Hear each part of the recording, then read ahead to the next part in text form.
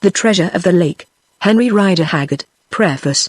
I cannot remember that anywhere in this book I have stated what it was that first gave me the idea of attempting to visit Mon, the Holy Lake, and the Dabanda who live upon, or, to be precise, at some distance from its shores. Therefore I will do so now. There is a certain monastery in Natal where I have been made welcome from time to time, among whose brethren was a very learned monk, now gone down, as the Zulus say, who, although our faiths were different, honored me with his confidence upon many matters, and I think I may add with his friendship. Brother Ambrose, as he was called in religion, what his real name may have been I do not know. A Swede by birth, would have been an archaeologist, also an anthropologist pure and simple, had he not chanced to be a saint. As it was, he managed to combine much knowledge of these sciences with his noted and singular holiness. For example, he was the greatest authority upon Bushman's paintings that I have ever met, and knew more of the history, religions, customs, and habits of the inhabitants of southern, eastern, and south-central Africa well, than I did myself. Thus it came about, our tastes being so similar on these and other subjects, that when he could not meet and talk, often we corresponded. One of his learned letters, which I still preserve, was written to me many years ago from Mozambique, whither he had gone upon a journey connected with the missionary enterprises of his order. From it, for the sake of accuracy, I will quote some passages. Brother Ambrose says, "In this island I have come into touch with a man, a rescued slave whom it was my privilege to baptize and to attend through his last illness, during which he made many confidences to me. Peter, as he was called because he was received into the church upon the feast day of that saint, was a man of unusual appearance. His general cast of countenance and physique were Arab, and his native language was a somewhat archaic dialect of Arabic. His eyes, however, were large and round, almost owl-like. Indeed, by the way, he had a singular faculty of seeing in the dark, and his handsome features were remarkable for a melancholy, which I think must have been inherited and not due to his experiences of life. He told me that he belonged to a small tribe dwelling in the neighborhood of mountains called Ruga, far beyond a great lake. I am not sure what lake, which mountains I gathered are not far distant from some branch of the Congo River in the remote interior. The home of his tribe, if I understood him aright, was a large hollow of land enclosed by cliffs. In the center of this hollow lies a big sheet of water surrounded by forest which, he said, is considered holy. When I asked him why it was holy, he replied because on an island in this water dwelt a priestess who is a shadow of God, or of the gods, a beautiful woman with many magical powers, who utters oracles and bestows blessings on her worshippers, which, being interpreted, means, I take it, a fetish, or rather the head servant of a fetish credited with the power of making rain and of averting misfortunes. About this person he told me many legends too absurd to record, amongst others that she and her husband, who is the chief of the tribe, for she has a husband, are sacrificed at a certain age, when her place is taken by another shadow, who is reputed to be her daughter. One other thing he told me which I am sure will interest you very much. Indeed, although I am very busy, I write this letter chiefly in order to pass on the superstition, or legend, or whatever it may be, before I forget exactly what he said. You and I have often discussed the mysteries of the African forms of taboo. Well, Peter described a variety of it that was quite new to me. He declared that to his tribe all wild game are taboo and may not be killed or eaten by any member of the tribe, who, it seems, are largely vegetarians, but supplement this diet with the flesh of goats and cattle, of which they possess many herds. Nor is this all, for he assured me further that his people exercised great power over these untamed beasts, living with them on the same terms of familiarity as we do with dogs and horses and other domestic animals. Thus he asserted positively that they can send them away to or call them back from any given spot, and make them do their bidding in various other fashions, even to the extent of being able to cause them to attack anyone they choose. I tried to extract from him what he believed to be the reason for this alleged remarkable authority over the wild fauna of his country, but all I could make out was that the priests taught some form of the old Pythagorean doctrine of metempsychosis, as you know, not uncommon in Africa, especially when tyrannical chiefs are concerned. I mean that the souls of men, particularly of those who had led evil lives, are reborn in the bodies of beasts, which beasts are therefore, in a sense, their kin, and on this account feared and venerated. It was extremely curious to hear these pre-Christian delusions from the mouth of a modern African native, and I wonder very much if his story has any faint foundation in fact. Probably not, but, my dear friend, if ever you get the chance in the course of your explorations, do try to find out. You know that, like you, I hold that scattered here and through the vast expanse of Africa are the remains of peoples who still preserve fragments of ancient systems and religions, such as the Babylonian star worship or that of the gods of old Egypt. Then the letter goes on to tell of the decease of Peter, before Brother Ambrose could further pursue his inquiries about a carving that he had discovered somewhere on the east coast, which he thought must have been executed by bushmen in the remote past, although there is, or was, no other evidence that they ever lived so far north. This incident of the strange story told to Father Ambrose by the dying native, Peter, remained fixed in my mind, and in the end was the real cause of the journey described in the following pages. I should like to take this opportunity to say that on rereading this record, which is an expanded version of a diary I kept at the time, I am not sure that I have succeeded in conveying an adequate sense of the eeriness that pervaded the Dabanda people and their country. No wonder that added to the various humiliations which I suffered in their land, this unearthly atmosphere, whereof dwellers in the fetish-ridden districts of Africa have often had experience, at last got upon my nerves to such an extent that if I had stopped them much longer I believe I should have gone crazy.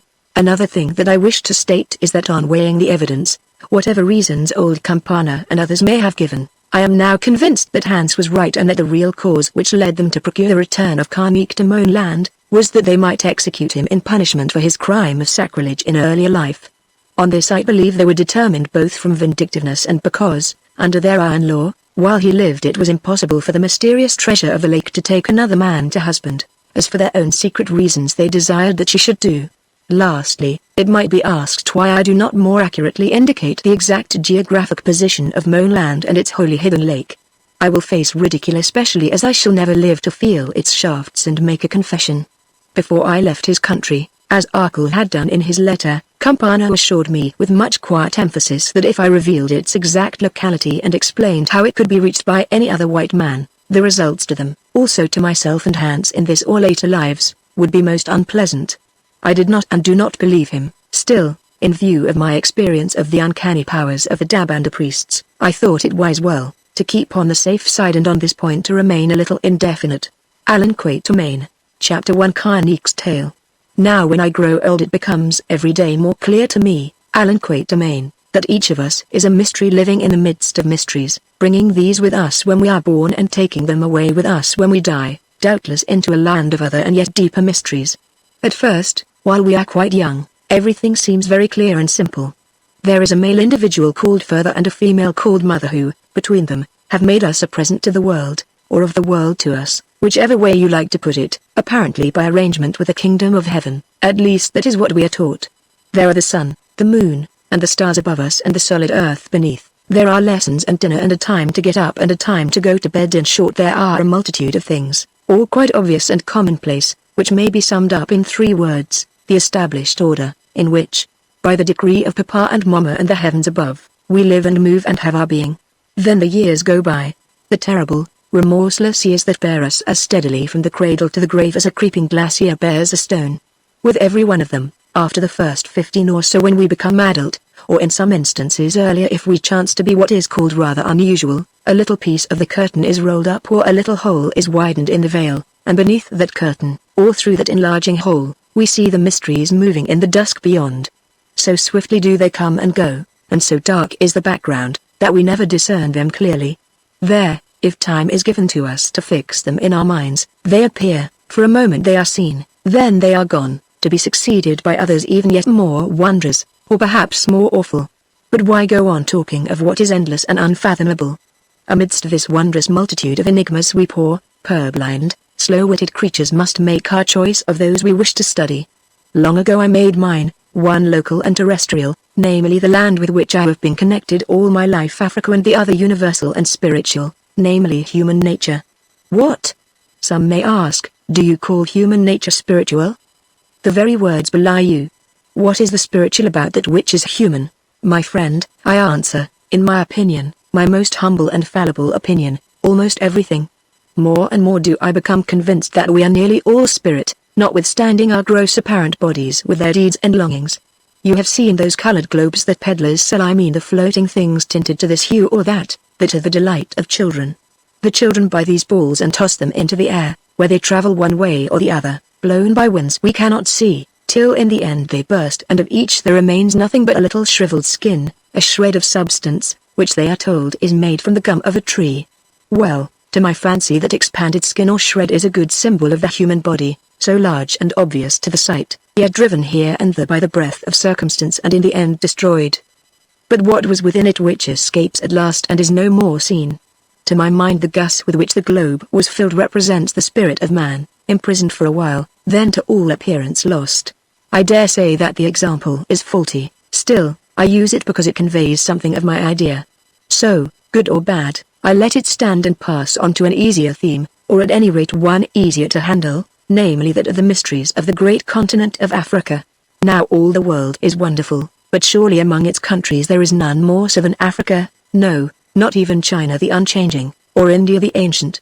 For this reason, I think, those great lands have always been more or less known to their own inhabitants, whereas Africa, as a whole, from the beginning was and still remains unknown.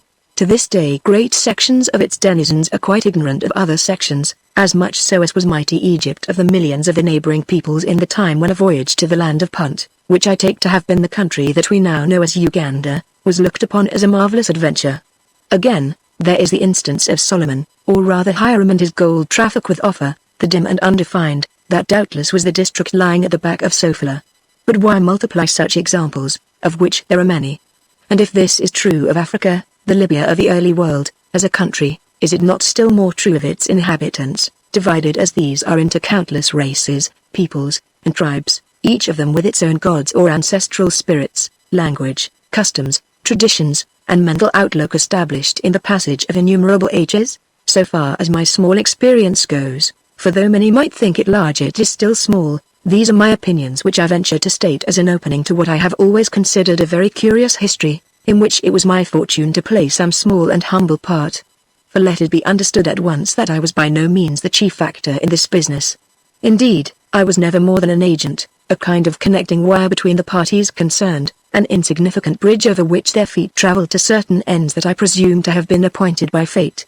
Still, I saw much of the play, and now, when the curtain has been long rung down, by help of the diary I kept at the time and have preserved, I will try to record such memories of it as remain to me well, because rightly or wrongly I think that they are worth recording.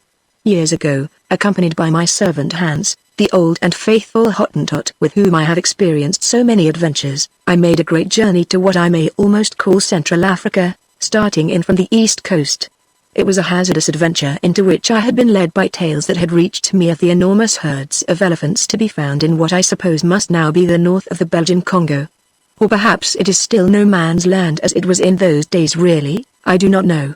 Nor is this wonderful, seeing that with a single exception I believe that I was the first white man to set foot in that particular district which lies beyond the Lado Mountains north of Gissa and of the Dembo River.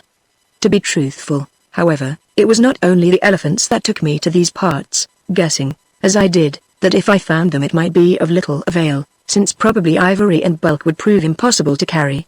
No, it was rather the desire to look upon new things, to discover the unknown which is so strong a part of my nature, that at times it half reconciles me to the prospect of death which I, who believe that we do not go out, believe also must be a land or a state full of all that is strange and wonderful. I had heard from natives in the neighborhood of the Great Lake Victoria Nyanza that there was a marvelous country between two rivers known as Mbomo and Ballo, where dwelt strange tribes who were said to dress like Arabs and to talk a sort of Arabic, also that somewhere in this country was a holy lake, a big sheet of water that none was allowed to approach. Further, that in this lake, which was called Moan, pronounced like groan, a word of unknown meaning, was an island where dwelt the gods, or the spirits, for the term used was capable of either interpretation. Now, when I heard of this holy lake called Moan, where dwelt the gods, at once my mind went back to the letter of which I have spoken in the preface of this book, that long years before I had received from my late friend, Brother Ambrose, telling me what he had learned from a slave whom he had christened. Could it be the same, I wondered, as that of which the slave had told Brother Ambrose? Instantly, and with much suppressed excitement, I set to work to make further inquiries, and was informed that a certain Karnik, a stranger who had been a slave and was now the chief or captain of an Arab settlement some 50 miles away from where I met these natives, could give me information about the lake, inasmuch as he was reported to be born of the people who dwelt upon its borders. Then and there I changed my plans, as indeed was convenient to me because of the suddenly developed hostility of a chief through whose territory I had intended to pass, and in order to seek out this Karnik, took a road running in another direction to that which I had designed to travel. Little did I guess at the time that Karnik was seeking me out and that the natives who told me the legend of the lake were, in fact, his emissaries sent to tempt me to visit him, or that it was he who had incited the chief against me in order to block my path. Well, in due course I reached Karnik town, as it was called, without accident, for although between me and it dwelt a very dangerous tribe whom at first I had purposed to avoid, all at once their chief and headman became friendly and helped me in every way upon my journey. Karnik, a remarkable person whom I will describe later, received me well, giving me a place to camp outside his village and all the food that we required. Also he proved extraordinarily communicative, telling me directly that he belonged to a tribe called Dabanda, which had its home in the wild parts whereof I have spoken. He added that he was the high-born son of a great doctor or medicine man, a calling which all his family had followed for generations. In some curious way, of which I did not at first learn the details, while undergoing his novitiate as a doctor or magician, this man had been seized by a rival tribe, the Abanda, and ultimately sold as a slave to an Arab trader, one Hussein, who brought him down to the neighborhood of the Great Lake. Here also, according to his own story, it seemed that one night this Karnik succeeded in murdering Hussein. I crept on him in the night. I got him by the throat. I choked the life out of him, he said, twitching his big hands, and as he died I whispered in his ear of all the cruel things he had done to me.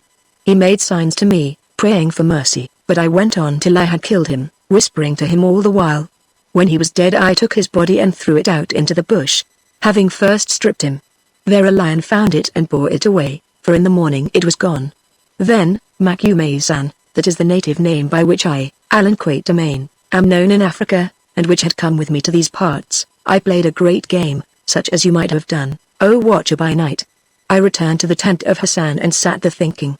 I heard the lion, or lions come, for I think there was more than one of them, as I was sure that they would come who had called them by a charm, and guessed that they had eaten or carried away Hassan the evil.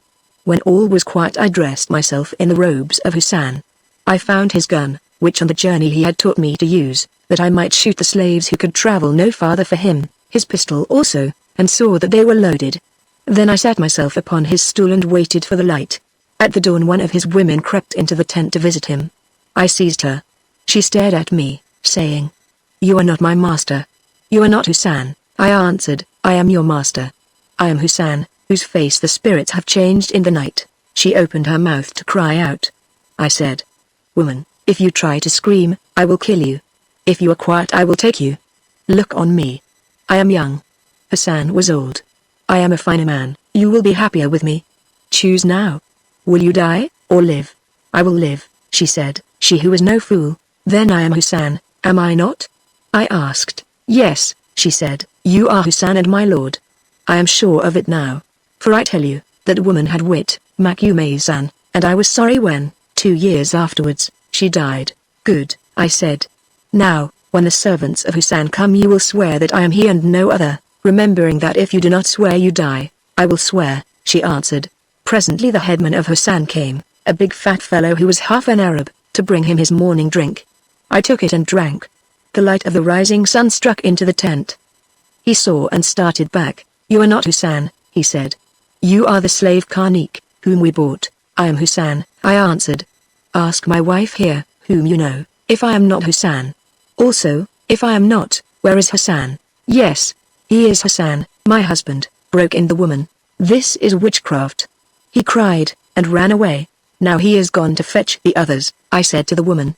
"Fasten back the sides of the tent that I may see, and give me the guns." She obeyed, though then she sat exposed, and I took the double-barreled gun and held it ready. Presently, they all came, 5 or 6 Arabs, or half-Arabs, and a score or so of black soldiers.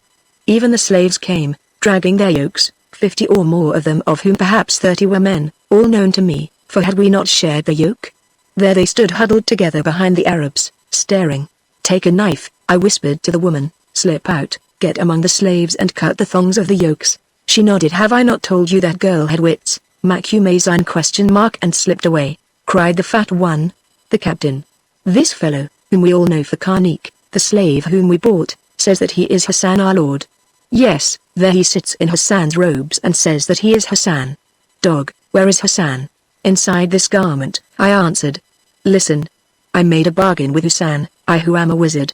I forgave him his sins against me, and in return he gave me his soul while his body flew away to paradise." "The liar!" shouted the captain. "Kill him." And he brandished a spear. Admit that I am Hassan, or I will send you to where you will learn that I am no liar, I said quietly. In answer he lifted the spear to stab me. Then I shot him dead. Now am I Hassan? I asked, while the rest stared at him. One or two who were frightened said yes. Others stood silent, and a big fellow began to put a cap upon his gun. I shot him with the other barrel, then, rising, roared in a great voice. Onto them, slaves, if you would be free. For by now I saw that the woman had cut many of the thongs. Those men were brave, they came of good stock. They heard, and leapt onto the Arabs with a shout, knocking them down with the yokes and throttling them with their hands. Soon it was over. Most of them were killed, but 2 or 3 crawled before me crying that I was certainly Hassan. Very well, I said.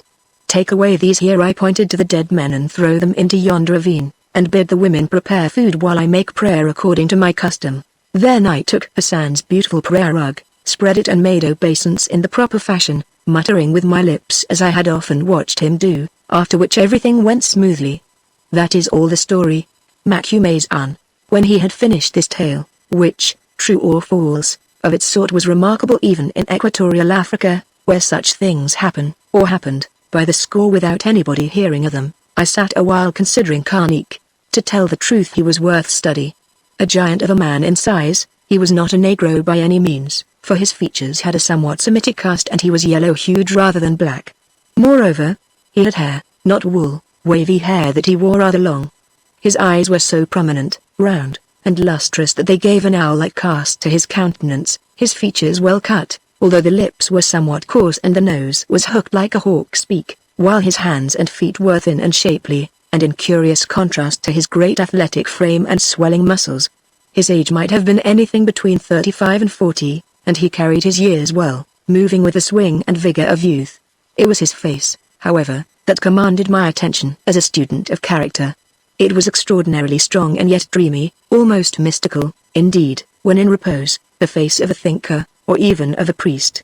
Contemplating him I could almost believe the strange tale he had told me, which in the case of most natives I should have set down as an outrageous lie. For here, without doubt, was a man who could conceive a plot of the sort and execute it without hesitation. Yet he was one to whom I took a dislike from the moment I set eyes upon him.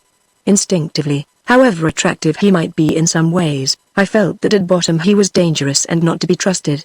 Still, he interested me very much, as did his story, especially that part of it in which he said that he called the lions by a charm. What happened afterwards, Karnik? I asked at last. Oh, very little. MagneonBooks. I became Hassan, though they called me the changeling, that is all. I did not travel on towards the coast because I thought it safer to stop where I was, not daring to go either forward or back. So I gathered people about me and founded the town in which you are. Once some Arabs came to kill me, but I killed them, and after that I was no more molested, because, you see, I was looked upon as a ghost man, one who had a great one not to be touched, and all were afraid of me. You mean you became a witch doctor again, Karnik? Yes, MagneonBooks. Or, rather, I was that already, a diviner and a master of spells, like my fathers before me. So here I set up as a sort of wise man as well as a warrior, and soon gained a great repute, which caused all the people round about to send to me to give them medicines and charms, or to make rain. Thus, and with the help of trade, I became rich and powerful as I am today. Then you are a happy man, Karnik. He rolled his big round eyes and looked at me earnestly, asking, is any man happy, MagneonBooks, or at least any man who thinks? The beasts are happy. Can man be happy like the beasts who never look to tomorrow or to the hour of death? Now that you mention it, Karnik, I do not suppose that any man is happy, except sometimes for an hour when he forgets himself in drink, or love, or war, or when he talks with the heavens, added Karnik, which I thought a strange remark. Yes, then and in sleep he is sometimes happy till he wakes to the sorrow of the day. He paused a little and went on. If this be so with all men, how much more is it so with those who have known the yoke and who must grow old far from their homes, as I do? For such there is no joy, for even their dreams are haunted. In these they see the village where they were born and the distant mountains and the face of their mother, and hear the voices of their playmates and of those they loved, that now are still. I sighed as the truth of his words came home to me. If you feel thus, I answered presently, why do you not return to your home? I will tell you. MagneonBooks. There are many reasons, among them these. Here I rule over people who would not wish to go with me and who, if I forced them, would run away, or perhaps poison me. Indeed, they would not let me go because I am necessary to them, protecting them from their enemies and from wild beasts, and giving them rain, as I can do. Again, the road is long and dangerous, and maybe I should not live to come to its end. Also, if I did, what should I find? I was my father's eldest son, born of his chief wife, and to me he told the secrets of his wisdom that have come down to us through the generations. But I have been absent for years and mayhap another has taken my place. My people would not welcome me. MagneonBooks. They might kill me, especially if they who know all, have learned that I have betrayed my own goddess by bending the knee to the prophet, even though I never bent my heart. Still, it is true that I wish to risk all and return, even if it be to die. Now I grew deeply interested, for always I have loved to discover the mysteries of these strange African faiths. Your own goddess? I asked. What goddess? All this time we were seated in the shade of a flat-topped, thick-leaved tree of the banyan species, the tree of counsel it was called, that grew upon a little no latter distance from Carneek's town. He rose and walked all round this place, as though to make sure that no one was near us. Then he stared up into its branches, where he discovered a monkey sitting. I knew that it was there, but he did not seem to have noticed it. At this monkey he began to shout out something, as though he were giving it orders, till at last the little beast ran along the boughs of the tree, dropped to the ground and bolted for the bush in the distance. Why do you hunt it away? I asked. A monkey can hear and is very like a man. Perhaps a monkey can tell tales, MagneonBooks. I laughed, for of course I understood that this was an African way of indicating that the matter to be discussed was most solemn and private. By driving away that monkey Carneek was swearing me to the strictest secrecy, or so I thought. He came back and moved his stool, I noted, into such a position that the light of the westering sun striking through the lower boughs of the tree flickered on my face and left his in shadow. I lit my pipe leisurely, so that for some time there was silence between us. The fact is I was determined that he should be the first to speak. It is a good rule with any native when a subject of importance is concerned. You asked me of my goddess, MagneonBooks. Did I, Carneek? I replied, puffing at my pipe to make it burn. Oh yes, I remember. Well, who is she and where does she live? On earth or in heaven, which is the home of goddesses? Yesterday, MagneonBooks, you, or perhaps it was that little yellow man, your servant Hans, asked me if I had ever heard of a lake called Moan which lies in the hidden land where dwell my people, the Dabanda, beyond the Rugaruga Mountains. I dare say. I remember having heard of this lake, which interested me because of legends connected with it, though I forget what they were. What about it? Only that it is there my goddess dwells, MagneonBooks. Indeed. Then I suppose that she is a water spirit. I cannot say, MagneonBooks.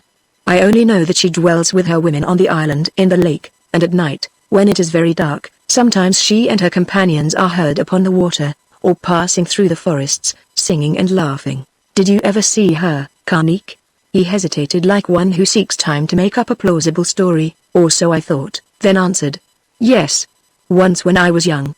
I had been sent to look for some goats of ours that had strayed, and following them into the forest which slopes down to the lake, I lost myself there.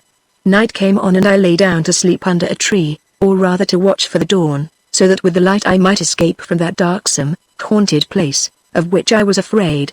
Well, and what happened? So much that I cannot remember all. MagneonBooks. Spirits went by me, I heard them in the treetops and above, I heard them pass through the forest, laughing, I felt them gather about me and knew that they were mocking me. At length all those wood dwellers went away, leaving me as terrified as though a lion had come and eaten out of my bowl. The moon rose and her light pierced down through the boughs, a shaft of it here, a shaft of it there, with breadths of blackness between. I shut my eyes, trying to sleep, then hearing sounds, I opened them again. I looked up. There in the heart of one of the pools of light stood a woman, a fair-skinned woman like to one of your people, MagneonBooks. She seemed to be young and slender, also beautiful, as I perceived when she turned her head and the moon shone upon her face and showed her soft, dark eyes, which were like those of a buck. For the rest she was clad in grey garments that glimmered like a spider's web filled with dew at dawn. There was a cap upon her head and from beneath it her black hair flowed down upon her shoulders. Oh, she was beautiful, so beautiful. And he paused. That what, Carneek? I asked curiously. Lord, that I committed a great crime, the greatest in the whole world. The crime of sacrilege against her who is called the Shadow. Shadow? Whose shadow? The shadow of the Ngoy, the goddess who dwells in heaven and is shone upon by the star we worship above all other stars. This, I found afterwards, was the planet Venus, or perhaps she dwells in the star and is shone upon by the moon. I do not know. At least, she who lives upon the island in the lake is the shadow of the Ngoi upon earth, and that is why she is called Ngoi and Shadow. Very interesting, I said, though I understood little of what he said, except that it was a piece of African occultism to which as yet I had not the key. But what crime did you commit? Lord, I was young and my blood was hot, and the beauty of this wanderer in the forest made me mad. Lord, I threw my arms about her and embraced her. Or, rather, I tried to embrace her, but before my lips touched hers all my strength left me, my arms fell down and I became as a man of stone, though I could still see and hear. What did you see and hear, Karnik? I asked, for again he paused in his story. I saw her lovely face grow terrible and I heard her say, "Do you know who I am, O man Karnik, who are not afraid to do me violence in my holy, secret grove where none may set his foot?" Lord, I tried to lie, but I could not. Who must answer? I know that you are the Ngoi, I know that your name is Shadow. I pray you to pardon me, O Shadow.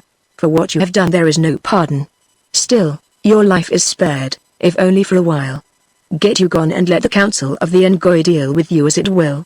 And what happened then? Then, Lord, she departed, vanishing away, and I too departed, flying through the forest terribly afraid and pursued by voices that proclaimed my crime and threatened vengeance. Next day the council seized me and passed judgment on me, driving me from the land so that I fell into the hands of our enemies, the Abanda, who dwell upon the slopes of the mountains, and in the end was sold as a slave. And how did this council know what you had done, Karnik? What is known to the Shadow is known to her council, and what is known to her council is known to the Shadow, Lord. Now I considered Karnik and his story, and came to the conclusion, a perfectly correct one, as I think, that he was lying to me. What his exact offense against this priestess may have been I don't know and never learned in detail, though I believe that it was much worse than what he described. All that was certain is that he had committed some sacrilegious crime of such a character that, notwithstanding his rank, he was forced to fly out of his country in order to save his life, and to become an exile, which he remained. Leaving that subject without further comment, I asked him who were these Abanda who delivered him into slavery. Lord, he replied, they are a branch of a people from whom we separated ages ago and who live on the plains beyond the mountains. They hate us and are jealous of us because the Ngoi gives us rain and fruitful season, whereas often they suffer from drought and scarcity. Therefore they wish to take the land and Lake Moan, so that the Ngoi may once more be their goddess also. More, they are a mighty people, whereas we are very few, for from generation to generation our numbers dwindle. Then why do they not invade and defeat you, Karnik? Because they dare not, Lord, because if they set foot within the land of Moan a curse will fall upon them, seeing that it and we who dwell there are protected by the stars of heaven. Yet always they hope that the day will come when they can defy the curse and conquer us, who hold them back by wisdom and not by spears. And now, Makume-san, I must go to make my prayer before the people to that prophet in whom I do not believe. Yet come to me again when the evening star has risen, for I have more to say to you. Makume-san. I got up, then said, one more question before I go, Karnik. Is this Ngoi of whom you speak, who lives in a lake, a woman or something more? Lord, how can I answer? Certainly she is a woman, for she is born and dies, leaving behind her a daughter to take her place. Also she is something more, or so we are taught. What do you mean? I mean that the same flesh or shadow dwells in every Ngoi, although the flesh which holds it changes from generation to generation. There is a legend that she is an angel who sinned and fell from heaven. What is the legend and how did she sin? A cunning look came over the face of Karnik as he answered. The priest's tale runs, Lord, that an Ngoi of long ago loved a white man and that when he was forbidden to her, she killed him to take him to heaven with her. Therefore she must return to the world again and again till she finds that white man. Here he glanced at me, and makes amends to him for her crime.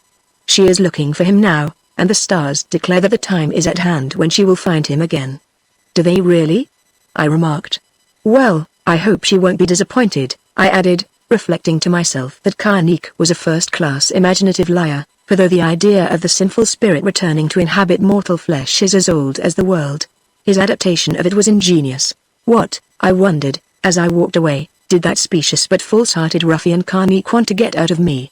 Whatever his object, certainly the man could not be trusted. According to his own account he was a fugitive outcast who had committed murder, one also who for his personal advantage pretended to profess a faith in which he admitted that he had no belief, showing thereby that he was of a traitorous and contemptible character. So sure was I of this, that but for one thing I would have put an end to my acquaintance with him then and there. He knew the way to Lake Moon and declared that it was his country. And I burned to find out the truth about this holy lake and the mysterious priestess who dwelt in the midst of its waters, she, without doubt, of whom Brother Ambrose had written to me so many years ago. Chapter 2 Ellen's Business Instincts. I went to my camp, which was situated upon the outskirts of Carnique's village in a deserted garden where bananas, oranges, pawpaws, and other semi-tropical products fought for existence in a neglected confusion, working out the problem of the survival of the fittest. Here I found Hans the Hottentot, who had been my servant and in his own way friend from my youth up, as he was that of my father before me. He was seated in front of the palm leaf shelter watching a pot upon the fire made of mealy cobs from which the corn had been stripped, looking very hot and cross. "So you have come at last, Buzz," he said volubly. "An hour ago that coast cook boy, Aru, went off, leaving me to watch this stew which he said must be kept upon the simmer, neither boiling nor going cold, or it would be spoiled. He swore that he was going to pray to Allah, for he is a prophet worshipper, Buzz. But I know what his prophet is like, for I found him kissing her last night, great fat girl with a mouth as wide as that plate and a bold eye that frightens me, Buzz, who have always been timid of women. Have you?" I said. "Then I wish you would be timid of other things too, gin bottles, for instance." "Ah, Buzz, a gin bottle, I mean one that is full, is better than a woman, for of a gin bottle you know the worst. You swallow the gin, you get drunk and it is very sad, and next morning your head aches and you think of all the sins you ever did. Yes, Buzz, and if the gin was at all bad, their number is endless, and their color so black that you feel that they can never be forgiven, however hard your reverend father, the predicant, may pray for you up there. But, Buzz, as the morning goes on, especially if you have the sense to drink a pint of milk and the luck to get it, and the sun shines, you grow better. Your sins roll away, you feel, or at least I do, that the prayers of your reverend father may have prevailed there in the place of fires, and that the slip is overlooked because life's road is so full of greasy mud, Buzz, that few can travel it without sometimes sitting down to think. Now with women, as the Buzz knows better perhaps than anyone, the matter is not so simple. You can't wash her away with a pint of milk and a little sunshine, Buzz. She is always waiting round the corner. Yes, even if she is dead in your mind you know, Buzz. Be silent, Hans, I said, and give me my supper. Yes, Buzz, that is what I am trying to do, Buzz, but something has gone wrong after all, for the stuff is sticking to the pot and I can't get it out even with this iron spoon. I think that if the Buzz would not mind taking the pot and helping himself, it would be much easier, and he thrust that blackened article towards me. Hans, I said, if this place were not Mohammedan where there is no liquor, I should think that you had been drinking. Buzz, if you believe that prophet worshippers do not drink, your head is even softer than I imagined. It is true that they have no gin here, at least at present, because they have finished the last lot and cannot get any more till the traders come. But they make a kind of wine of their own out of palm trees which answers quite well if you can swallow enough of it without being sick, which I am sorry to say I can't, Buzz, and therefore this afternoon I have only had 2 pannikins full. If the Buzz would like to try some. Here I lifted the first thing that came to hand. It was a 3-legged stool and hurled it at Hans, who slipped cleverly round the corner of the hut, probably because he was expecting its advent. A while later, after I had tackled the stew which had stuck to the pot with unsatisfactory results, and lit my pipe, he returned to clear up, in such a chastened frame of mind that I gathered the palm wine. Well, let that be. What has the Buzz been doing all the afternoon in this dull place? He asked humbly, watching me with a furtive eye, for there was another stool within reach, also the pot. Talking to that giant rainmaker, who looks like an owl in sunlight. I mean Carnique, or perhaps to one of his wives, she who is so pretty, he added, by an afterthought. Yes, I said, I have to Carnique, I mean, not to the wife, whom I do not know. Indeed, I never heard that he had any wives. Then I added suddenly, for now that he had recovered from the palm wine I wished to surprise the truth out of his keen mind. What do you think of Carnique, Hans? Hans twiddled his dirty hat and fixed his little yellow eyes upon the evening sky. Then he took the pot and, finding a remaining leg of fowl, ate it reflectively, after which he produced his corncob pipe and asked me for some tobacco. This, by the way, I was glad to see, for when Hans could smoke I knew that he was quite sober. These preliminaries finished, he remarked. As to what was it that the Buzz wished me to instruct him? Oh, I remember. About that big village headman, Carnique. Well, Buzz, I have made inquiries concerning him from his wife, who says she is jealous of him and therefore in a mood to speak the truth. First of all, he is a great liar, though that is nothing, for all these people are liars, not like me and you, who often speak the truth, or at least I do. Stop fooling, and answer my question. I said, yes, Well, I said that he was a liar, did I not? For instance, I dare say he has told the Buzz a fine tale about how he came to settle here, by killing the head of the slave gang, after which all the other slavers acknowledged him as their chief. The truth is that he and the other slaves murdered a lot of them because he said he was a good Mohammedan and could not bear to see them drinking gin against the law, which for my part one think was clever of him. They surprised them in their sleep, and dragged them to the top of that cliff over the stream, where they threw them one by one into the water, except 2 who had beaten Karnik. These he flogged to death, which I dare say they deserved. After this the people here, who hated the slavers because they robbed them, made Karnik their chief because he was such a holy man who could not bear to see followers of the Prophet drink gin, also because they were afraid lest he should throw them over the cliff too. That is why he must be so strict about his prayers, because, you see, he must keep his fame for holiness and show that he is as good as he wishes others to be. Hans stopped to relight his pipe with an ember, and I asked him impatiently if he had any more to say. Yes, lots. This Karnik is not one man, he is 2. The first Karnik is a tyrant, one full of plots who would like to rule the world, a lover of liquor too, which he drinks in secret, fierce, cunning, cruel. The second Karnik is one who dreams, who hears voices and sees things in the sky, who follows after visions, a true witch doctor, a man who would seek what is afar, but who, living in this soft place, is like a lion in a cage. His mother must have made a mistake, and instead of bearing twins, got 2 spirits into one body where they must fight together till he dies, I dare say. Many men have 2 spirits in one body. Is that all, Hans? Yes, that is. No, you knows this Karnik brought you here, don't you, and that all those troubles which we met with, so that we could not go the road we wanted because that tribe sent to say they would kill us if we did, were made by him so that you might come to his village. I know nothing of the sort. Well, it was so, The jealous woman told me all about it.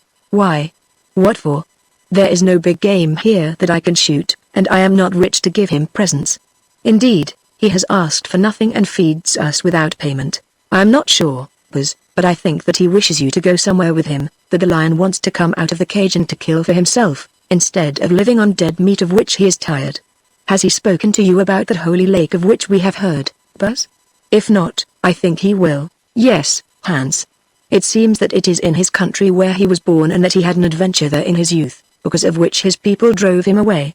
Just so, Buzz, and presently you will find that he desires to go back to his country and have more adventures or to pay off old scores, or both. Do you wish to go with him, Buzz? Do you, Hans? I think not, Buzz.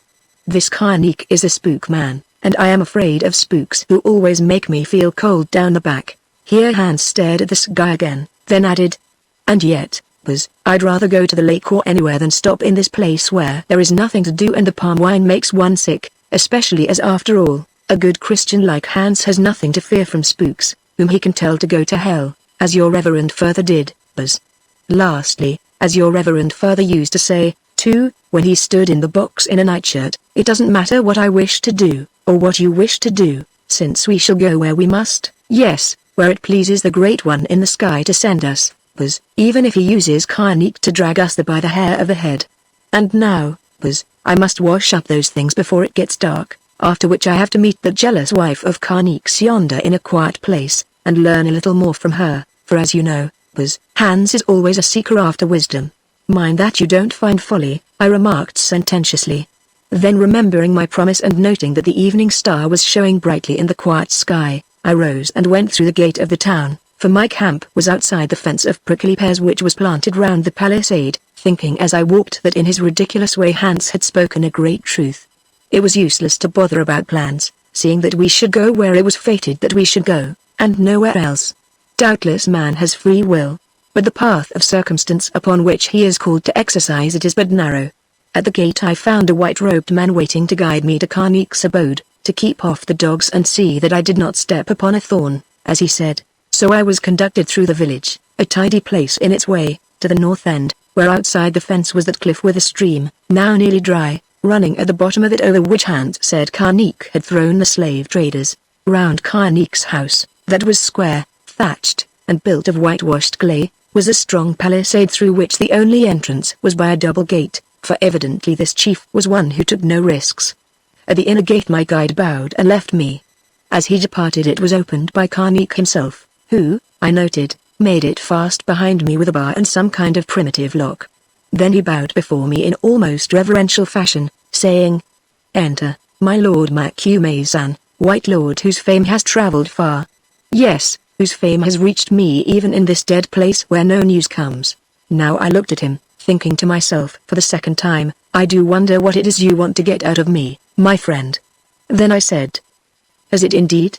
That is very strange, seeing that I am no great one, no queen's man who wears ribbons and bright stars, nor even rich, but only a humble hunter who shoots and trades for his living. It is not at all strange, O Makume-san. Do you not know that every man of account has two values? One his public value in the marketplace, which may be much or little, and the other his private value, which is written in all minds that have judgment. Nor is it strange that I should be acquainted with this second and higher value of yours that stands apart from wealth, or honors cried by heralds. Have I not told you that I am one of the fraternity of witch doctors, and do you not know that throughout Africa such doctors communicate with one another by curious and secret ways? I say that before ever you set foot upon our shores I knew that you were coming in a ship, also much concerning you. Amongst others a certain Zikli who dwells in the land of the Zulus, a chief of our brotherhood, sent me a message." "Oh, did he?" I said. "Well, Zikli's ways are dark and strange, so I can almost believe it. But, friend Karnik, is it wise to talk thus openly here? Doubtless you have women in your house, and women's ears are long." "Women," he answered. "Do you suppose that I keep such trash about me in my private place? Not so. Here my servants are men who are sworn to me, and even these leave me at sundown, save for the guard without my gates. So you are a hermit, Karnik. At night I am a hermit, for then I commune with heaven. In the day I am as other men are, better than some and worse than others."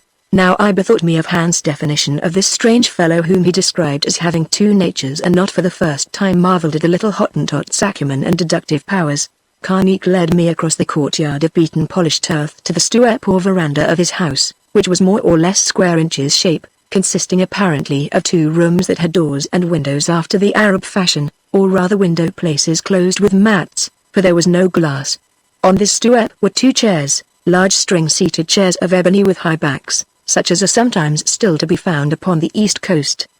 The view from the place was fine, for beneath at the foot of the precipice lay the river bed, and beyond it stretched a great plain. When I was seated Karnik went into the house where a lamp was burning, and returned with a bottle of brandy, 2 glasses, curious old glasses, by the way, and an earthen vessel of water. At his invitation I helped myself, moderately enough, then he did the same not quite so moderately. "I thought that you were a Mohammedan," I said, with an affectation of mild surprise. "Then, Makume-san, you have a bad memory. Did I not tell you a few hours ago that I am nothing of the sort? In the daytime out yonder I worship the Prophet. Here at night, when I am alone, I worship, not the Muslim crescent, but yonder star," and he pointed to Venus now shining brightly in the sky, lifted his glass, bowed as though to her, and drank. "You play a risky game," I said. "Not very," he said, shrugging his shoulders. "There are few zealots in this place, and I think no one who from time to time will not drink a tot. Moreover, am I not a witch doctor, and although such arts are forbidden, have they not all consulted me, and are they not afraid of me? I dare say, Karnik, but the question is, are you not also afraid of them?" "Yes, Makume-san, at times I am," he answered frankly, for even a heaven-heard, immense rainmaker, has a stomach, and some of these Great Lake people understand poisons very well, especially the women.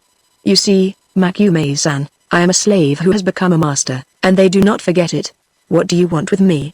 I asked suddenly. "Your help, Lord. Although I am rich here, I wish to get out of this place and to return to my own country." "Well, what is that to prevent you from doing so?" "Much, Lord, without an excuse, as I told you before sundown. Indeed, it is impossible. If I tried to go I should be murdered as a traitor and a renegade. That is the tree of truth. Ask me not to count the leaves upon it and tell you why or how they grow. Good.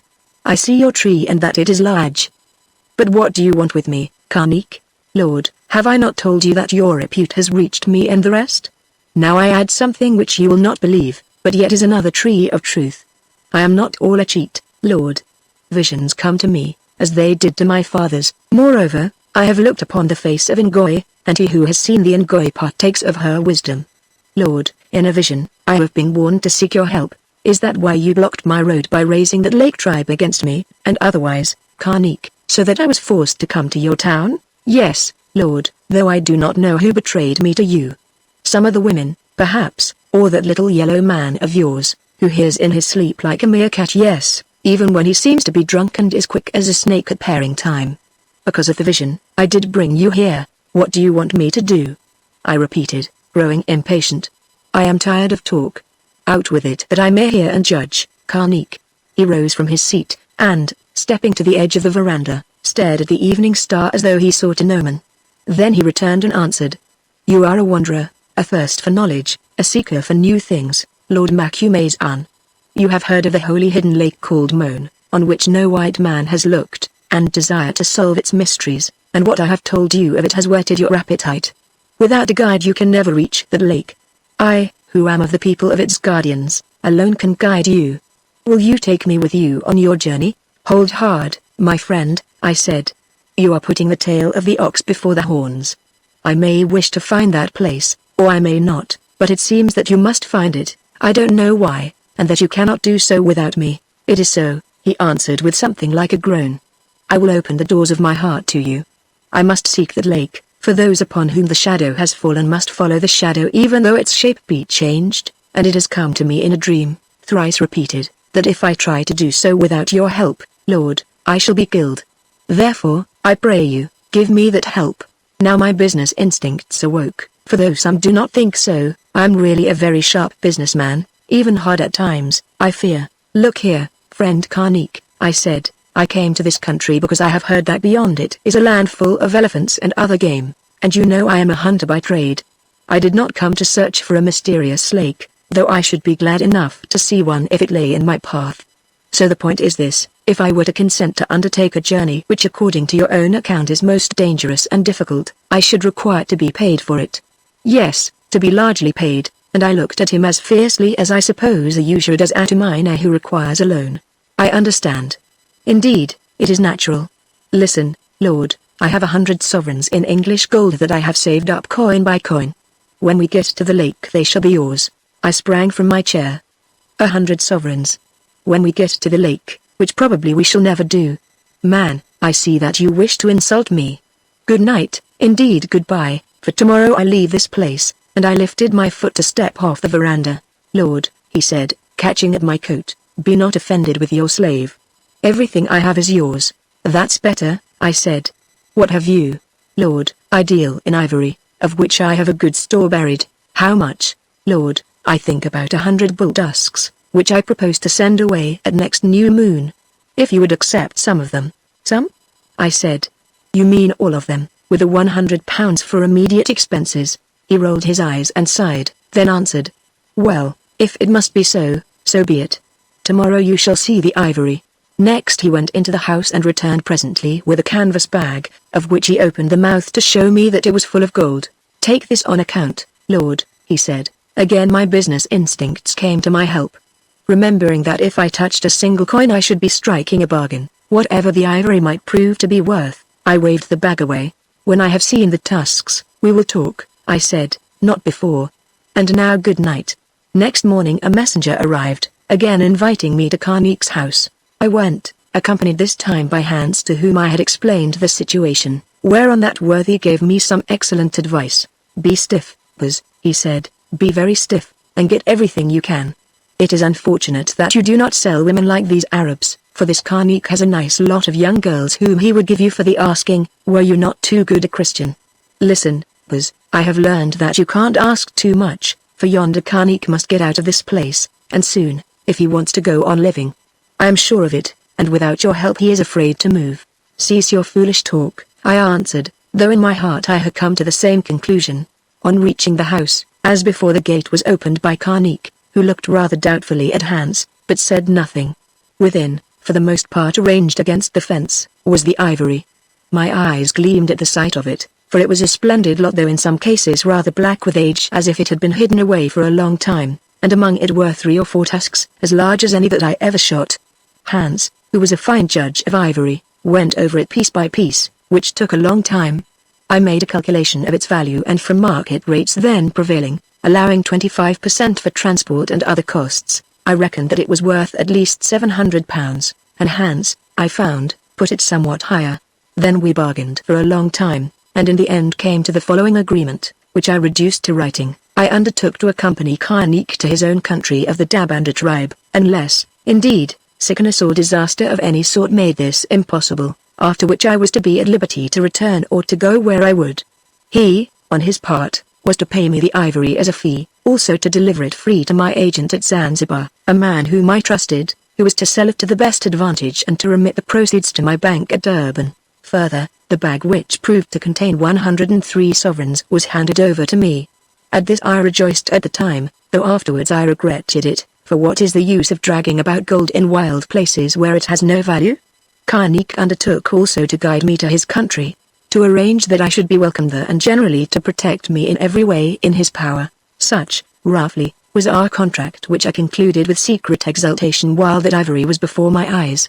I signed it in my large, bold handwriting, Karnik signed it in crabbed Arabic characters of which he had acquired some knowledge, and Hans signed it as a witness with a mark, or rather a blot, for in making it he split the pen.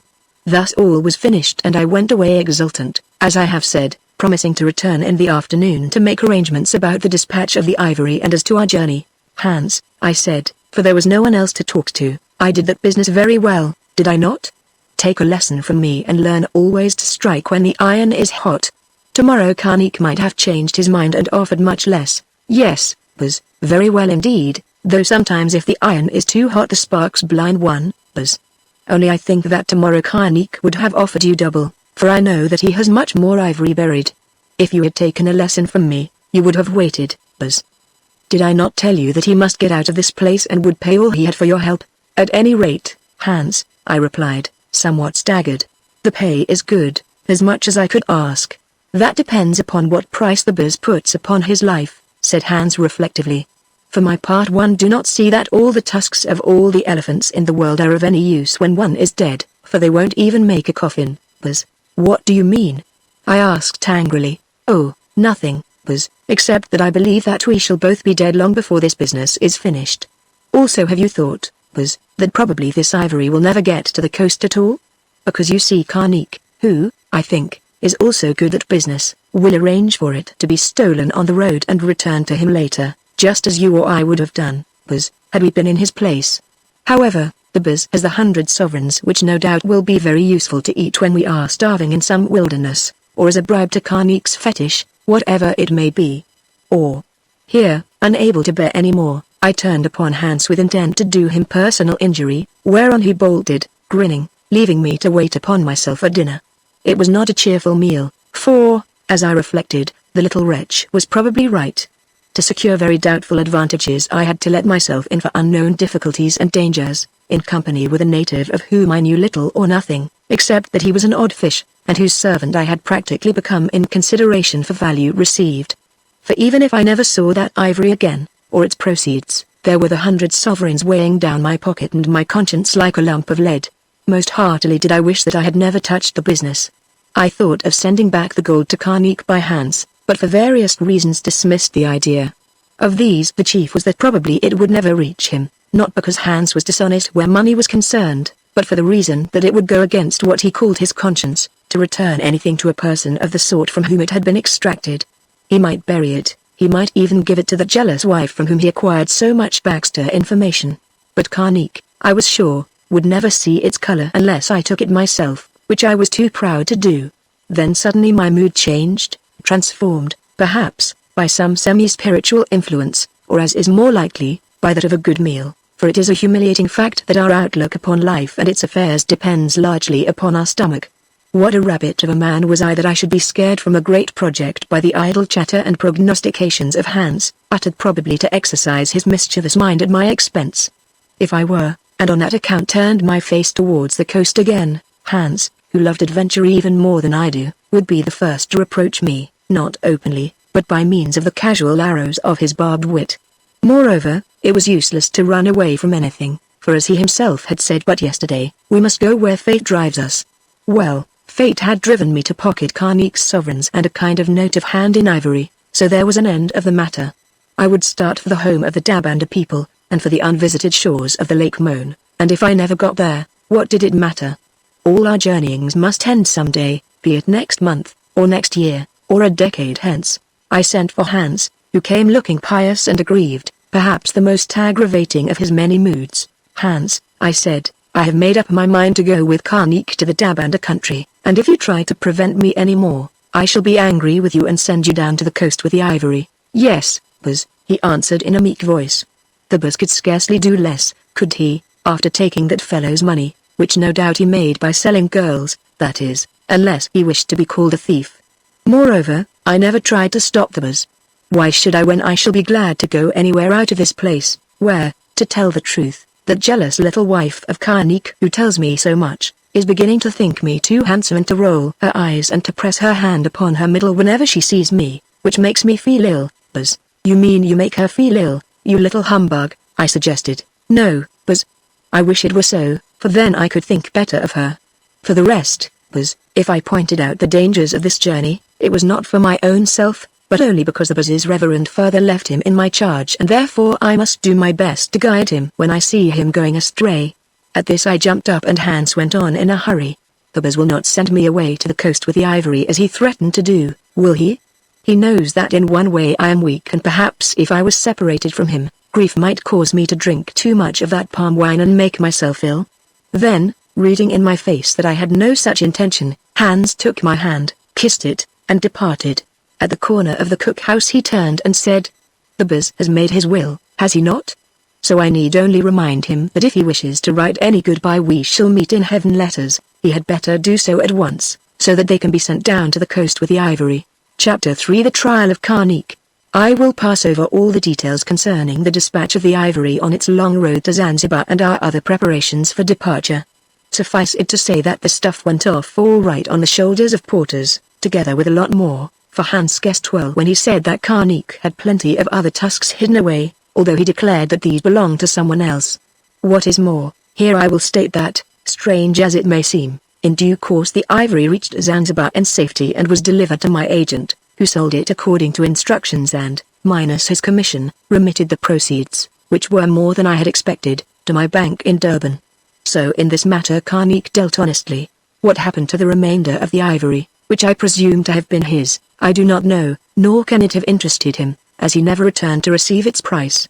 Nor do I know what other goods went with that caravan which was led by Arabs, for I was careful not to inquire.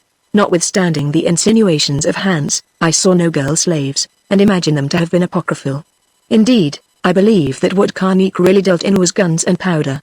Once a year a caravan came up from Zanzibar laden with these and other goods, such as cloth, calico, and beads, returning with the ivory that Karnik had collected in the interval.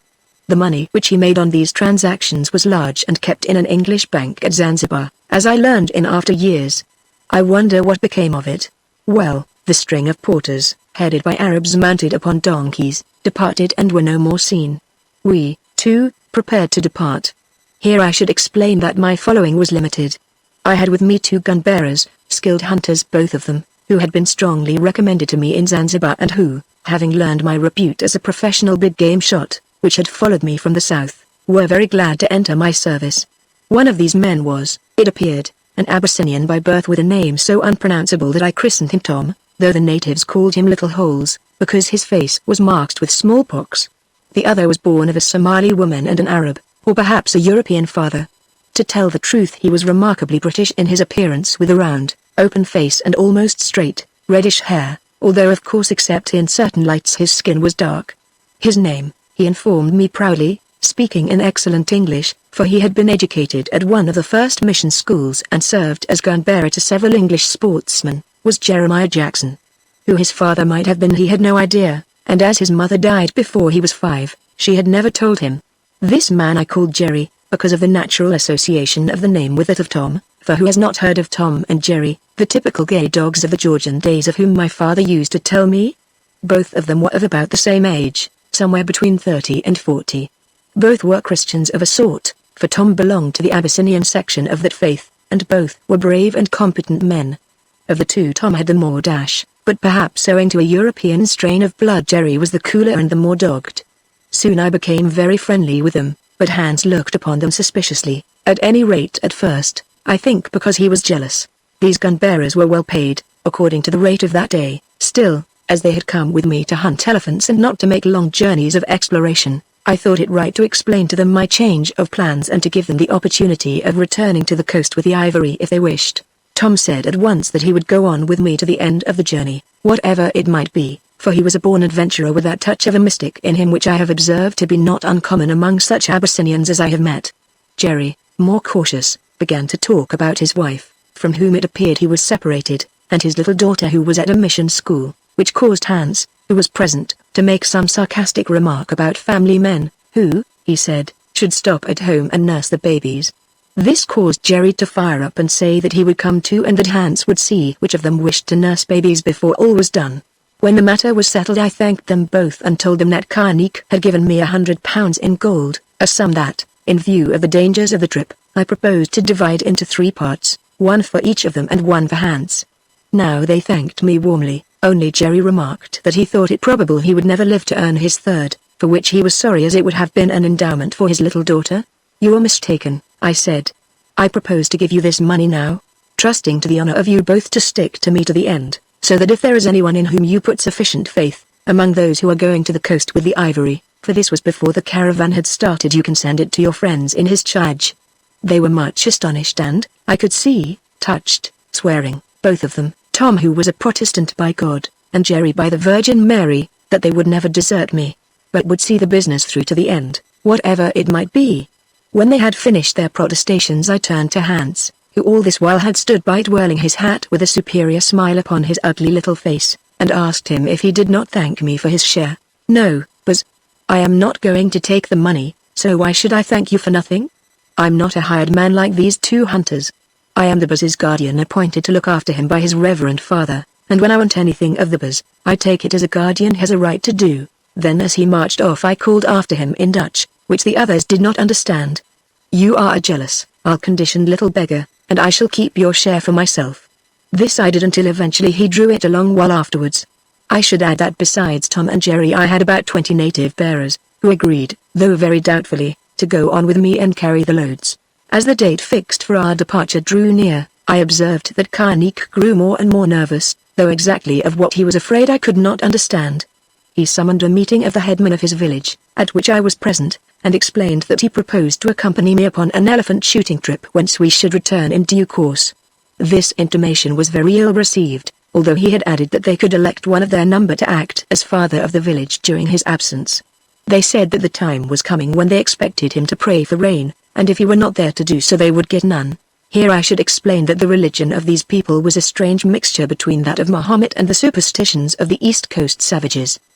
Indeed a man called Gaker, a truculent, fierce-eyed fellow, not quite an Arab, for he had a dash of Negroid blood, leapt up and denounced him venomously, ostensibly because of this proposed journey. Karnik, to my astonishment, remained very meek and calm, saying that he would think the matter over and speak with them again, after which the meeting broke up. What is at the back of all this? I asked of Hans, who had been present with me, when we were in our camp again. The Buzz is very blind, he said. Does he not see that this Gaker wishes to kill Karnik and take his place? I pointed out that if it were so he ought to be glad to get rid of him out of the town. Not so, answered Hans, for they think he is really going to gather men from other tribes where his name as a witch doctor is great, with whom he will return and put them all to death. Buzz, he added in a whisper, they have a plan to kill Karnik, whom they both hate and fear, but they are not quite ready with their plan, which is why they do not want him to go away. How do you know all this through that woman? I asked. Hans nodded. Some of it, Buzz. The rest I picked up here and there when I seem to be asleep, or when I am asking that old fellow who is called a mullah to teach me the religion of Mahomet, which he thinks I am going to adopt. Yet, Buzz, I sit in that mosque out of his listening to his nonsense and telling him that my soul is growing so happy, and all the while I keep my ears open and pick up lots of things. For they think me very wise, Buzz, and tell me plenty which they would not trust to you. I looked at Hans with disgust, mixed with admiration, reflecting that without doubt he had got the hang of the business. But I said no more, for that place was a nest of spies. That afternoon I had sent our porters onto a certain spot about 3 miles away, together with the loads. This I did because I was afraid lest they should be corrupted and the goods stolen. So now only Hans, Tom, and Jerry remained with me in the town. Next morning Hans brought me my coffee as usual and said in a casual fashion, "Buzz, there is trouble. Karnik was seized while he was asleep last night. They broke into his house and tied him with ropes. It seems that yesterday afternoon he had a quarrel with one of them and killed him with a blow of his fist, or with the stone that he held in his hand, for he is strong as an ox." I whistled and asked what was going to happen. "They are going to try him for murder this morning, Buzz, according to their law, and they have sent to ask if you will be present at the trial." What shall I say, Buzz? At first I was inclined to answer that I would have nothing to do with the business, but on reflection I remembered that if I did so it would be set down to fear, also that I had taken Karnik's ivory and gold and that it would be mean to desert him in his trouble. So I sent an answer to say I would attend the trial with my servants. At the appointed hour we went accordingly, armed, all four of us, and at the gate of the town were informed that the trial was to take place at the Tree of Council, which, it will be remembered, stood outside the village. So thither we marched and on arrival found all the population of the place, numbering perhaps 300 or 400 people, assembled around the tree but outside of its shadow. In that shadow sat about a dozen white-robed men, elders, I suppose, whom I took to be the judges, some of them on the ground and some on stools.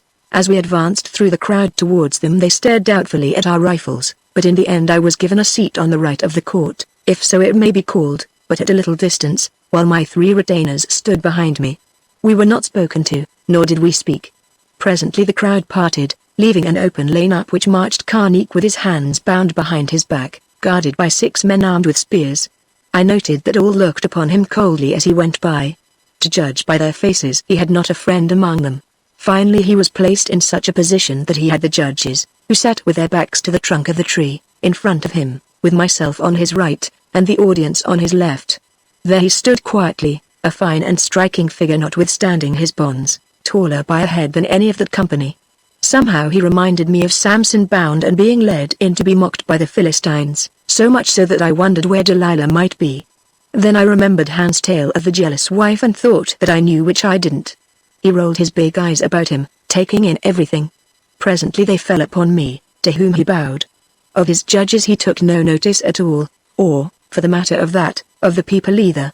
The Mullerman, as Hans called the priest, opened the proceedings with some kind of prayer and many genuflections. Then Gaker, who appeared to act as Attorney General and Chief Justice rolled into one, set out the case at considerable length and with much venom.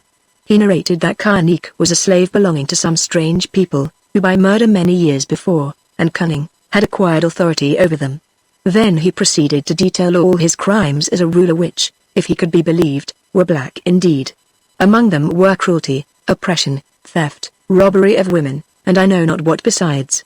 These were followed by a string of offences of another class, necromancy which was against the law of the prophet, bewitchments, raising of spirits, breaches of the law of Ramadan, betrayal of the faith by one who was its secret enemy, worship of strange gods or devils, drinking of spirituous liquors, plottings with their enemies against the people, midnight sacrifice of lambs and infants to the stars, and so forth.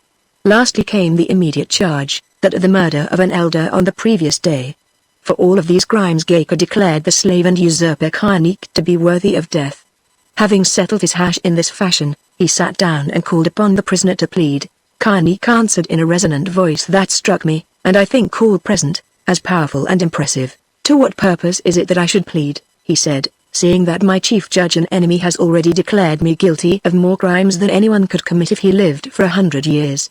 Still, letting the rest be, I will say that I am guilty of one thing, namely of killing a man yesterday in a quarrel, in order to prevent him from stabbing me, though it is true that I did not mean to kill him, but only to fell him to the ground, so that it was Allah who killed him, not I.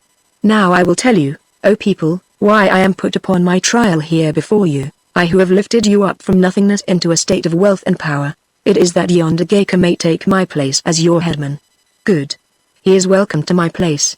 Know that I weary of ruling over you and protecting you. What more need I say? It is enough. For a long while you have plotted to kill me. Now let me go my way, and go you yours. It is not enough, shouted Gaker. You, O Karnik, say that you will accompany the white hunter, MagneonBooks yonder, to shoot elephants. It is a lie. You go to raise against us the tribes to the north who have a quarrel with us from our father's time, saying that these seized their young people and sold them as slaves. We know that it is your plan, and it is for that reason that for years we have never allowed you to leave our town. Nor shall you leave it now. Nay, you shall stay here forever while your spirit dwells in hell, where wizards go." He ceased, and from the audience rose a murmur of applause.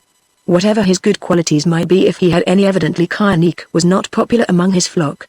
As the prisoner made no answer, Gaika went on, addressing the other judges thus: "My brothers, you have heard. To call witnesses is needless, since some of you saw this Karnik murder our brother yesterday. Is he guilty of this and other crimes?" "He is guilty," they answered, speaking all together. "Then what should be his punishment?" "Death," they answered, again speaking all together, while the audience echoed the word death. "Karnik," shouted Gaika in triumph, "you are doomed to die. Not one among these hundreds asks for mercy on you, no, not even the women. Nor have you any children to plead for you, since doubtless, being a magician, you slew them unborn lest they should grow up to kill you. Yet according to the law it is not lawful that you should be dispatched at once. Therefore we send you back to your own house under guard, that there you may pray to Allah and His Prophet for forgiveness of your sins. Tomorrow at the dawn you shall be brought back here and beaten to death with clubs, that we may not shed your blood. Have you heard and do you understand?" Then at length Karnik spoke again. Showing no fear. He spoke quietly, almost indifferently, yet in so clear a voice that none could miss a word, saying in the midst of a deep silence: "O Gaika, son of a dog, and all the rest of you, sons and daughters of dogs, I hear and I understand. So tomorrow you would beat me to death with clubs. It may happen or it may not, but if I know I shall not tell you. Still, listen to the last wisdom that you shall hear from my lips. You are right when you say that I am a magician. It is so, and as such I have foreknowledge of the future. I call down a curse on you all. Let Allah defend you if He can, and will, and Muhammad make prayer for you. This is the curse: a great sickness shall fall on you. I think it will begin tonight. I think that some who are already sick are seated yonder," and he nodded towards the crowd, "although they know it not. Yes, they began to be sick a minute ago, when the words of cursing left my lips." Here there was a sensation among the audience, every one of them staring at his neighbor. "Most of you will die of this sickness, because after I am gone there will be none to talk to you. The rest will flee away. They will scatter like goats without a herd. They will be taken by those whose sons and daughters you used to steal, and become slaves and die as slaves." Then he turned towards me and added, "Farewell, Lord Macumazan. If it is fated that in flesh I cannot guide you on your journey to the place whither you would go, yet fear not, for my spirit will guide you, and when you are come there safely, then give a message from me to one of whom I have spoken to you, which message shall be delivered to you, perhaps in the night hours when you are asleep. I do not ask you to lift your gun and shoot this rogue," and he nodded towards Gaika, "because you are but one and would be overwhelmed with your servants. Nay, I only ask you to hearken to the message when it comes and to do what it bids you." Not knowing what to say, I made no answer to this peculiar appeal, although Hans, to judge by his mumblings and fidgets, appeared to wish me to say something. As I still declined, with his usual impertinence he took it upon himself to act as my spokesman, saying in his debased Arabic: "The great lord, my master, bids me inform you, Karnik, that he is sorry you are going to be killed. He tells me to say also that, if you are killed and become a spook, he begs that you will keep away from him, as spooks, especially of those who are magicians and have been put to death for their evil deeds, and not nice company for anyone." When I heard this, indignation took away my breath, but before I could speak a word Gaika addressed me fiercely, crying out: "White Wanderer, we believe that you are in league with this evildoer and plot mischief against us. Get out of our town at once, lest you share his fate." Now this unprovoked assault made me furious, and I answered in the first words that came to my tongue: "Who are you that tell lies and dare to talk to me of fate? Let my fate be, fellow, and have a care for your own, which perhaps is nearer than you think." Little did I guess when I spoke thus, at hazard as it seemed, that very soon doom would overtake this ruffian, and by my hand. Are we sometimes filled with the spirit of prophecy, I wonder? Or do we, perhaps, know everything on our inmost souls whence now and again bursts a rush of buried truth? After this the company broke up in confusion. Karnik was hustled away by his guards. Men who waved their spears in a threatening fashion advanced upon us and were so insolent that at last I looked round and lifted the rifle I carried. I remember that it was one of the first Winchester repeaters of a sort that carried 5 cartridges. Thereon they fell back and we were allowed to regain our huts in peace. I did not stop the long. Nearly all our gear had been sent forward with the bearers. Indeed, No more of it remained than the four of us could carry ourselves, although the arrangement was that some of Karnik's men should do us this service on the morrow. As this was now out of the question, we loaded ourselves, also a donkey that I possessed, with blankets, guns, cooking pots, ammunition, and I know not what besides, and started, I riding on the donkey and looking, as I have since reflected, like the White Knight in Alice in Wonderland.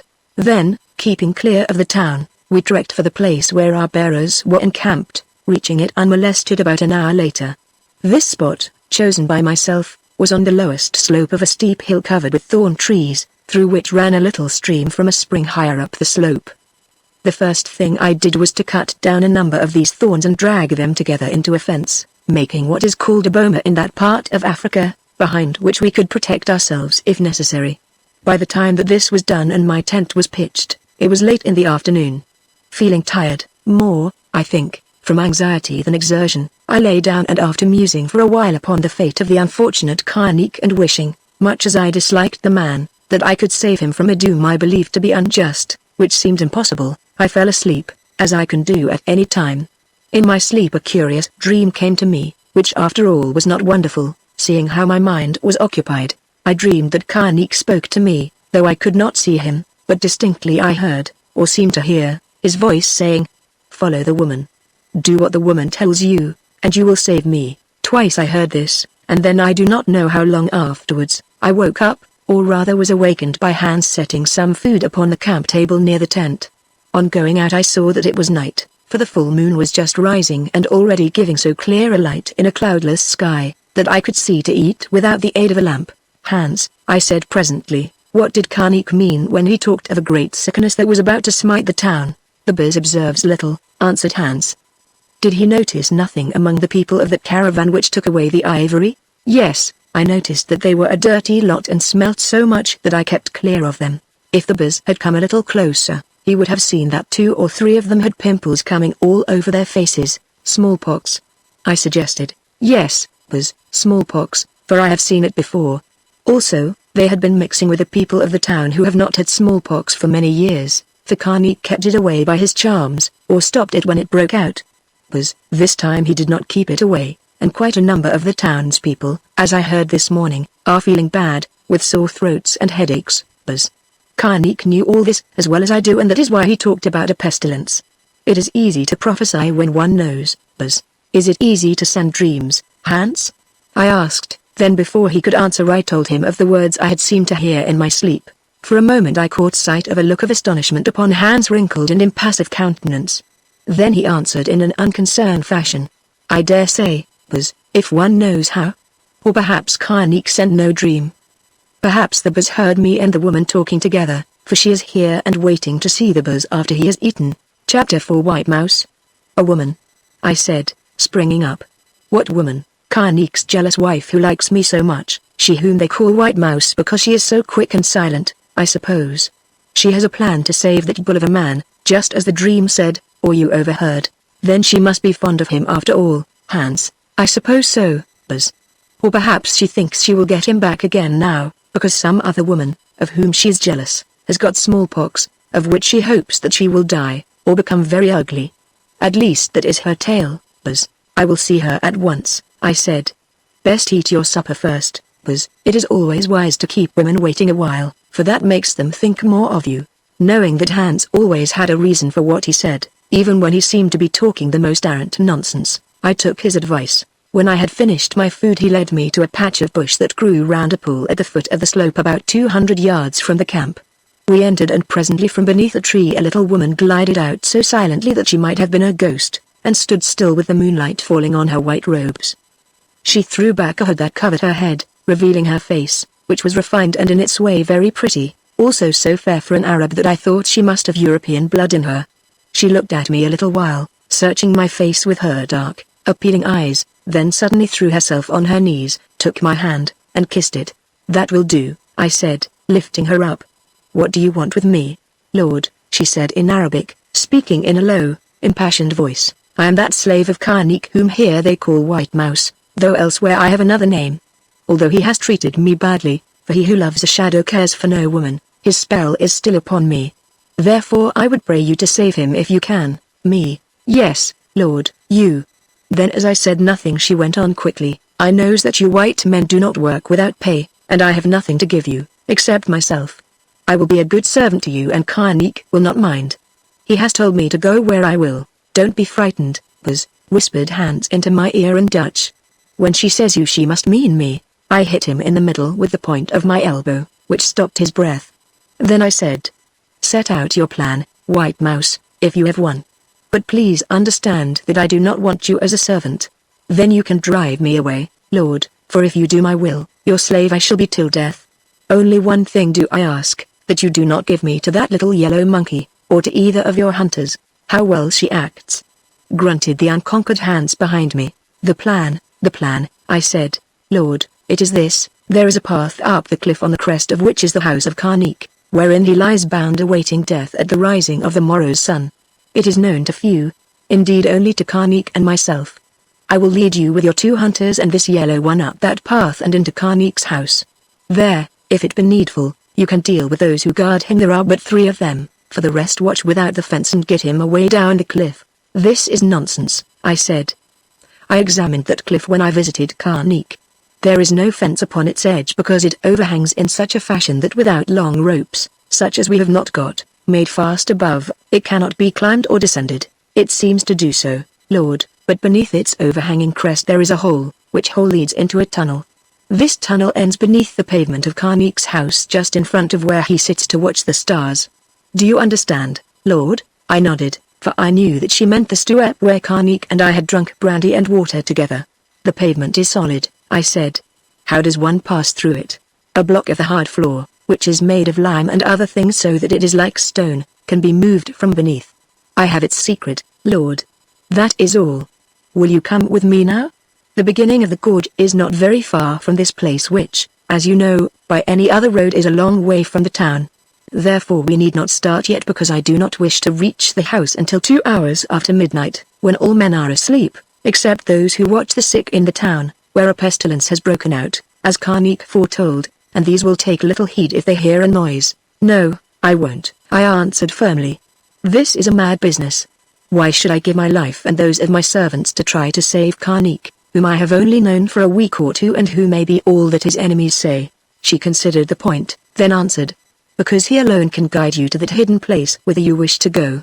I don't wish to go anywhere in particular, I replied testily, unless it is back to Zanzibar. Again she considered, and said, because you have taken Karnik's ivory and gold, Lord. At this I winced a little and then replied.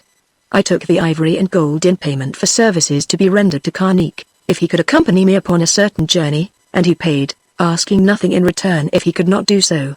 Through no fault of mine he is unable to come, and therefore the bargain is at an end. That is well said, Lord, in the white man's merchant fashion. Now I have another reason to which I think any man will listen. You should help Karnik because I, your slave, who am a woman young and fair, pray you to do so. Ah, she is clever, she knows the buzz, I heard Hans mutter reflectively, words that hardened my heart and caused me to reply.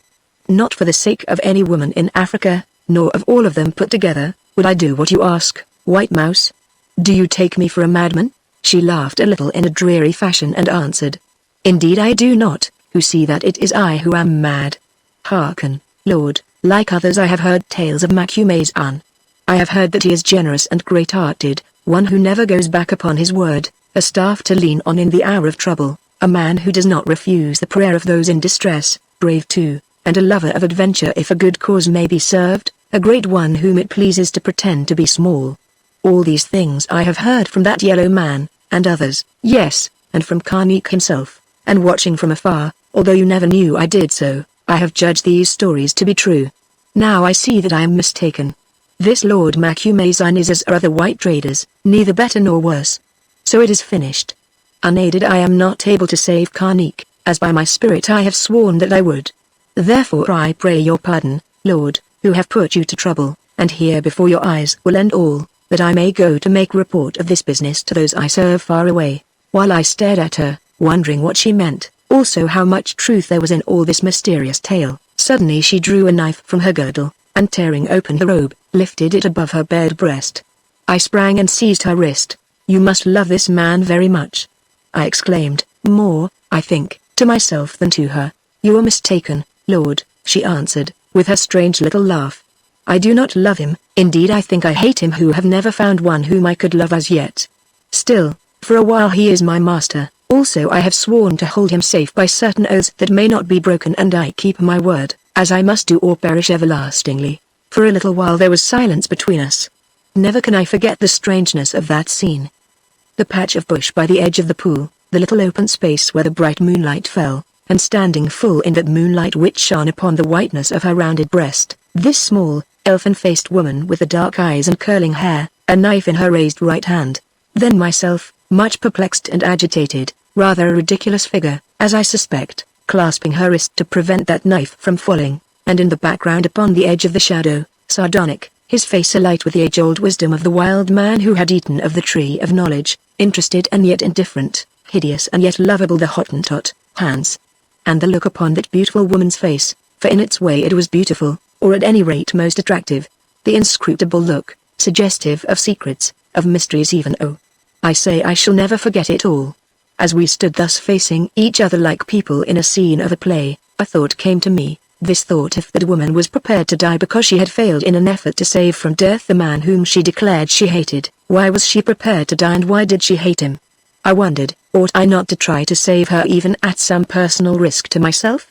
Also, if I could, ought I not to help Karnik, whose goods I had taken? Certainly it was impossible to allow her to immolate herself in this fashion before my eyes. I might take away her knife, but if I did she could find a second. Also there were many other roads to self-destruction by which she might travel. Give me that dagger, I said, and let us talk. She unclasped her hand and it fell to the ground. I set my foot upon it and loosed her. Listen, I went on. I am minded to do what you wish if I can. Yes, Lord, already I have read that in your face, she replied, smiling faintly. But, White Mouse, I continued, I am not the only one concerned. I cannot undertake this business alone. Others must risk their lives as well. Hans here, for instance, and I suppose the two hunters. I cannot lay any commands upon them in such a matter, and I do not know if they will come of their own will. She turned and looked at the Hottentot, a question in her eyes. Hans fidgeted under her gaze, then he spat upon the ground and said, If the Buzz goes, I think that the Buzz will be a fool. Still, where the Buzz goes, there I must go also, not to pull Karnik out of a trap, but because I promised the Buzz's reverend father that I would do so. As for those other men I cannot say. I think they will answer, no, thank you.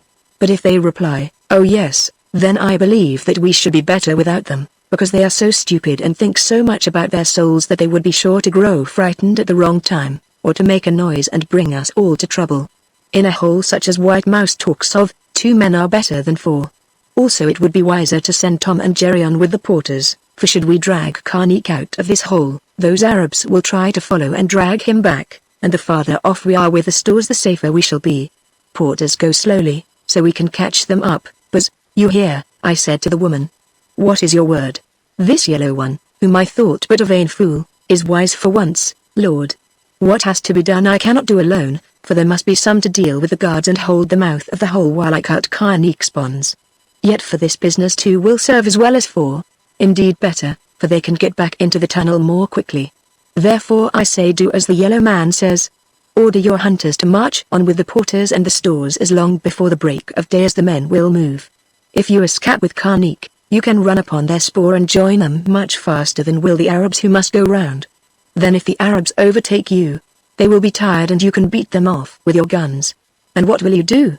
I asked curiously, for I noticed that she left herself out of the plan. Oh, I do not know, she answered, with another of her strange smiles. Lord, have I not said that I am your slave? Doubtless in this fashion, or in that I shall follow my master as a slave should, or perhaps I shall go before him. Now I remember that she had spoken of Karnik as her master, and presumed that she alluded to him, although in the hyperbole of her people she spoke of herself as my slave. However, I did not pursue the subject, which at the time interested me little, who had more important matters to consider. Indeed, I set myself to extract details from her which I need not enumerate, and to examine her scheme of rescue. When I had learned all I could, bidding the woman, White Mouse, to remain hidden, I went back to the camp with Hans and sent for Tom and Jerry. In as careless a fashion as I could, I told them that with Hans I must return towards the town to speak with a man who had promised to meet me secretly upon a matter of importance. Then I ordered them to rouse the porters 2 hours before dawn and to march on with them towards a certain hill which we had all visited together upon a little shooting expedition I had made while we were at Carneek's town, to kill duiker buck and paw, as we called bustards, for a change of food. Although I could see that they were troubled, Tom and Jerry said that they would obey my instructions and that there should be no mistake, fetched the headman of the porters, that I might repeat them to him, which I did. This done, they went away to sleep, Tom saying, as he bade me good night, that he would have preferred to accompany me back to the town where he thought I might come into danger. I thanked him, remarking that I was quite safe. So we parted, I wondering whether I should ever see them again and what they would do if I returned no more. Travel back to the coast, probably, and become rich according to their ideas by selling the guns and goods. Then I lay down to rest for a while, making Hans do likewise. At the appointed time I woke from my doze, as I can always do, and left the tent to find Hans awaiting me without and checking such things as we must carry. These were a water bottle filled with cold tea, a small flask of spirits, a strip or two of biltong or dried meat in case we should need food, and a few yards of thin cord. For arms I took a Winchester repeater and a pocketful of cartridges, also a revolver and a sharp butcher's knife in a sheath. Hans had no rifle, but carried 2 revolvers and a knife, also a couple of candles and a box of matches. Having made sure that we had collected everything and packed our other belongings to be cared for by Tom and Jerry as arranged, we slipped away to the patch of bush by the pool, taking with us extra food, for we remembered that White Mouse must be hungry. We did not find her at once, whereon Hans explained to me that having made fools of us, doubtless she had run away. While he was still talking I saw her leaning against the trunk of a tree. Or rather I saw her eyes, which at first I took for those of some animal, for she was no longer a white figure, but a black, having covered her white robe with a thin dark garment she had brought with her in a bundle. I offered her the food, but she shook her head, saying, "Nay, I eat no more," words which frightened me a little. Indeed, altogether there was something fateful and alarming about this woman.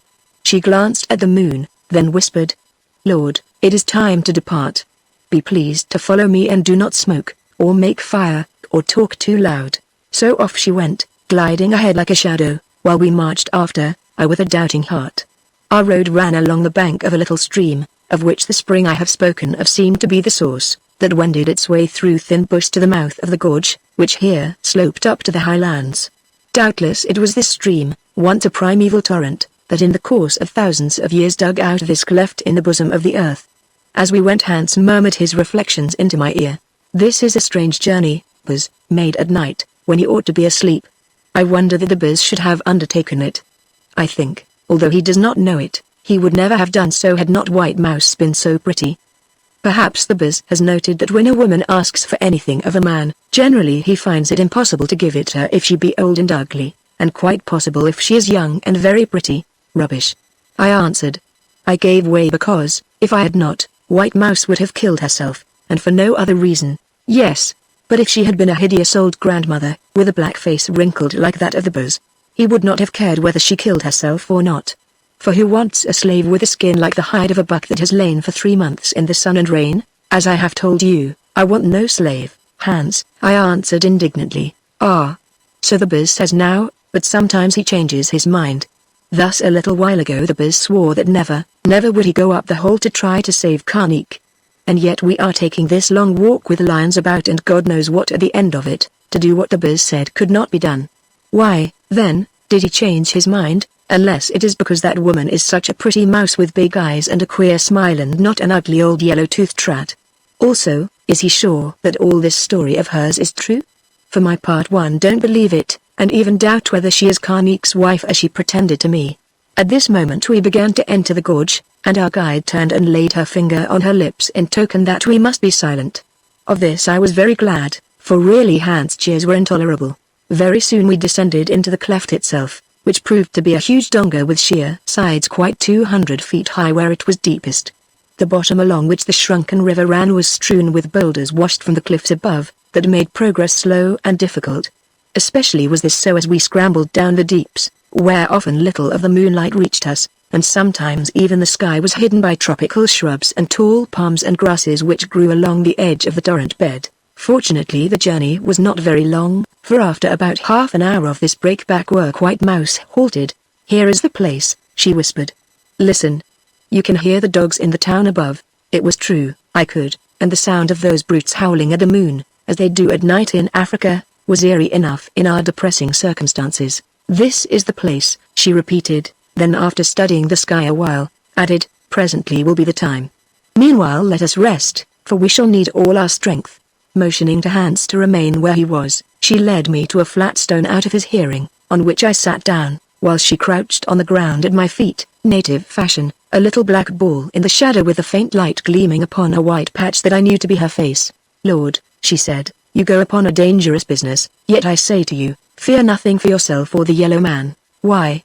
I fear much, Lord, those who have to do with Karnik's people, as I have from a child, catch something of their wisdom and mind. Also I too have been taught to read the stars he worships, so our friend is an astrologer, thought I to myself.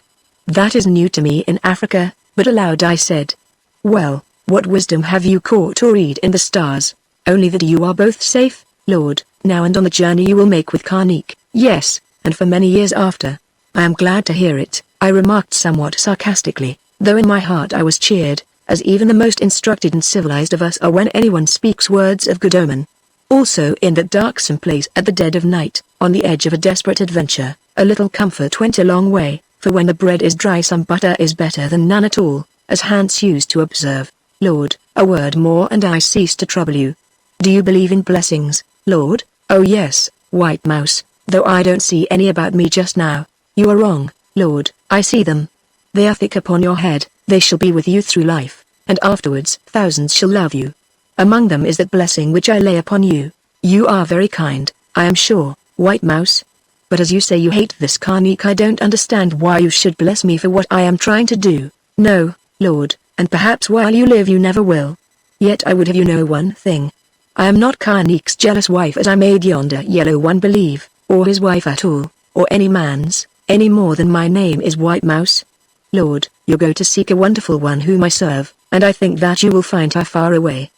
Perhaps I shall be there in her company, and in helping her you will again help me. Now it is time to be at our work.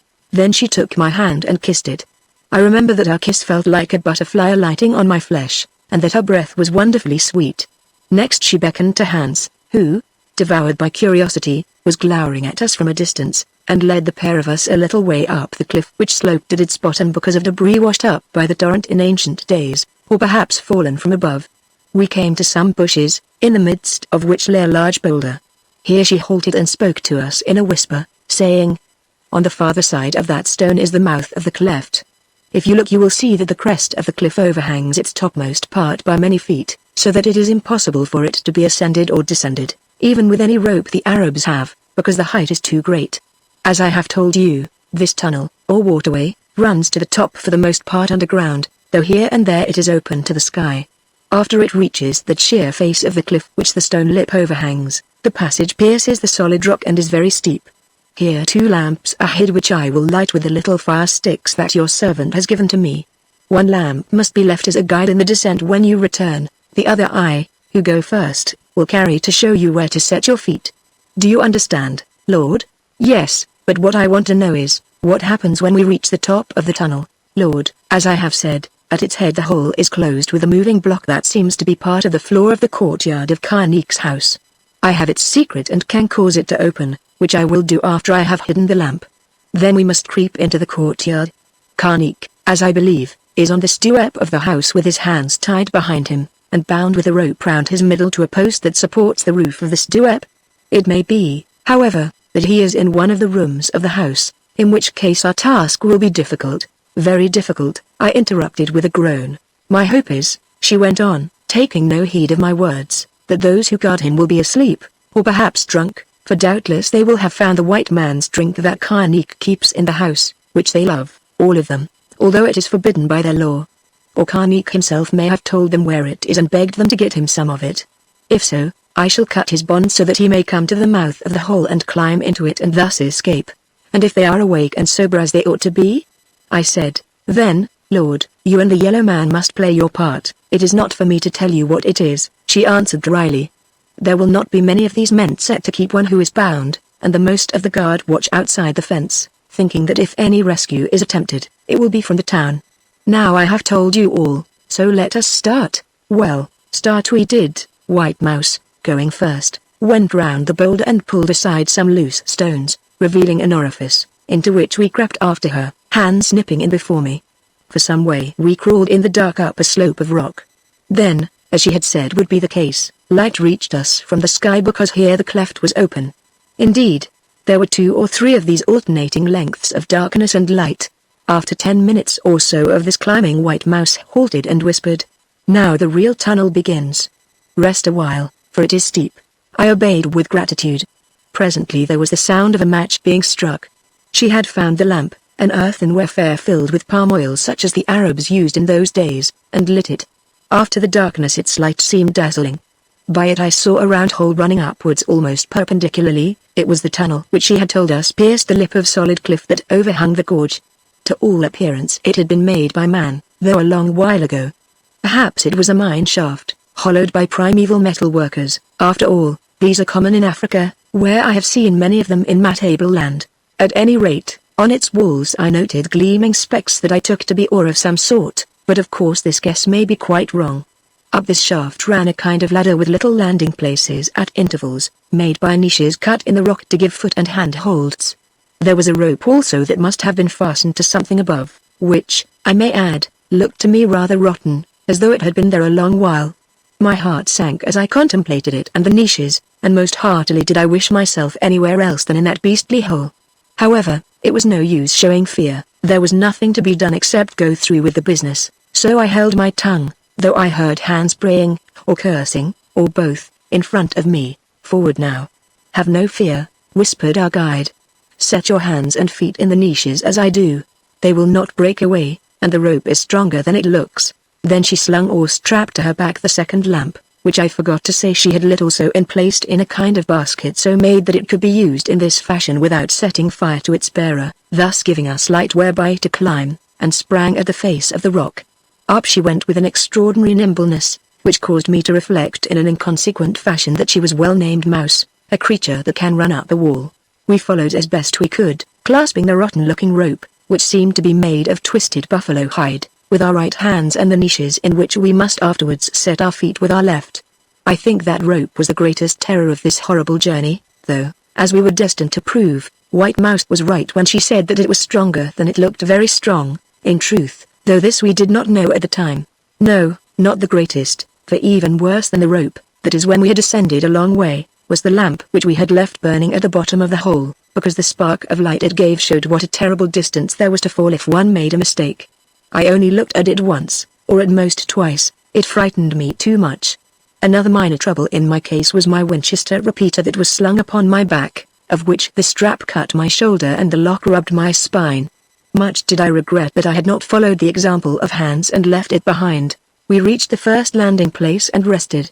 After eyeing me with some anxiety, for doubtless my face showed trepidation, Hans, I imagine to divert my mind, took the chance to deliver a little homily. "The Buzz," he said, wiping the sweat from his face with the back of his hand, "is very fond of helping people in trouble, a bad habit of which I hope the Buzz will break himself in future. For see what happens to those who are such fools. Not even to help my own father would I come into this hole again, especially as I don't know who he was. However, Buzz," he added more cheerfully, for secretly agreeing with Hans, "I made no reply. If this is an old mine shaft, as I suppose, think how much worse it must have been for the miners to climb up it with a 100-pound bag of ore on their backs, than it is for us, especially as they weren't Christians, like you and me, Buzz, and didn't know that they would go to heaven if they tumbled off, like we do. When one is fording a bad river safely, Buzz, as we are, it is always nice to remember that lots of other people have been drowned in it.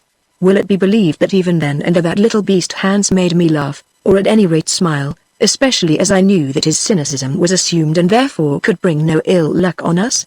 For really Hans had the warmest of hearts. Presently, off we went again for another spell of niches and apparently rotten rope, and in due course came safely to the second landing place. Here White Mouse bade us wait a little, saying that she would return presently. She went up a third flight of niches at great speed, and reaching yet another landing place, did something we could not see what. Then she returned, and her descent was strange to see. Taking the rope in both hands, afterwards we discovered that it was made fast to a point or hook of stone on the third landing place in such fashion that it hung well clear of the face of the rock below. She came down it hand over or rather underhand, sometimes setting her foot into one of the niches, but more often swinging quite clear. She was wonderful to look on. Her slight figure, illumined by the lantern on her back and surrounded by darkness, appeared more like a spirit floating in midair than that of a woman. Presently she stood beside us. "Lord," she said, when she had rested a minute, "I have been to see whether the catch of the stone which covers the mouth of the hole is in order. It works well and I have loosed it. Now at a push this stone, that like the rest of the courtyard is faced with lime plaster, will swing upwards, for it is hung upon a bar of iron, and remain on edge, leaving a space large enough for any man to climb into the courtyard by the little ladder that is set upon the landing place. Be careful, however, not to touch the stone when you have passed the opening into the courtyard, for if so much as a finger is laid upon it, it will swing to again and make itself fast, cutting off a retreat. Cannot it be opened from above?" I asked anxiously. "Yes, Lord, if one knows how, which it is impossible to explain to you except in the courtyard itself, as perhaps I shall have no time or chance to do. Still, do not be afraid, for I will fix it with a wedge so that it cannot shut unless the wedge is pulled away. Nay, ask no more questions, for I have not time to answer them," she went on impatiently, as I opened my mouth to speak. "Have I not told you that all will be well? Follow me with a bold heart." Then, as though to prevent the possibility of further conversation, she went to the edge of the resting place and began to climb, Hans and I scrambling after her as before. Of this ascent I remember little, for my mind was so fixed upon what was to happen when we reached the top that, dreadful as it was, it made small impression on me. Also by now I was growing more or less used to this steeplejack work, and since I had seen the woman hanging onto it, gained confidence in the rope. The end of it was that we reached the third landing place in safety, being now, as I reckoned, quite 200 feet above the spot where the actual tunnel sprang from the cleft which sometimes went underground and sometimes was open to the sky. Chapter 5 The Rescue.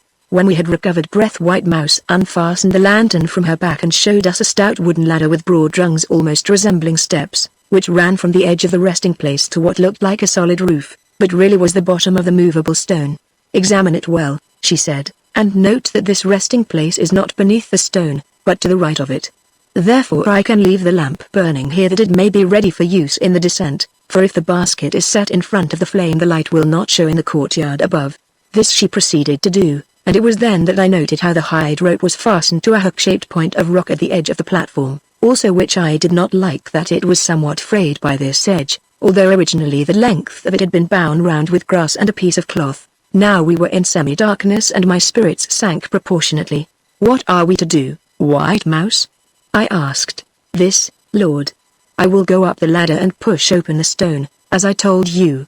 Then I will climb into the courtyard and creep to the step where I am sure Karnik lies bound, hoping that there I may be able to cut his cords without awakening those who guard him, who, I trust, will be asleep, or drunk, or both. You and Hans will follow me through the hole and stand or kneel on either side of it with your weapons ready. If there is trouble you will use those weapons, Lord, and kill any who strive to prevent the escape of Karnik." Now my patience was exhausted, and I asked her, "Why should I do this thing? Why should I take the lives of men with whom I have no quarrel in order to rescue Karnik, and very probably lose my own in the attempt?" "First, because that is what you came here to do, Lord," she answered quietly. "Secondly, because it is necessary that Karnik should be saved in order that he may guide you, which he alone can do, to a place where you will save others, and thus serve a certain Holy One against whom he has sinned in the past." Now I remembered the story that this Karnik had told me about a mysterious woman who lived on an island in a lake whom he had affronted, and answered, "Oh yes, I have heard of her and believe nothing of the tale. Doubtless you are right not to believe the tale as Karnik told it to you, Lord. Learn that once he tried to work bitter wrong to that Holy One, being bewitched by her beauty, yes, to do sacrilege to our goddess. I remembered that hour afterwards, though at the time I made no comment, being merciful, she spared him, but because of his crime misfortune overtook him, and for years he must dwell afar. Now the hour has come when for certain reasons he is bidden to return and expiate his evil deeds, and not here must his fate find him, Lord." Broke in Hans, "It is no use talking to this White Mouse, who stuffs our brains with spiders' webs and talks nonsense. She wants us to save Karnik for her own ends or those of others of whom she is the voice, and we have said that we will try. Now either we must keep our word or break it and climb down this hole again, if we can, which would be much better. Indeed, I think we should start." Here White Mouse looked at Hans with remarkable effect, for he stopped suddenly and began to fan himself with his hat. "Which advice does the Lord Macumazine desire to take?" she asked of me in a cold and quiet voice. "Go on," I said, nodding towards the ladder. "We follow you." Next instant she was running up it with hands at her heels, for as before, he slipped in before me. I may add that it was quite dark on that ladder, which was very unpleasant. Soon something above me swung back. I felt a breath of fresh air on my face, and looking upwards, saw a star shining in the sky, for at that moment a cloud had passed over the moon, which star gave me comfort, though I did not know why it should. I reached the top of the ladder and saw that White Mouse had vanished and that Hans was scrambling into the courtyard. Then he gave me his hand and dragged me after him. The place was quite quiet, and because of the cloud I could only see the house as a dark mass and trace the outlines of the stoep, which I remembered very well. Presently I heard a faint stir upon this stoep and got my rifle ready. Hans, on the other side of the mouth of the pit, already had his revolver in his hand. A while went by. Perhaps a minute, it seemed an hour, and looking upwards, to my dismay, I perceived the edge of the moon appearing beyond the curtain of cloud. Swiftly she emerged and flooded the place with light, as an African moon can do. Now I saw all. Coming down the steps of the stoep, very slowly as though he were cramped by his bonds, was the great form of Karnik leaning on the shoulder of the frail girl, as a man might upon a stick. Pieces of rope still hung to his arms and legs, and she had a bared knife in her hand. In the shadow of the stoep I made out the dim figures of men. 2 I saw, but in fact there were 3, who appeared to be asleep. As he reached the courtyard, Karnik stumbled and fell onto his hands and knees with a crash, but recovering himself, plunged towards us. The men on the stoep sat up. Then it was that I counted 3. White Mouse flung off her dark cloak and stood there in shining white, looking like a ghost in the moonlight. Indeed, I believe her object was to personate a ghost. If so, it was successful as far as 2 of the men were concerned, for they howled aloud with terror, crying out something about Afrits. The third, however, who was bolder or perhaps guessed the truth, rushed at her. I saw the knife flash and down he went, yelling in fear and pain. The others vanished, I think into the house, for I heard them shouting there. Karnik reached us. The woman flitted after him, saying, "Into the pit. Into the pit. Help him, Lord." We did so and he scrambled down the ladder. At this moment a terrific hubbub arose. The guard outside the fence were rushing through the gate, a number of them, I do not know how many. Hans snatched the rifle from my hand and pushed me to the edge of the hole. I noticed that the gallant fellow did not wish to go first this time. I clambered down the ladder with great rapidity, calling to Hans to follow, which he did so fast that he trod upon my fingers. "Where's White Mouse?" I said. "I don't know, but talking with those fellows up there, I think. Out of the way," I cried. "She can't be left. They will kill her."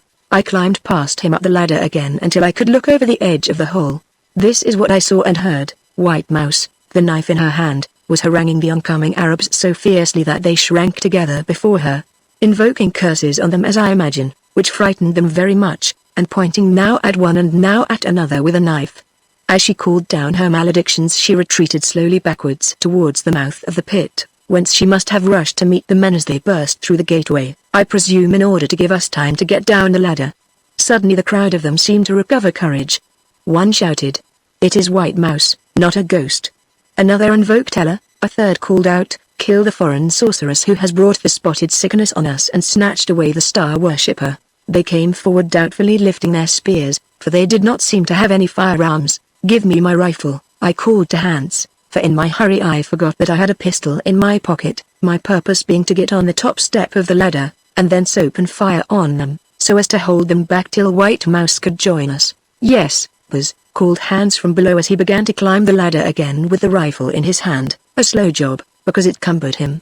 I bent down as far as I could to grasp it, thus lowering my head, although I still managed to watch what was going on in the courtyard. Just as my fingers touched the barrel of the Winchester, White Mouse hurled her knife at the first of her attackers. Then she turned, followed by the whole crowd of them, and ran for the pit. One caught hold of her, but she slipped from his grasp and, although another gripped her garment, reached the stone which stood up edgeways some 3 feet above the level of the pavement of the courtyard. In a flash I divined her purpose. It was not escape she sought, indeed, now that was impossible, but to let fall the block of rock or cement, and thus make pursuit of us also impossible. Horror filled me and my blood seemed to freeze, for I understood that this meant that she would be left in the hands of her enemies. It was too late to do anything. Indeed, as the thought passed my mind, she hurled her weight against the stone. If she had ever wedged it open, as she said she would, which I doubt, she must have knocked away the prop with her foot. I saw it begin to swing downwards, and ducked instinctively, which was fortunate for me, for otherwise it would have struck my head and killed me. As it was, it crushed in the top of the soft hat I was wearing. Down it came with a clang, leaving us in the dark. "Hans," I cried, "bring that lantern and help me to try to push up this stone." He obeyed, although it took a long while, for he had to go back to the resting place to fetch it. Then, standing side by side upon the ladder, we pushed at the stone, but it would not stir a hair's breadth.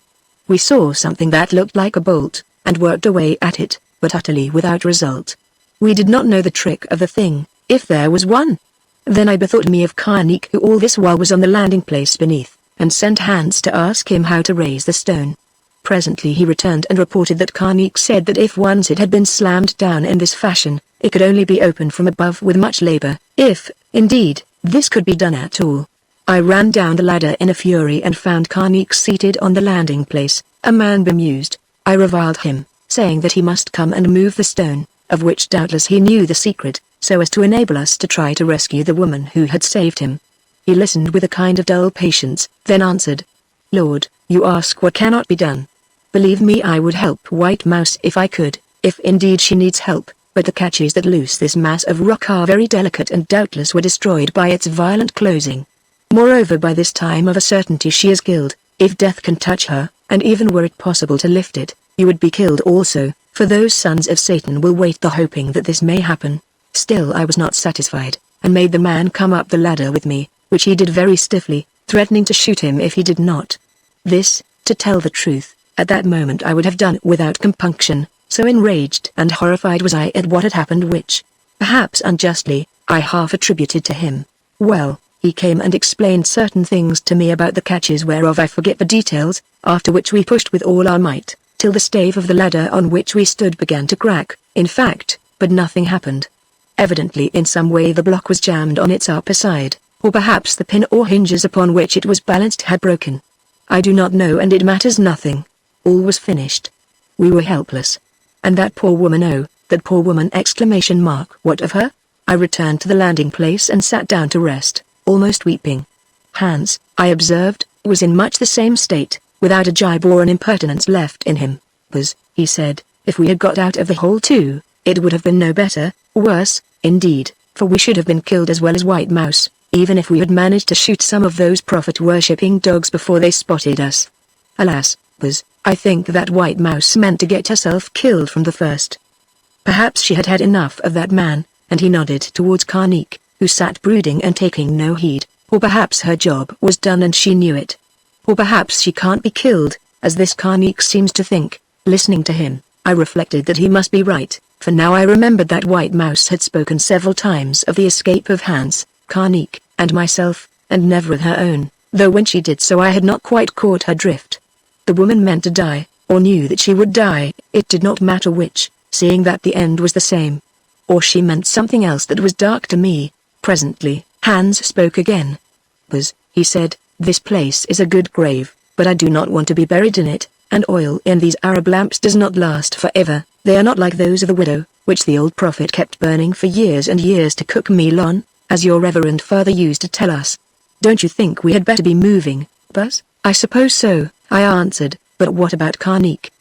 He seems in a bad way." "Oh, Buzz, let him come or let him stay behind. I don't care which. Now I will strap the basket with the lantern onto my back as White Mouse did, and go first, and you must follow me, and Karnik can come when he likes, or stop here and repent of his sins." He paused, then added, he was speaking in Dutch all this time, "No, Buzz, I have changed my mind. Karnik had better go first. He is very heavy, also stiff, and if he came last and fell onto our heads, where should we be, Buzz? It is better that we should fall on Karnik rather than that Karnik should fall on us." Being puzzled what to do, I turned to speak to the man. Hans, who was fixing the basket on his back, had set down the lamp which was to be placed in such a position that its light fell full upon Karnik. By it I saw that his face had changed. While I was questioning him about the bolts of the stone, it had been that of a man bemused, of one who awakes from a drunken sleep, or has been drugged, or is in the last stage of terror and exhaustion. Now it was very much alive and grown almost spiritual, like to the face of one who is wrapped in prayer. The large round eyes were turned upwards as though they saw a vision, the lips were moving as if in speech, yet no word came from them, and from time to time they ceased to move, as though the ears listened for an answer. I stared at him, then said politely in Arabic, "Might I ask what you are doing, friend Karnik?" He started and a kind of veil seemed to fall over his face. I mean that it changed again and became normal. "Lord," he answered, "I was returning thanks for my escape." "You take time by the nose, for you haven't escaped yet," I replied, adding rather bitterly, "and were you returning thanks for the great deed of another who has not escaped, of the woman who is called White Mouse? How do you know that she has not escaped?" "Because you yourself said that she must be dead if she could die, which of course she can." "Yes, I said some such words, but now I think that she has been speaking to me, although it may have been her spirit that was speaking." "Look here," I said, exasperated. "Who and what is, or was, White Mouse? Your wife, or your daughter?" "No, Lord, neither," he answered, with a little shiver. "Then who? Tell me the truth or I have done with you." "Lord, she is a messenger from my own country who came a while ago to command me to return thither. It is because of her that these Arabs hate me so much, for they think she is my familiar through whom I work magic and bring evil upon them." "And is she, Karnik?" broke in Hans. "Have you finished chatting, for the oil in that lamp burns low and I have only 2 candles. Those niches will not be nice in the dark."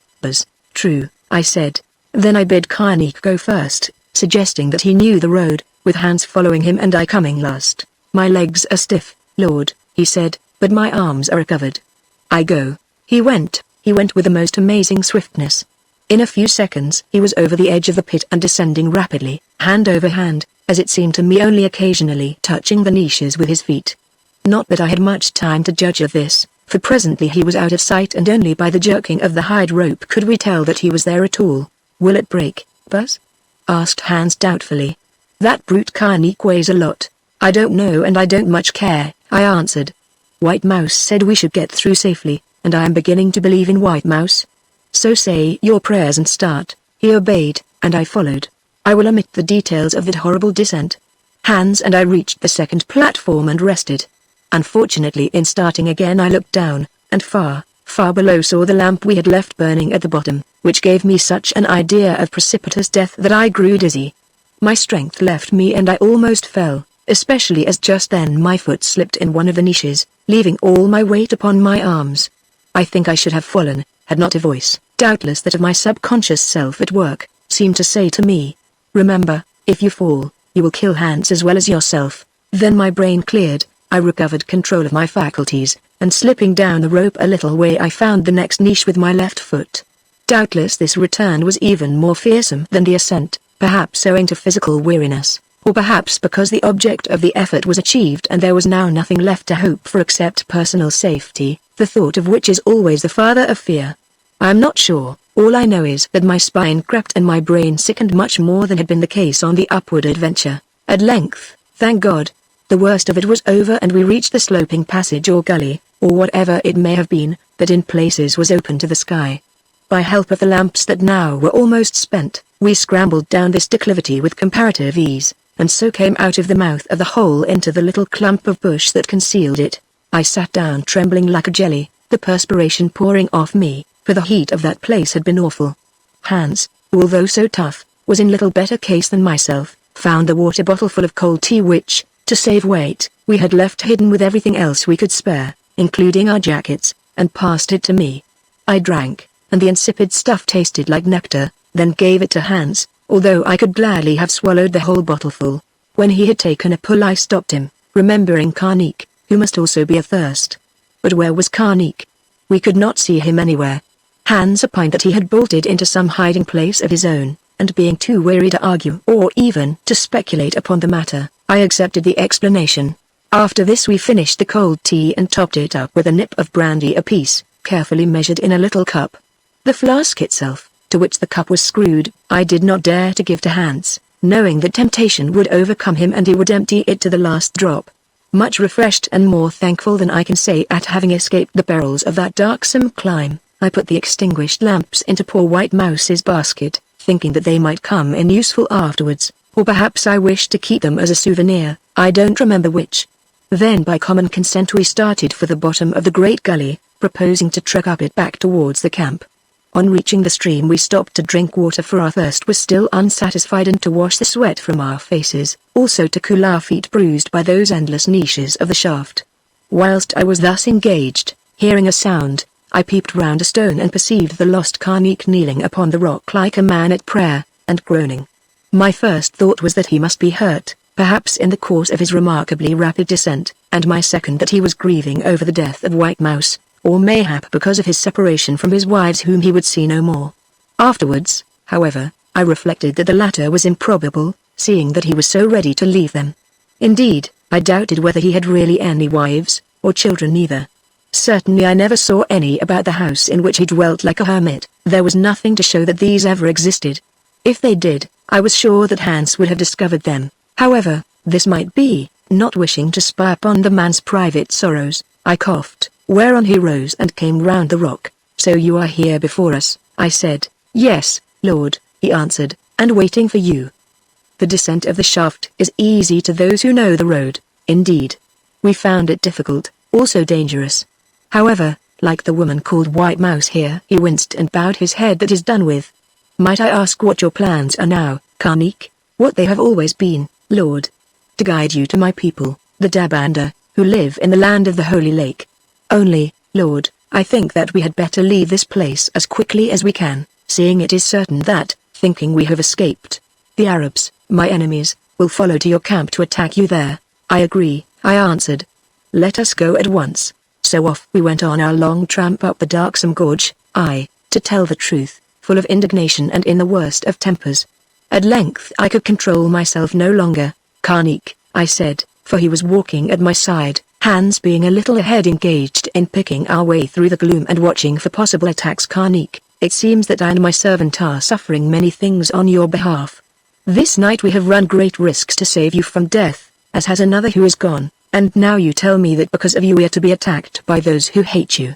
I think it would be better if I repaid to you what I have received, together with whatever money the ivory you gave me may bring, and you went your way, leaving me to go mine." "It cannot be," he answered vehemently. "Lord, although you do not know it, we are bound together until all is accomplished as may be fated.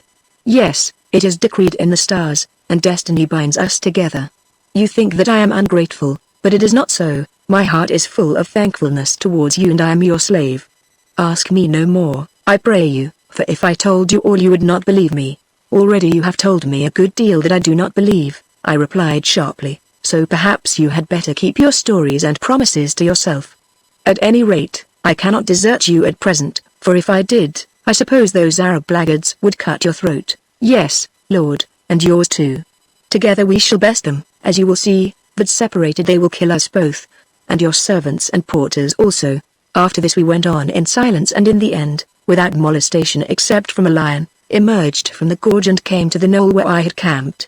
We struck this beast in the open bushy country just outside the mouth of the gorge, or rather it struck us and followed us very persistently, which made me think that it must have been in great want of food. Occasionally it growled, but for the most part slunk along not more than 30 or 40 paces to our right, taking cover in the high grass or behind bushes. Also twice it went ahead to clumps of thorn trees as though to waylay us. I think I could have shot it then, but Hans begged me not to fire for fear of letting our whereabouts be known to Arabs who might be searching for us. So instead we made detours and avoided those clumps of trees. This seemed to irritate the lion, which for the third time crept forward and, as I saw clearly by the light of the sinking moon, crouched down on our path about 50 paces in front of us in such a spot that, owing to the nature of the land, it was difficult to circumvent it without going a long way round. Now I thought that I must accept the challenge of this savage or starving animal, but Hans, who was most anxious that I should not shoot, remarked sarcastically that since the owlman, as he called Karnik, was such a wonderful wizard, perhaps he would exert his powers and send it away. Karnik, who had been marching moodily along as fast as his legs, still stiff from the bonds, would allow, paying little or no attention to the matter of the lion, heard him and seemed to wake up. "Yes," he said, "if you are afraid of the beast I can do that. Bide here, I pray you, Lord, till I call you." Then, quite unarmed, without so much as a stick in his hand indeed, he walked forward quietly to where the lion, a large one with a somewhat scrubby mane, lay upon a rock between the bank of the stream and a little cliff. I watched him amazed, holding my rifle ready and feeling sure that unless I could shoot it first, which was improbable because he was in my line of fire, there would soon be an end of Karnik. This, however, did not happen, for the man trudged on and presently was so close to the lion that his body hid it from my sight. After this I heard a growl which degenerated into a yelp like to that of a beast in pain. The next thing I saw was Karnik standing on the rock where the lion had been, outlined very clearly against the sky, and beckoning to us to come forward. So we went, not without doubt, and found Karnik seated on the rock with his face towards us as though to rest his legs, and as it seemed once more lost in reverie. "The lion has gone," he said shortly, "or rather the lions, for there were two of them, and will return no more to trouble you. Let us walk on, I will go first. He is a very good wizard, Buzz," said Hans reflectively in Dutch, as we followed. "Or perhaps," he added, "that lion is one of his familiars which he calls and sends away as he likes." "Bosh!" I grunted. "The brute bolted, that is all." "Yes, Buzz. Still, I think that if you or I had gone forward without a gun it would have bolted us, for as you know, when a lion follows a man like that, its belly has been empty for days. This Karnik's other name must be Daniel, Buzz, who used to like to sleep with lions." I did not argue with Hans, indeed, I was too tired to talk, but stumped along till presently we came to the site of the camp which we had left early on that eventful night days ago it seemed to be. Here I found that my orders had been obeyed and that Tom and Jerry had gone forward with the porters, as I judged from various indications, such as the state of the cooking fire, not much more than an hour before. Therefore there was nothing to do but follow their trail, which was broad and easy, even in the low moonlight. On we marched accordingly, always uphill, which made our weary progress slow. At length came the dawn, a hot, still dawn, and after it the sunrise. By its bright light we saw two things, our porters camping at the appointed spot about half a mile away among some rocks just above a pool of water that remained in a dry riverbed, and behind us, perhaps 2 miles off, tracking our spoor up the slope that we had travelled, a party of white-robed Arabs, 20 of them or more. "Now we are in for it," I said. "Come on, Hans, there is no time to spare." Chapter 6 Karnik's Friends. I know of no greater pick-me-up for a tired man than the sight of a body of enemies running on his spoor with a clear and definite object of putting an end to his mortal existence. On this occasion, for instance, suddenly I felt quite fresh again and covered that half-mile which lay between us and the camp in almost record time. So did the other two, for the three of us arrived for nearly neck and neck. As we scrambled into the place I observed with joy that Tom and Jerry had taken in the situation, for already the porters were engaged in piling stones into a wall, or in hacking down thorn trees and dragging their prickly boughs together so as to form a boma. More, those excellent men had breakfast cooking for us upon a fire, and coffee ready. Having given such orders as were necessary, though in truth there was little to be done, I fell upon that breakfast and devoured it, for we were starving. Hot coffee and food are great stimulants, and in 10 minutes I felt a new man. Then the four of us, namely, Tom, Jerry, Hans, and I, took counsel together. For at the moment I could not see Karnik who, having bolted some meat, had gone, as I presumed, to help with the boma building. It was needful, for the position seemed fairly desperate. By now the Arabs, who advanced slowly, were about half a mile away, and with the aid of my glasses I saw that there were more of them than I had thought, 40 or 50 indeed, of whom quite half carried guns of one sort or another. I surveyed the position and found that it was good for defense. The camp was on the slope of a little koppie, round-topped and thickly strewn with boulders. To our right at the foot of the koppie was the long, broad pool I have mentioned. Behind lay the riverbed half encircling the koppie, or rather a swamp through which the river ran when it was full, which swamp was so deep with sticky mud that advance over it would be difficult, if not impossible. To our left, however, was a drive-lie overgrown with tall grass and thorn trees, through which wended the native path that we had been following. In front the veldt over which we had advanced, was open, but gave no cover, for here the grass had been burned leaving the soil bare. Therefore the Arabs could only advance upon us from this direction, or possibly through the thick grass and trees to our left. But here came the rub.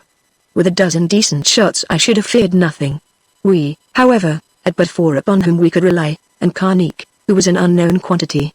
If these Arabs meant business our case was hopeless, for of course no reliance could be placed on the porters, or at any rate upon most of them, who moreover had no guns. In short there was nothing to be done except trust in Providence and fight our hardest. We got out the guns, Winchester repeaters all of them, of which I had 6 with me, and opened a couple of boxes of ammunition. The heavy game rifles we loaded and kept in reserve, also a couple of shotguns charged with loopers, as we called slugs, for these are very effective in meeting a rush. Then I told Hans to find Karnik, that I might explain matters and give him a rifle. He went and returned presently saying that Karnik was not working at the walls or cutting down thorns, but, he added, I think that skunk has run away or turned into a snake and slid into the reeds. Nonsense, I answered. Where could he run to? I will look for him myself, those Arabs won't be here yet a while. So off I went and climbed to the top of the kopje to get a better view. Presently I thought I heard a sound beneath me, and looking over the edge of the boulder, saw Karnik standing in a little bay of rock, waving his arms in a most peculiar fashion and talking in a low voice as though he were carrying on a conversation with some unseen person. Hi, I said, exasperated. Perhaps you are not aware that those friends of yours will be here presently and that you had better come to help to keep them off. Might I ask what you are doing? That will be seen later, Lord, he answered quietly. Then, with a final wave of the hand and a nod of the head, such as a man gives in assent, he turned and climbed up to where I was. Not one word did he say until we reached the others, nor did I question him. Indeed, I thought it useless as I had made up my mind that the fellow was mad. Still, as he was an able-bodied man who said that he could shoot, I gave him one of the rifles and a supply of cartridges, and hoped for the best. By now the Arabs had come within 400 yards, whereon a new trouble developed, for the porters grew frightened and threatened to bolt. I sent Hans to tell them that I would shoot the first man who stirred, and when, notwithstanding this, one of them did begin to run, I fired a shot which purposely missed him by a few inches and flattened on a rock in front of his face. This frightened him so much that he fell down and lay still, which caused me to fear that I had made a mistake and hit him through the head. The effect upon the others was marked, for they squatted on the ground and began to pray to whatever gods or idols they worshipped, or to talk about their mothers, nor did any of them attempt to stir again. At the sound of this shot the Arabs halted, thinking that it had been fired at them, and began to consult together. After they had talked for some time one man came forward waving a flag of truce made of a white turban cloth tied to a spear. In reply I shook a pocket handkerchief which was far from white, whereon he walked forward to within 20 yards of the boma. Here I shouted to him to stop, suspecting that he wished to spy upon us, and went out to meet him with Hans, who would not allow me to go alone. What do you and your people want?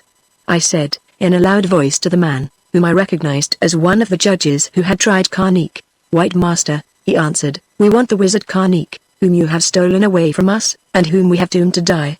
Give him to us, dead or alive, and we will let you and your people go in peace, for against you we have no other quarrel. If you do not, we will kill you, every one. That remains to be seen, I answered boldly. As for the rest, hand over to me the woman called White Mouse and I will talk with you. I cannot, he answered. Why not? Have you killed her? By Allah, no. He exclaimed earnestly.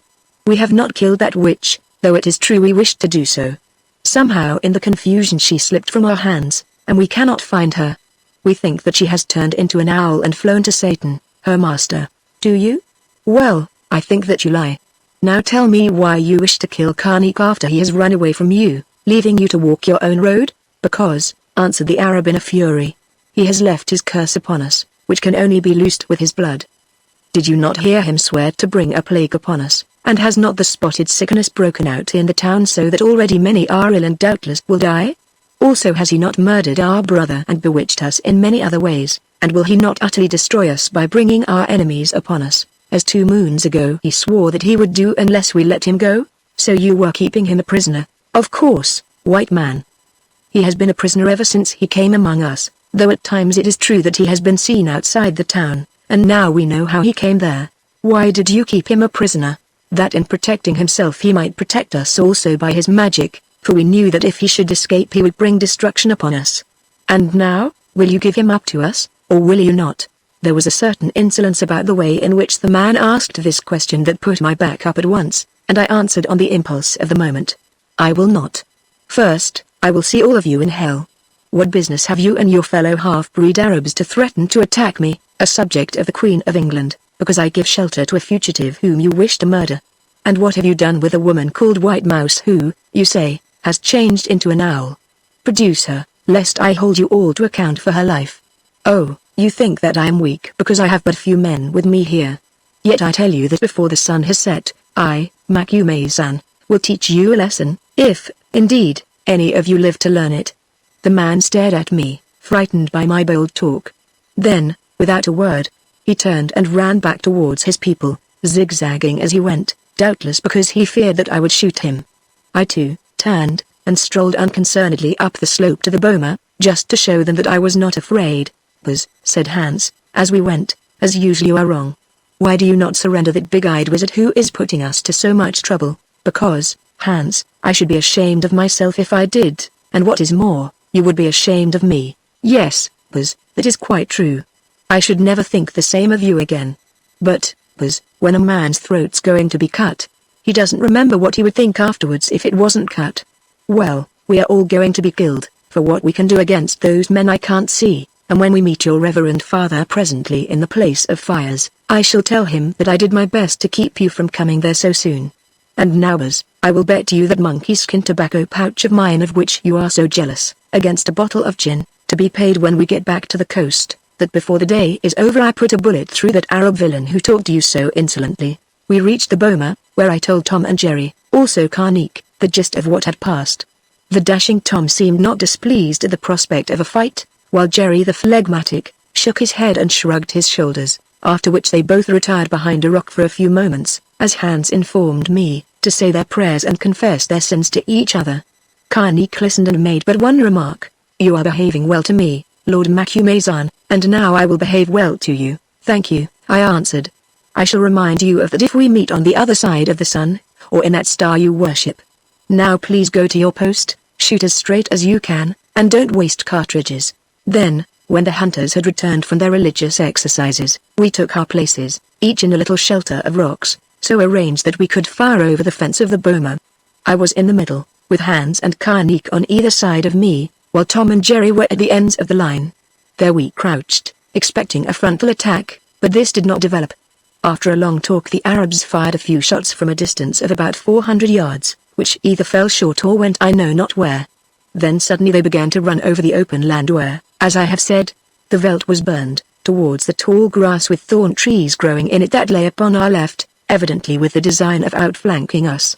At the head of their scattered band was a tall man in whom, by the aid of my glasses, I recognized the venomous and evil-tempered Gaker, who had acted as Chief Justice at Karnik's trial, a person who had threatened me and of whom I had conceived an intense dislike.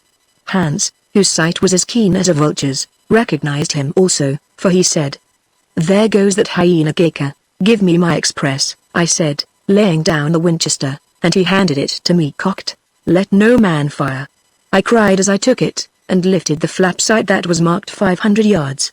Then I stood up, set my left elbow upon a stone, and waited my chance. It came a few moments later, when Gaker must cross a little ridge of ground where he was outlined against the sky.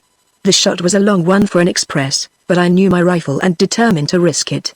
I got onto him, aiming at his middle, and swung the barrel the merest fraction in front to allow time for the bullet to travel. Then, drawing a long breath to steady myself, I pressed the trigger, of which the pull was very light.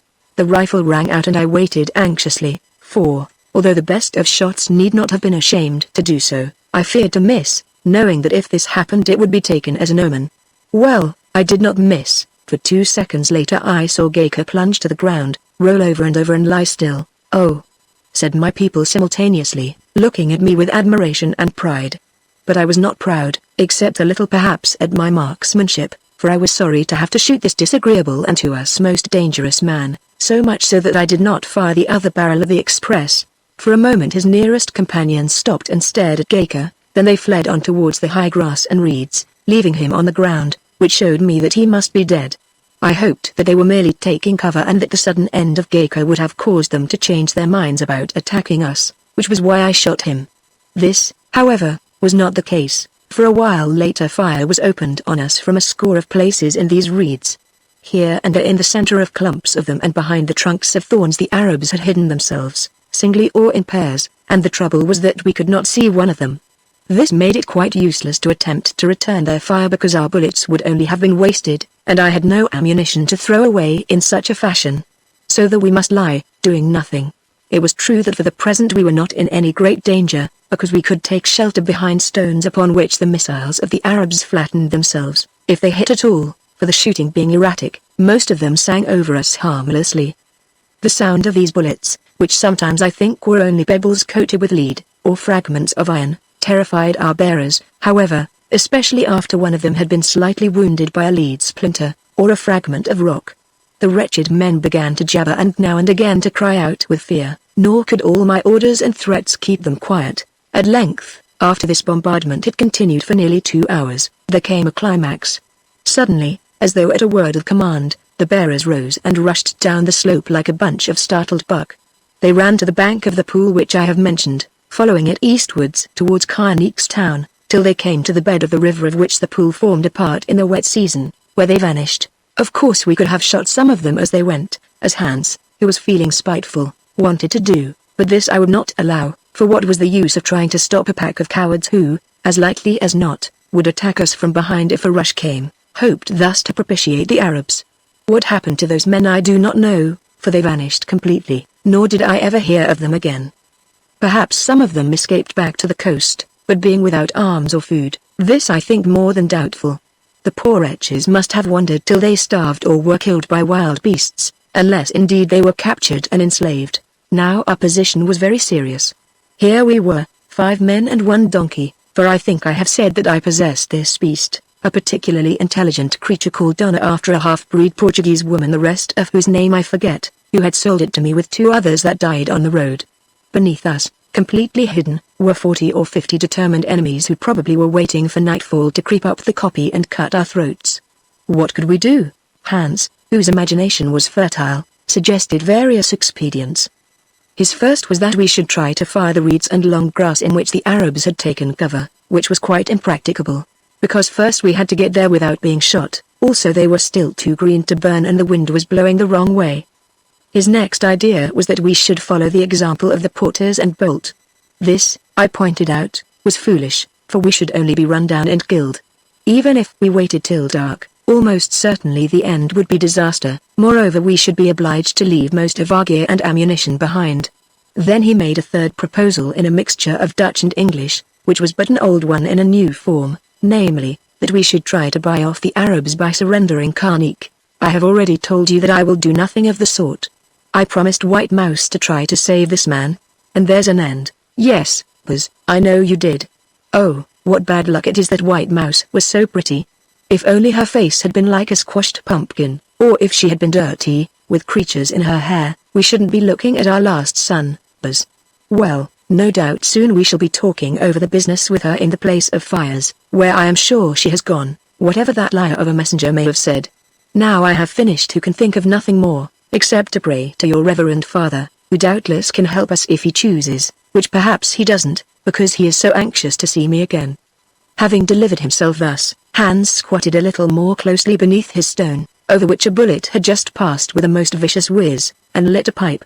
Next I tried the 2 hunters, only to find that they were quite barren of ideas, for they shook their heads and went on murmuring prayers. There remained Carneek, at whom I glanced in despair. There he sat silent, with a face like a brickbat, so impassive was it, giving me the idea of a man who is listening intently for something. For what? I wondered. Carneek, I said, by you, or on your behalf by another whom I think is dead, we have been led into a deep hole. Here we are who can be counted on the fingers of one hand, under fire from those who hate you, but against whom we have no quarrel, except on your account.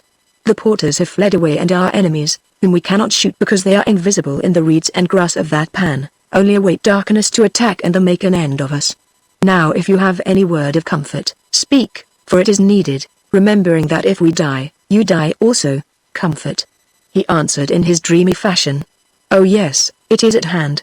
I am waiting for it now, my lord Macumazan, and he went on listening like one who has been interrupted in a serious matter by some babbler of trivialities. This was too much for me, my patience gave way, and I addressed Carneek in language which I will not record, saying amongst other forcible things that I was sorry I had not followed Hans' advice and abandoned him or surrendered him to the Arabs. You could not do that, my lord Macumazan, he answered mildly, seeing that you had promised White Mouse to save me. No one could break his word to White Mouse, could he? White Mouse? I ejaculated. Where is she? Poor woman, she is dead, and for you, as the rest of us soon will be. And now you talk to me about my promises to her. How do you know what I promised her, you anathemaed bag of mysteries? I do know, Lord, he replied, still more vaguely and gently. Then suddenly he added, "Hark! I hear the comfort coming," and lifted his hand in an impressive manner, only to drop it again in haste, because a passing bullet had scraped the skin off his finger. Something caught my ear and I listened. From far away came a sound which reminded me of that made by a pack of wild dogs hunting a buck at night, a kind of surging, barbarous music. "What is it?" I asked. Karnik, who was sucking the scraped finger, removed it from his mouth and replied that it was the comfort, and that if I would look perhaps I should see. So I did look through a crack between two stones towards the direction from which the sound seemed to come, namely eastward beyond the dry swamp where the veldt was formed of great waves of land spotted with a sparse growth of thorn trees, swelling undulations like to those of the deep ocean, only on a larger scale. Presently, coming over the crest of one of these waves, now seen and now lost among the thorns, appeared a vast number of men, savage-looking fellows who wore feathers in their hair and very little else, and carried broad, long-handled spears. "Who the deuce are these?" I asked, but Karnik made no answer. There he sat behind his stone, pointing towards the reeds in which the Arabs were hidden with his bleeding finger and muttering to himself. Hans, who, wild with curiosity, had thrust his sticky face against mine in order to share the view through the chink, whispered into my ear, "Don't disturb him, Buzz. These are his friends and he is telling them where those Arabs are. How can he tell people half a mile away anything, you idiot?" I asked. "Oh, quite easily, Buzz. You see, he is a magician, and magicians talk with their minds. It is their way of sending telegrams, as you do in Natal, Buzz. Well, things look better now. As your reverend father used to say, if only you wait long enough the devil always helps you at last." "Rot," I ejaculated, though I agreed that things did look better, that is, unless these black scoundrels intended to attack us and not the Arabs. Then I set myself to watch events with the greatest interest. The horde of savages, advancing at a great pace, there must have been 200 or 300 of them, made for the dry pan like bees for their hive. Whether Karnik instructed them or not, evidently their intelligence department was excellent, for they knew exactly what they had to do. Reaching the edge of it, they halted for a while and ceased their weird song, I suppose to get their breath and to form up. Then at some signal the song began again and they plunged into those reeds like dogs after an otter. Up to this moment the Arabs hidden there did not seem to be aware of their approach, I suppose because their attention was too firmly fixed upon us, for they kept on firing at the copy in a desultory fashion. Now of a sudden this firing ceased, and from the thicket below arose yells of fear, surprise, and anger. Next at its further end, that which lay towards Karnik's town, appeared the Arabs running for all they were worth, and presently, after them, their savage attackers. Heavens, what a race was that! Never have I seen men go faster than did those Arabs across the plain with the wild pursuers at their heels. Some were caught and killed, but when at last they vanished out of sight, most of them were still well ahead. Hans wanted to shoot at them, but I could not allow it, for what was the use of trying to kill the poor wretches while others were fighting our battle? So it came about that the only shot we fired that day, I mean in earnest, was that which I had aimed at Gacor, which was strange when I had prepared for a desperate battle against overwhelming odds.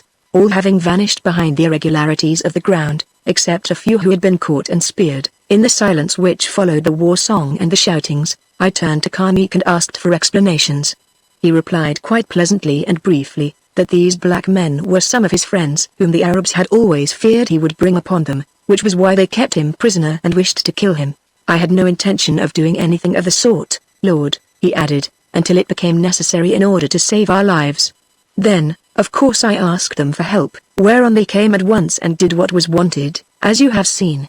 And pray how did you ask them, Karnik? Oh, Lord, by messengers, as one always asks people at a distance, though they were so long coming I feared lest the messengers might not have reached them. He lies, Buzz, said Hans, in Dutch. It is no good trying to pump the truth out of his heart, for you will only tire yourself bringing up more lies. As I agreed, I dropped the subject and inquired of Karnik whether his friends were coming back again. He said he thought so, and before very long, as he had told them not to attack the town in which dwelt many innocent women and children. But, Lord, he went on, with unusual emphasis, when they do return I think it will be well that you should not go to speak to them. To tell the truth, they are savage people, and being very naked, might take a fancy to your clothes, also to your guns and ammunition. I will just go down to give them a word of thanks and bring back some porters to take the place of those who have run away, whom, by the way, I hope they have not met. Foreseeing something of the sort, I asked them to bring a number of suitable men. Did you? I gasped. you are indeed a provident person. And now may I ask you whether you intend to return to your town, or what you mean to do? Certainly I do not intend to return, Lord, in order to care for people who have been so ungrateful. Also, that spotted sickness is most unpleasant to see. No, Lord. I intend to accompany you to the country of the Lake Moon. The Lake Moon? I said. I have had enough of that lake, or rather of the journey to it, and I have made up my mind not to go there. He looked at me, and under the assumed mildness of that look I read intense determination as he answered. I think you will go to the Lake Moon, Lord Macumazan, and I think I will not, Karnik, indeed. In that case, Lord, I must talk to my friends when they return, and make certain arrangements with them. We stared at each other for what seemed quite a long time, though I dare say it was only a few seconds. I don't know what Karnik read of my mind, but what I read of his was a full intention that I should accompany him to the Lake Moon, or be left to the tender mercies of his friends, at present engaged in Arab hunting who, it seemed, had so great a passion for European guns and garments. Now there are times when it is well to give way, and the knowledge of those times, to my mind, often marks the difference between a wise man and a fool. As we all know, wisdom and folly are contiguous states, and the line dividing them is very thin and crooked, which makes it difficult not to blunder across its borders, I mean from the land of wisdom into that of folly, for the other step is rarely taken, save by one inspired by the best of angels. In this instance, although I do not pretend to any exceptional sagacity, I felt strongly that it would be well to stick on my own side of the line and not defy the fates as represented by that queer person Karnik, and his black friends whom he seemed to have summoned from nowhere in particular. After all, I was in a tight place. To travel back without porters, even if I escaped the friends and the Arabs who now had a quarrel against me, was almost impossible, and the same might be said of a journey in any other direction. It seemed, therefore, that it would be best to continue to suffer those ills I knew of, namely the fellowship of Karnik on an expedition into the unknown. Very well, I remarked casually, after a swift weighing of these matters and a still swifter remembrance of the prophecy of White Mouse that I should come safely through the business. Why this should have struck me at that moment I could not say. Very well, it does not much matter to me whether I turn east or west. So let us go to Lake Moon, if there be such a place, though I wonder what will be the end of that journey. So do I, replied Karnik dryly. Chapter 7 The Journey. Now, for sundry reasons, I am going to follow the example of a lady of my acquaintance who makes it a rule to read 2 3-volume novels a week, and ship, by which I mean that I will compress the tale of our journey to the land of the mysterious Lake Moon into the smallest possible compass. If set out in full the details of such a trek as this through country that at the time was practically unknown to white men it took between 2 and 3 months would suffice to fill a volume. It might be an interesting volume in its way, to a few who care for descriptions of African races and scenery, but to the many I fear that its chapters would present a certain sameness. So I shall leave them untold and practice the art of précis writing until I come to the heart of a story. After the conversation of which I have spoken, we cooked and ate food, which all of us needed badly. Then, being very tired and worn with many emotions, Hans and I went to sleep in the shade of some rocks, leaving Tom and Jerry to keep watch. About 3 o'clock in the afternoon one of them woke us up, or rather woke me up, for Hans, who could do with very little sleep, was already astir and engaged in overhauling the rifles. They told me that the black men were returning. I asked where Karnik was, and learned that he had gone to meet them. Then I took my glasses and from a point of vantage kept watch upon what happened. The savages, impressive-looking fellows in their plume-crowned nakedness, came streaming across the veldt, some of them carrying in their hands objects which I believe to have been the heads of Arabs, though of this I cannot be sure because they were so far away. They were no longer singing or in haste but walked quietly, with the contented air of men filled with a sense of duty done. Appeared Karnik marching towards them, whereon they halted and saluted by raising their spears, thus showing me that in their opinion he was a man of great position and dignity. They formed a ring round Karnik, from the center of which he seemed to address them. When this ring opened out again, which it did after a while, I observed that a fire had been lit, how, or fed with what fuel, I do not know, and that on it the savages were laying the objects which I took to be the heads of Arabs. Karnik is their great devil, and they are sacrificing to him, whispered Hans. At any rate, on this occasion he has been a useful devil, I answered, or, rather, his worshippers have been useful. A while later, when the rite, or sacrifice, or whatever it may have been, was completed, the savages started forward again, leaving the fire still burning on the veldt, and marched almost to the foot of the kopje, which caused me some alarm, as I thought they might be coming to the camp. This was not so, however, for when they were within a few hundred yards, of a sudden they broke into a chant, not the same which they had used when advancing, but one which had in it a kind of note of farewell, and departing it ran past the outer edge of the drive life from which they had driven the Arabs, soon were lost to sight. Yes, their song grew fainter and fainter, till at length it was swallowed up in silence and the singers vanished into the vast depths of distance whence they came. Where did they come from and who were they? I know not, for on this matter Karnik preserved a silence so impenetrable that at length the mystery of their appearance and disappearance began, to my mind, to take the character of an episode in a dream. Or, rather, it would have done so had it not been for the circumstance that they did not all go. On the contrary, about 20 were left, who stood before Karnik with folded arms and bent heads, their spears thrust into the ground in front of them, blade upwards, by means of the iron spikes that were fixed to the handles. Also at the feet of each man was a bundle wrapped round with a mat. "Hello," I said. "What do those men want? Do they mean mischief?" "Oh no, Buzz," answered Hans. "The Buzz will remember that Karnik promised us some more porters, and these are the men. Doubtless he is a great wizard, and for aught I know, may have made them and all the rest out of mud, like Adam and Eve, Buzz. Still, I'm beginning to think better of Karnik, who is not just a humbug, as I thought, but one who can do things." Meanwhile at some sign the men picked up the bundles and slung them over their shoulders, drew their spears from the ground and followed Karnik towards the camp, where we waited for them with our rifles ready in case of accidents. "Buzz," said Hans, as they approached, "I do not think that these men are the brothers of those who attacked the Arabs just now. I think that they are different." I studied them and came to the same conclusion. To begin with, so far as I could judge who had only seen our wild rescuers from a distance, these were lighter in color, brown rather than black. Indeed, also they were taller and their hair was much less woolly, only curling up at the ends which hung down upon their shoulders. For the rest, they were magnificently built, with large brown eyes not unlike those of Karnik, and well-cut features with nothing negroid about them. Nor, in truth, were they of Arab type who seemed rather to belong to some race that was new to me, and yet of very ancient and unmixed blood. Could they, I wondered, belong to the same people as Karnik himself? No, although so like him, it seemed impossible, for how would they have got here? Very quietly and solemnly the men approached to where I was sitting on a stone, walking in as good a double line as the nature of the ground would allow, as though they had been accustomed to discipline, and laying their right hands upon their hearts, bowed to me in a courtly fashion that was almost European, so courtly, indeed, that I felt bound to stand up, take off my hat, and return the bow. To Hans they did not bow, but only regarded him with a mild curiosity, or to the hunters either, for these they seemed to recognize were servants. The sight of the donkey, Donna, however, appeared to astonish them, and when at that moment she broke into her loudest bray, intimating that she wished to be fed, they looked downright frightened, thinking, I suppose, that she was some strange wild beast.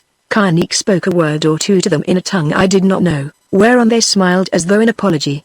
Then he said, "Lord Macumazan, you, and still more your servant Hans, have mistrusted me, thinking either that I was mad or leading you into some trap. Nor do I wonder at this, seeing that much has happened since yesterday which you must find it hard to understand. Still, Lord, as you will admit, all has gone well. Those whom I summoned to aid us have done their work and departed, to be seen of you no more. The Arabs over whom I ruled and who went near to murdering me, and would have murdered you because you refused to deliver me to them, as Hans wished that you should do, have learned their lesson and will not trouble you again.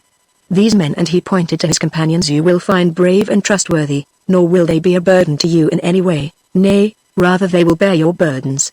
Only, I pray you, do not question them as to who they are or whence they come, for they are under a vow of silence."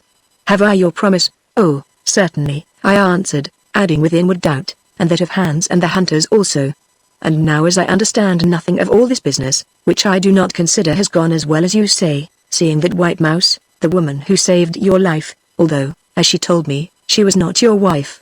"That is true, as I have said already," interrupted Karnik, bowing his head in a way that struck me as almost reverential. "Seeing that White Mouse," I repeated, "doubtless is dead at the hands of those Arabs of yours who hated you, which blackens everything. Perhaps you will be so good as to tell me, Karnik, what is to happen next?" "Our journey, Lord," he replied, with a stare of surprise. "What else? Moreover, Lord, be sure that about this journey you need not trouble any more. Henceforward, until we reach the land of my people I will take command and arrange for everything." All that you need do is to follow where I lead and amuse yourself, resting or stopping to shoot when you will, and giving me your orders as to every matter of the sort, which shall be obeyed. This you can do without fear, seeing that, as White Mouse told you, all shall go well with you. Now once more I was tempted to question him as to the source of his information about what passed between me and White Mouse, but refrained, remarking only that he was very good at guessing. Yes, Lord, he replied.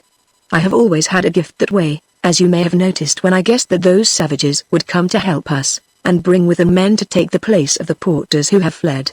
Well, I notice that you do not contradict my guess, and again I assure you that White Mouse spoke true words. Now for a minute I was indignant at Carneek's impudence.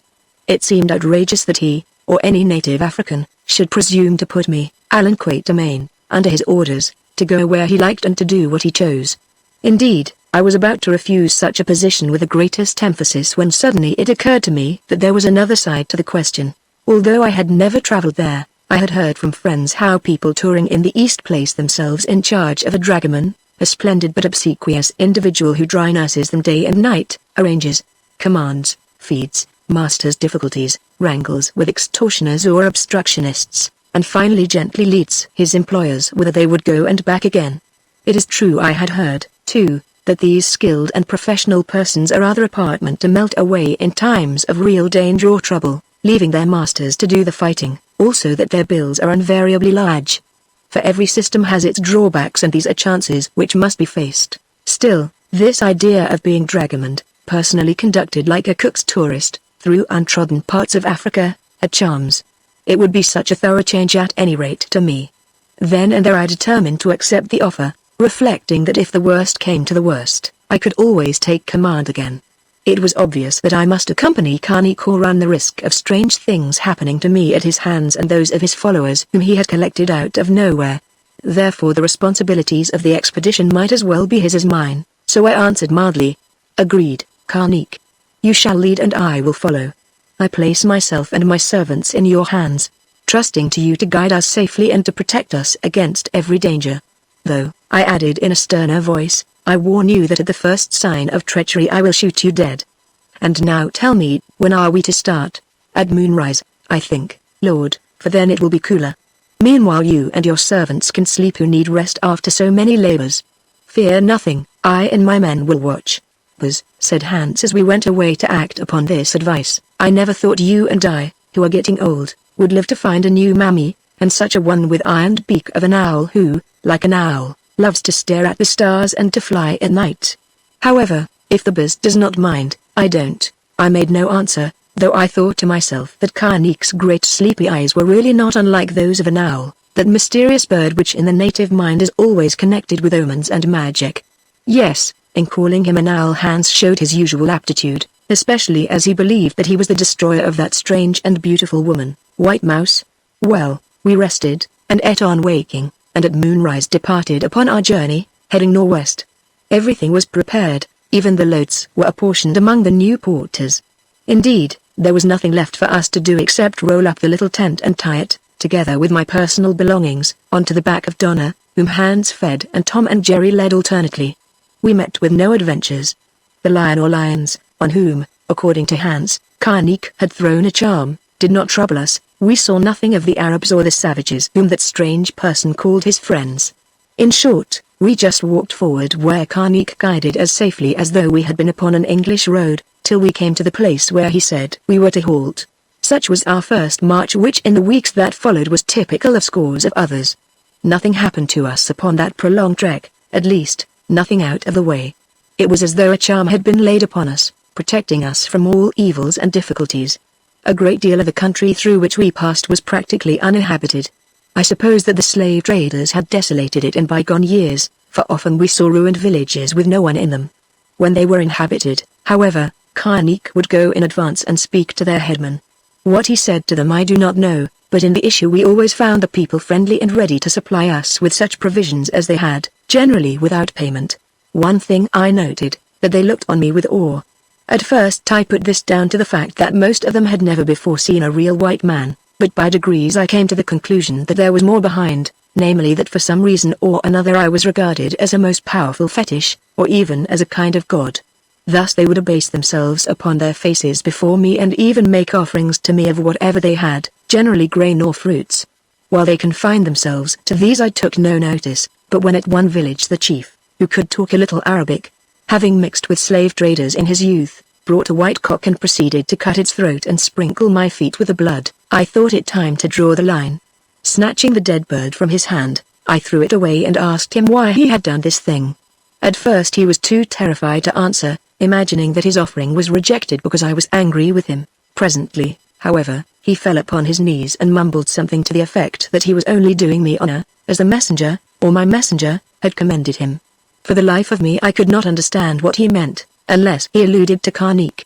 While I was trying to find out, that worthy arrived and gave the chief one look which caused him to rise and run away. Then I cross-examined Karnik without result, for he only shrugged his shoulders and said that all these people were very simple and wished to do honor to a white man. Hans took a different view. How is it, Buzz, he asked, that they are always prepared to receive us at these places and waiting with gifts? None of those men are the owls, he often called Karnik the owl, go forward to warn them, for I count them continually, especially at night and in the morning, to find if one is missing. Nor when we are traveling through bush can they see us coming from far away. How, then, do they know? I can't tell you. Then I will tell the Buzz. The owl man sends his spirit ahead to give them notice. He paused, then added, or perhaps here he stopped, saying that he had left his pipe on the ground, or something of the sort, and departed. So this mystery remained unsolved, like others. In every way our good luck was so phenomenal that with the superstition of a hunter, which infects all of our trade, I began to fear that we must have some awful time ahead of us. When we came to rivers they were invariably fordable. When we wanted meat, there was always game at hand that could be shot without trouble by Tom and Jerry. Karnik, I observed, would never fire at any beast even when I offered to lend him my rifle. The weather was most propitious, or if a bad storm came up we were under shelter. No one fell sick of fever or any other complaint, no one met with an accident. No lion troubled us, no snake bit us, and so forth. At last this unnatural state of affairs began to get upon our nerves, especially upon those of Tom and Jerry, who came to me one evening almost weeping, and declared that we were bewitched and going to our deaths. Nonsense, I answered, you ought to be glad that we have so much good luck. Sugar is good, replied Tom, who loved sweet things, but one cannot live on nothing but sugar, it makes one sick, and I have had bad dreams at night. I never expect to see my little daughter again, but if it is the will of heaven that cannot be helped, remarked the more phlegmatic Jerry, adding, Master, we do not like this Karnik whom Hans calls the owl, and we wish that you would take command, as we do not know where he is leading us, nor do I, so I should be of no use as a guide. But be at ease, for I am making a map of the road for our return journey. When we return we shall need no map, said Tom in a hollow voice. We have heard from Hans that the lady or the witch called White Mouse promised safety and good fortune to him, and to you, Lord, but it seems that about us she said nothing. Look here, I broke in, exasperated, if you two men are so frightened for no cause that I can see, except that everything goes well with us, you had better follow the example of the porters at our first camp, and run away. I will give you your rifles and as many cartridges as you want, also the donkey Donna to carry them. I can see no reason why you should not get back to the coast safely, especially as you have money in your pockets. Tom shook his head, remarking that he thought it probable that they would be murdered before they had completed the first day's journey. Then Jerry, the phlegmatic, showed his real quality, or perhaps the English blood, which I am sure ran in his veins, manifested itself. Listen, little holes, he said to Tom. If we go on like this, our master Macumazine will learn to despise us, and we shall be the laughing stock of the yellow man Hans, and perhaps of Karnik and his people also. We undertook this journey, let us play the man and go through with it to the end. We can only die once, and because we are Christians, should we also be cowards? You have none to mourn for you, and I have but one daughter, who has seen little of me and who will be well looked after if I return no more. Therefore I say let us put aside our fears, which after all are built on water, and cease to trouble the master with them. That is well said, replied Tom, alias Little Holes, and if it were not for the accursed wizard, one of those who is spoken against in the holy book, I should be quite happy. But while he is our guide, he who with his people, as I have seen at night, makes incantations to the stars. Here Tom chanced to look up and to perceive Karnik standing at a distance, apparently out of hearing, with his large eyes fixed upon us. The effect was wonderful. Be careful. Here is the wizard himself," he whispered to Jerry, whereon they both turned and went away. Karnik came up to me. "Those hunters are afraid of something, Lord," he said quietly. "For days past I have read it in their faces." "What is it that they fear?" "You," I answered bluntly, "you and the future. All men should hold the future in awe, Lord, so that they are wise." "But why should they dread me?" "Because they think you are a wizard, Karnik." He smiled in his slow fashion, and answered, "As others have done and do. If a man has more foresight or sees deeper into hearts, or turns from women, or worships that which most men do not worship, or is different from the rest in other ways, then he is always called a wizard, as I am. Lord, what your servants need is that which will change their minds so that they cease to think about themselves. I have come to tell you that tomorrow we enter into forest lands, which at this season are haunted by vast herds of elephants that travel from different quarters and meet here for the purposes of which we men know nothing. It might please you and those brave hunters of yours to see this meeting and to shoot one or two of those elephants, for among them are their kings, mighty bulls. I should like to see such a sight," I answered, "but there is little use in shooting the beasts when one cannot carry the ivory. It might be buried till you return, Lord, at any rate it will give the hunters occupation for a while." "Very well," I answered indifferently, for to tell the truth I did not believe in Karnik's tale of vast herds of elephants that held a kind of parliament in a particular forest. Next night we camped on the outskirts of this forest of which Karnik had spoken. It was a very strange place, different from any other that I have seen. In it grew great and solemn trees of a species that was new to me, huge, clean-boiled trees with leafy tops that met together and shut out the sun, so that where they were thickest there was twilight even at midday, nor could any undergrowth live beneath them. But the trees did not grow everywhere, for here and there were wide open spaces in which, for some unknown reason, they refused to flourish. These spaces, that sometimes were as much as a mile across, were covered with scanty bush and grasses. All that night we heard elephants trumpeting around us, and when morning came found that a great herd of them must have passed within a quarter of a mile of our camp. The sight of their spoor excited the professional instincts of Tom and Jerry, who, forgetting their gloom, prayed me to follow the herd. I objected, for the reason I have given, namely that if we killed any of them it would be difficult to deal with the ivory. Karnik, however, hearing our talk, declared that the porters needed rest and that he would be very glad if it could be given to them for a day or two, while we amused ourselves with hunting. Then I gave way, being anxious to learn if there was any truth in Karnik's story about the meeting place of elephants that was supposed to exist in this forest. Also I was desirous that the two hunters should find something to do which would take their thoughts into a more cheerful channel. Personally, too, I felt that I should be glad of a change from this continuous marching unmarked by any incident. So, after we had eaten and made our preparations, the four of us, that is Tom, Jerry, Hans, and I, started. Karnik would not come carrying large bore rifles, a good supply of cartridges and some food and water. All the rest of that day we followed the spoor of the elephants, that had not stopped to feed in the glades I have described, as I had hoped that they would do, but appeared to be pushing forward at a great rate towards some definite objective.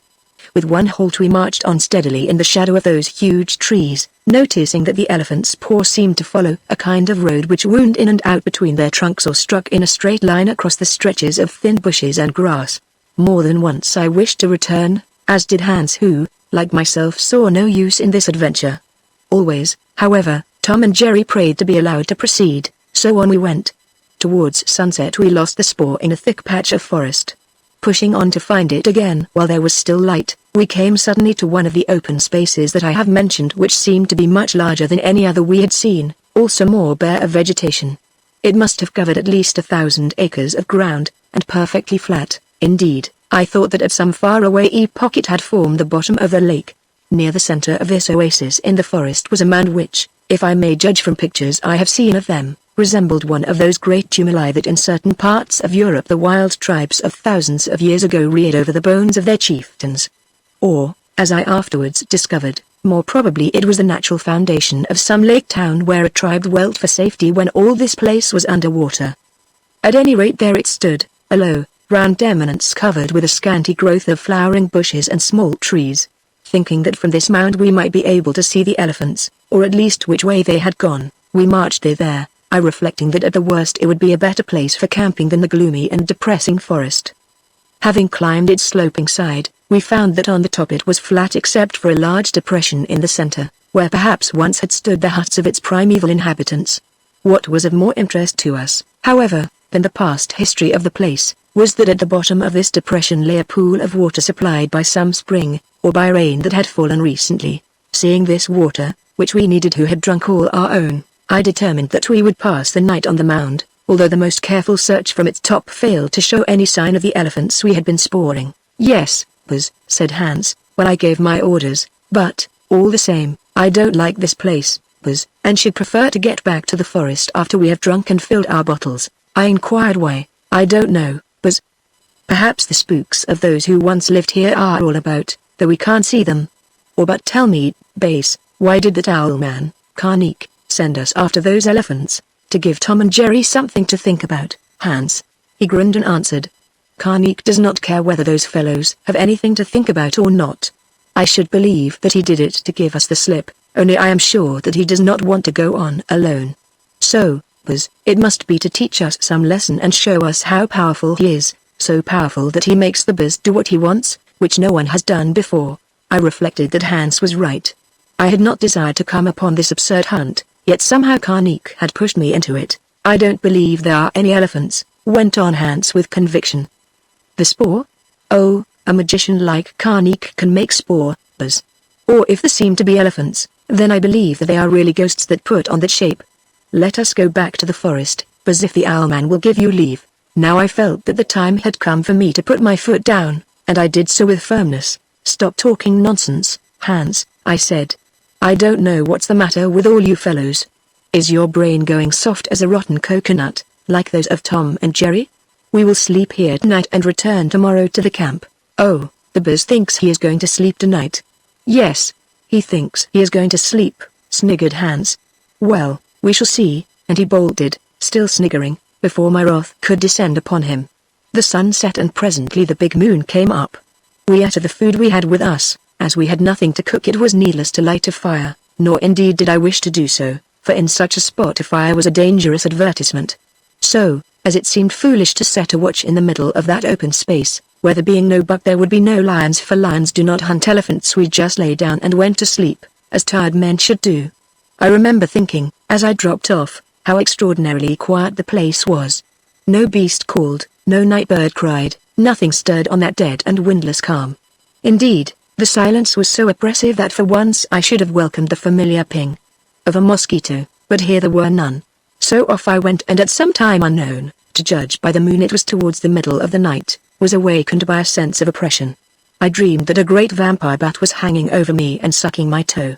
Now I was lying on my face, as I often do when camping out to avoid the risk of moon blindness, just at the edge of that hole where, as I have told, water had collected, in such a position that I could look down into the pool. This water was very still and clear, and thus formed a perfect mirror.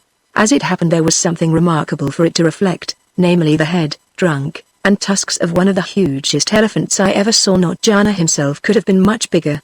As my mirror showed, he was standing over me. Yes, I lay between his forelegs, while he was engaged in sniffing at the back of my head with the tip of his trunk, which, however, never actually touched me.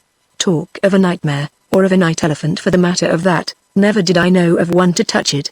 Of course I thought it was a dream of a particularly vivid order arising from undigested biltong, or something of the sort.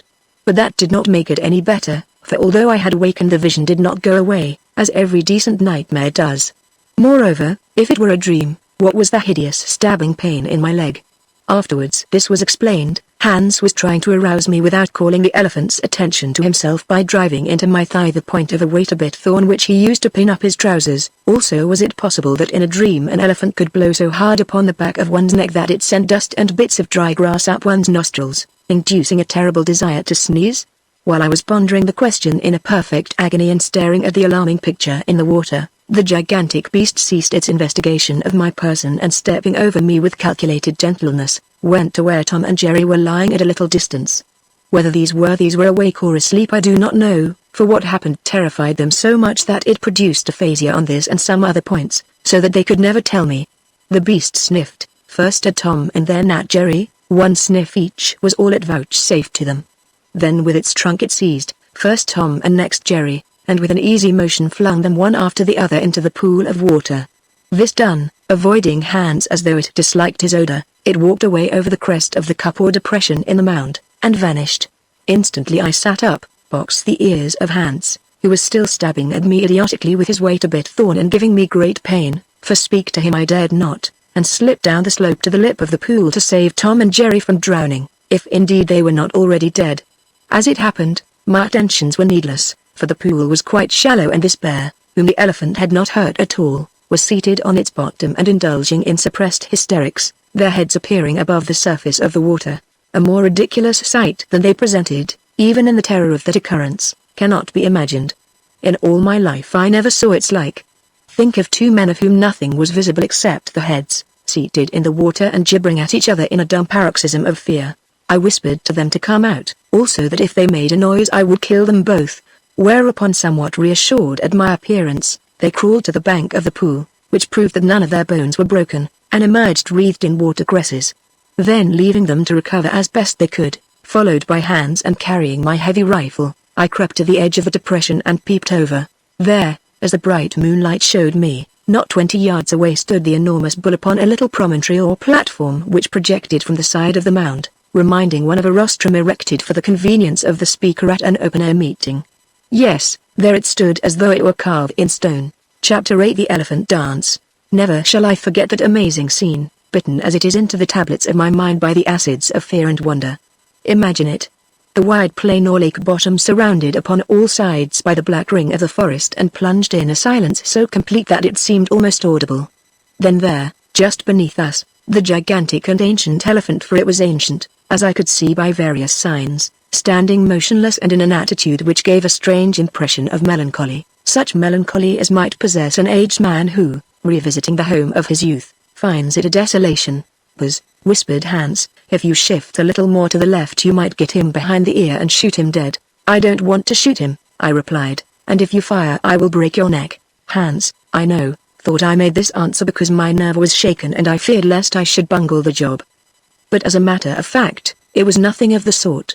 For some unexplained reason I would as soon have committed a murder as shoot that elephant, which had just spared my life when I lay at its mercy. Lo, as we spoke, I suppose that the bull must have heard us. At any rate it turned its head and looked in our direction, which caused me to fear lest I should be obliged to fire after all. It was not so, however, for having apparently satisfied itself that we were harmless, once more it fell into contemplation, which must have lasted for another 2 minutes. Then suddenly it lifted its trunk and emitted a call or cry louder and more piercing than that of any trumpet. Thrice it repeated this call, and for the third time as its echoes died the silence of the night was broken by a terrifying response. From every part of the surrounding ring of forest rose the sound of elephants trumpeting in unison, hundreds of elephants, or so it seemed. Almagda. Whispered Hans in a shaky voice, that old spook beast is sending for his friends to kill us. Let us run, Buzz. Where to, seeing that they are all round us? I asked faintly, adding, if he wanted to kill us he could do so for himself. Lie still.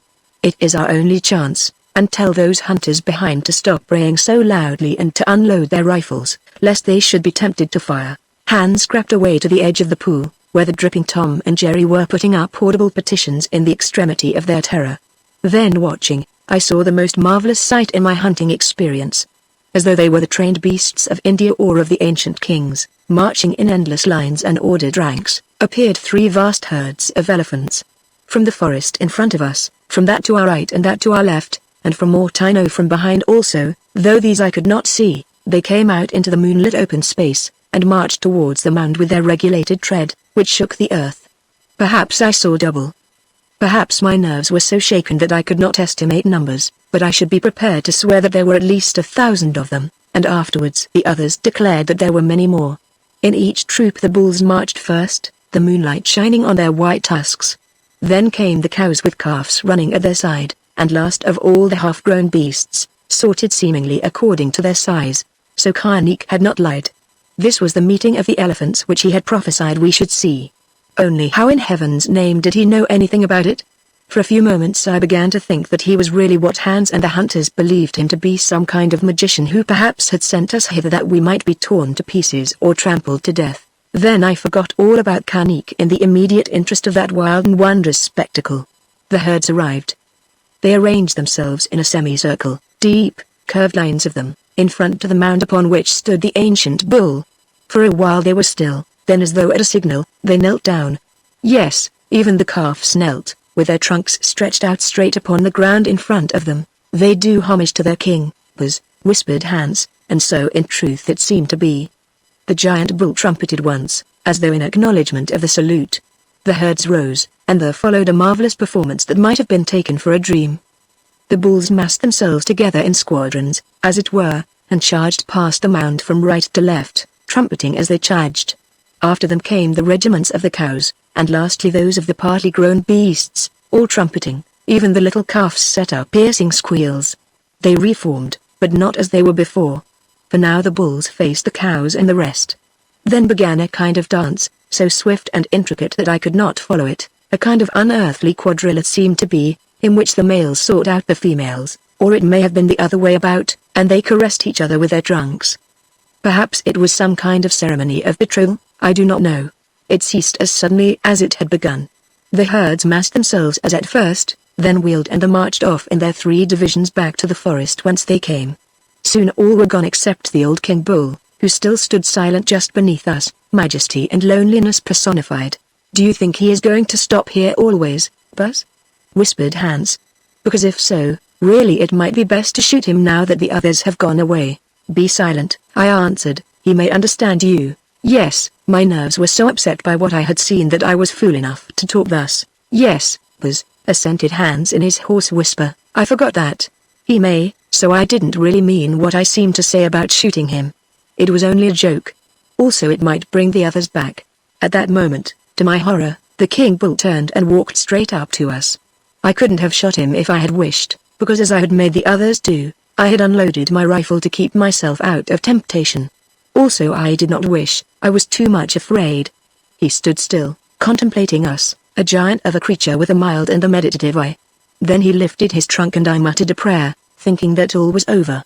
But no, he only placed the tip of it against the middle of Hans, who somehow had got to his knees, and let off one fearful scream accompanied by such a blast of air that it blew Hans backwards down the slope onto the recumbent forms of Tom and Jerry. This done, the bull turned again, walked down the mound and out across the plain, a picture of stately solitude till at last he vanished in the dark shadow of the forest. When he was lost to sight I went down to the pool and drank, for the perspiration induced by terror seemed to have dried me up. Then I looked at my 3 retainers, who were huddled in a heap on the edge of the pool. "I am dead," muttered Hans, who was lying on the other 2. "That Satan of an elephant has blown out my inside. It has gone, there is nothing left but my backbone." "No wonder, as you cursed him and wanted MagneonBooks to shoot him," muttered Tom. "For did not that effreet of a beast cast us into the pool for nothing at all? Whether you have a stomach or not, be pleased to cease sitting on my face, yellow man, or I will make my teeth meet in you," gurgled Jerry. Thus they went on, and so ridiculous were the aspect and the talk of the 3 of them, that at last I burst out laughing, which relieved my nerves and did me good. Then I lit my pipe, hoping that those elephants would not see the light or smell the tobacco down in that hole, and not caring much if they did, for I seemed to desire smoke more than anything on earth. "Let us talk," I said to the others. "What are we to do?" "Get out of this, master, and at once," said Tom. "That beast is not an elephant, it is an evil spirit in the shape of one." "Yes, I who am a Christian and have renounced all superstitions, say that it is an evil spirit." "Little Holes is quite right," broke in Jerry. "If it had been an elephant, it would have killed us, but being an evil spirit it threw us into the water." "Fool!" grunted Hans, rubbing his middle. "Do you make an evil spirit better than an elephant?"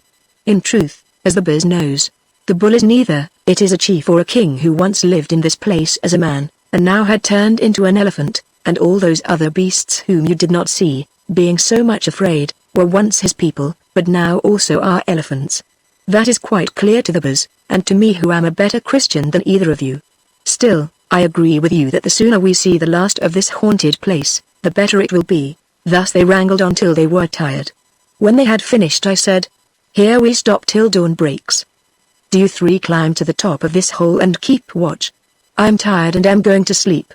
Wake me if you see the elephants coming back." So I lay down and slept, or at any rate dozed, which, as I have said, thank heaven I can do at any time after any experience. I am a fatalist, one who does not trouble as to what is to happen in the future, because I know it must happen and that worry is therefore useless. If the elephants were going to kill me, I could not help it. Meanwhile I would get some rest. So I slept, and dreamed that I saw this place standing in the middle of a lake and full of people. They were tall, dark men and women, the latter decently dressed in garments that were dyed with various colors. The mound was covered with huts that were thatched with reeds, and wooden jetties, to which canoes were tied, ran out into the surrounding shallow water. On the broad surface of the lake were other canoes, each containing 1 or 2 men who were engaged in fishing, while round this lake lay the dense forest, as it did today. In my dream the hollow in which now was the pool by which I lay, was thatched over, the roof being supported by carved posts of black wood. They were very curious carvings, but when I woke up I could not remember their details.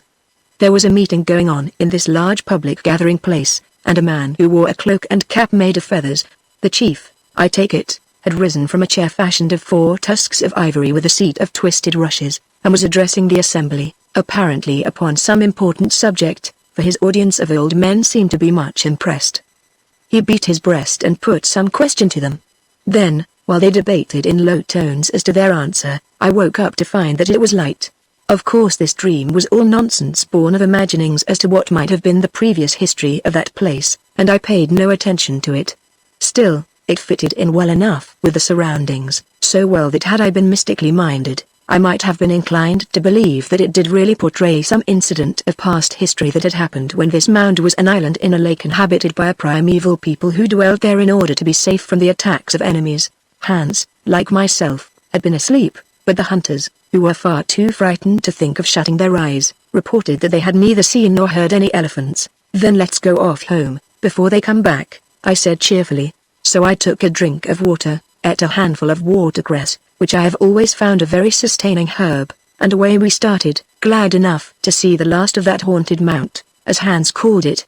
While we were on the plain we felt quite merry, at least Hans and I did, although it was strange to look at that lonesome lake bottom and think of the scene that had been enacted within a few hours, so strange, indeed, that I was almost tempted to believe we had been the victims of a vision of the night, induced by Karnik's tale as to the great herds of elephants which came together in this district. When we entered the forest, however, our mood changed, for about this place with its endless giant trees that shut out the light of the sun, there was an air of gloom which was most depressing. On we marched into the depths, following our own trail backwards, for I had been careful to mark the trunk of a tree here and there, Red Indian fashion, so that we might make no mistake upon our return. To lose oneself in that forest would indeed be a dreadful fate. When we had tramped for a good while and reached the spot where we had missed the spoor on the previous day, I observed that Hans was growing anxious, for he kept glancing over his shoulder. "What is the matter?" I asked. "If the bears will look back the bears will see, that is, unless I have become drunk upon water and stream grasses," he replied in a weak voice. I did look back and I did see. There, about 100 yards behind, standing between 2 tree trunks, exactly on our spoor, was our friend the king elephant. I halted, for I confess that for a moment my knees grew weak.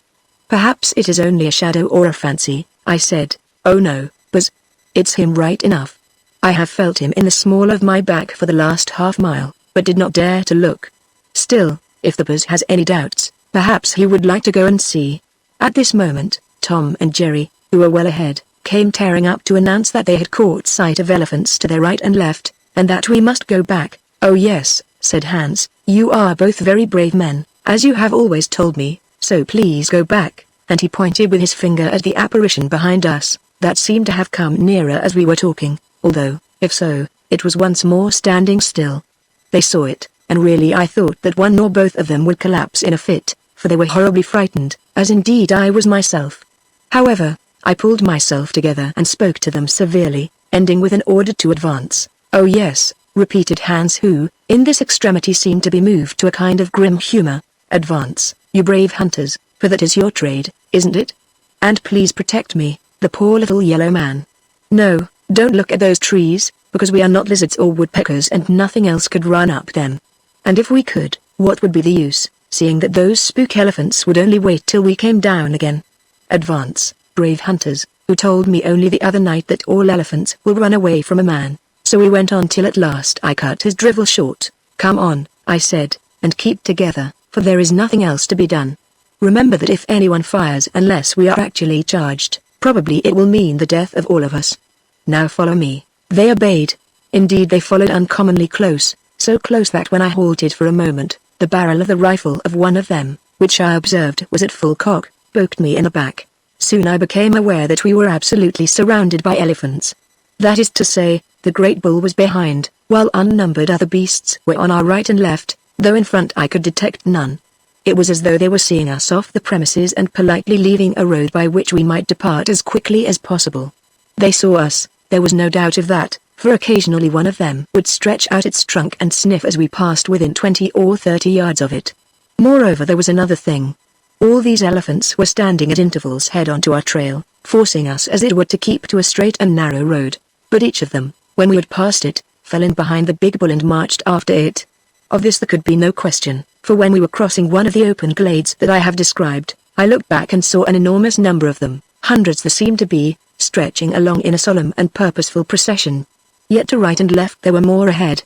It was as though all the elephants in Central Africa were gathered in that forest. Well, it is useless to continue the description, because to do so would only be to say the same thing over and over again.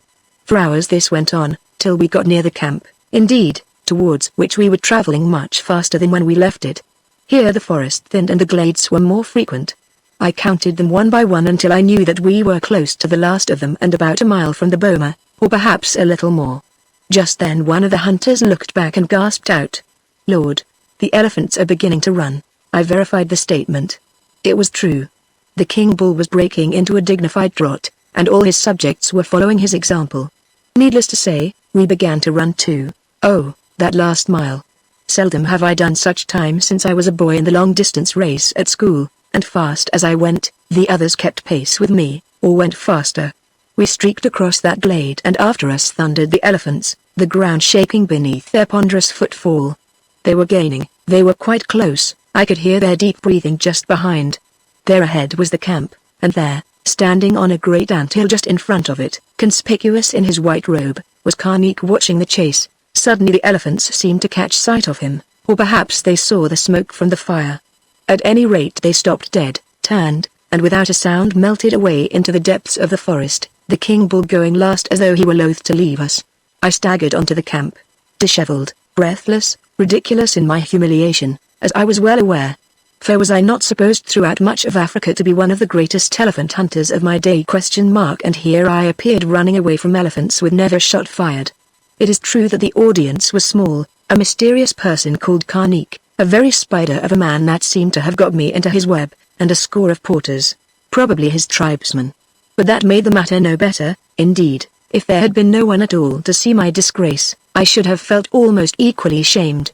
I was furious, especially with Karnik, whom I suspected, I dare say unjustly, of being at the bottom of the business. Also I had lost my hat, and what is an Englishman without his hat?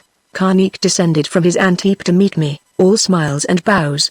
"I trust that your hunting has been good, Lord, for you seem to have found plenty of elephants," he said. "You are laughing at me," I replied. "As you know, I have not been hunting, I have been hunted." "Well, perhaps one day you will be hunted and I shall laugh at you." Then I waved him aside and went into my tent to recover breath and composure. Throwing myself down on the little folding canvas stretcher bed which, whenever it was possible, I carried with me upon my various expeditions, I watched the arrival of the others who, after the elephants turned, had come on more slowly. Tom and Jerry were almost speechless with rage. They shook their fists at Karnik. Indeed, if their rifles had been at hand, which was not the case for these were dropped in their last desperate race for life, they were recovered afterwards, unhurt, together with my hat. I think it very likely that they would have shot him, or tried to do so. "You have made us cowards before our master's eyes," gasped one of them, I forget which. Then they passed on out of my range of vision. Lastly Hans arrived. He had not dropped his rifle, who squatted on the ground and began to fan himself with his hat. "Why is everybody so angry with me, Hans?" said Karnik. "I don't know," answered Hans, "but perhaps if you gave me a drop out of that bottle which you keep under your blanket I might be able to remember. I mean the one the Buzz gave you when you had the toothache." Karnik went into the shelter made of boughs where he slept, and returning with a flask of square-faced gin, poured a stiff tot of it into a pannikin, which he gave to Hans, who gulped it down. "Now I am beginning to remember," said Hans, licking the edge of the empty tin. "They are angry with you, Karnik, because they think that you have played a great trick upon them who being a wizard, have clothed a lot of spooks that serve you in the shapes of elephants and caused them to hunt us that you might laugh. Yet I have done nothing of the sort, Hans," answered Karnik indignantly. "Am I a god that I can make elephants? Oh no, Karnik, certainly whatever you may be, you are not a god. Nor indeed do I believe anything of this story, like those silly hunters. Yet for your own sake I hope that the next time you send us out hunting, nothing of this sort will happen, because, Karnik, we can still shoot, and those hunters might be tempted to learn whether a wizard's skin can turn bullets. And now, as your toothache has gone, I will take the gin and give it back to the Buzz, because he has not much of it, and even a wizard cannot make good gin. Then Hans rose and snatched the bottle out of Karnik's hand. I must add that to his credit he returned it to me undiminished, which in Hans was an act of great virtue. Such was the end of that elephant hunt, by means of which I had hoped to relieve the tedium of that strangely uneventful journey and to restore the moral tone of Tom and Jerry, also, to a lesser degree, that of Hans and myself. Certainly the first end was achieved, for whatever may be thought of our experiences at the meeting place of elephants, and afterwards, they were not tedious. But of the second as much could not be said. Indeed, it left the hunters thoroughly frightened, the more so because they did not know exactly of what they were afraid. All the circumstances of the business were unnatural. None of us had seen elephants behave as did those great herds, and the very mercy that the beasts showed to us was beyond experience. Why did not the old king bull either run away or kill us there upon the ground? Why did it and the rest of them hunt us back to the camp in that fashion, yet without doing us any actual harm? No wonder that these uneducated men saw magic at work and were scared. Thrusting such nonsense from my mind, for nonsense I knew it to be, I could not help remembering the odd coincidence that on this prolonged adventure of our expedition, nothing seemed to materialize. So far it had the inconsequence of a dream. Thus, at the beginning of it, when we expected a desperate fight for our lives, there was no fight, at least on our part. Only one shot was fired, that with which I killed the Arab Gaker, who, be it noted, was Karnik's particular foe, whose death he ardently desired. In the same way, when we went out with much preparation to slay elephants and found them in enormous numbers, no shot was fired and the beasts chased us ignominiously back to our camp. Further, there were more incidents of the same kind which I need not particularize. I was sick of the whole job and longed to escape. Indeed, that night I went to Karnik and told him so, pointing out that the hunters were off their balance and that as I could not send them back alone, I thought it would be well if he parted company with me and my men, as I proposed to retrace my steps towards the coast. Karnik was much disturbed and argued with me, very politely at first, pointing out the many dangers of such a course. As I would not give way, he changed his tone, and told me flatly that what I proposed would mean the death of all four of us. At whose hands? Yours, Karnik? I asked. Certainly not, Lord, he answered. However cruelly you break your bargain with me, and this after taking my pay, here he was alluding to the cash and ivory which, like a fool, I had accepted. I should not be base enough to lift a hand against one who saved my life at what he believed to be the risk of his own, although in truth no risk was run. What do you mean? How do you know that, Karnik? I mean what I say, and I do know it, Lord.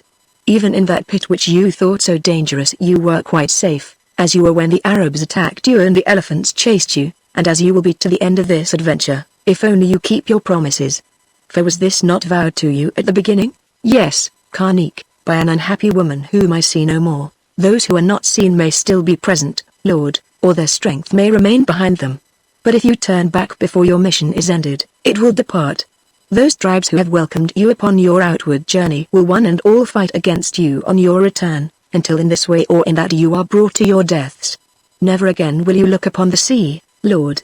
That's pleasant, I exclaimed, controlling my temper as best I could. Listen. You talk of my mission. Be so good as to tell me what it is. The only mission that I have, or had, was to visit a certain lake called Moan, if it exists, in order to satisfy my curiosity and love of seeing new things. Well, I have changed my mind. I no longer desire to travel to the Lake Moan. Yet I think you must go there, Lord, as I must, for that which is stronger than we are draws us both. In this world, Lord, we do not serve ourselves, we serve something else. I cannot tell what it is.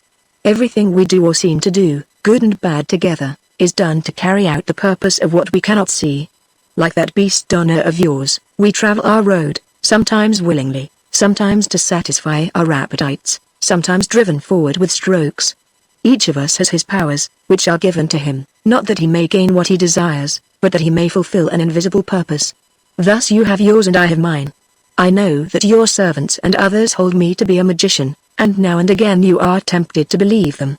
Well, Perhaps in a certain way I am something of a magician, that is to say, strength works through me, though whence that strength comes I cannot say. All this does not leave me much wiser, Karnik. How can we who have no wisdom at all ever grow wiser, Lord? To do so, first we must be wise, and that will not happen to us until we are dead. All our lives we toil that we may grow wise in death, when we may learn that wisdom is nothingness, or nothingness wisdom. Oh, have done, I said in a rage.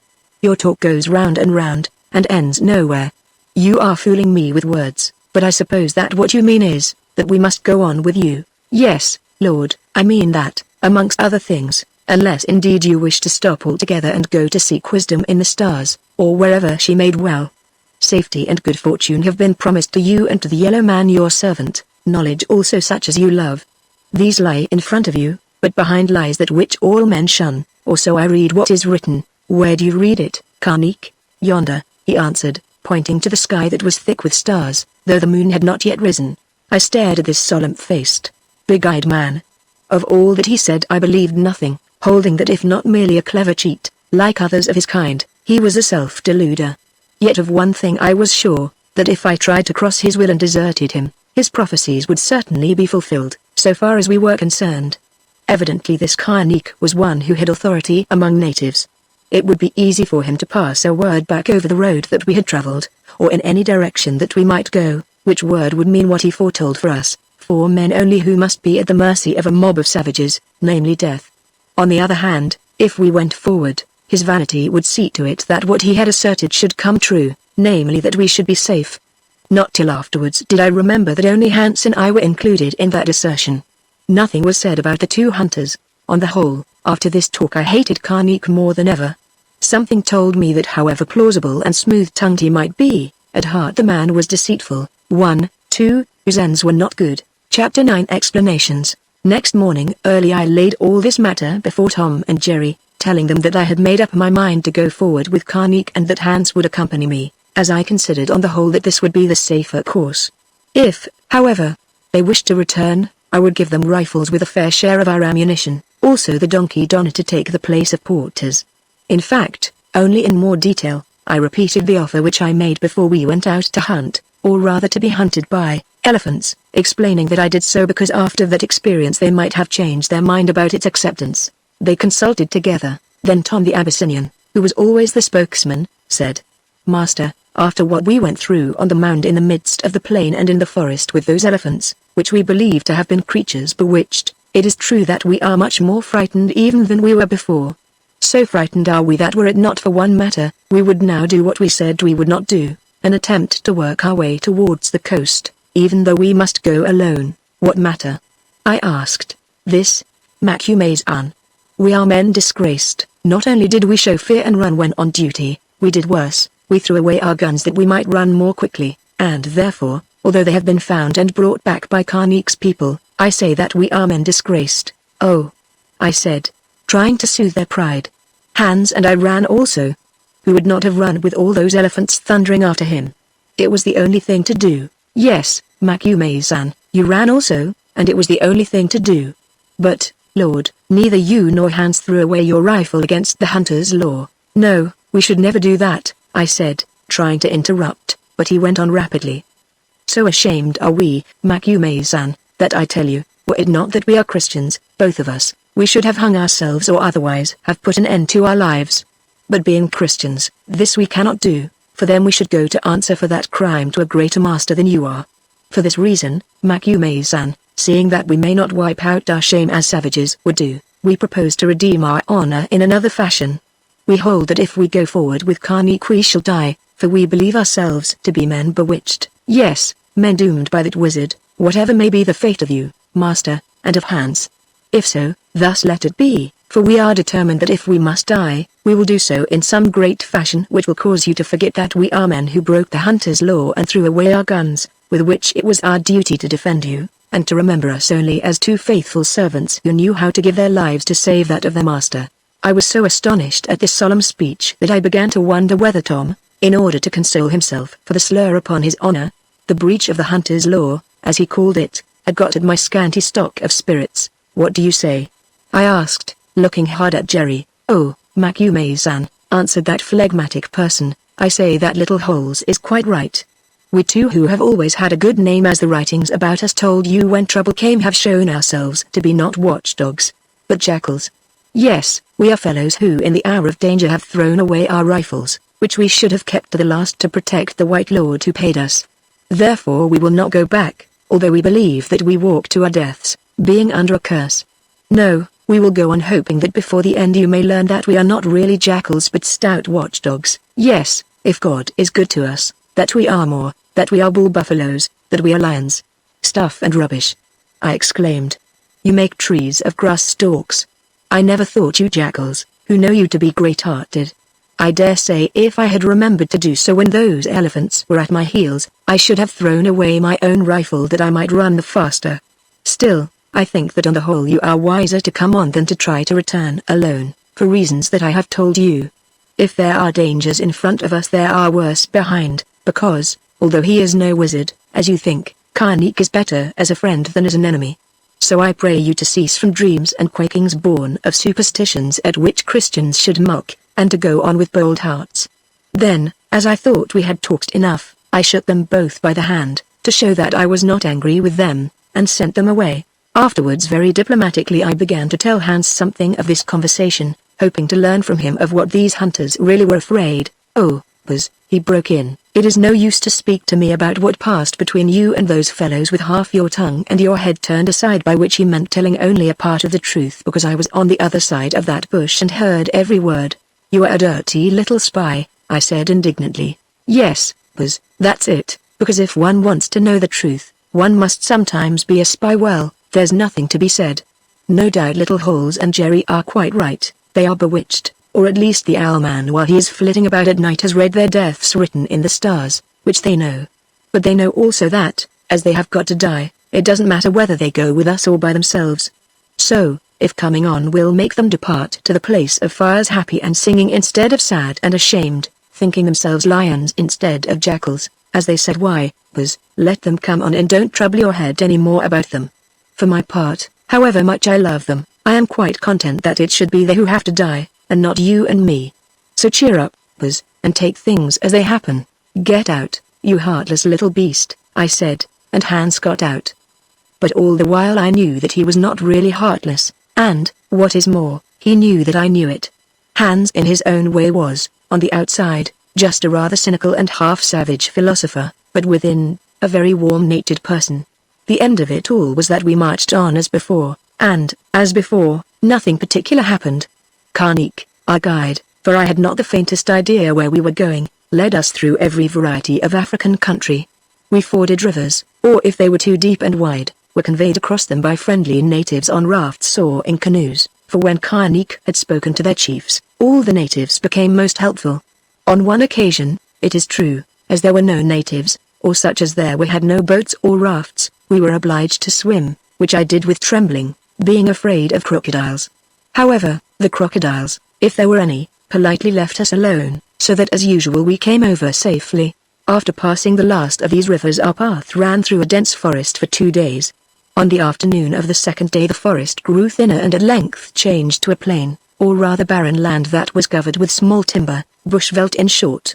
This place was intensely hot, filled with game of every kind and, as we soon discovered from numerous bites, infested with tsetse fly which lived upon the game. As tsetse, except for the irritation of their bites, are harmless to man and we had no horses or cattle, they did not alarm us, for up to that time I shared the belief that donkeys were immune as men and buck to their poison. This, however, proved not to be the case, at any rate in the case of Donna that I was riding a good deal because the heat made walking a most laborious business. One day I noticed that she seemed suddenly to have grown weak and stumbled so frequently that at length I dismounted. Relieved of my weight she came on well enough without being led, for the intelligent and affectionate beast would follow me or Hans, who fed her, like a dog. When we camped that night she would not eat and was seized with a fit of staggering. At once I guessed what must be the matter. Probably she had been infected a long while before and the added doses of the poison in this fly-haunted plain had brought matters to a crisis, helped by a shower of rain, which often develops the illness. There was nothing to be done, for this venom has no known antidote. So we lay down and went to sleep as usual. In the middle of the night I was awakened by feeling something pushing at me. At first I was frightened, thinking it must be a lion or some other beast, until I discovered that poor Donna had managed to thrust her way through the thorn fence we had built and even into my tent, of which the flaps were open because of the heat, and by prodding at me with her nose, was calling attention to her state and asking my assistance. Of course I could do nothing except lead her out of the tent and offer her water, which she would not drink. I tried to go away, but whenever I moved she made piteous efforts to follow me, for the poor thing was growing weaker every minute, till at last she tumbled down. I sat myself at her side and presently she rolled over, laying her head, whether by accident or design, upon my knee and died. I have told of her end in some detail, because with the single exception, that of a dog named Stump which once I owned when I was young, it was the most touching and piteous that I have known where an animal is concerned. Surely if there is any other life for us men, there must be one also for creatures which are capable of so much affection. At least I do not think I should care for a heaven where these were not. When it was all over I went back to my tent and slept as best I could, to be awakened at the first dawn by a sound of lamentation. Rising, I peeped over the fence to discover its origin and in the faint light saw what do you think? Hans, whom it pleased to seem so callous and hard-hearted, seated on the ground blubbering there is no other word for it and kissing poor Donna's nose. Then I went back to bed, where in due course he brought me my coffee, as was his custom at sunrise. He said in a cheerful voice, there is good news this morning. Those tsetse flies have finished off Donna. Why is that good news? I asked. Oh, because the owlman, Karnik, says there are mountains ahead of us which she could not have climbed. He told me only the other day that we should have to shoot her there, or leave her to be eaten by lions, which would have been a pity. Also she was growing weak and really was of very little use, so I am glad that she is dead, as now I shall be saved the trouble of feeding her. Yes, Hans, I answered, I saw how glad you were when I looked over the fence just as the light began to glint upon the spears of Karnik's porters. At this Hans put down the coffee in a hurry and departed, apparently much ashamed of himself, because, as he said after I had told him the story, he did not like being spied upon when his stomach was upset and made him behave like a fool. I should add that the hunters were depressed at this incident, not that they cared particularly for Donna, but because they said that now our luck had changed and that death was a hungry lion, who, having tasted beasts' flesh, would long for that of men. They were right. Our luck had changed. The decease of poor Donna marked the end of our peaceful progress. A few days later we came to mountains which for a long time past we had seen in the distance, bold hills upon which at nightfall a wonderful and a mysterious blue light seemed to gather. The Ruger Mountains, I believe they were called. It was quite true that here we should have been obliged to leave Donna, dead or alive, for their ascent proved to be a most precipitous business. Indeed, had not Karnik known the path, never could we have climbed them, because of certain precipices that rose in tiers of terraces and must be circumvented, since to scramble up the faces of them was impossible. However, he did know it, though to call it a path is a misnomer, because there was nothing to show that it was used by man. For 3 or 4 days we crept along the base of those great bare cliffs, always at length finding some crack by which their flanks could be turned. So it went on, an exhausting business, and as we mounted higher, very cold at night, for although there was no snow, the air grew thin and piercing. At length we reached the summit of the mountains, which I found to be table-topped, a very common African formation. What caused it? I wonder. Were the crests shorn off by ice in some remote era of the world's history, say, a few 100 million years ago? As it was nightfall I could see no more, especially as a sort of blinding Scotch mist, the fog called the tablecloth which so often hangs about these flat-topped mountains, came up and obscured everything.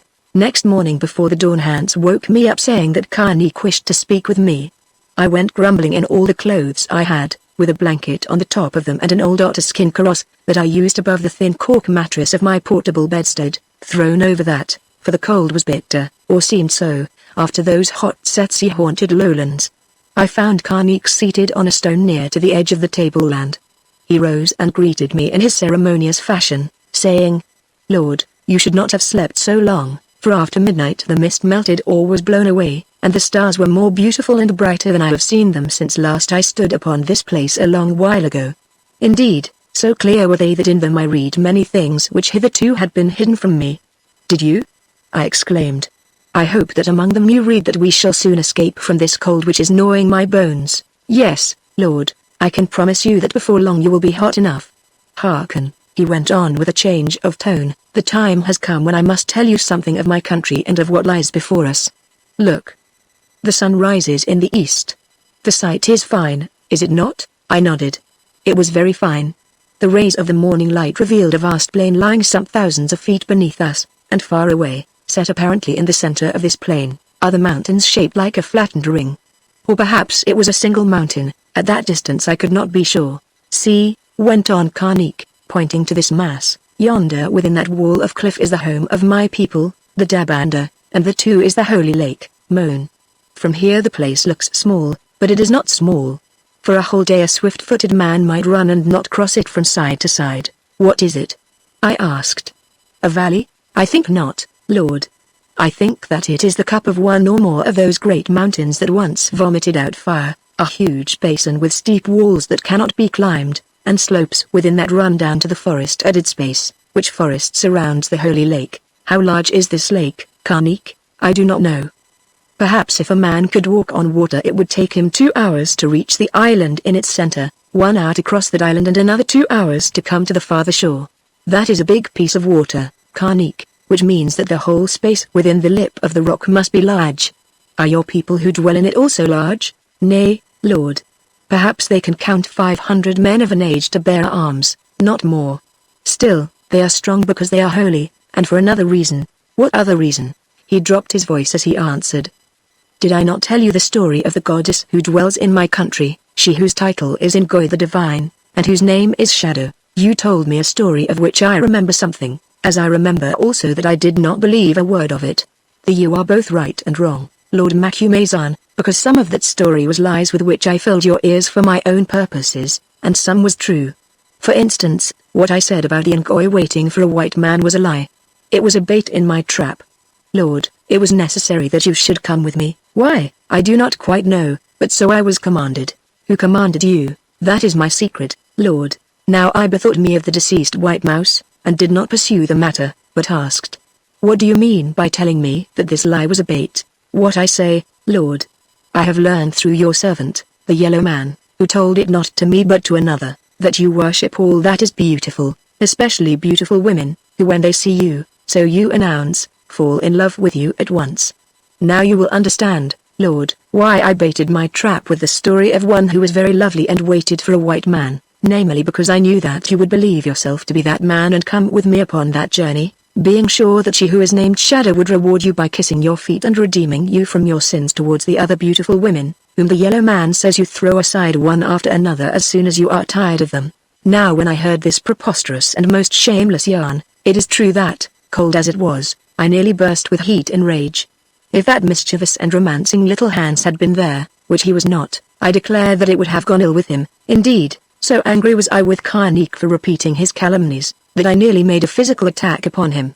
On second thoughts, however, I refrained first, because he was a much larger and stronger man than myself, and, secondly, because I wished to get at the kernel of this mystery, for I felt that, divested of the trappings invented by Karnik, there remained something most unusual to be elucidated.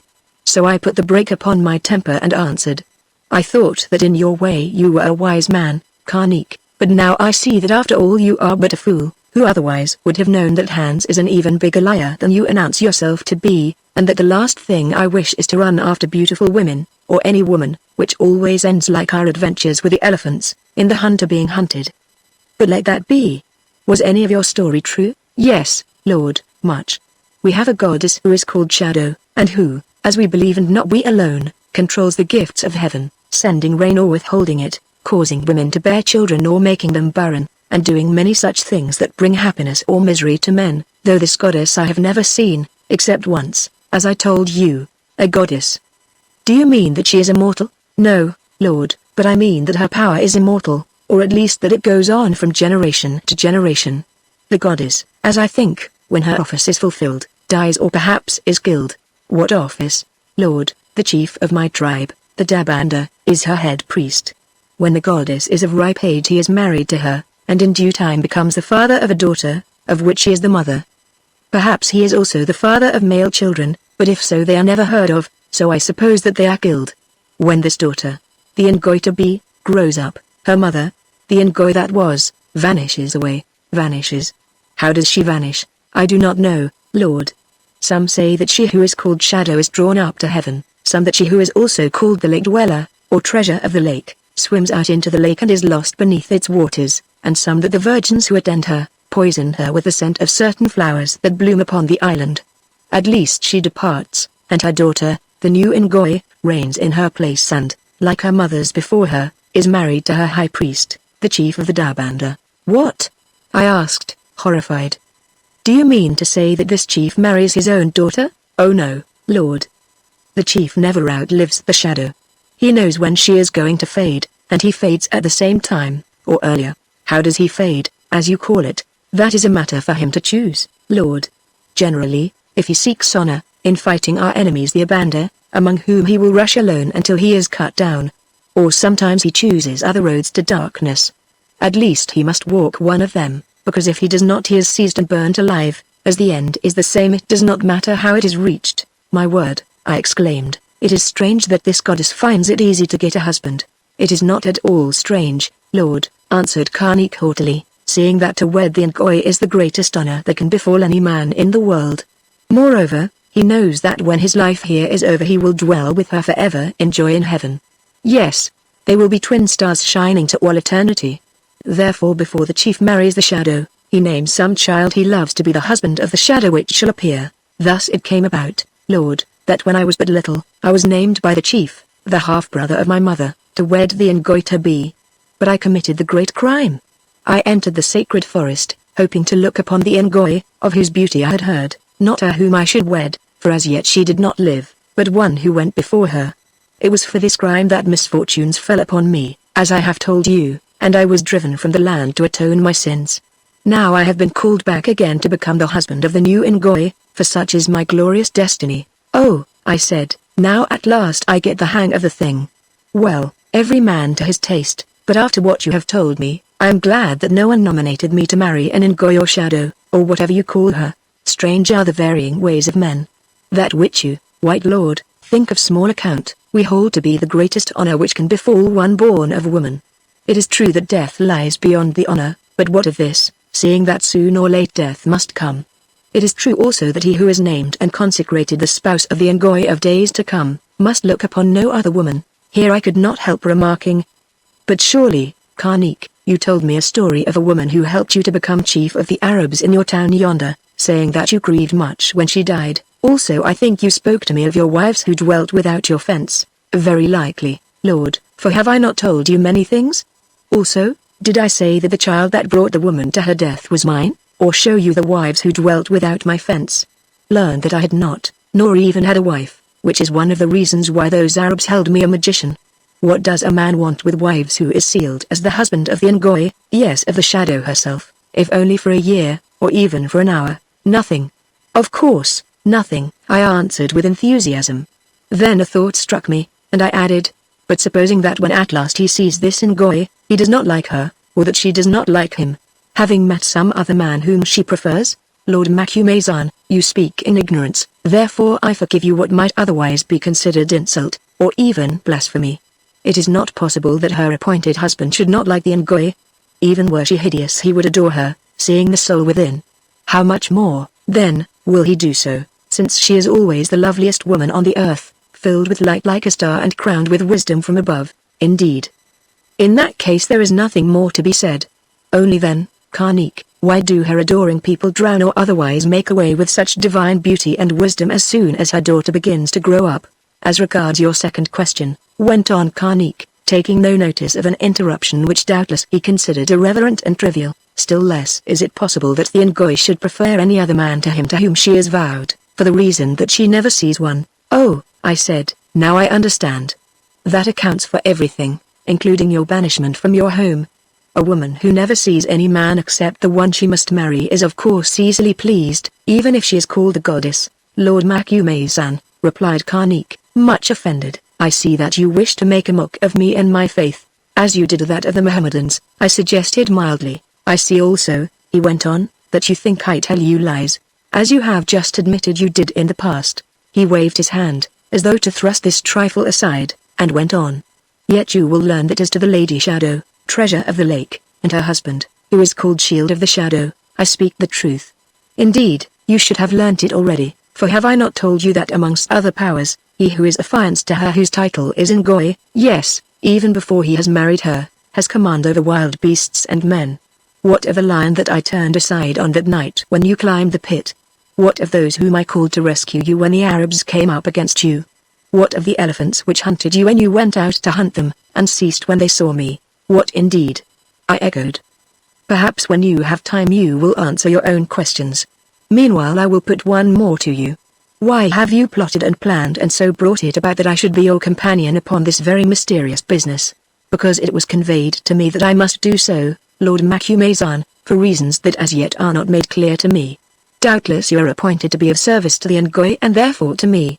Also I know that there will be a great war between my people, the Dabanda, and the Abanda, who dwell in their thousands upon the farther side of yonder mountain and who desire as they have always done that their chief should wed the shadow and thus bring rain and prosperity upon them, and in this war you, who are a great general or so I have heard, and who are so skilled with a rifle as I have seen, may be of use to me. I see, I said.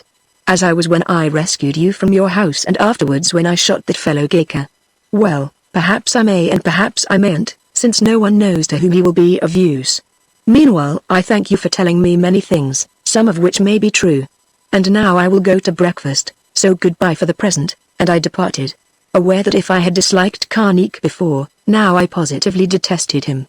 To me the man seemed to be a mixture of a liar, a braggart, a self-seeker, and a mystic, a most unpleasant compound, or so I thought. Yet I had taken his money and was bound to serve him, or at any rate to serve this wonderful Ngoi, whose personal name was Shadow, if such a woman existed. Possibly she might be better than Karnik, at any rate I hoped so. Chapter 10 The Wanderer. By evening that day we had reached the plain at the foot of the mountain and advanced some little way into its desolation. I use this word advisedly, for when once we had got away from the foothills where there was water, we entered most unpromising country upon which it was evident rain fell but seldom. The vegetation here was almost entirely of the cactus order, grey or green prickly growths that stored up moisture within themselves. Some of these were enormous, thick and tall as moderate-sized trees, and, as I should judge, of great antiquity, their form suggesting huge candelabra, for they had no proper leaves, or straight fingers pointing up to heaven from flat bases, shaped like to the palm of the hand. Others again were round green lumps, ranging from the size of a football down to that of a pincushion, all of them, big or little, being covered with sharp spikes, which made progress among them difficult and, indeed, dangerous, for the prick of some of the species is poisonous. These cacti, I should add, or a large proportion of them, bore the most beautiful but unnatural-looking flowers of every size and brilliant hue. Another feature of this strange semi-desert area was the outcrop here and there of columns of stone that from a distance looked like obelisks, monoliths sometimes, but generally formed of round, water-worn rocks resting one upon another. How they came here I cannot imagine, it is a matter for geologists, but I noticed that they seemed to be composed of hard rock left, perhaps, when millions of years ago the lava from the great extinct volcanic area towards which we were heading, was washed away by floods. Through this curious country we travelled for 3 days, coming on the second day to a small oasis where there was a spring of water, which I was glad to see for our bottles were empty and we had begun to thirst. I must add that we went at a great rate. 2 or 3 of the porters, relieved of their loads, which the others added to their own, marched ahead, quite 500 yards ahead, which, as Hans remarked, showed that they knew the way and were scouts sent out to guard against surprise. Karnik followed, in the midst of the remaining porters, who acted as his bodyguard. Then came Hans and I, the 2 hunters bringing up the rear. Now I begin to believe, said Hans to me, that something of all that story which Karnik has told is true, for though they will never say so, it is evident that these men who know the road so well belong to his people, also that they are afraid of being attacked. Otherwise they would not go so fast through this wilderness of thorns, or look so frightened. How do you know what tale Karnik told me? Were you listening behind a stone? I asked, but got no answer, for at that moment Hans pricked, or pretended to prick, his foot upon a cactus, and dropped behind to dig out the thorn. I pass on to the evening of the 3rd day.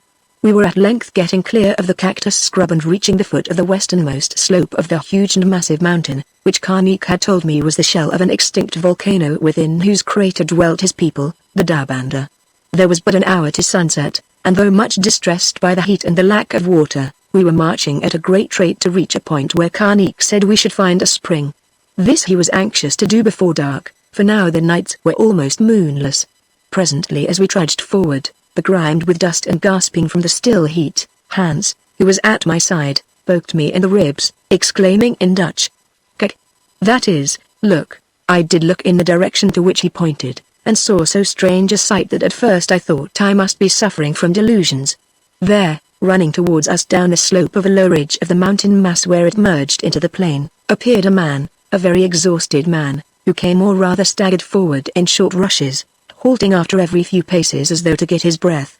This much I could see with my eyes, but when I took my glasses, which I always carry with me, I saw more, namely that this man was white. Yes, there could be no mistake, for his garments, which seemed to have been torn from his shoulders, showed the white skin beneath. Moreover, his beard and hair were red, or even golden, and his height and breadth were greater than are those of most natives. Next moment I saw something else also, for on that ridge of ground which he had crossed, appeared a number of black spearsmen, who evidently were hunting him. Dropping the glasses into my pocket, I sang out to Tom and Jerry to give me my Winchester, which one of them carried as well as his own, the heavy rifles and ammunition being in charge of the bearers. In a minute it was in my hands, with a bag full of cartridges. "Now follow me," I said, and the four of us ran forward, passing through the bearers. By this time the exhausted white man was within about 50 paces of us, while his pursuers, not more than 6 yards or so behind, were beginning to throw spears at him as though they were determined to kill him before he could reach us. As it chanced, it was some of them who were killed, for at my word we opened fire, and being decent shots, all four of us, down they went. The man arrived, unhurt, and sank to the ground, gasping out, "My God! You are white. Give me a rifle." I didn't, because I hadn't one at hand, nor, indeed, was he in a fit state to handle a gun. Also, next minute there began a general engagement on a small scale. More spearsmen, tall, shapely fellows, appeared over the ridge, 30 or 40 of them perhaps. Our bearers threw down their loads and came into action with great vigor, uttering a war cry of Ngoy! Ngoy! We fired away with the repeating rifles. It was all over in a few minutes, for a good many of the attackers were down and the rest had bolted back across the ridge, while our losses were nil, except for one man who had received a spear cut in the shoulder. They had gone, pursued by the porters who, from peaceful bearers of baggage, suddenly were turned into perfect tigers, furious fighting men who, weary as they were, rushed into battle like the best of Zulu veterans. The transformation was so marked and instantaneous that it astonished me, as it did Hans, who said, "Look at those fellows, Buzz. They are fighting, not strangers, but old enemies whom they have hated from their mothers' breasts. And look at Karnik. He bristles with rage like a porcupine." This was quite true. The man's hair and beard seemed to be standing on end, and his eyes, usually so sleepy, flashed fire. "Did you see him tackle the tall one whom you missed?" This was a lie. "I never shot at the man, the warrior who threw a knife at you, snatching the spear from his hand and driving it through him. I think they must be Abanders whom, as we have heard, the Dabanders hate." "I dare say," I answered, "but if so they are uncommonly like Karnik's crowd, of the same blood perhaps." Then I bethought me of the white man, whom I had forgotten in the excitement of the scrap, and went to look for him. I found him seated on the ground, having just emptied the water bottle that Jerry had given him. "There is something in horoscopes, after all," he panted out, for he had not yet recovered his breath. "Horoscopes? What the devil do you mean?" I asked, thinking that he must be crazy. "What I say," he answered. "My father was cracked on astrology and cast mine when I was born. I remember that it foretold that I should meet a white man in a desert and that he would save me from being killed by savages." "Did it indeed? To change the subject, might I ask your name?" "John Taurus Arkle," he murmured. "Taurus, from the constellation under which I was born, or so I understand," he added with a little smile and in the voice of one whose mind wandered, then shut his eyes and began to faint. Faint he did, so thoroughly that he had to be revived from my scanty store of spirits. While he was recovering I took stock of the man, who evidently was off his head from exhaustion. That he was an Englishman of good birth was clear from that unfailing guide, his voice and manner of speaking. Also he was well named John Taurus, that is John Bull, though perhaps if the constellation Leo had been in the ascendant or whatever it is called when he was born, that of Lion would have suited him even better. To tell the truth, his physical qualities partook of both a taurine and a leonine character. The wide breast, the strong limbs and the massive brow were distinctly bull-like, while the yellow beard and hair which, having been neglected, hung down onto his shoulders like a mane, also the eyes which, when the sun shone on them, gleamed with a sort of golden hue, as do those of lions, did suggest something leonine. In short, although not handsome, he was a most striking person, like to no one else I had ever seen, aged, as I guessed, anything between 30 and 35 years. Much did I wonder how he came to be in this strange place where, as I believe from what Karnik had told me, at that time I was the first white man to set foot. The jinn did its work, and in due course John Taurus Arkle, a strange name enough, regained his wits. While he was still unconscious, Karnik, looking both disturbed and fierce, the spear with which he had killed its owner still in his hand, came up and stared at him. "It's all right," I said, "only a swoon. He will recover presently, is it so, Lord?" He answered, staring at Arkle with evident disapproval and, I thought, dislike. "I hoped that he was dead, and why, pray?" I inquired shortly. "Because this white man will bring trouble on us, as I always feared, as you feared." "What do you mean?" "Oh, only that the stars told me something about him, as I read them, that we should find his body." Stars, I thought to myself, more stars. But aloud I said, "Well, you read them wrongly if at all, for he is alive, and please understand that I mean to keep him so." "But what is this talk of trouble?" "Talk," said Karnik, pointing with the spear to certain silent forms that lay around. "Is there not already trouble here? Moreover, I learned something from one of those Abanda fellows before he died, namely that this white man had forced his way over the mountain crest into my country of the Dabanda, that he had been driven out into that of the Abanda, that he was forced to fly before them who wished to kill him, as they do all strangers, that he fled, and being very strong and swift of foot, outran them, till at last, when he was being hunted down like a tired buck by wild dogs, he met us, and that happened which was decreed." "Yes," I repeated after him, "that happened which was decreed, whether in your stars or elsewhere. But I want to know what is to happen next. It appears that neither the Dabanda nor the Abanda like this white lord, who henceforth must be our companion." "Why must he be our companion, Makumezan?" "See, he is senseless. One tap on the head and he so will remain forever, who, if he comes on with us among peoples whom he has offended, I know not how may cost us our lives." In an absent-minded fashion I took the revolver from my belt and began to examine it as though to see whether it were loaded. "Look here, Karnik," I said, "let us come to an understanding. You have just been suggesting to me that to suit some purpose of your own I should murder, or allow you to murder, one of my own countrymen who has been attacked by your people and other savages, and escaped. Perhaps you do not understand what that means to a white man, so I am going to tell you." Here suddenly I lifted the revolver and held it within a few inches of his eyes. Then I said in a quiet voice, "Look here, my friend, in your country when you take an oath that may not be broken, by whom do you swear?" "By the Ngoy, Lord," he answered in a startled voice. "To break an oath sworn by the Ngoy is death, and more than death." "Good. Now swear to me by the Ngoy that you will not harm this white lord or cause him to be harmed." "And if I refuse?" he asked sullenly. "If you refuse, Karnik, then I will give you time to change your mind, while I count 50 between my teeth. If, after I have counted 50, you still refuse, or are silent, then I will send a bullet through your head, because, friend Karnik, it is time to settle which of us two is master. If you kill me, my people will kill you." "Makumezan, oh no, they won't, Karnik. Have you forgotten that a certain lady called White Mouse, in whom I put much faith, promised me that I should come quite safe out of this journey? Don't trouble yourself about that matter, for I will settle with your people after you are dead. Now I am going to begin to count." So I counted, pausing at 10 and at 20. At 30 I saw Karnik's fingers tighten on the handle of the spear with which he had killed the Abanda man. "Be pleased to drop that spear," I said, "or I shall stop counting."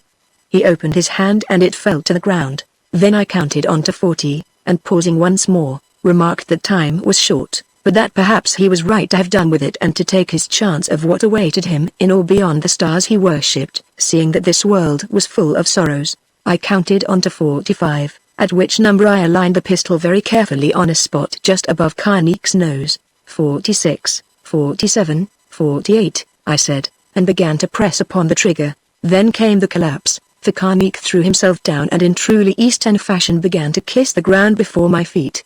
As he did so I fired, the bullet of course passing over his head. "Dear me!" I exclaimed, "how fortunate that you made up your mind. This pistol is much lighter triggered than I thought, or perhaps the heat has affected the spring." "Well, do you swear?" "Yes, Lord," he said hoarsely.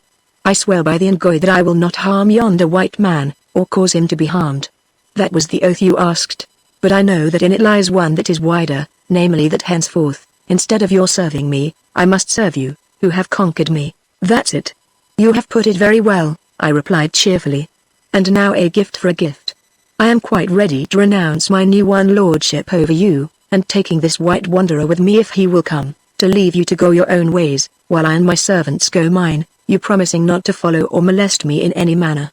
Is that your wish? No, Lord, he answered sullenly. You must accompany me to the Lake Moon. Very good, Karnik, so be it. Tell me how matters stand and I will give you my orders.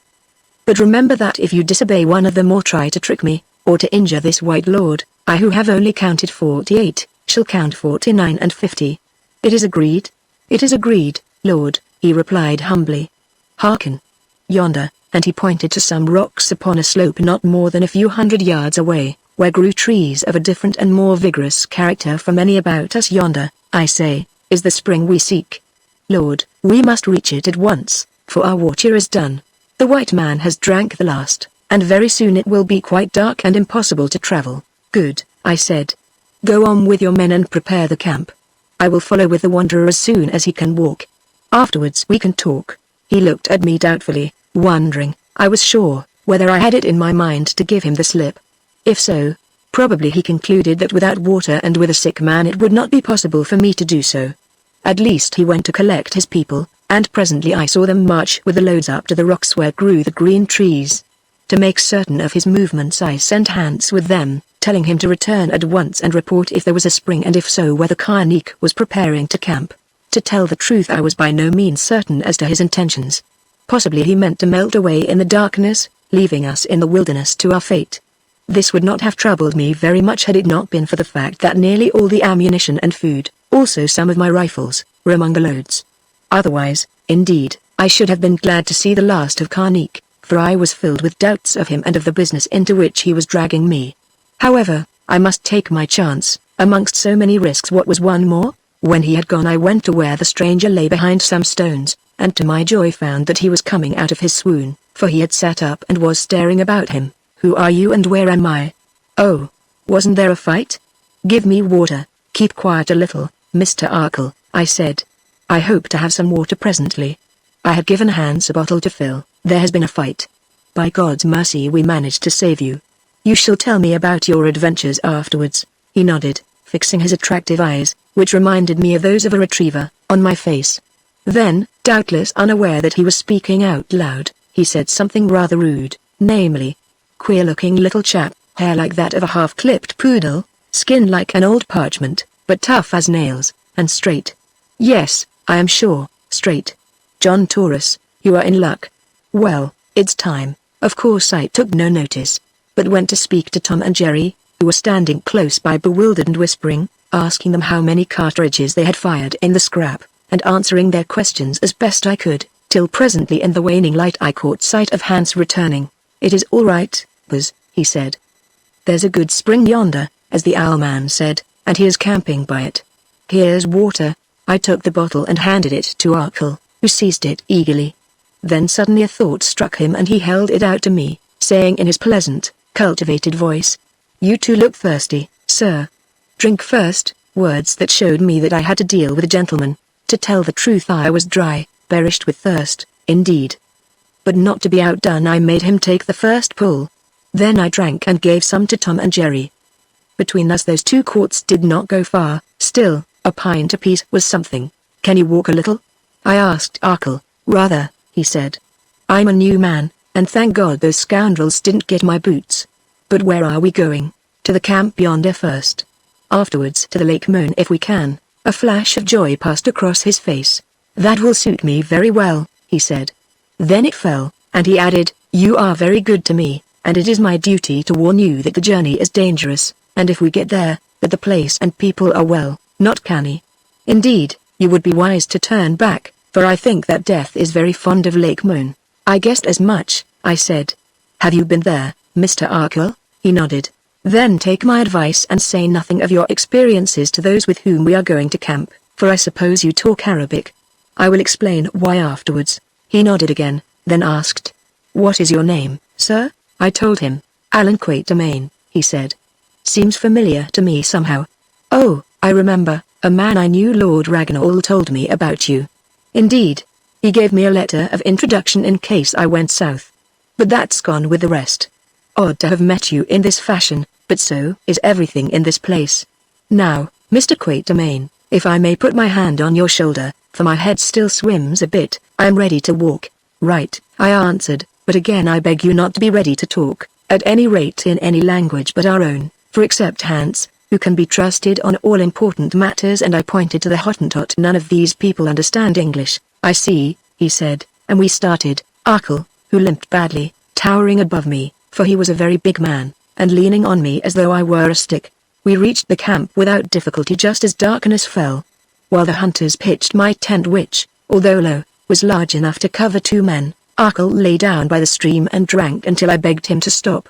Then he poured water over his head, and thrust his arms into it to the shoulders, as though to take up moisture like a dry sponge, after which he asked for food. Fortunately, we had still plenty to eat of a kind, hard cakes made of crushed corn that we had obtained from the last natives we had met, and sliced biltong, that is buck's flesh dried in the sun. These he devoured ravenously, as though they were delicious, which showed me that he was almost starved. Then he lay down in the tent and fell at once into a profound sleep. For a while I sat listening to his breathing, which sounded quite loud in the intense stillness of the place, and staring at the stars that in the clear sky shone with wonderful brilliance. By their light I saw Karnik glide past me and, taking his stand upon a flat stone at a little distance, make strange motions with his arms, which he held up above his head. The owl man is talking to his star, Buzz, that bright one up there, whispered Hans at my side, pointing to the planet Venus. He does that every night, Buzz, and it tells him what to do next day. I am glad to hear it, I answered, for I am sure I do not know what we are to do. Oh, just go on, Buzz, said Hans. If you only go on long enough you always come out the other side, a remark which I thought contained a deal of true philosophy, though it left the question of what one would find on the other side quite unsolved. After this, having arranged that Hans and the 2 hunters were to keep watch alternately, which was unnecessary where Hans was concerned, seeing that he always slept with one eye open, I lay down in the tent, and having said a short prayer, as I am not ashamed to confess I have always done since boyhood, or at any rate nearly always, fell instantly into a profound slumber. While it was still dark, although, as I could tell by the stars and the smell of the air, the night drew towards morning, I was awakened by Arkle creeping into the tent. Been to get a bathe in that spring, he said, when he found that I was awake. Needed it when one hasn't washed for a week. I feel all right again now. I remarked that I was glad to hear it, and that he seemed to have had a squeak for his life. Yes, he added thoughtfully, it was a very close thing. Lucky that I am a good runner. I won the 3-mile race 2 years in succession at the Oxford and Cambridge Sports. Look here, Mr. Quatermain, you must be wondering who I am and how I came here. I will tell you while it's quiet, if you care to listen. The Arkles, though that isn't the name of the firm, for some generations have been in a big way of business in Manchester and London, colonial merchants they call themselves. They deal all over the world, with West Africa among other places. My father, who has been dead some years, struck out a line of his own, however. He was a dreamy kind of a man, a crank his relatives called him, who studied all sorts of odd subjects, astrology among them, as I think I told you. Also he refused to have anything to do with trade, and insisted upon becoming a doctor, or rather a surgeon. He met with great success in his profession, for notwithstanding his fads, he was a wonderful operator. Being well off he took little private practice, but worked almost entirely at hospitals for nothing. When I left college, by his wish I became a doctor too, but shortly after I qualified at Barts my father, whose only child I was, died. Also my cousin, the only son of my uncle, Sir Thomas Arkle the Baronet, was killed in an accident, and my uncle begged me to enter the business. In the end I did so, very unwillingly, to please my relations. To cut the story short, I did not care for business, and when there was so much property entailed upon me with the baronetcy, I could not see why it was necessary that I should remain in an office. On the other hand, my uncle did not wish me to return to practice, so we compromised. I agreed to travel for some years in the interest of the firm, especially in West Africa, where they wanted to develop their trade, and incidentally in my own interest, because I wanted as a physician to observe man in his primitive state and to study his indigenous diseases. When the tour was finished I was to return and put up for Parliament and in due course inherit the Arkle fortunes, which are large, and advance the Arkle dignity, which is nothing in particular, by the judicious purchase of a peerage, for that is what it came to. That, more or less, was the arrangement. Quite so, I said, or as much of it as you choose to tell me, though perhaps there is a good deal more behind which, quite properly, you prefer to keep to yourself. Perfectly true, Mr. Quatermain. By the way, as I am telling you about myself, would you mind telling me who and what you are? Not in the least. I was born in England of a good family, and received a decent education from my father, who was a scholar, a gentleman, and something of a saint. For the rest I am nobody and nothing in particular, only a hunter with some skill at his trade, an observer, like you, of mankind in the rough, and one cursed with a curiosity and a desire to learn new things which, in the end, will no doubt put a stop to all my foolishness. Oh no, it won't, he answered cheerfully, that is, not until the time appointed. I'll cast your horoscope for you, if you like. My father taught me the trick and tell you when it will happen. No, you won't, I answered firmly. At this moment Hans arrived with the coffee and informed me that Karnik was anxious that we should march at sunrise, as here we were in danger. Then followed anxious consultations. Arkle had a coat, or rather a Norfolk jacket, but no shirt, and one of my spares, a flannel garment that had cost me 15 shillings at Durban and had never been used, must be provided for him. Luckily it was oversize, so he managed to drag it onto his great frame. Then a hat must be found, and so forth. Lastly it was necessary to provide him with one of the spare Winchester rifles and some cartridges. Even before we were ready Karnik arrived, not a little agitated, as I could see, and prayed us to hasten. Where to, Karnik? I asked. Up the side of the mountain and over its lip, Lord, that we may take shelter among my people the Dabanda. For be sure that after what happened yesterday, the Abanda will kill us if they can. If this white wanderer whom your servants called Red Bull cannot march, he must be left behind. Here Arkle, who it seemed understood and could speak Arabic perfectly, looked Karnik up and down and replied that this was unnecessary, as he believed that he could get along. So, having swallowed some food, presently off we went, guided by Karnik up a steep mountainside. Did you call that man, Karnik? Arkle inquired when that worthy was out of earshot. Yes, I answered, but why do you ask? Oh, only because of late I have heard a good deal of a person named Karnik from a native I know. But perhaps there are two Karniks. The one he spoke of was a young fellow who committed a great crime. Then rather abruptly he changed the subject, leaving me wondering. Chapter 11 Arkle's story. At first Arkle walked rather lamely, being troubled with stiffness and his sore heel, but soon these wore off for the time, and in the fresh air of the morning his vigor returned to him. Certainly he was a splendid-looking man, I reflected, as I marched at his side, a perfect specimen of the finest stamp of the Anglo-Saxon race. While we went he continued his story. You were quite right in supposing that there were other reasons which induced me to come to Africa besides those I mentioned. I will tell them to you, if you care to hear them, for I may as well put my cards on the table. If not, please say so, for I do not wish to bore anybody with my affairs. I replied that nothing would please me better, for to tell the truth my curiosity was much excited. Here goes, then, he said, though I expect that the tale won't raise your opinion of me and my intelligence. As I have said, I am what is called a man with prospects, or rather I was, for these seem far enough off today, and as such, having plenty of money to spend, I was exposed to many temptations. Mr. Quatermain, I cannot pretend that these were always resisted. I will pass over my follies, of which I am ashamed, with the remark that they were such as are common to impetuous young men. In short, I lived fast, so fast that my uncle and connections, my mother, by the way, died when I was young, being nonconformist of that puritanical stamp which often combines piety with a continual thirst for worldly advancement, were quite properly scandalized, and remonstrated. They said that I must change my mode of life, and as a first step, get married. This my uncle desired above all things, for there was no other heir, and as he often used to remark in a solemn voice, life is uncertain. At length I gave way and became engaged to a lady very well born indeed and very handsome, but without means, which, as I would have plenty, did not matter. To be honest, I did not greatly care for this lady, nor did she care for me, being, as I discovered afterwards, in love with somebody else. In fact the marriage would have been one of mutual convenience, nothing more. Now I am going to make you laugh, although no one knew it and I scarcely expect you to believe it. I, a man who, as I have said, could and did plunge into dissipations, have another side to my nature. At times, Mr. Quatermain, I am a dreamer and what is called a mystic.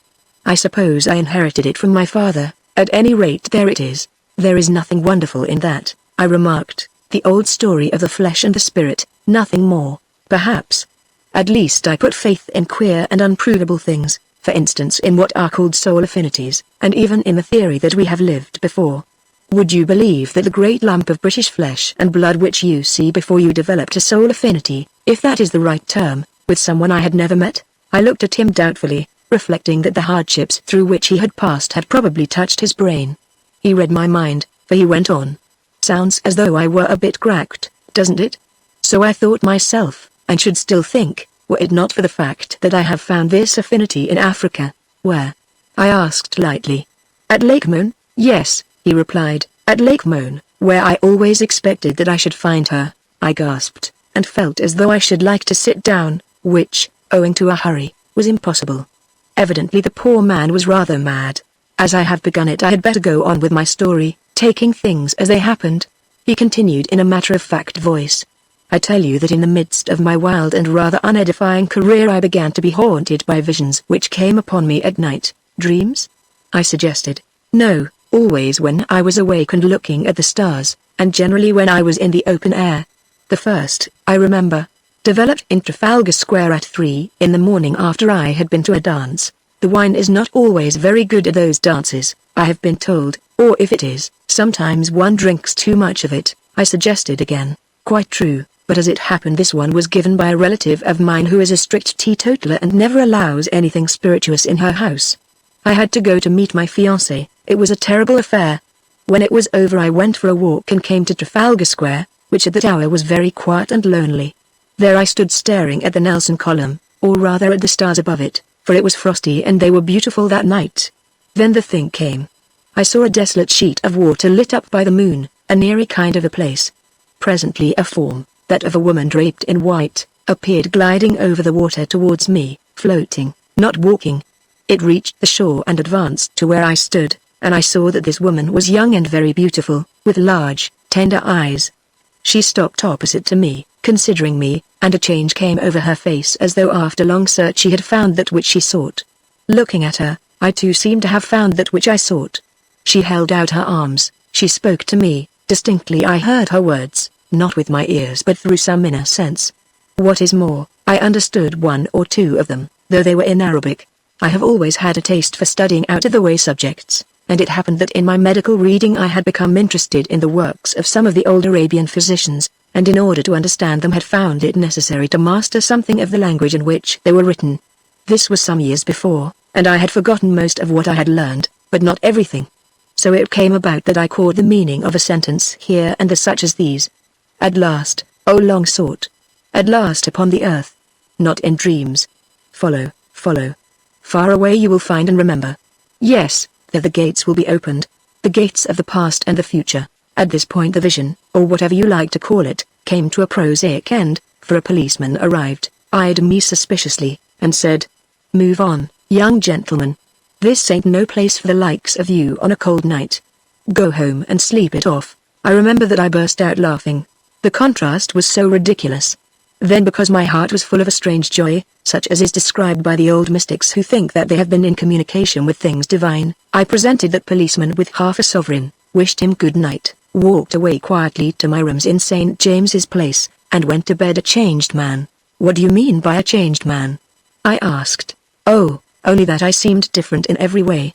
It was as though something had been torn, or a veil had been lifted from my eyes, so that now I saw all sorts of new things, at least the old things took on new aspects. From that moment, for example, I hated the dissipations which had attracted me. I acquired different and higher objectives. I came to know, what doubtless is true, that here in the world we are but wanderers lost in a fog which shuts off glorious prospects, divine realities, so that we can see little except dank weeds hanging from the rocks by which we feel our way, and pebbles shining in the wet beneath our feet. We make crowns of the weeds and fight for the bright pebbles, but the weeds wither, and the pebbles when they are dry prove to be but common slate. The dream woman that I had seen in Trafalgar Square showed me all this, and a great deal more. I was changed.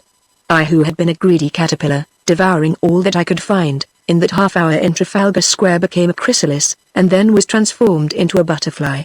Most interesting, I exclaimed, and with sincerity, for notwithstanding Arkell's fine words and metaphors which I found rather difficult to follow, this story did interest me very much.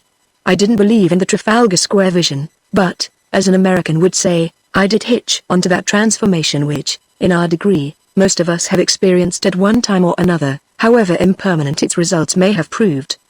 In some private Trafalgar Square of their own, nearly all have met the ideal, or the divine, and in its unearthly light have seen things high and strange, have seen also how petty and how foul are the objects of their temporal desire.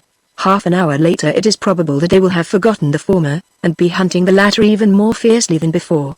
Still, they have had the vision, and those to whom such visions came may always hope. They have learned that there are gates in the gross wall that is built about their souls. Most interesting, I repeated, but how about the lady to whom you were engaged?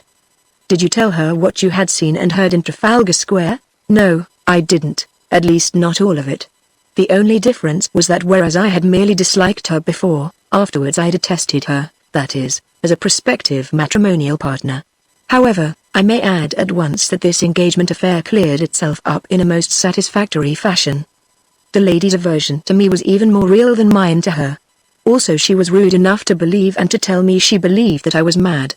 That was pretty straight, though if you talked to her well, as you are doing now, not altogether surprising, I said, quite straight, but I respected her for it. Lastly, as I have said, there was a gentleman in the case. Now can you guess what happened? Of course. You broke it off, that's all. Not a bit. We didn't dare, for the row in both families would have been too terrific.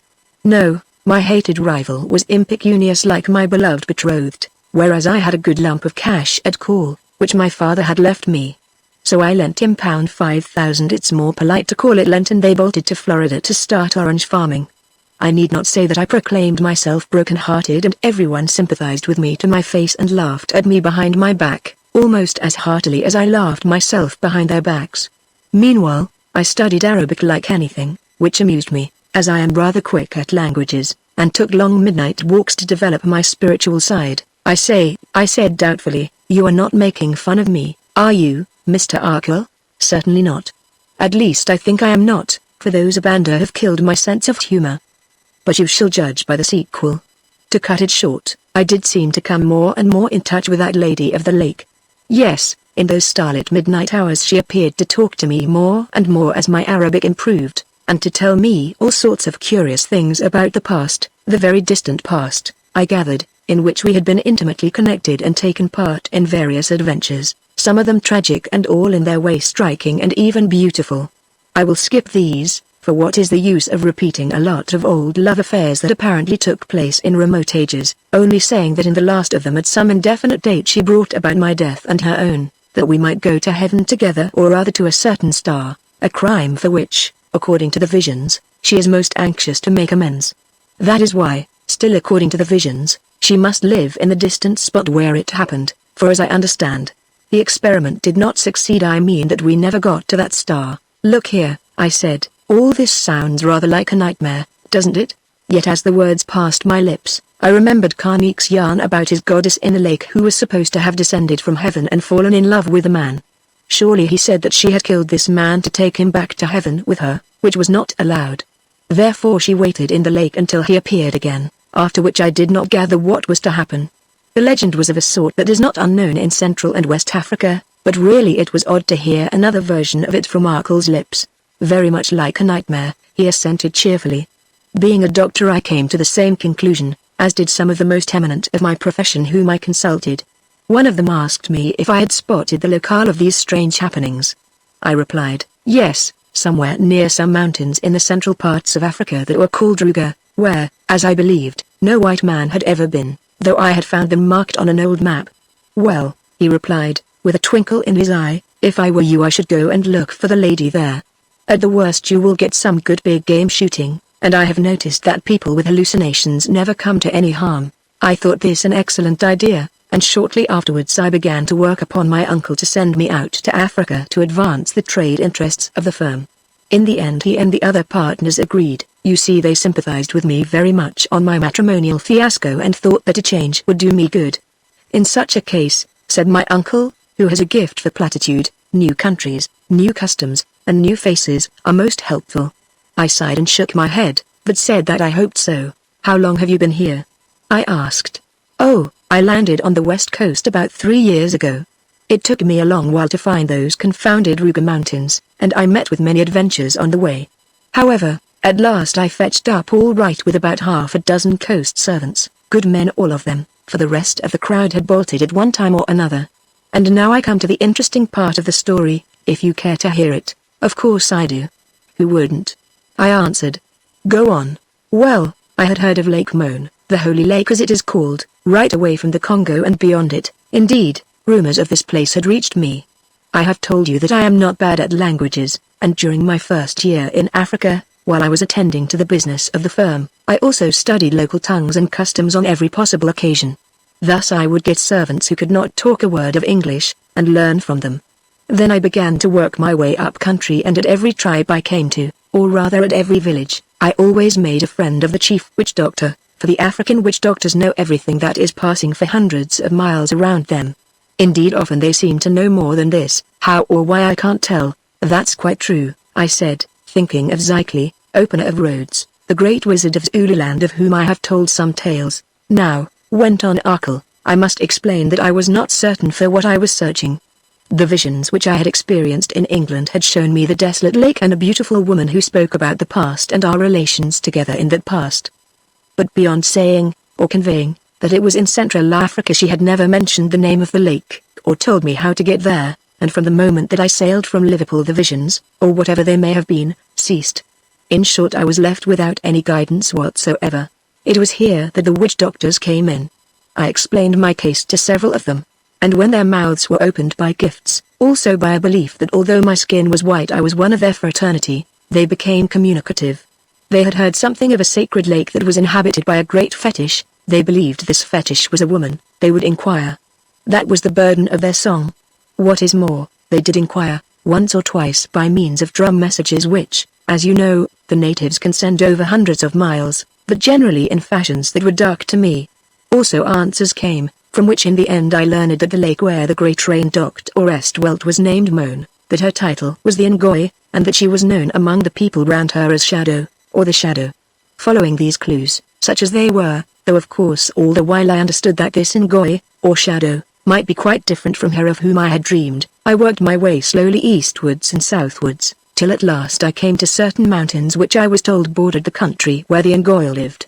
Indeed, from the crest of them I was shown this great volcano, or whatever it may be, that we are climbing now, which was declared to be her home. Also, I was informed that between it and me dwelt a fierce and numerous tribe called the Abanda, whose habit it was to kill anyone who set foot within their borders. It was here that the last 6 men who had clung to me struck. They were good fellows, faithful and brave. I never had to do with better. Still, they came in a body and explained that although they feared no man, they did fear wizards and ghosts. The country of the Abanda, and more especially that of the Dabanda beyond it was, they had sure information, full of both. And the stranger who entered there never came out alive, even his spirit remained captive after he was dead. For these reasons they would not go one step farther. I saw that it was quite useless to argue, and therefore I made a bargain. The village where this talk took place was inhabited by some very friendly and peaceful agriculturists in country that the Abanda never visited. This was my bargain, that those men should rest here for 1 year awaiting my return. If at the end of that time I did not appear again or send them further orders, they were to be at liberty to divide my goods and go wherever they liked. These goods, I should explain, are, or were, of some value, trade stuff of all kinds for presents or barter, rifles, ammunition, clothes, etc. How did 6 men manage to carry all these things? I asked. They didn't. After most of my people deserted, by the help of the witch doctors and chiefs I arranged for their transport from town to town or from tribe to tribe, letting the bearers go back and procuring others when I moved forward. So if I appear no more, those 6 coast men, old soldiers most of them, will be rich, that is if they can get the stuff away, unless they are more honest than most of their kind. I expect that they have done that already, I said, smiling. Possibly. I don't know, and to tell the truth I do not much care, because it is improbable that we shall ever meet again. I realized this when I made up my mind to continue the journey to Lake Mon alone. Do you mean to say that you tried to do that, Mr. Arkle? Yes, and what is more, I succeeded. No, that isn't true, I did not go quite alone. At the last moment, when I was about to start, a sharp-eyed, wrinkled old fellow turned up, wherefrom no one seemed to know, who said that he was one of the people who lived in the land of the Holy Lake. whether he wished to return. He said that his name was Campana, and that he wanted no reward except my companionship upon the journey. That was all I could get out of him. Of course this sounded fishy enough, but as I was going on anyhow, it did not matter, although my hunters and the chief of the tribe, which, by the way, was called Ruga, I suppose after the mountains, implored me not to trust myself to such a guide. You see, I knew I should arrive and therefore I wasn't anxious. Now I understand what faith is, I said. Yes, faith is everything. We are taught that in the Bible, you remember. Well, I started, by the state of the moon it must be a month ago. I took a gun and as much ammunition as I could carry, also a pistol, a hunting knife, and a few other necessaries, including an extra pair of boots, while the mysterious old fellow, Campana, carried the food. I say that he was old, for he looked so, but I should add that he was one of the finest walkers and the best guide that I ever knew. In 3 days, traveling downhill, we came to the country of the Abanda, or rather to its outskirts. They are a numerous people who live on a great plain upon the other side of this mountain, also on its western slope, in a number of unfortified villages, with one central town, which is much bigger than the rest. Their land, consisting chiefly of decomposed lava, is extremely fertile when there is rain, but just now it is suffering from a severe drought which, Campana said, though how he knew it I can't tell you, has endured for 3 years, so that they are almost starving, and consequently in a state of great excitement. This drought, he said also, they attribute to the magic of the Dabanda who live over the rim of the mountain, that is in the great crater of the extinct volcano or group of volcanoes. Therefore if they dared they would attack these Dabanda and destroy them, in order to occupy their country and become the subjects of their goddess the Ngoy. But for some strange reason, which Campana could not or would not explain, they do not dare. I have heard something of that tale with differences, I said. Did you meet any of these Abanda? No, not at that time, thanks to Campana. But you know what they are like, for yesterday you saw some of them. In point of fact they almost exactly resemble those bearers of yours, who from the look of them might be either Abanda or Dabanda, for the two people are doubtless of one blood and even speak the same dialect of Arabic. How did you avoid them? I asked, making no comment on this statement. By lying hidden during the day and traveling at night. As there was no moon visible, we must journey by starlight, and even that failed sometimes when mist or cloud came up.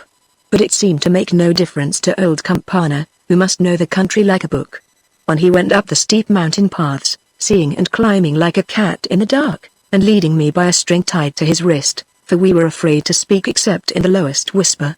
Once or twice we passed quite close to villages, so close that we could see the people gathered round the fires. Here our danger was from the dogs, which smelt us and rushed out barking, but fortunately their masters took no notice, thinking, I suppose, that they smelt jackals or hyenas. On the 3rd morning we came to the lip of the crater and had no more to fear from the Abanda. Now another danger arose, for the pass, which was nothing but a cleft in the rock, only large enough in places for one man to squeeze through at a time, was occupied by Dabanda watchmen, who of course challenged us, and were much astonished at my appearance, for I think they had never seen a white man. Campana they seemed to know, indeed, I believe that they were waiting for him there, for they talked with him in a friendly and deferential fashion, though I was not allowed to hear what they said. The end of it was that we were detained here for a day and a night while messengers were sent to a body of priests who are called the Council of the Ngoy. At dawn of the following day, that is 24 hours after our arrival, these messengers returned, saying that we were to proceed to the chief town upon the edge of the forest that surrounds the lake. So off we went, escorted by some of the Dabandas, through a lovely country, rich beyond imagining, for there had been plenty of rain here. It reminded me of some of the lands that border on the Rhine, and lower down, of those about Naples, and lower still of the South Sea Islands. That is until I came to the deep belt of forest which surrounds the holy lake where no man may set his foot. Did you see that lake? I asked. Later I saw it, and once or twice on the journey I caught a glimpse of it, a black and gloomy sheet of water with an island in its midst. In the evening we came to a large village where the huts or houses, some of them round and some square, were white and stood in gardens. I was taken to a large one of the square variety with a courtyard outside of it, where soon I found I was a prisoner. After dark a man visited me. As there was no light in the hut I could not see his face, but he told me that he was a priest of the Ngoy. Then, in the presence of Campana, he cross-examined me sharply as to the reason of my visit, and affected surprise when I answered him in his own tongue Arabic. I told him all sorts of lies, that I wished to see his country, that I was a white merchant and wanted to open trade, that I desired to learn the wisdom of the Dabanda, and I know not what besides. He replied that by rights I should be burnt alive for sacrilege, but as a white man was expected in the country and possibly I might be that man, the matter must be referred to the Ngoy. Meanwhile I was to remain a prisoner. If I left the courtyard of the hut I should be seized and burned. A prisoner I did remain accordingly. For 10 long days I sat about in that horrible hut and high-fenced courtyard, overeating myself, for I was supplied with plenty of excellent food, and driven nearly frantic by doubts and anxieties. I felt that I was close to her whom I had come to see, and yet in a sense farther away than I had been in London years before. No more visitors reached me, nothing happened. At last I drew near to madness. I even thought of suicide, anything to get out of that intolerable hut and courtyard, for I saw, or thought I saw, that I had been the victim of delusions. One evening when I was at my worst, Kumpana, my old guide, who from something the priest said was, I discovered, a person of great importance, came to visit me for the first time for days. He asked me if I had a bold heart and was one who would dare much to satisfy the desire of his heart, and if so, what was that desire? I replied that it was to speak with a certain holy one whom already I had met in dreams, she who was called Shadow and dwelt in a lake. He did not seem in the least surprised. Indeed, he said he knew that this was so. Then he added, when the moon appears, walk out of the hut boldly towards the darkness of the forest. You will find those who will guide you. Go with them to the borders of the lake, where perchance one will meet you. After that I do not know what may happen. It may be death, understand that it may be death. If you fear this adventure I will guide you back out of the country of the Dabanda, but, then, know that nevermore, in dreams or otherwise, at least during this life, will you meet her whom you seek. Now choose. I have chosen, I answered. I go into the forest, a certain holy one has judged you well. Speak with her if you will, yet beware that you touch her not. Again I warn you to beware, he said, and bowing left me. At the appointed time I walked out of the door of the hut, my rifle in my hand, for my arms had been left to me, perhaps because my captors did not understand their use. The gate of the fence was open and the guards had gone. I went through it and, following a path, came to the edge of the forest. Here beneath the trees the darkness was intense and I stood still, not knowing which way to turn. Shadows glided up to me. Who or what they were I could not see, nor did they speak. They did not touch me, so far as I could feel, yet they seemed to push me along. Surrounded by them I walked forward. I confess that I was afraid. It came into my mind that my companions were not human, that they were the spirits of the forest, or ghosts of those long dead returned to their earthly habitations. Their company frightened me. I spoke to them, but there was no answer, only I thought that cold hands were laid upon my lips as though to enjoin silence. Whither was I going in pursuit of a dream that had haunted me for years? Perhaps not to find the lovely woman of that dream, but in her place some blood-stained African fetish, some evil haunted symbol to which I should be offered as a sacrifice. My blood ran cold at the thought, and I tell you, Mr. Quatermain, that had I known which way to go, I would have turned and fled, for in this last trial my faith failed me. But it was too late, and now I must face that risk of death of which the old messenger had warned me. In dead silence I went on and on through the endless trees. My hands brushed their trunks, I stumbled over their roots, but I never struck them and I never fell. I could see nothing, could hear nothing except my own footfall. Yes, by a pressure like to that of wind, I was guided and sustained for hour after hour. At length we were out of the forest, for I saw the stars and the faint effulgence of the hidden moon, also the gleam of water at my feet. My guides seemed to have left me as though their task was done.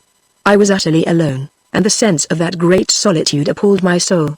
What was that upon the waters, just discernible, or perhaps imagined? No, for it glided forward as a canoe glides that drifts in a current, since of oars I heard no sound. It drew near, a magic boat. A white-veiled figure stepped upon the shore and stood before me. The veil was drawn, I saw the outline of a face, I saw the starlight mirrored in eyes that gleamed like stars. You have dared much to come, O friend of my heart, said a sweet voice, speaking in Arabic, and I have dared much to bring you here that I might talk with you a little while. Who and what are you, lady? I asked. I am one whose soul spoke with you in your great city far away. And afterwards until I drew you to this land to find me in the flesh. For I knows that from of old your destiny and mine have been intertwined, and so it must be till that end which is the real beginning. Yes, perhaps. Indeed, I think I feel that this is so, I answered. Yet what is your office here? You who live upon a lake surrounded by savages, for my sins, O friend, I must play the queen to these savages, and be their oracle. Are you, then, divine? Are we not all divine, spirits fallen from on high to expiate our sins and to draw upwards those against whom we have sinned? I do not know, Lady Shadow, for I suppose that you are she who in this land is known as Shadow, since on this matter the different faiths teach differently. Yet it may well be so, seeing that this world is no happy home for man, but rather a place of bondage and of tears. But let such questions be, and tell me first, are you woman? I am woman, she answered very softly. Then, being woman, why have you called me a man to your side from half across the earth? Because it was so fated, and for the sake of ancient love. And now, having heard your call and come and found you in the place of which I dreamed, what must I do to win you? Look on me, she said, and having looked, say whether you still wish to win me, and if it is between us as it was in days you have forgotten. She came a little nearer, she loosened that enveloping veil and stood before me, perfect and entrancing. The starlight gathered upon her pure and lovely face. To my fancy it was as though she herself radiated light. She was human and yet a mystery.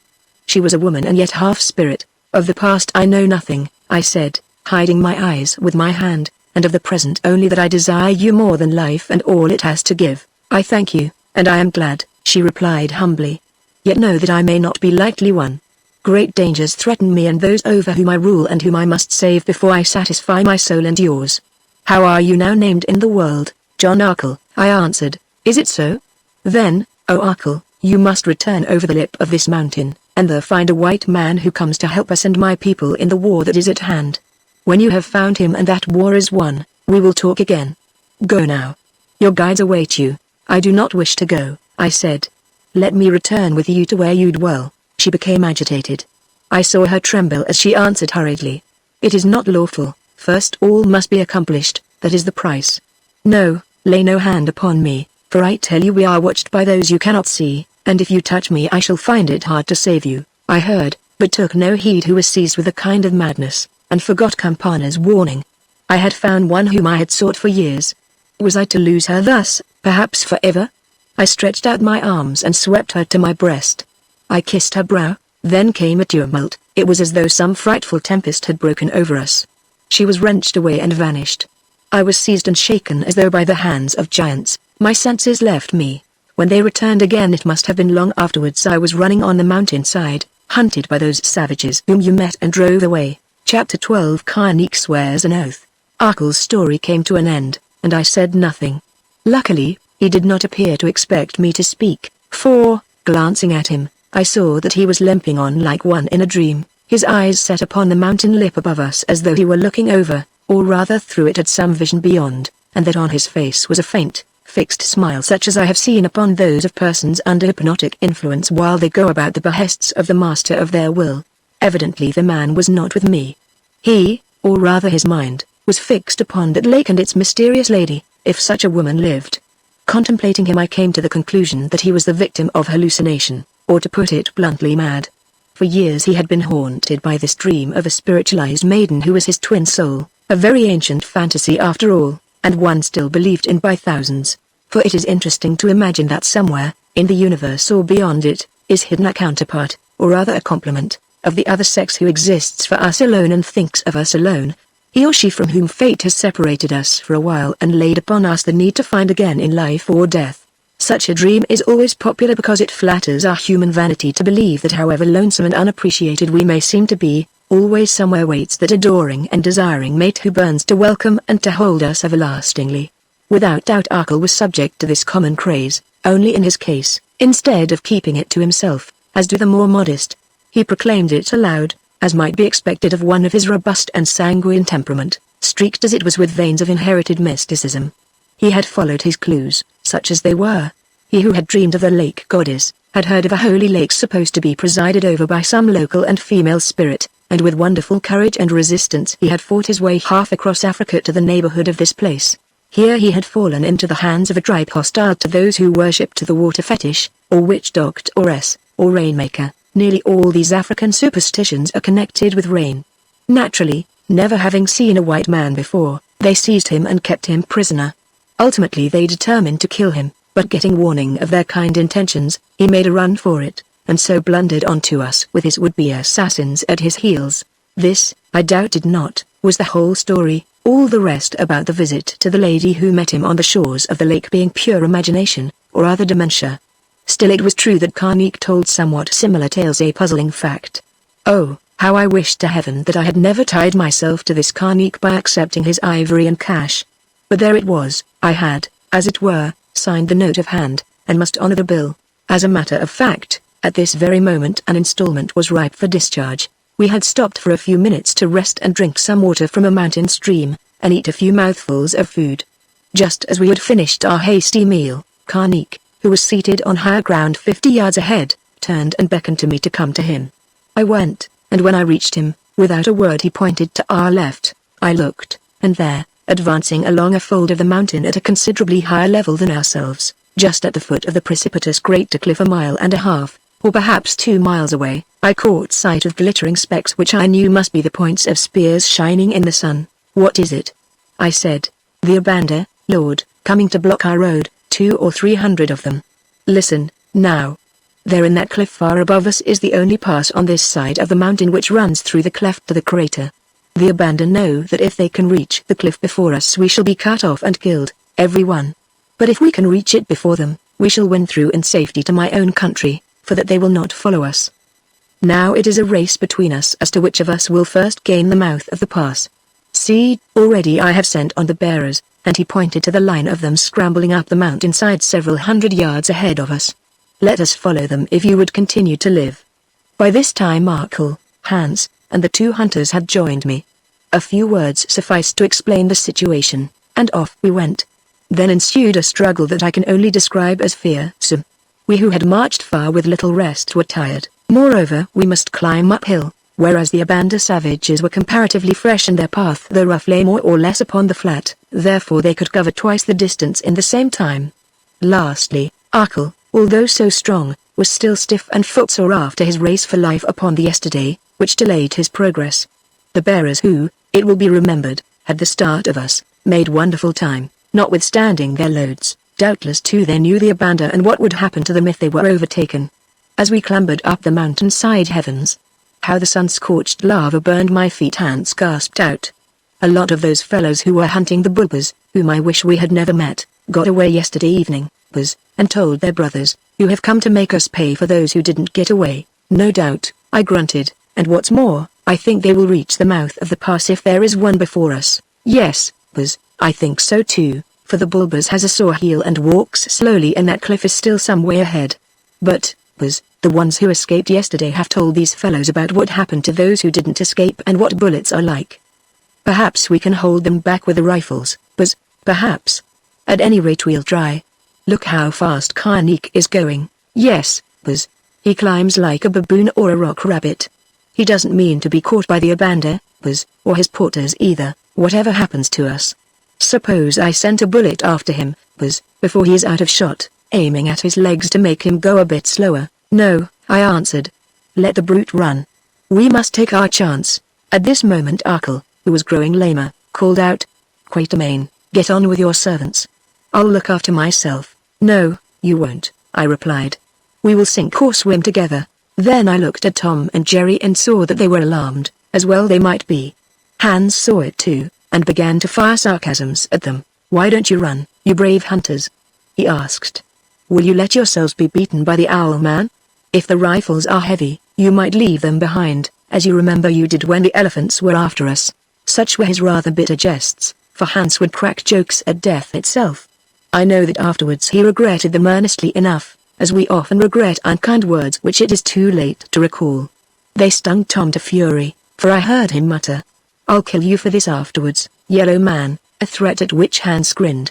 The more phlegmatic Jerry, however, only smiled in a sickly fashion and made no reply. At length we were quite close to the face of the cliff, into which we saw the porters vanishing, showing us where the pass or cleft began.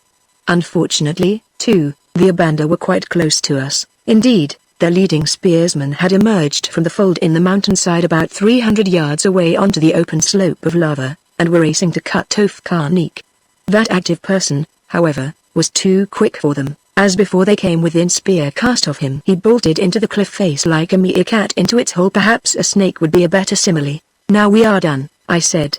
We can't get there before those brutes, and it's no use trying to run down the hill, for they would overtake us. So we had better stay where we are to get our breath and then make the best end we can." "No, Buzz," puffed Hans, who had been searching the scene with his hawk-like eyes. "Look. The Abandu are halting. They want to kill us, Buzz, but there is a donga between them and the hole in the cliff. See, one of them is beginning to climb down it." I looked. Although I had not observed it before, because it curved away from us, on our left there was a donga, that is a gully or crack, formed no doubt when the hot lava contracted ages before, which crack the Abandu must cross to reach us. "Push on," I cried. "We may beat them yet." Forward we went, the lame Arkle resting his hand upon my shoulder. Now at last we were near the face of the cliff and, not more than 60 or 70 yards ahead of us, could see the crevice into which Karnik and his crowd had vanished. Could we reach it? As I wondered, an Abandu appeared on this side of the donga. I halted, lifted my rifle, fired, and, so blown was I, missed him. Yes, I missed him clean, for I saw the bullet strike the spear blade 3 feet above his head and shatter it to pieces. This seemed to frighten him, however, for he dropped back into the donga, and we pressed on. When we had all but reached the cleft in the precipice that once had been the lip of the extinct volcano, whence I trusted, quite vainly as it proved, that Karnik and his people would sally forth to help us, out of the donga appeared 6 or 7 men who rushed between us and the cliff face in which we hoped to refuge. There they stood preparing to attack us with their spears. We opened fire on them and this time did not miss. They went down, but as they fell more appeared, brave and terrible-looking fellows, furious at the death of their companions. We fired rapidly, forcing our way forward all the while, but I saw that the game was almost hopeless, for every moment more of these Abandu crawled up some narrow ladder or pathway from the bottom of the donga. Then it was that I heard the Abyssinian hunter Tom call out, "Run on, Makume-san, with the lame master. Run on. I see how to stop them." Without waiting to reflect how he proposed to do this, for at such moments one has little time to think, with Arkle leaning on my shoulder and Hans at my side, I charged forward to the mouth of the cleft. Certain of the Abandu were between us and it, but with this we managed to deal with the help of our revolvers before they could stab us. Thus we reached the cleft and plunged into it, for, to my relief, no more Abandu appeared. Once in the mouth of the place, which was very narrow, so narrow and twisted that a few men could have held it against 1,000, as Horatius and his 2 companions held the bridge in the old Roman days, I stopped, for I heard firing still going on outside. "Who is shooting?" I asked, peering about me in the gloom of that hole, and as I spoke the echoes of the last shot died away and were followed by a savage yell of triumph. "Little Holes and Jerry, I believe, Buzz," answered Hans, wiping his brow with his sleeve, "though I do not think they will shoot any more. You see, Buzz, for once in their lives they behaved very nicely.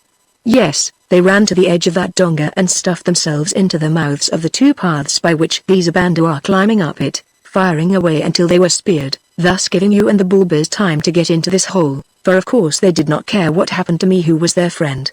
So I suppose that they are now dead, although perhaps they may have been taken alive. Great heavens!"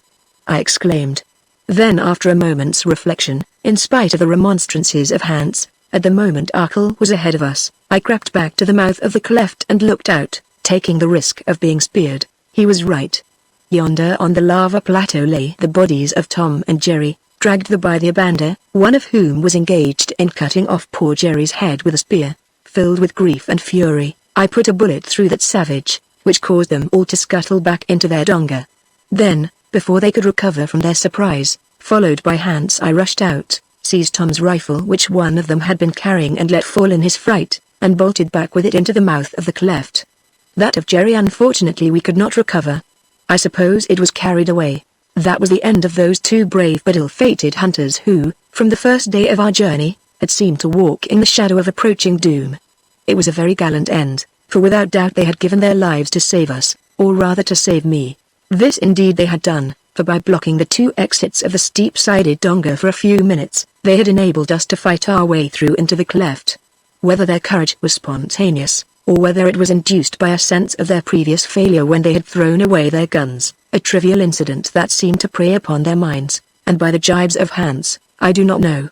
At least in this moment of trial it asserted itself, with the result that they died and we lived. All honor to their memory.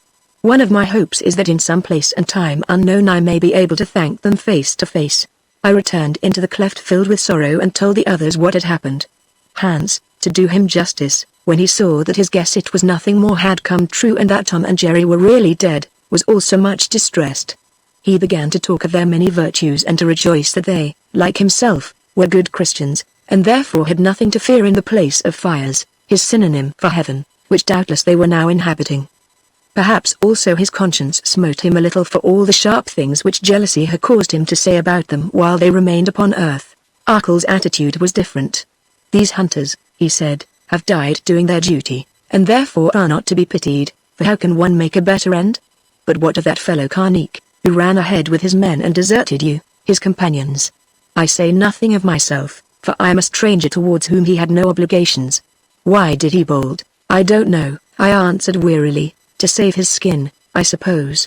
You had better ask him if we ever meet again. I will, exclaimed Arkell, and as he spoke I noted that his face was white with rage. Soon the opportunity came. We thought it unwise to remain so near to the mouth of the cleft, although none of the Abanda so far had attempted to follow us. Why, I could not imagine at the time, though it is true Carnegie had said it would be so.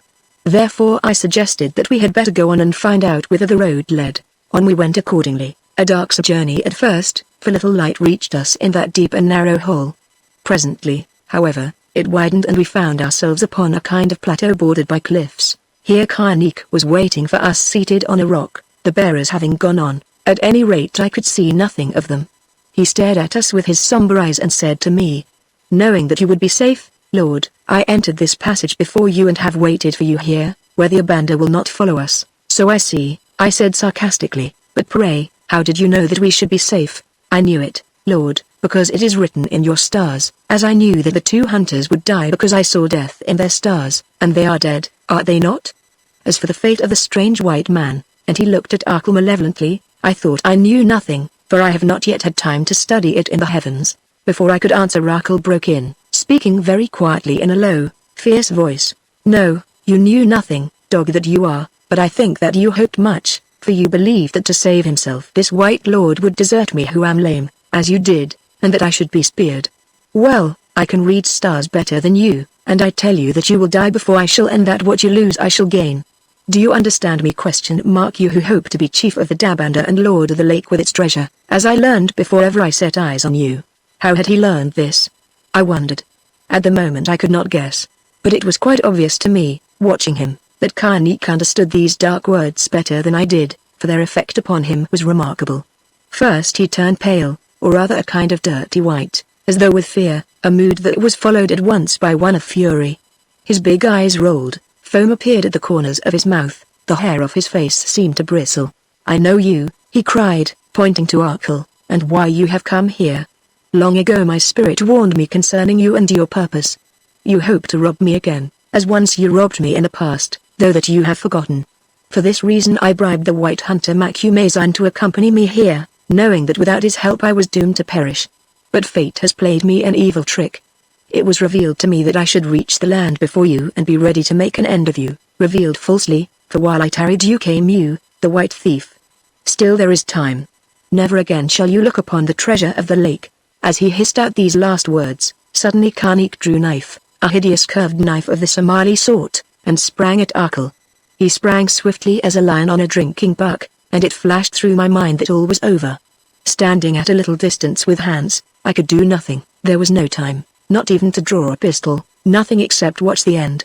It came, but in a strange fashion. Arkell must have been waiting and ready. He did not move, he only stretched out his arms. Next instant, with his left hand he gripped the right arm of Carnegie, which was raised for the blow, and twisted it with such a grasp of iron that the knife fell to the ground. With his right he seized him by the throat and shook him as a mongoose shakes a snake. Then, putting out all his strength, which in truth was that of a bull, Arkell loosed Carnegie's throat, gripped him in his arms, lifted him from his feet, and hurled him away so that he fell to the rocky ground, striking it with his back, and lay there senseless. At this moment a little withered, keen-eyed man whom I had never seen before appeared from round a corner and, running across the open space to Arkell, whispered rapidly into his ear after the fashion of one who gives instructions. For quite a long time, or so it seemed to me, he whispered thus, while now and again Arkell nodded, showing that he understood the meaning of what he heard. At last the old fellow uttered a warning exclamation and pointed to Carnegie who, I saw, was recovering from his swoon.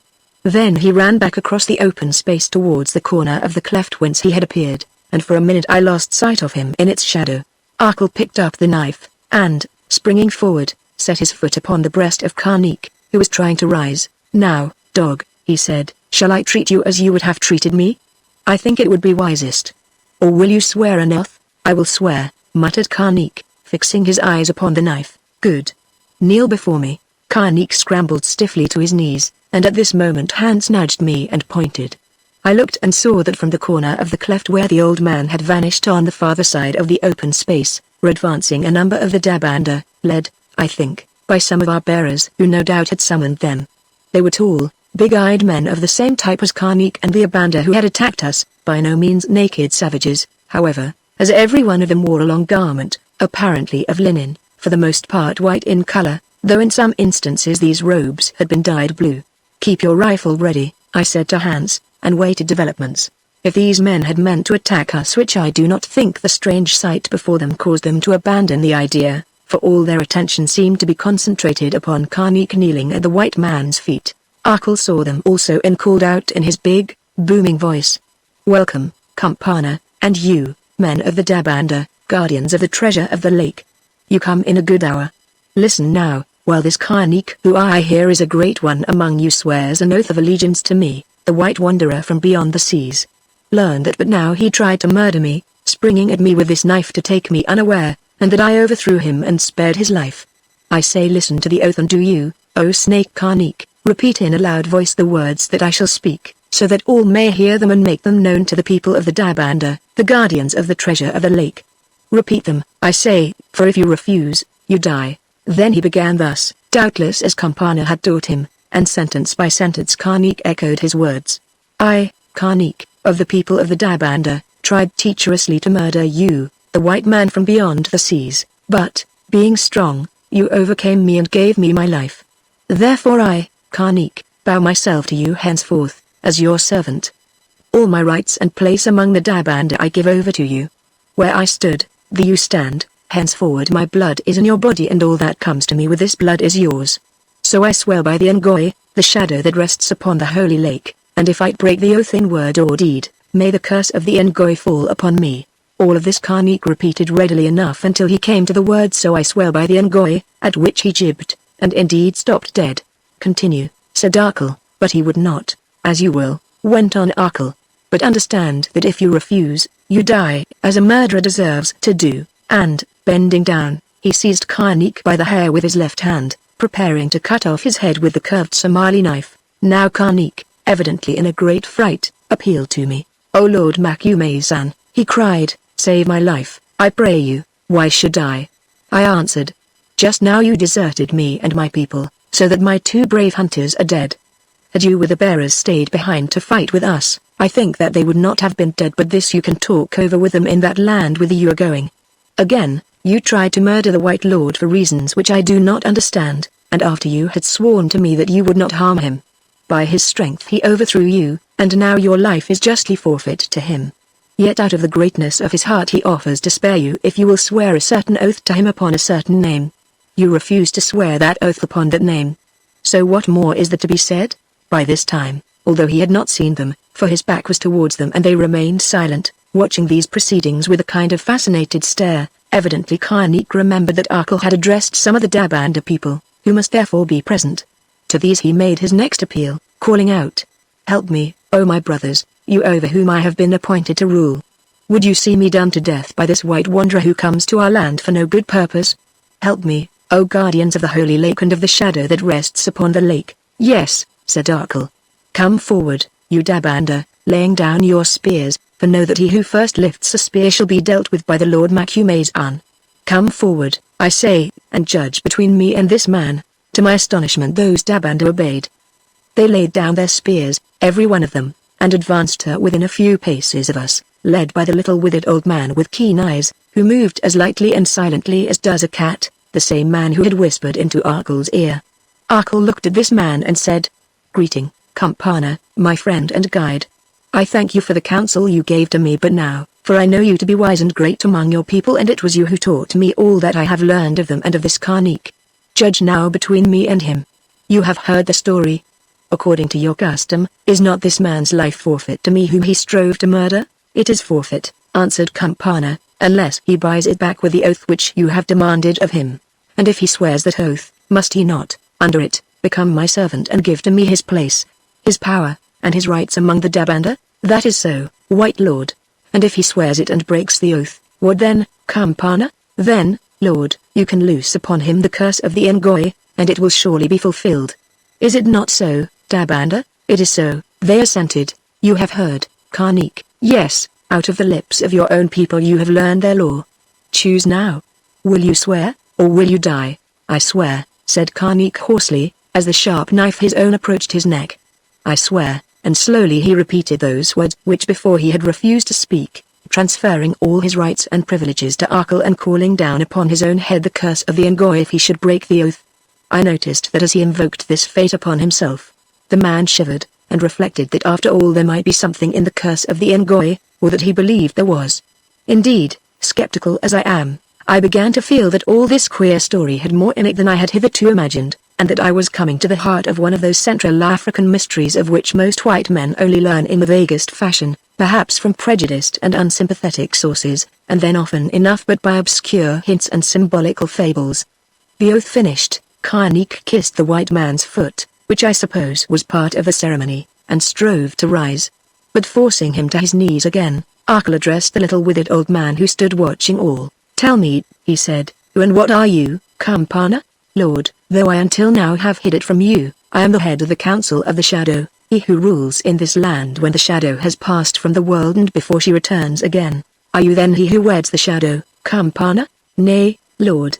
He who is called Shield of the Shadow dies when the Shadow passes. I am but a minister, an executor of decrees. As such I led you to this land, whence you were hunted because you would not be obedient, but broke the law.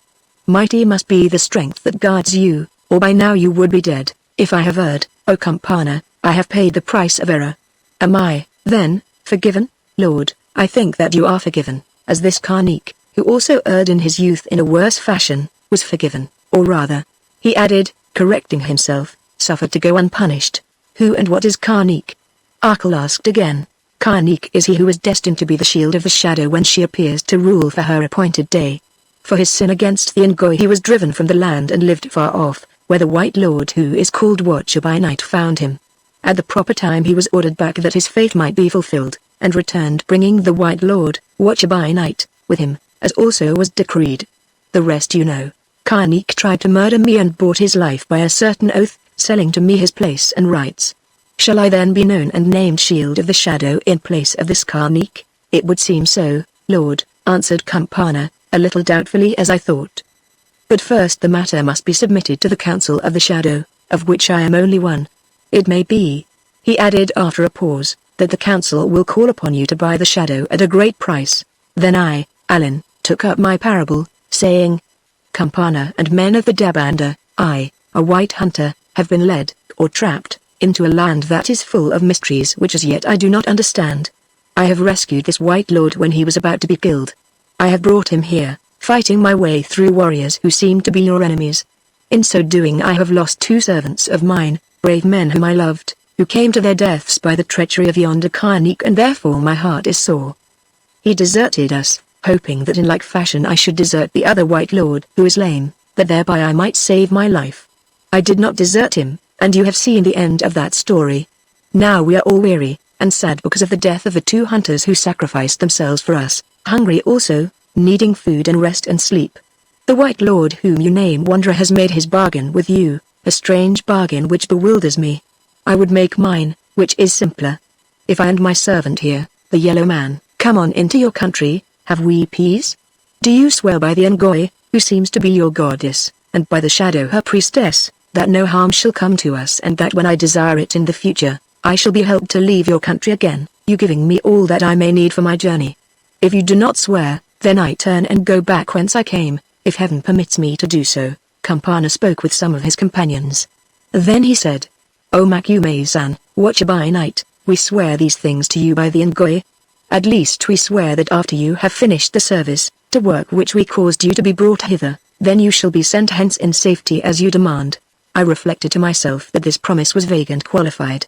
Yet remembering that I should certainly extract none more favorable, and being thoroughly worn out and quite unfit to face the Abanda who probably were waiting outside, I accepted it for what it was worth, and requested Campana to lead us to where we could eat and rest in safety. Chapter 13. Before the altar. By the time that we emerged from the pass, that really was nothing but a cleft or crag zigzagging through the lava rock of the volcano's lips, which we did in complete safety. Seeing no more of the Abanda, it was drawing towards evening and the plain beneath us was flooded with the light of the westering sun.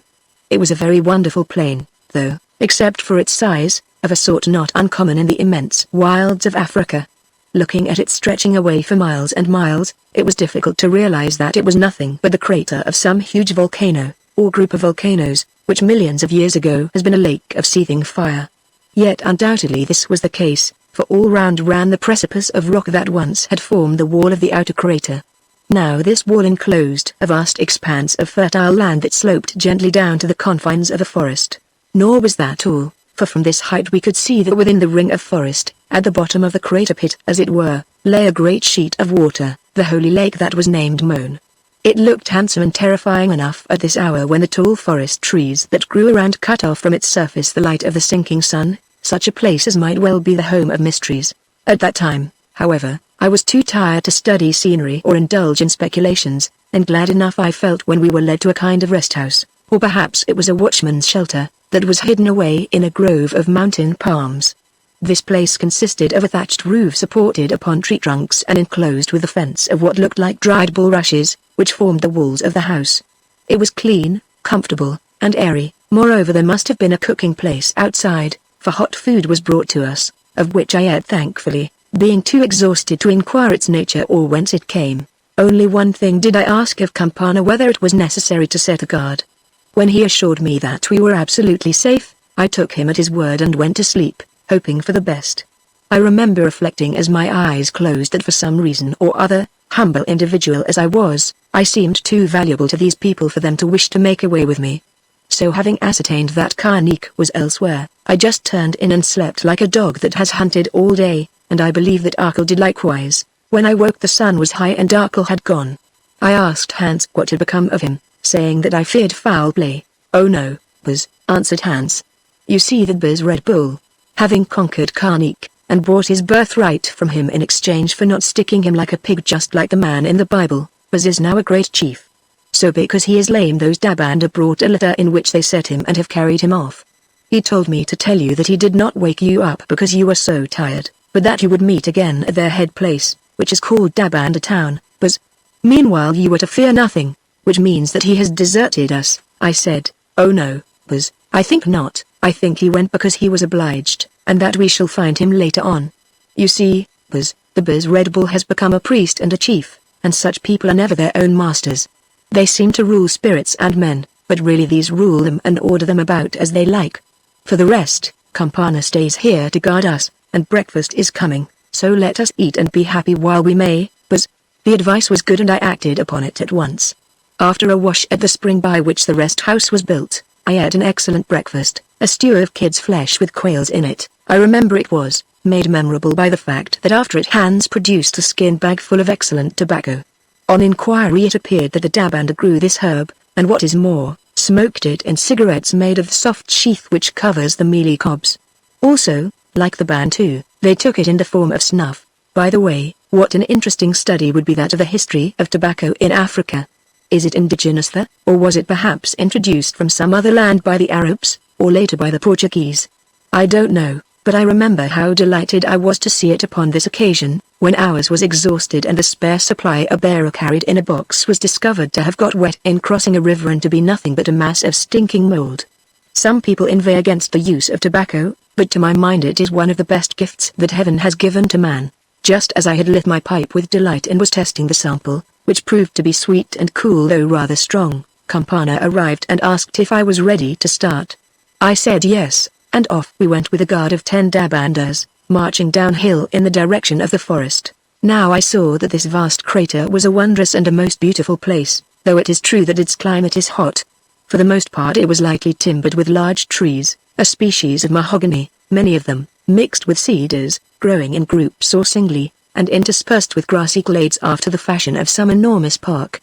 Among these trees wandered great quantities of game. Thus I saw eland, kudu, sable antelope of a very large variety, and blue wildebeest, to mention a few of them, also bush buck of a bigger kind than I had ever found anywhere in Africa. It seemed, however, that the elephant and the rhinoceros did not live here, nor, strange to say, were there any lions, which perhaps accounted for the great number of the various species of buck. The birds, too, were numerous and beautiful, and everywhere I noted lovely butterflies, some of which, of a brilliant blue color, were of great size and flew high and as fast as swallows. In short, so far as its natural conditions were concerned, after the arid plains beyond the mountains, the place was a kind of earthly paradise, well watered, also, by little streams that came from springs and ran down fern-clad ravines towards the lake. As we went I talked with Campana, who, outwardly at any rate, proved to be a most agreeable and candid old gentleman. From him I gathered much information, true or false. Thus I learned that his people were really star worshippers, as were the Abanda who lived without the mountain, and knew a good deal of crude astronomy. It seemed that originally the Abanda and the Dabanda were one race, but that thousands of years ago, as he put it, they were ruled by two brothers, twins, who quarreled. Then ensued a civil war, in the course of which one brother murdered the other treacherously. This angered the Ngoi of that day, whom both of them aspired to wed. Indeed, this was the cause of their difference. She called down the curse of heaven upon the murderer and those who clung to him, divorcing them from her worship and causing them to be driven, whether by force of arms or by supernatural means, I could not discover, out of the earthly paradise of the crater onto the mountain slopes and plains beyond. From that time forward, Campana explained, the Abanda had sought reunion with the goddess, both because of the material benefits they believed to be in her gift, such as rain and plenty, and for some spiritual reason that had to do with the fate of their souls after death. This, however, they had never achieved, since the curse upon them continued from age to age.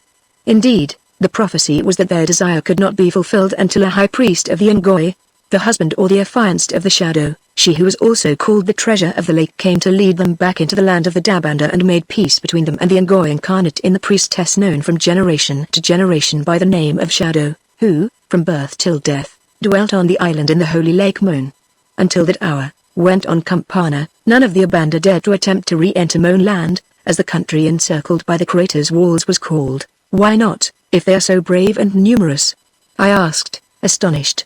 Because, Lord, if they did the curse would fall upon them and they would perish miserably, I know not how.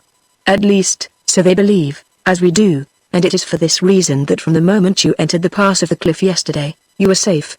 Had it been otherwise the Abanda would have followed you and killed you in the pass, for there were many and you were few. For this reason, too, we do not so much as guard that path and certain others. Hearing this I reflected, first that I liked not the security. For what was the sum of it?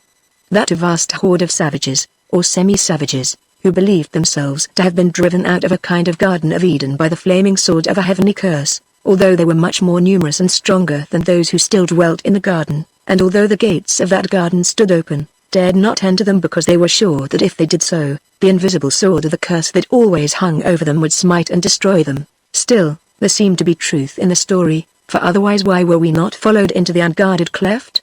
Doubtless the Abanda were frightened of our firearms, but seeing that we were but 3 men against hundreds, this was not enough to have held them back. No, the mighty hand which restrained them must, as Campana declared, have been that of spiritual fear.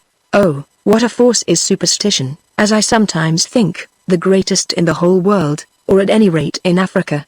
So mighty is it that when I contemplate its amazing power, at times I wonder whether in many of its developments it is not rooted deep in the soil of unappreciated and unknown truths. Of these reflections of mine, however, I said nothing to my companion, because I thought it wiser to be silent. Yet I did ask him if he felt at liberty to tell me and had the necessary knowledge what part one and Darkle, whom he called the Wanderer, had in all this business. To my astonishment, instead of refusing to answer the question nor thrusting it aside as natives can, he replied quite frankly that he did not know, or at any rate knew very little. The stars guide us, Lord, he said.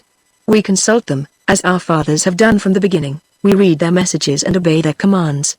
Long ago the stars told us, speaking through the mouth of her who is named Shadow, not she who rules today, but she who went before her and has been gathered to the heavens, that in this year a great war would fall upon us. We do not know what war.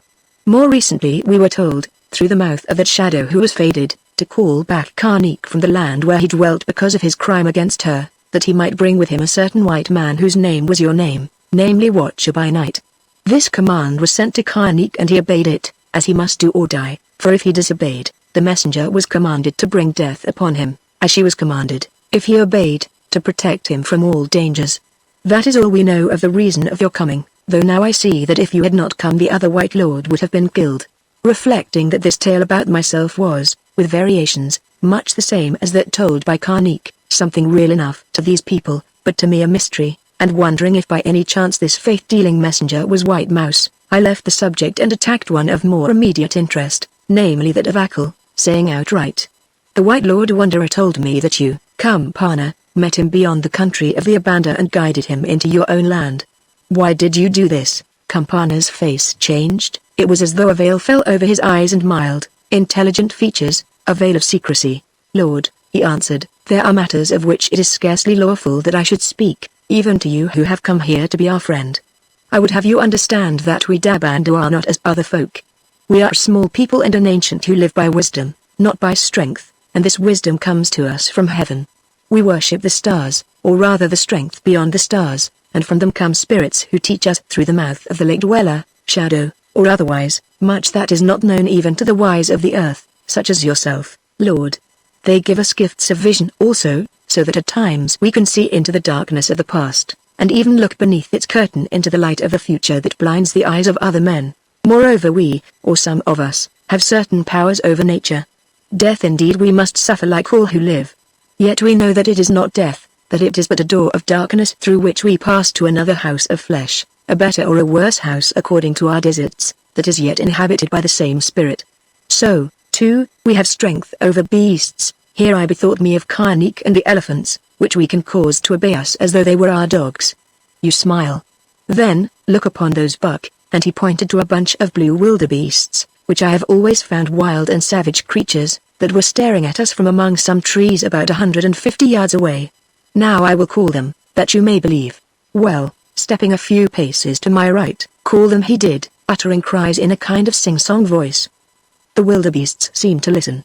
Then presently they moved slowly towards us, and soon were standing within a few yards of Campana, as cows might do that are waiting to be milked. That they stood, patient and submissive, until they caught my wind, when they snorted, whisked their tails, put down their heads and, to my great alarm, prepared to charge me. Just as Hans and I were about to fire to keep them off, Campana said something and waved his hands, as a beast tamer does to his performing animals, whereon those gnus turned and gamboled off in their well-known lumbering fashion. They are no wildebeests, whispered Hans to me. Like the elephants. They are men wearing the shape of brutes. Perhaps, I answered, for I was too mystified to argue. Also Campana was speaking again, saying, now mayhap you will believe me when I tell you that we have power over the animals, who are as our brothers and not to be harmed by us, so much power that we have driven those of them that can hurt men, such as lions, from our land, yes, and evil reptiles also. Search where you will hear, Lord, you will find no snakes, a statement which caused me to reflect that St. Patrick must have bequeathed his mantle to the Dabanda. Thus, too, he went on, we control sicknesses, summon rain, and hold off tempests, which is why we are reported to be a people of wizards. If so, I replied, all this does not tell me why the white man wanderer was guided by you and why afterwards he was driven away, as it seemed, to death. I guided him, Makume-san, because I was so commanded, and because he is appointed to play a great part in our history, as once before he did in the past. He was driven away because he was disobedient and suffered folly to master him, for which causes he must be punished and learn the taste of terror. Ask me no more concerning this, Lord, for I cannot answer you. Yet it may happen that before all is done you will learn the answer for yourself. Now I proposed, in my thirst for information, to put some questions to him concerning the wondrous woman, or sacred personage who was said to dwell in the lake, and who, as I suspected, was an African version of the old legend of the water spirit which is to be found in many lands. But when I mentioned her name of Shadow, Campana turned upon me with so fierce a look in his eyes, hitherto mild enough, that I grew silent. Lord Makume-san, he said, I see that you do not believe in our priestess, the shadow of the Ngoi whom we worship. Though you have never said so to me, it is written on your face. That is to be understood, for white men, I have heard, can be very ignorant and scornful of faiths that are not their own. Yet I pray you do not make a mock of her to me, as I am sure you were about to do. I have answered all your other questions as best I might, but as to her I answer none. Nay, of her you must learn for yourself." And before I could reply or explain, he departed to join the guard, leaving me alone with Hans. "Buzz," said that worthy, "you are always seeking new adventures and strange peoples, and this time I think you have found both. These folk are all wizards, Buzz, like Karnik, and we are caught in their web, where I expect they will suck us dry. I think the Buzz Red Bull is a wizard also, for otherwise why was he not killed, and unless he is one of their brothers, why are these Dabanders so glad to see him? Also, how did he learn so quickly all that oath which he made Karnik swear? Then there was White Mouse who, I am sure, was a witch, though a very pretty one, for otherwise how could she have deceived me, Hans, as she did, making me believe all sorts of things that were not true, such as that she was a jealous wife of Karnik who liked me for myself? Oh, we have come into a land of spells where the fierce wildebeests are as dogs and the passes are held by ghosts, and I do not think we shall ever get out of it alive, Buzz, unless indeed, for their sport they turn us into animals, like elephants and the wildebeests and hunt us hence." Now I remembered that Tom and Jerry had talked in this fashion, with good reason in their case, and looked at Hans doubtfully, fearing lest he might have caught the infection. However, this was not so, for as is common with primitive men of mercurial nature, suddenly his mood changed, and, grinning, he said, "Yet, Buzz, though White Mouse did blind me for a little while, these wizards will have to be very clever if they hope to deceive Hans, who is such a good Christian that he can defy the devil and who, moreover, has the Reverend Predicant, your father, for his friend and guide. Cheer up, Buzz, for I think I shall bring you through safely, if only you will be guided by me and not let that shadow woman make a fool of you, as White Mouse did. Yes, yes, everything may still be well, and after all, perhaps those wildebeests were just tame buck like some that the Scotchman kept on his farm near Durban which used to come and feed out of his hand." "Yes," I said, "no doubt they were tame, and I don't believe in the magic. Still, I should like to know what has become of the Berserkle." Well, we walked on all day through that most lovely land, until towards evening we came upon patches of cultivated ground and drew near to the edge of the forest, where I saw that there was a town. It was a straggling place and quite unprotected, just a number of neat houses built of whitened clay and thatched with palm leaves, or in some cases, having flat roofs of lime cement, standing, each of them, in a garden of its own on the borders of wide roads or streets. In short, this Dabander town had nothing in common with the crowded cities, if they may be so called, which exist in Nigeria and elsewhere. It was just a sparsely populated village, such as may be seen by scores in certain districts of Eastern and Central Africa. "If this is their big kraal, these Dabander are but a little people, Buzz," said the observant Hans. I agreed with him. As I had noted during our march, their crater land was wide and most fertile, but until we approached the town I saw few signs of cultivation. Here and there on the track that ran to the pass were 2 or 3 huts surrounded by gardens. Nor in these outlying districts were there many domestic animals. They were almost entirely occupied by wild game. Near the town, however, we did see herds of cattle of a small breed, also flocks of long-haired goats. Clearly the Dabander, so far as numbers were concerned, must have been but an insignificant tribe, relying for their protection upon moral forces rather than those of arms, a fact that seemed to bear out some of Campana's statements as to the reason why the passes were left unfortified. We entered the main street of the town which began nowhere in particular, and walked down it without exciting much attention. Occasionally a woman stared at us from the doorway of her house, or an old man stopped his work in a garden to see who the passers-by might be. Also from time to time a few grave-faced children, 3 or 4 perhaps, followed us for a little way, then stopped and returned whence they came. This I thought strange, for they could never before have seen a white man, except perhaps Arkle. But then everything about the Dabander was strange. Evidently they were a folk apart, one of whose characteristics was a lack of curiosity. To tell the truth, they gave me the impression of people living in a dream, or under a spell, human in form and mind, yet lacking some of the human attributes, lotus eaters who felt no need for energy or effort, because nature fed them and they were, or considered themselves to be, God-guarded.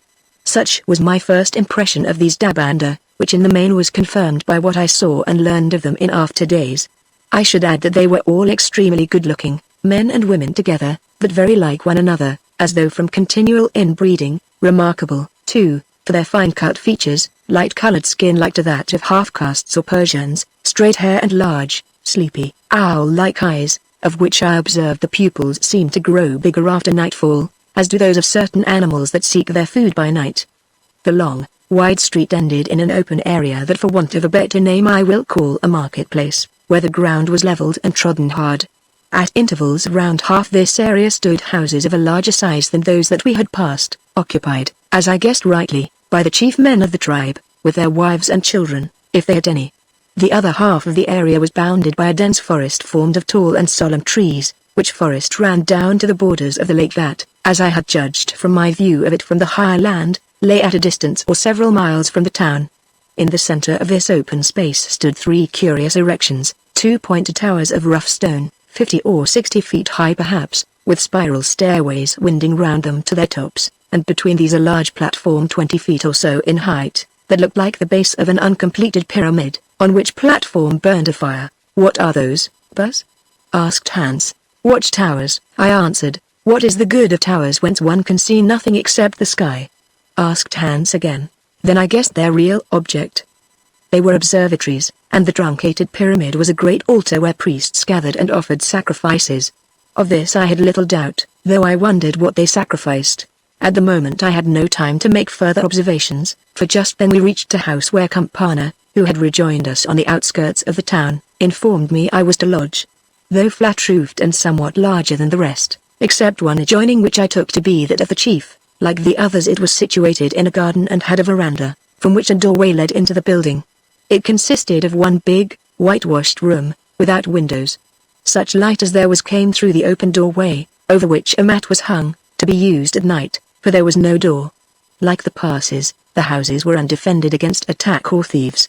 Indeed, I learned afterwards that such a crime as theft was quite unknown in Moonland. In this room, to my delight, I found all our goods which had been carried by the Dabanda porters for so many weary marches. There were the spare rifles, the ammunition, the medicines, the cooking pots, the clothes, the beads and cloth for presents, everything. Even the suspicious Hans could not discover that a single article was missing. While we were checking them, food that had been prepared in a cook hut in the garden at the back of the house was brought to us by a decently clothed old woman, who seemed to accept our presence without curiosity, also earthenware jars full of water and a tub burnt out of a block of wood in which to Washington. This we did on the veranda, for the surrounding fence made the place quite private, and afterwards sat ourselves upon wooden stools which we found in the room, and ate a good meal. By the time we had finished our food it was dark, and the old woman appeared again carrying 2 lighted earthenware lamps of an elegant boat-shaped pattern, filled with some kind of sweet-smelling vegetable oil in which floated wicks made of pith or fiber. As there seemed nothing else to do and no one came near us, I began to take off my clothes in order to turn in upon one of the very comfortable-looking wooden bedsteads that had been provided for us. This bedstead was of the kind that is common in Eastern Africa, having a cartel, as the Boers call it, strung with green hide and a mattress stiffed with dried grasses that gave a scent of hay. Already my boots were off when Campana appeared and said that he had come to conduct us to a ceremony where we should see the other white lord who was called Wanderer. This being what I most desired, I put them on again in a hurry and away we went. Campana led us to the market or gathering place that I have described. Here we found what I suppose was the entire adult population of the town, seated on the ground in front of the truncated pyramid of which I have spoken, the men upon one side and the women upon the other, as they might be in some high churches. They were very quiet and orderly and for the most part engaged in smoking their native cigarettes. We were conducted along a broad passage which was left between the men and the women, to the foot of the pyramid and up some 20 rough steps to the platform that proved to be quite a large place. Here in front of a low altar, a primitive erection about 12 feet square built of blocks of black lava, upon which altar burned the fire that I have mentioned, stood 3 white-robed men facing the fire, whom I took to be priests, for their heads were shaved and they seemed to be engaged in prayer. To the right of this altar, seated on a stool and clothed in a white robe like a Dabanda, was none other than Arkell, who, I am bound to say, so far as the firelight revealed him to me, looked very imposing in this costume. Opposite to him, also clad in white and seated on a stool, was his enemy Karnik. Very fierce and sullen did he appear as he glowed at Arkell with his great, round eyes. I noted at once that he was guarded, probably to prevent him from making another attack upon his rival, for behind him stood 3 tall men armed with spears. A second stool was set by that of Arkell and to this I was conducted, Hans, who seemed rather uncomfortable and kept his hand upon the hilt of his revolver, being directed to stand behind me. Then Campana left us and took up a position facing the audience midway between Arkell and Karnik. with his back to the altar and the priests. Here he stood silent. Indeed, everyone was silent, and when I tried to whisper something to Arkell, he shook his head and laid his finger on his lips. Very impressive was that silence. Never shall I forget the scene as I saw it by the light of the young moon which changed its quarter that day, and of the bright stars burning in the deep blue sky. Not a breath of air was stirring. To my left the great trees of the forest stood motionless in endless rows. To my right were the dim grey roofs of the town, and between them the crouching audience of robed dabanders, looking few and small upon that wide expanse, the glowing tips of their cigarettes marking the ordered lines in which they sat, like men and women stricken with dumbness. Then, within a few paces, the primeval altar upon which even the fire seemed to be subject to the general spell, for it burned brightly without a sound, and the 3 shaven priests bowing and waving their hands, but uttering no word. I felt like one under a charm, which was not strange, for so deep was this quiet that when I shifted my foot, causing the nails in my boot to grate upon the stone platform, the noise seemed quite loud, so loud that all turned their heads and looked at me as though I had done something outrageous and indecorous. This went on for quite a long time, till at length I felt an hysterical desire to rise and make a speech, just to show that I was still alive. Indeed, I think that very soon our strained nerves would have caused either hand or me to commit some indiscretion involving sound, when suddenly the chain of silence was broken by a melodious voice above us. I stared to see whence it came, and for the first time observed that on the top of each of the tall columns which rose in front of the platform stood a white-robed figure, evidently engaged in observing the stars. Instantly the chanting voice on the right-hand column was answered by a similar voice upon the left-hand column. Then both of them sang something in unison, something sweet and solemn, though what it meant I could not understand, and as they sang, pointed with wands they held upwards to the heavens. At this signal all present seemed to come to life, as in the story did the Sleeping Beauty and her court at the kiss of the fairy prince. The audience or congregation below us began to talk with some eagerness, men calling across the passage to women, and vice versa. Evidently they were discussing the message conveyed to them in the chant of the astrologers on the towers, telling them, I suppose, what those astrologers had read in the stars. In the same way the 3 priests, ceasing from dumb show, broke into open prayer, which again I could not understand, because the language was probably archaic. At any rate it differed so much from the dialect of Arabic used by these people that I could only distinguish one word, Ngoy, which was their name for the divine. Encouraged by this change of demeanor, I asked Arkell in English what it all meant and what he was doing there dressed up like a dabander. You forget, Quatermain, he answered, that I have become a chief or a priest, or both, by virtue of what happened yesterday between me and the gentleman opposite. At least, I fill these offices on probation, for my true position is about to be settled at this meeting. For the rest, those men on the towers have been reading omens in the stars, though exactly what they read I cannot tell you. Now I think that they are about to make prayers or offerings to the planet Venus, which you can see blazing away up near the moon, after which my case will be tried. He was right. Having thrown something onto the fire, what it was I could not see. The 3 priests turned so as to face the congregation below and, pointing to Venus, began a hymn in which the whole audience joined, also pointing at the planet with their right hands. Even the astrologers on the towers pointed with their wands and took part in this chant, which was really very fine and moving, a great volume of rhythmical sound. Presently Campana, who now stood in front of the 3 priests, acting apparently as a master of ceremonies, waved his arms, whereon the song ceased with a crash of sound. In the silence that ensued he began to speak, but so rapidly that I could make out very little of what he said. He may have been reciting ritual, as was suggested by the strange words and forms he used. Or perhaps he was repeating passages from ancient history. At length his address became less impetuous. He spoke more slowly, and in language that was easier to understand, so that I had no difficulty in discovering that he was telling the story of what had happened between Arkell and Karnik in the past, of the attempted assassination of Arkell, of the overthrow of Karnik, and of the oath that he had sworn to the victor. Finally he said, the stars, having been consulted by those who can read them, declare that Karnik, who by the choice of that chief who went before him, was appointed to follow him as chief of the Dabanda, the holy people of the lake and the guardian of the treasure of the lake, and, after long punishment and exile, was named to be the lord and shield of the shadow, is rejected from his place and stripped of his offices. They declare also that the stranger, who in this land is named Wanderer, he whom Karnik tried to murder and to whom he swore the oath of submission and fidelity, giving up to him all rights and power in exchange for life, henceforward stands where Karnik stood.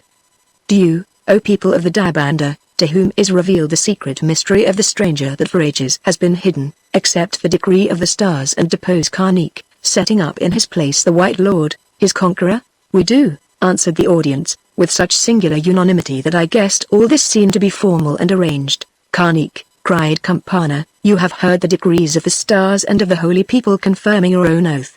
Do you obey? Now Karnik sprang to his feet and answered in a great voice that seemed alive with rage. I do not obey. What I swore was to save my life, and such oaths are binding upon no man. As for the decrees of the stars and of the people of the Dabanda, these are but tricks. I, too, am a master of the stars, and I read their writing otherwise, while the people are in the hands of the priests, who in their turn are in the hands of Campana and the council who plot against me. The sin that I sinned in my youth against the shadow, who has passed back to the light which cast it, is purged by punishment. Moreover, was it half as great as that of this white thief, whom most justly I would have killed, he who, as I have heard, strove to do violence to the treasure of the lake, and for that cause was hunted from the land. But let that matter be. Who is this foreign man that you name Wanderer?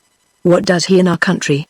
I know what the magicians declare, namely that, like myself, he is one long dead who has returned again, that he is the very king who fought with his brother to win the treasure of the lake, and drove his brother and those who clung to him over the mountain edge, where they became exiles and the fathers of the people of the Abanda. Yes, that king who, being wed to the treasure of the lake, was so beloved of her that when she knew death was near to her, she killed him that he might accompany her to heaven, a crime for which heaven brought woe upon her. So runs the tale, but I say that it is a lie told by the council of the shadow to favor this white wanderer, who has made great promises to them if they will give the shadow into his keeping that he may steal her away, leaving them to rule the land. This statement, I noticed, seemed to disturb the audience below, among whom, it appeared afterwards, Karnik had many friends, members of his family and others who desired that he should be chief and wed the shadow. These stirred impatiently as the meaning of the sacrilege came home to them and whispered to one another. Yes, went on Karnik, such is the accursed plot of the white stranger who is named Wanderer which has been revealed to me, a plot so wicked that the guardian spirits of the lake and forest cast him from our land that he might die by the spears of the Abanda. Yet he did not die, because he was saved by the other white man, the Lord Macumazine whom I was commanded to lead to our country, doubtless that he might play his part in the plot and be rewarded of the thief his friend. Here I remarked in a loud voice to Karnik that he was a liar as well as a traitor, for I knew nothing of any plots, but he took no heed of me and continued. Therefore it was that I sought to execute justice upon this red-bearded lord who had escaped from the Abanda. Yet I was overcome not by strength, but by evil magic, and swore an oath to save my life who desired to live on that I might avenge you, the holy people, upon him who would rob you of your treasure and your oracle. At this point Arkell intervened in a business-like and British fashion. You dirty dog, he said. You snake who spits poison at me whom you have failed to reach with your fangs. You traitor who deserted the Lord Watcher by night and brought about the death of his servants, because you hoped that it would mean my own death also, and afterwards tried to stab me whom you had sworn not to harm. You oath-breaker. I will not reason with you as to your falsehoods, but I am ready to fight you again, here and now and to the death. Yes, weary and lame as I am ready to fight you under the stars you worship, before their altar and in the presence of your people, and thus let fate judge between us. Answer. Will you fight me again? I will not fight you, Red Wanderer, that I may once more be overcome by magic and butchered, shouted Karnik. Nay, I appeal from you and from your fellow plotters to Our Lady, the voice of the Ngoy. If I am justly judged, if I have spoken what is not true, let her appear here and now and pass sentence on me with her own lips. Campana, chief of the council of the shadow, summon the shadow if you can, and let the people see her and hear her voice. Thus he spoke in tones of triumph who, as I learned afterwards, knew well that never in their history had the lake dweller who was named Shadow come from the lake to the town to judge of any matter, and having spoken, sat himself down and waited. Then in quiet tones Campana answered, O Karnik, I will make prayer to the shadow. Perchance she may be pleased to do as you desire, and come hither to give judgment in this cause in the presence of her people. Chapter 14 Shadow, will she come? I whispered to Arkell. Yes, I think so, that is, I hope so, he replied.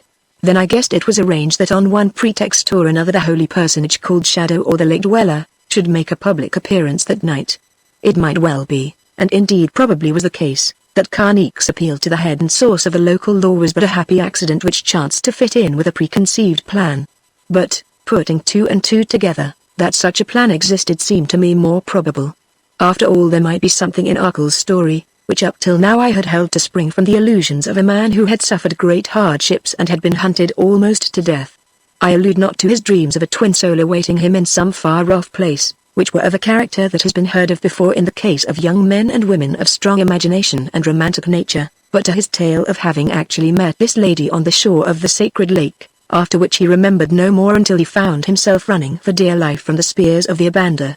According to this tale, on that occasion his love affair had made most satisfactory progress. The lady, it seemed, was a thorough convert to the twin soul theory and alleged that what he had experienced were no myths but spiritual realities, or in other words that for years the two of them had been in some kind of mystical communion.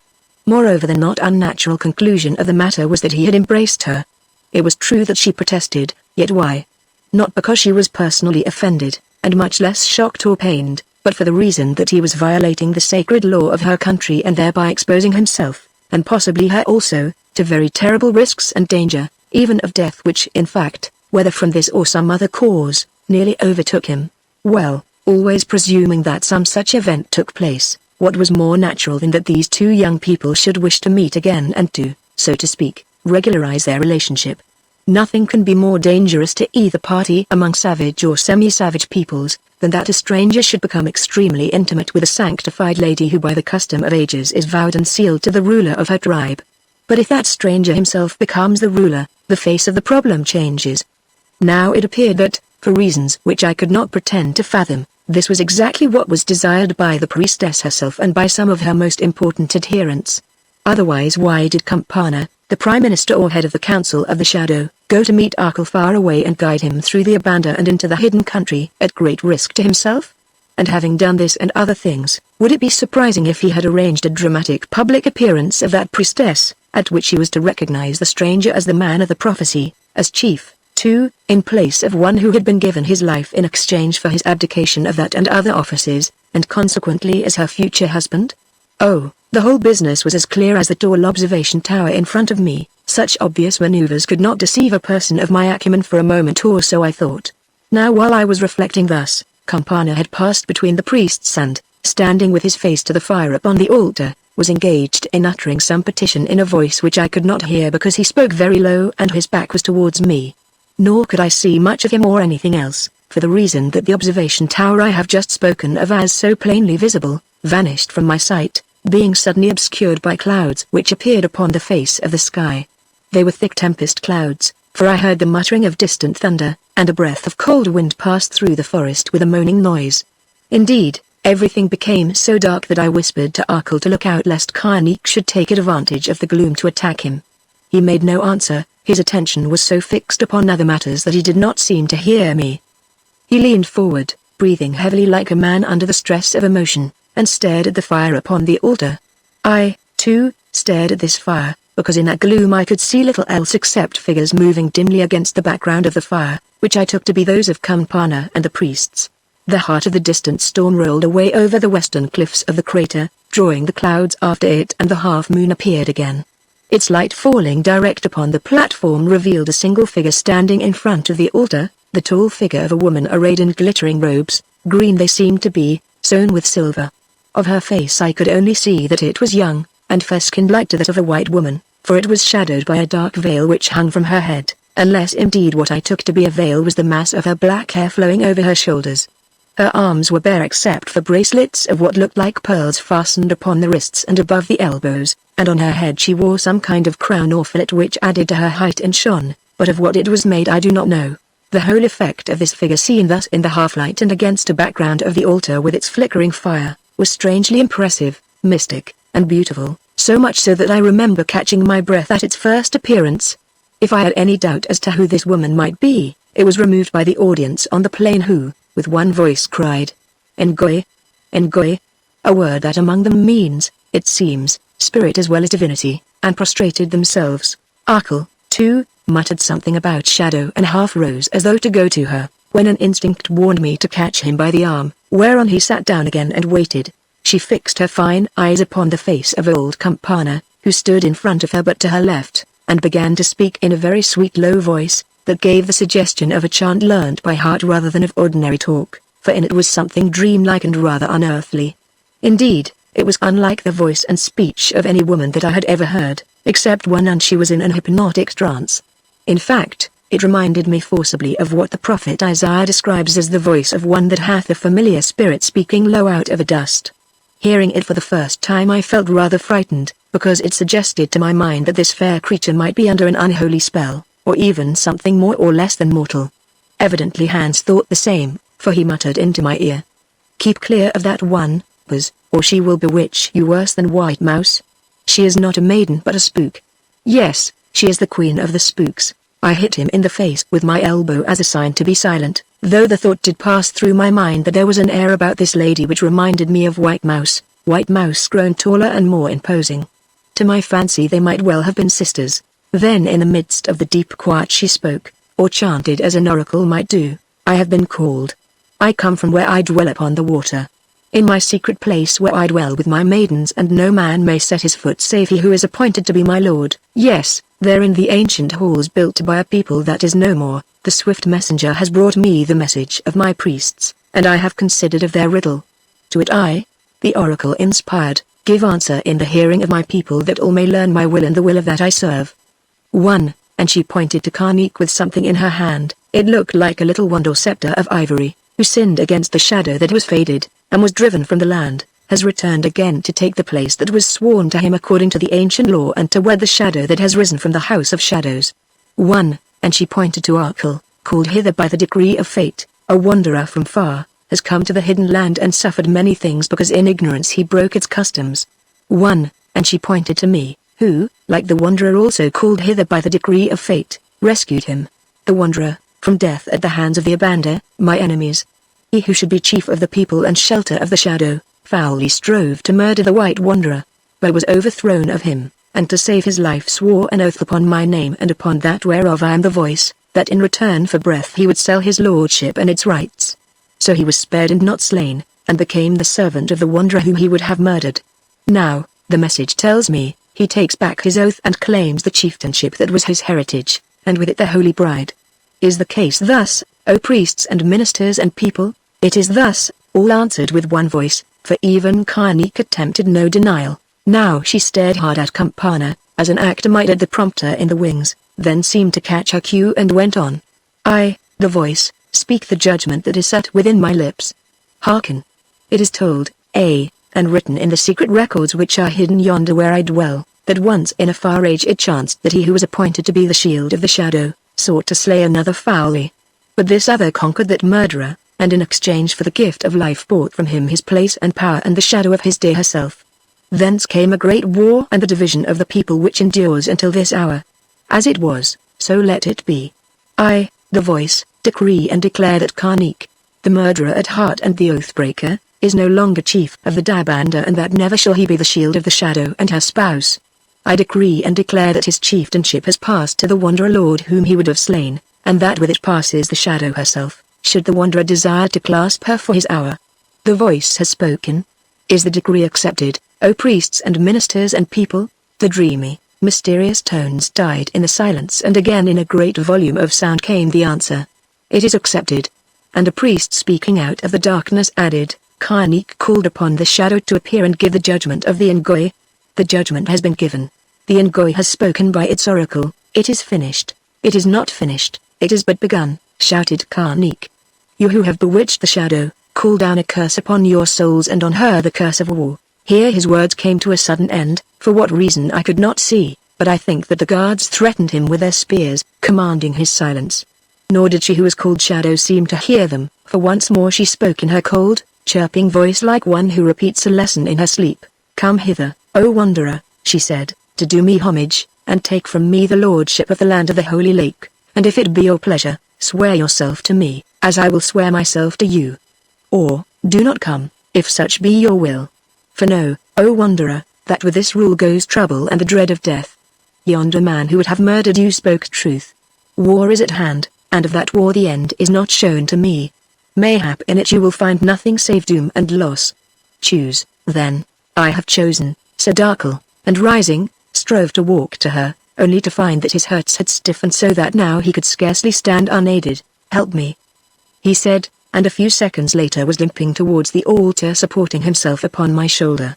It was but a little way, yet that journey seemed long to me, perhaps because of its strangeness, perhaps because the concentrated interest of every watching man and woman beat upon me with such intensity that it hampered my physical powers.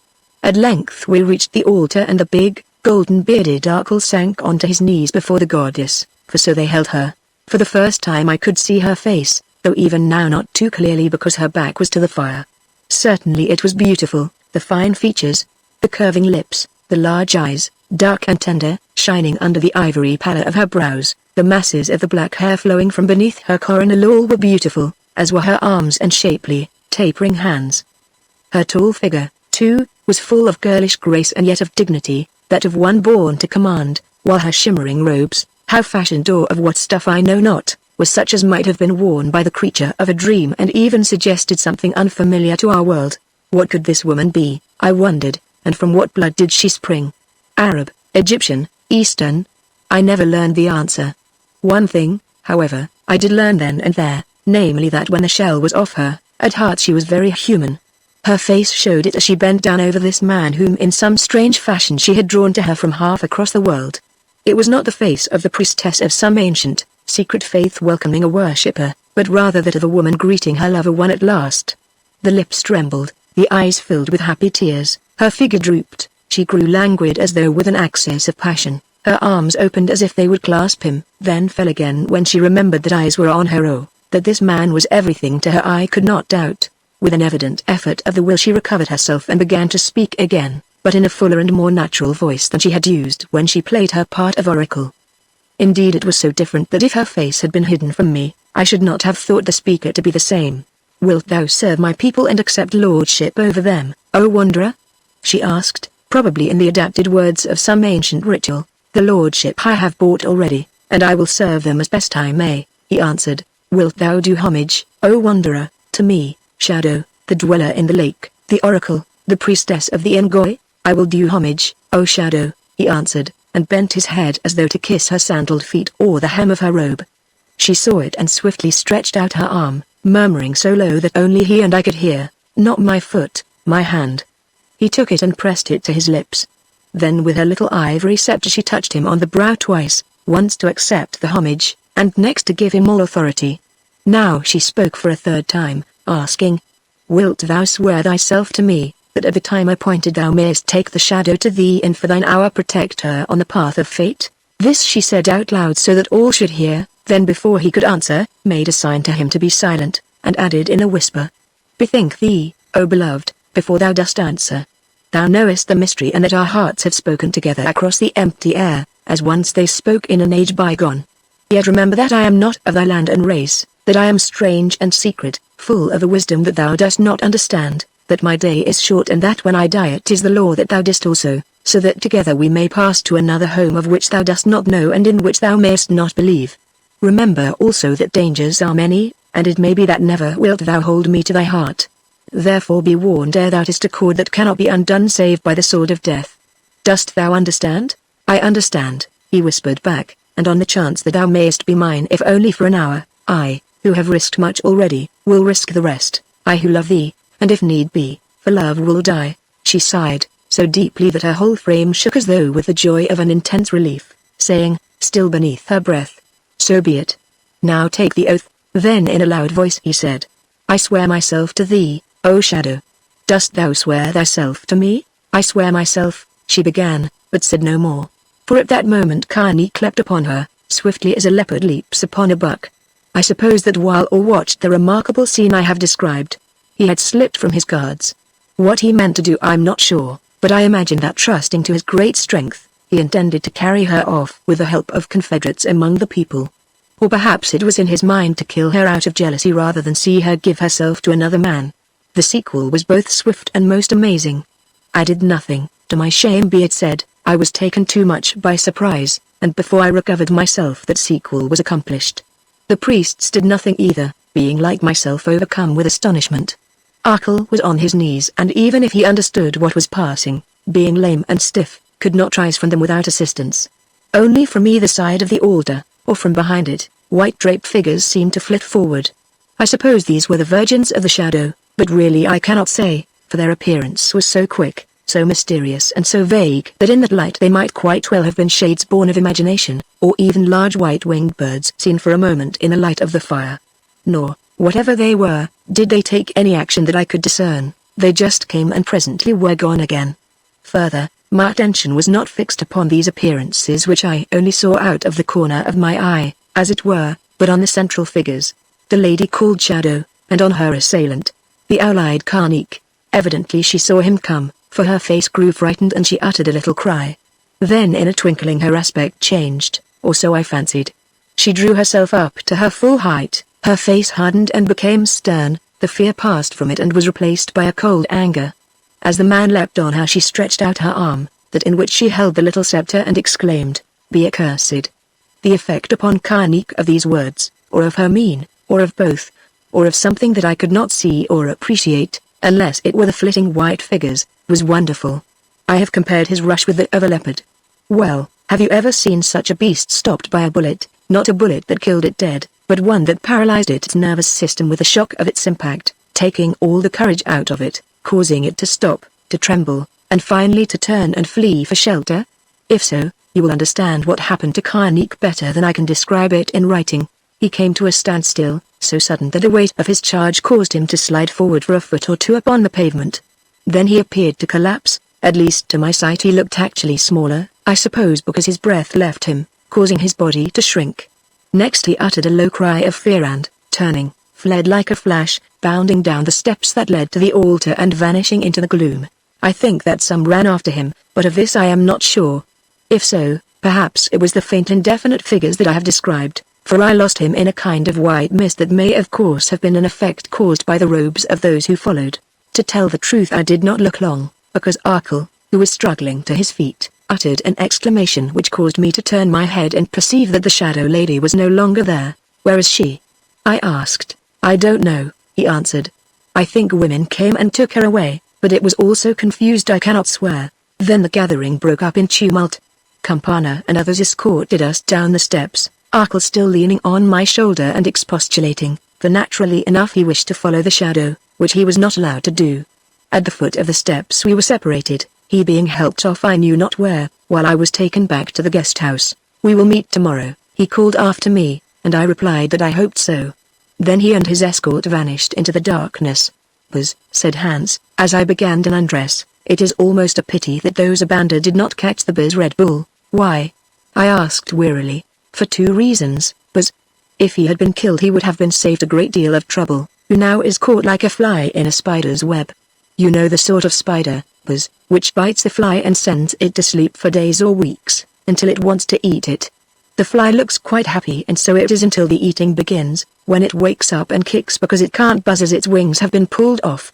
Well, that is what will happen to the red Buzz. The pretty painted spider has got him and made him drunk and he will be quite happy, not knowing that his wings have been pulled off until the time comes when he wakes up to be sacrificed, or something of that sort, Buzz. That's the first reason." Now I bethought me that as usual there was wisdom in Hans' cynical remarks and metaphors. Undoubtedly Arkell was entangled in an evil web, and what was the fate which lay before him? A white man of good birth and education and presumably a Christian.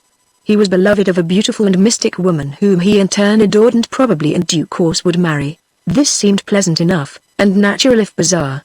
Could he have taken the lady away to his own land perhaps the adventure might even have proved successful in a matrimonial sense.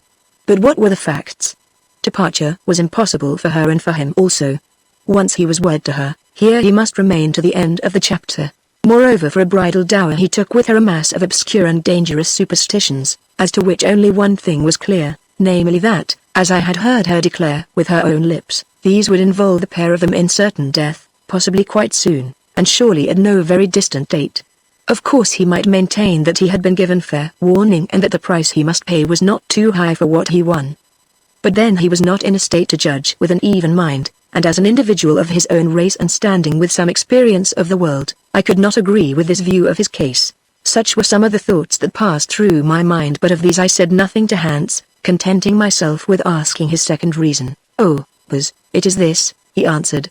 "If the red Buzz were out of the way, you would have been put in his place, as I dare say will happen after all if Karnik manages to murder him, or those priests change their minds about him." "Thank you," I said, "and what then?" "Then, as happy married pair always does, you would set up house on that island, which otherwise we shall never see, and find out where they keep their gold and other things that are worth money, of which I learn they have plenty hidden away on the island, although this silly people does not use them because they are a holy, ancient treasure, that has been there for hundreds or thousands of years.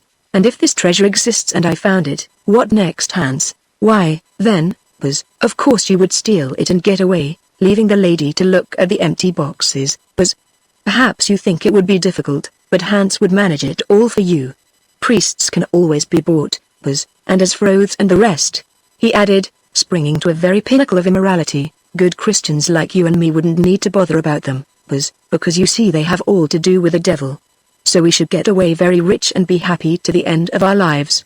But, he went on with a sigh, it is nothing but a nice dream, because the red biz stands in our way. Unless indeed here he brightened up we can make a bargain with him and go shares in everything that he gets. I did not try to argue with Hans because his lack of moral sense, real or assumed, was, so to speak, quite out of shot of argument. So I only said, I should be glad enough to get out of this place without any treasure, if only I could do so with a whole skin. Did you hear all the talk about war? Oh yes, from the beginning that Alman Karnik has said that there would be war, which was why he brought you here. Well, Hans, if it is to be with the Abanda, I don't see what chance these Dabanda will have, for they are but a handful. None, if the fight were with spears. But they don't trust to spears, they trust to magic of which there is plenty in this land. Didn't you see when the Ngoy woman cursed Karnik, how he curled up, just as though she had kicked him in the stomach, and ran away, although a minute before he had meant to carry her off with the help of his friends, of whom no doubt he was plenty.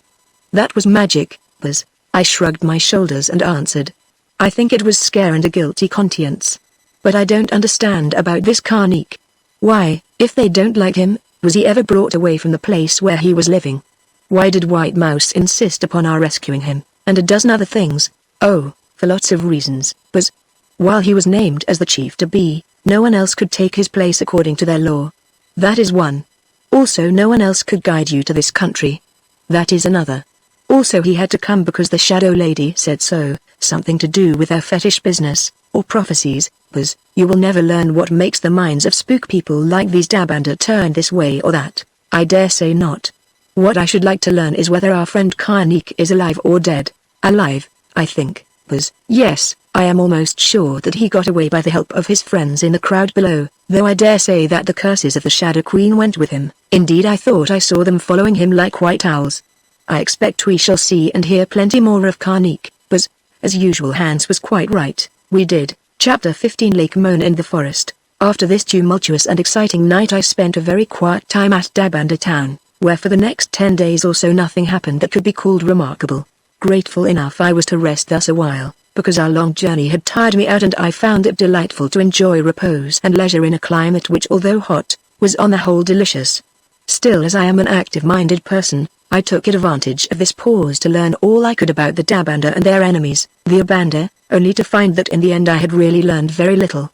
Campana and other members of the council came to see me frequently and talked with great openness upon many matters, but when I came to boil down their conversation, the residuum was small enough. I was told that Karnik had escaped, as they said, by making himself invisible, a feat in which no doubt the darkness helped him. Where he had gone, they were not sure. Possibly, they said, he had turned traitor and run away to the Abanda, though such a crime had never been heard of in their history. Or he might have returned towards the country where I had met him. Or possibly he was dead, killed by the curse of the Ngoy, though they did not think this probable, for being himself a magician and one of the initiated, he knew how to fashion shields which would turn aside or delay the deadliest curses. My inquiries upon other matters were almost equally unfruitful. I asked when the promised war would come and was informed that they did not know, but that no doubt it would happen at the time appointed, nor would they tell me anything definite about the lady called Shadow, whom I had seen upon the altar platform. They were, they asserted, ignorant of what caused her to be fairer-skinned and more beautiful than other women. They only knew that for many generations the lake dweller always had been so, it was a family gift. They admitted that she lived upon an island in the waters of Moan, in the company of certain virgins who dwelt with her in ancient buildings erected by an unknown and forgotten people. But of these buildings and the fashion of her life there they could say nothing, as none of them had ever visited the place, upon which it was unlawful for any man to set foot except the husband of the Ngoy after marriage, and so on. Thus it came about that at last I abandoned inquiries, which led to no result, for the very good reason that those whom I questioned were determined to tell me nothing, and fell back upon my own powers of observation, assisted by those of Hans. Being allowed to do so with an escort, I walked about the country, but saw nothing worthy of note. Here and there were little villages inhabited by a handful of people, and round these some cultivated fields, also grazing grounds on which were herded cattle of a small breed and goats, but no true wooled sheep, creatures that would not thrive in so hot a district. The rest of the land, which was of extraordinary richness and could have supported 10 times as many people, was given up to game of every variety except, as I have said, those that are harmful to man, which did not exist there. The animals were wonderfully tame. Indeed, one could walk among them as Adam and Eve are reported to have done in the Garden of Eden. Again I asked Campana and others how this came about, and was answered because of the spell laid upon them, also because they were never molested or killed for food. I inquired why, and was informed because they were holy, taboo in short, as Father Ambrose had heard from the slave in bygone years. Then for the first time I discovered that the Dabanda believed that after death the spirits of men, or those of certain men of their race, passed into the bodies of animals, also that sometimes this happened before birth. It was for this reason that the beasts were not touched, since nobody likes to put a spear through his grandmother or his future child. Next I referred to the elephants we had met outside their country, over which Karnik seemed to have control, and inquired how this happened. The reply was that these beasts saw their progenitors had once lived in Moan land, whence they were driven, or requested to leave, as Campana put it, because they did so much mischief, which accounted for the mystery. My own view, of course, is, or, perhaps I should say, was, that the creatures were tame because no man ever harmed them, but I quote the story as an example of the superstitions of these star worshippers. To many African tribes certain creatures are taboo, but never before or since have I heard of one to which all game was sacred. Perchance because no other of small numbers has so rich a food supply that it needs to be supplemented by the flesh of wild animals. Among the Dabanda, however, this was so. Their fertile soil, amply watered by rain and streams, needed but to be scratched to yield abundantly of corn and various roots and vegetables, while their numerous flocks and herds furnished all the milk and meat they required.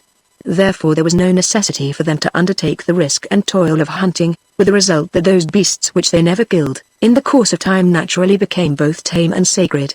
Having finished such investigation of the country as I was allowed to make, all approach to the lip of the crater was, I should explain, forbidden to me. I was seized with a great desire to explore the forest land and to look upon the sacred waters of the Lake Moan. At first, when I mentioned this matter, Campana always turned the subject, but ultimately on the day of full moon, he said that if I so desired, he was ready to conduct me through the forest so that I might look upon the lake by moonlight, adding that it was not lawful for any man to enter this forest, much less to see the lake, in the daytime. Of course I jumped at the offer, and shortly after moonrise we started, 3 of us, Campana, I, and Hans, whom at first Campana wished to leave behind. Indeed he only gave way on the point when I refused to go without him, while Hans on his part remarked, in infamous Arabic, that it has always been his custom to shoot anyone who tried to separate him from his master. Within 5 minutes we found ourselves in a pit of blackness. That forest must have been dark at noonday, and at night, even when there was a full moon, it was like a coal mine. We could only get along it all by help of some yards of the stem of a creeper of which Campana held one end. Then I grasped it at a distance of a few feet, and lastly came Hans holding to the other end. It may be asked how Campana could see his way. The answer is that I do not know, but he led us quite briskly along some path that I was unable to perceive, which wound in and out through the trunks of giant trees, and skirted some that had fallen. Thus we walked for some hours, only seeing a ray of light now and then where a tree, dead and devoid of leaf, allowed it to reach the ground. At length this forest ceased as suddenly as it had begun, and we stood upon the broad beach of the lake, most of which doubtless was covered in times of heavy rain. Oh, how desolate was that great sheet of water glimmering in the bright moonlight, and yet how beautiful, set in its ring of forest land. Save for the soughing sound of wildfowl flighting far out of sight, and the occasional croak of a frog, it was utterly silent. Its lonesomeness was oppressive, almost terrible, for no beasts seemed to frequent it, nor did I see or hear so much as a fish stirring. Well could I understand that a semi-savage race should deem it to be holy and haunted. Far away I could see the island on which the priestess Shadow was said to dwell, and noted that it was large, over a mile long as I judged, though how wide it may have been of course I did not know. What is more, I could distinguish buildings amidst the palms which grew upon this island. Taking my glasses, very good ones of a German make which were fitted with a lens for use at night, I studied the place and saw at once that these buildings were large, massive, and apparently covered with sculpture. They seemed to be constructed of limestone or alabaster, or some other white rock such as marble, and before them stood gateways and towers, certain of which looked as though they were half in ruins. In architecture and style they were totally different from any that I knew of in Africa, not excepting the Zimbabwe ruins. They had, however, a distinct resemblance to the remains of the temples of old Egypt which at that time I had never seen except in pictures. There were what might be pylon gates, there were walls covered with great carvings, there were courts with pillars in them, for the end of one of these had fallen down or never been completed, and with the glasses I could see the columns. The sight thrilled me. Was it possible that these mysterious buildings had been erected by people from ancient Egypt, or even by some race that afterwards had migrated to Egypt, taking their architecture with them?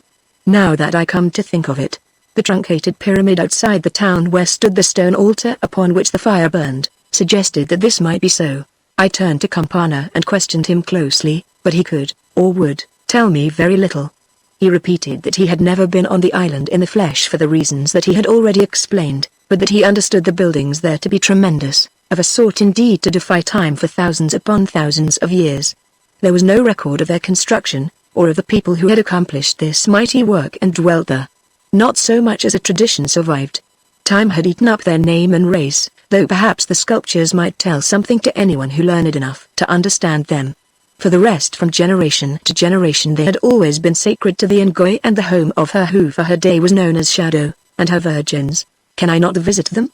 I asked. I saw a sarcastic smile upon Campana's wrinkled old face as he answered, "Oh yes, Lord, if you are a very good swimmer.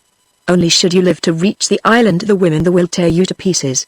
Now since then I have often thought that this was rubbish, for surely women who lived in such an unnatural state would be glad to satisfy their curiosity by inspecting even so unfavorable a specimen of the male sex as myself, that is, if there were any truth at all in this tale of an African nunnery or order of virgins, like those of the Sun in old Peru or the Vestals of Rome. At the time, however, all I thought of was the fate of the men who intruded upon the women's mysteries in ancient Greece, which was not one that I wished to share.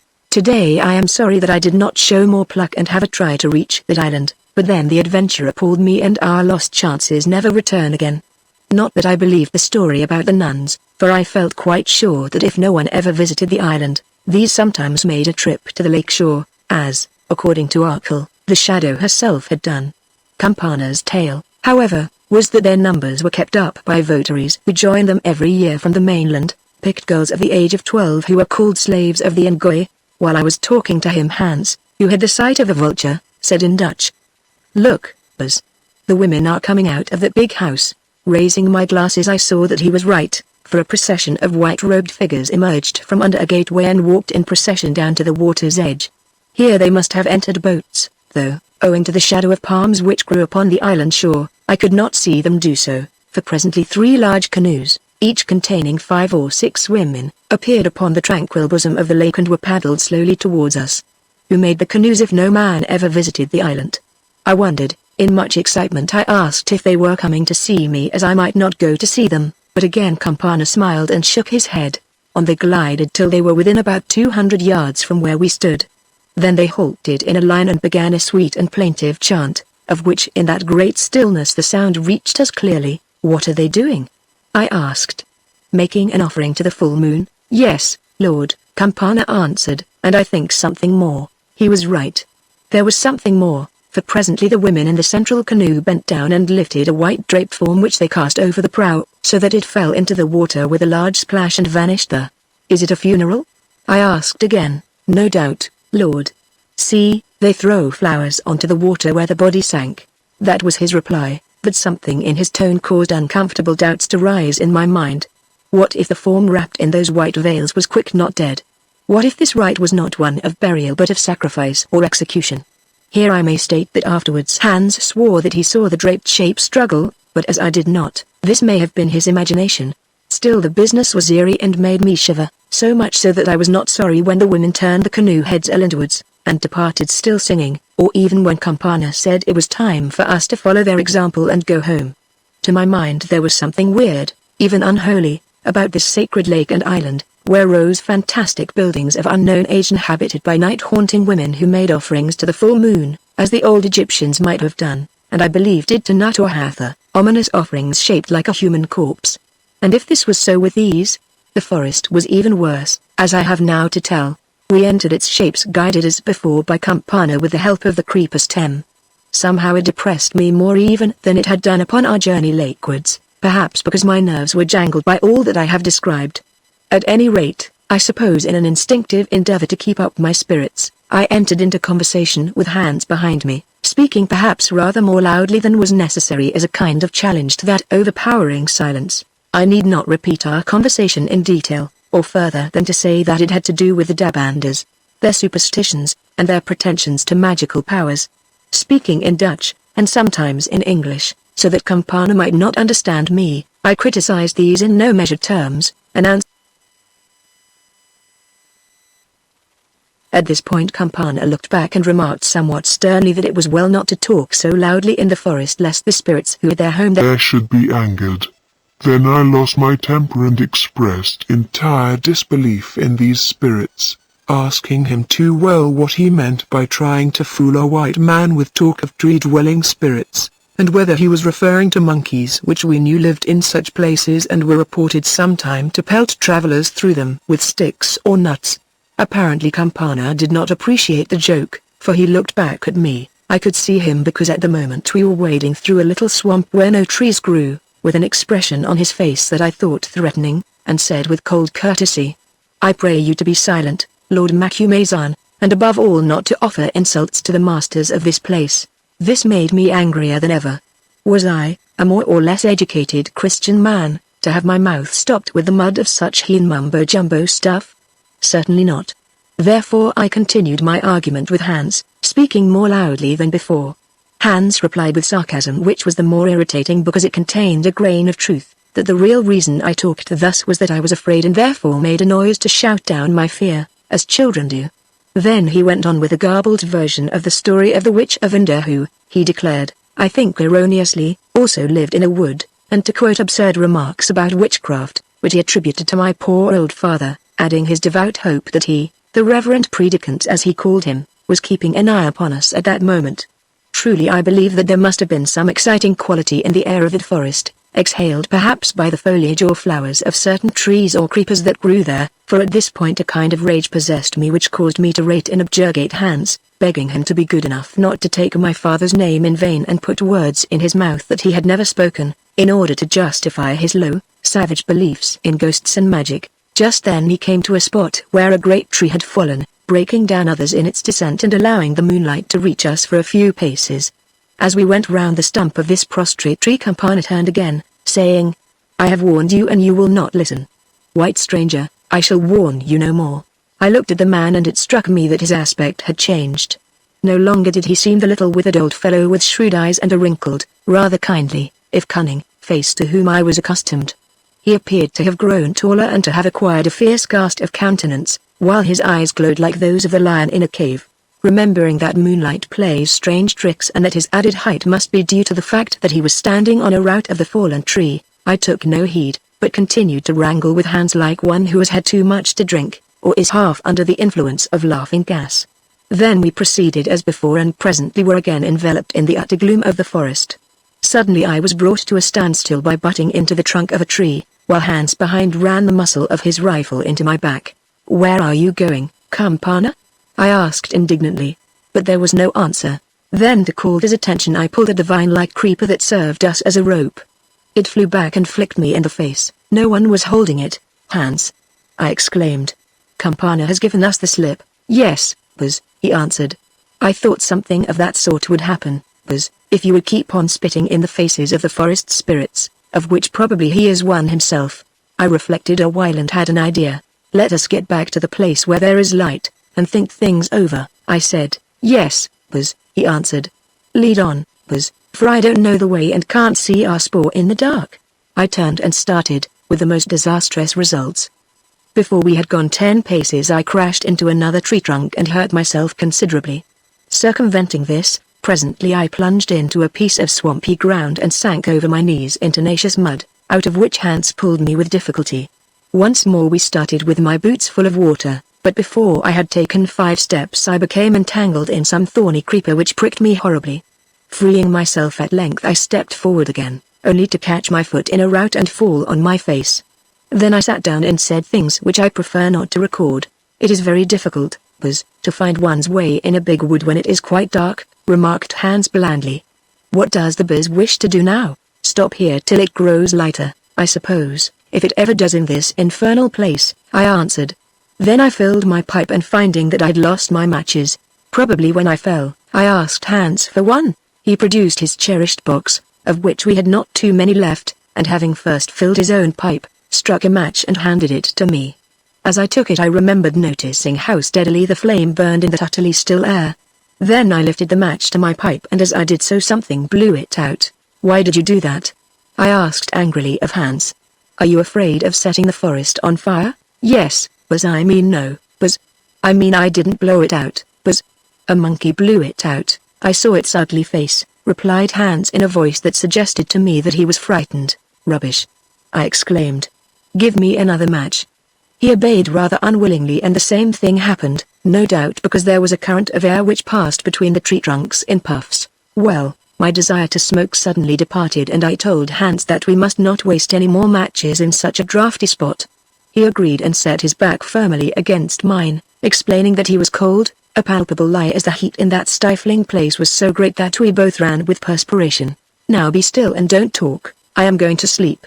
You can wake me up at dawn, I said. Scarcely were the words out of my mouth, when distinctly I heard laughter, of a queer sort it is true, for it was singularly mirthless, but still eerie laughter which appeared to come first from one quarter and then another. That old fool, Campana, is making fun of us all the time, I said. He shall laugh the wrong side of his mouth if I catch him. Yes, Buzz, only now he seems to be laughing on all sides of his face and from everywhere at once Hans began, but the rest of his remarks were lost in a peal of unholy merriment. It came, as he said, from everywhere at once, and seemingly even from above our heads. What the deuce is it, hyenas? I asked. No, Buzz, it's spooks, very bad spooks. Oh, Buzz, why would you come into this accursed forest to look at a lake where they drown people at midnight, and then sneer at the devils of the place and call them monkeys? I am going to pray to your reverend father, Buzz, hoping that he will hear me in the place of fires. For if he can't help us, no one can. I did not answer him, for when Hans was in this superstitious mood argument was useless. Moreover I was trying to remember a very interesting lecture I had once heard about echoes and how these are multiplied by natural causes. The laughter had died away and I was just recovering the thread of the lecture when something else happened. A great stone or clod of earth fell with a thud close to me, and was followed presently by scores of similar missiles. None of these touched us, it is true, but they struck everywhere around and even against the trees above our heads. After that I really cannot recall what followed, for between weariness, bewilderment, and exhaustion I grew confused, so that my mind became torpid. I remember all kinds of sounds, some of them very loud as though trees were crashing at a distance, and some of them small and sharp and close at hand, like the agonizing squeals idle children can produce with a slate pencil. I remember a feeling on my face which suggested that my ears and nose were being pulled by tiny hands. I remember, too, Hans announcing in a voice which was full of fear that gorillas with eyes of fire were dancing round us, though if so I never saw them. Lastly I remember that he fired his rifle, I suppose at one of the nightmare gorillas, or some other dream beast, for the sound of it reverberated through the forest as though it had been a cannon shot. Also in its blinding flash I thought I saw queer figures round us with fantastic faces. Then I remember nothing more of all those noises and visions, which were more appropriate to a victim of delirium tremens, than to a strictly sober man lost in a wood, till at length I heard a gentle voice say in Arabic, "Rise, MagneonBooks. You have wandered from your path and the air beneath these trees is poisonous and gives bad dreams. I have been sent to guide you and your servant back to Dabanda town." I obeyed in a great hurry and presently felt a soft hand leading me I knew not where. Or perhaps I should say that I thought I felt it, for I dare say this was part of the nightmare from which doubtless I was suffering, and seemed to be led forward, hands clinging to my coat-tails like a child to its mother's skirts, for how long I cannot tell. All I know is that just as the dawn was breaking we found ourselves upon the edge of the forest, for in front of us was the truncated pyramid upon which burned the altar fire, and beyond it the town. Here in the shadow of the last trees our guide departed, or seemed to depart. I noted vaguely in the gloom that she was a woman wrapped in white and of a graceful figure. "Farewell," she said with a suspicion of mockery in her voice that somehow I thought familiar, adding, "You are very wise, Makume-san, yet, I pray you, grow a little wiser, for then you will not mock at what you do not understand, and will learn that there are powers in the world known to its ancient peoples of which even white men have not heard." As she spoke she stepped backwards and before I could answer her had vanished, although still out of the darkness of that accursed forest I could hear her musical voice repeating, "Farewell, Makume-san, and mock no more at the powers of the ancient peoples." Said Hans as we staggered into our house, "I think that Missy must have been White Mouse come to life again. I don't want to know if she was White Mouse, or Black Mouse, or Piebald Mouse, or no mouse at all. What I want is to get out of this accursed country," I replied savagely, as I kicked off my boots and threw myself down upon the bed. Chapter 16 Karnik's Message. It may be wondered why I have said so little about Arkell, the real hero of this story, whom Hans and the natives named Red Bull because of his taurine build and great strength. The reason is that I saw little of the man. After the appearance of Shadow, the treasure of the lake, the night before the altar and the disappearance of Karnik laden with curses like the scapegoat of the ancient Jews, he was laid up for a while in the chief's big house or hut with a sore heel. Notwithstanding their alleged mastery over diseases, this heel, which resulted from his race for life before the Abanda and his subsequent tramp to the lake town, defied all the skill and spells of the Dabanda doctors or magicians, for they had but one word to describe the followers of both these trades. So I was called in and tackled the case with the help of a pot of antiseptic ointment bought originally in some chemist's shop, and lint that I made by picking a rag of linen to pieces. While visiting him for this purpose of course I talked to him, but even then with a sense of restraint. The truth was that already the man was hedged-round with ceremonial. Yes, this English gentleman was, as it were, guarded by a pack of heathen priests, white-robed mystics who never left us alone. Of course they could not understand our language, but on the other hand they were preternaturally shrewd at reading our faces and what was passing in our minds, as I found out from remarks that they made now and again. Thus I always had a sense of being spied on, and so, I think, did Arkell. If I tried to talk to him about the Lady Shadow, I saw their large eyes fixed upon me and their ears, as it were, stretched out towards me, till at length I came almost to believe that after all they understood or guessed the meaning of every word I uttered. This did not tend to promote candid conversation, indeed it was paralyzing, and at last reduced me to prattling about the weather or other trivial subjects. At last I could bear no more, and taking advantage of the temporary absence of the priest on guard, for I guessed that he had only retired behind a mat curtain, I said outright, "Tell me, Mr. Arkell, if you like this kind of life. You seem to me to be a prisoner in all except name, though they call you a chief. Do you think such a position right for a white man of your upbringing?" "No, I don't, Quatermain," he answered with vigor. "I hate the business, but I tell you that I am a man under a spell. I see you smile, yet it is true. Years ago it began with those dreams in London. Then I kissed, you know whom, down by that lake, and the spell became a madness. Lastly I swore allegiance to her and all the rest of it that night upon the platform yonder, and the madness became a fate. I'm bound by chains that cannot be broken. This chieftainship is one that you can see, but there are others and that's the end or the beginning. Do you wish to break them?" I asked. "My reason does, but my spirit, or my heart, or whatever you choose to call it, does not. I must win that woman, even if it costs me my life. If I do not I shall go mad." "Forgive me," I answered, "but don't you think that in a way it may cost you more than your life, that is, your honor?" "What do you mean?" he asked. "I mean that like all of us you were brought up with certain traditions and, as you have told me, in a certain faith. In short, you are a white man. Now a love affair with a woman who has other traditions and who is of another faith, or even a marriage is well enough sometimes as St. Paul points out. But this business is bigger than that, for in practice you must adopt her traditions and her faith and give the lie to your own. Further, you don't know what these are or where they will lead you. Remember, she warned you herself, for I heard her before that altar." "No, Quatermain, I don't know, and she did warn me. But I took the oath all the same and I've got to keep it. Moreover, I wish to keep it, for love sanctifies everything, doesn't it? And if ever a man was in love, I am." "That's an old argument," I said, "and I am not sure. For love means passion and passion is a blind leader of the blind.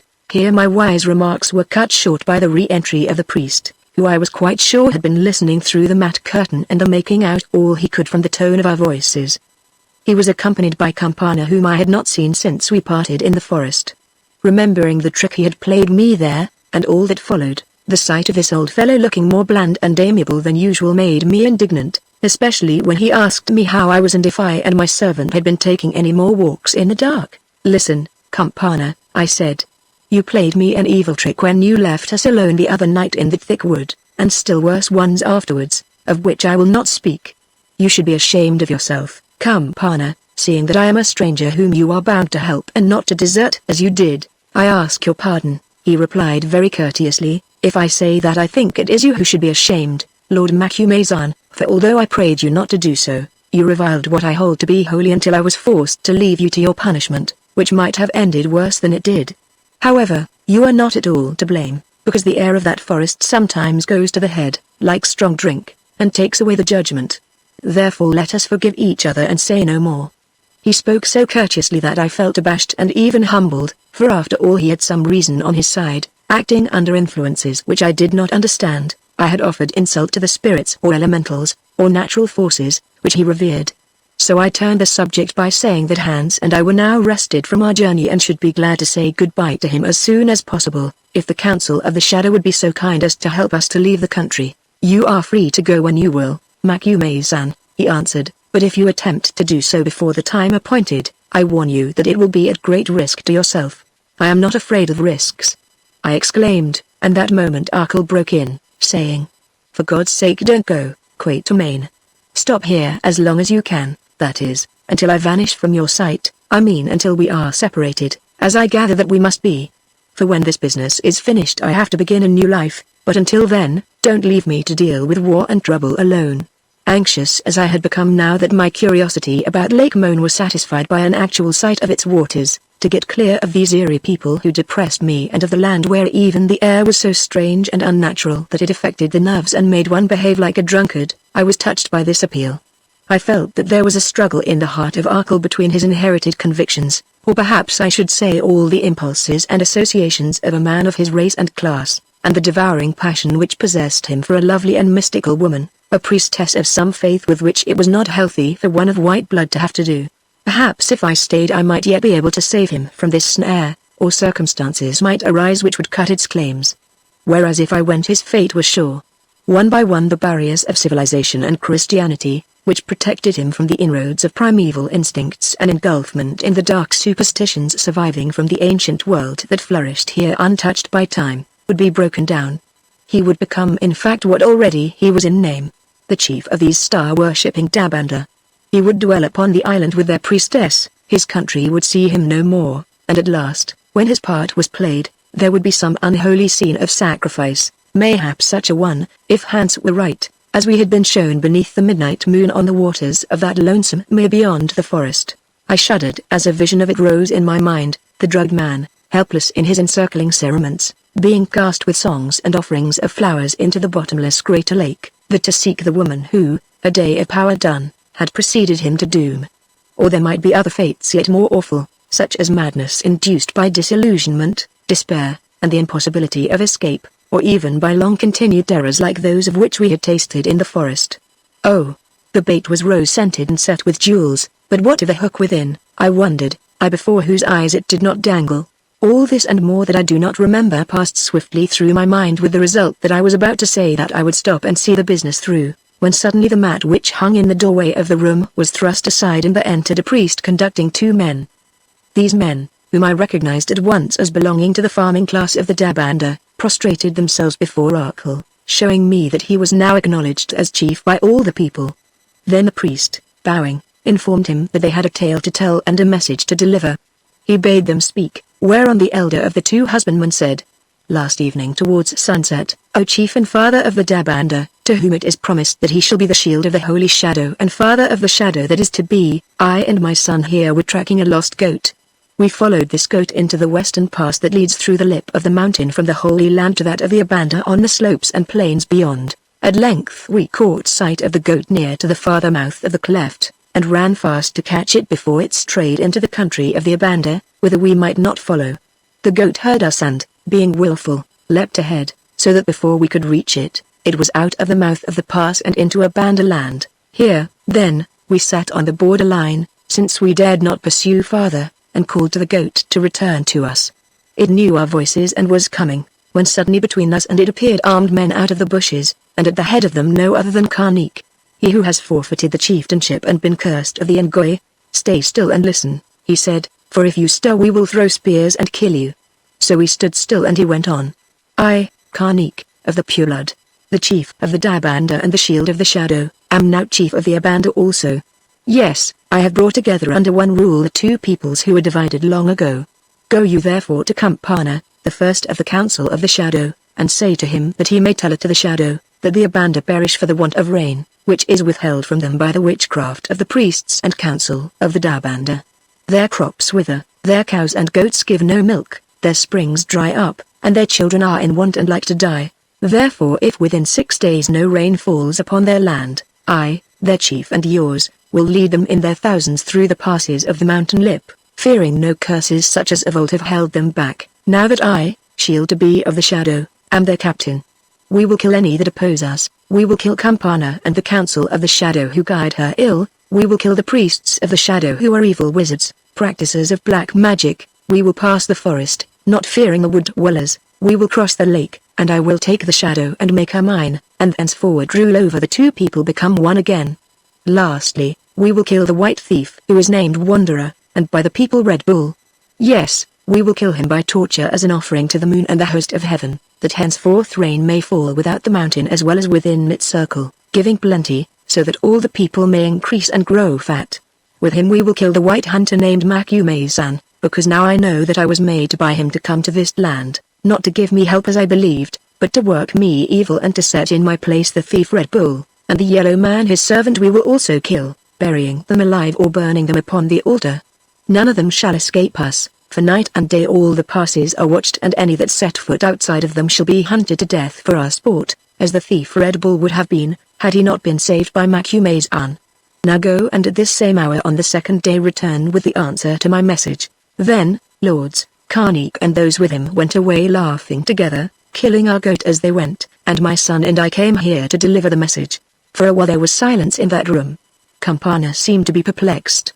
The priests were speechless with indignation. I was horribly frightened at the prospect of the fate promised to me, and so was Hans, who all this while had been sitting on the ground behind me, smoking and pretending to hear nothing, for he whispered, "Oh, Buzz, why did you ever come to this land of spooks?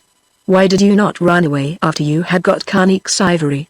Now we shall be buried alive, or be grilled on that altar fire just like buck's flesh, Buzz. If so, it won't be Karnik who will do the grilling. That is if ever he comes within 300 yards of me," I answered savagely in Dutch. Then I stopped short to consider Rakel, in whom I noticed a curious change. A few minutes before he was looking troubled and unhappy, for reasons that may be guessed.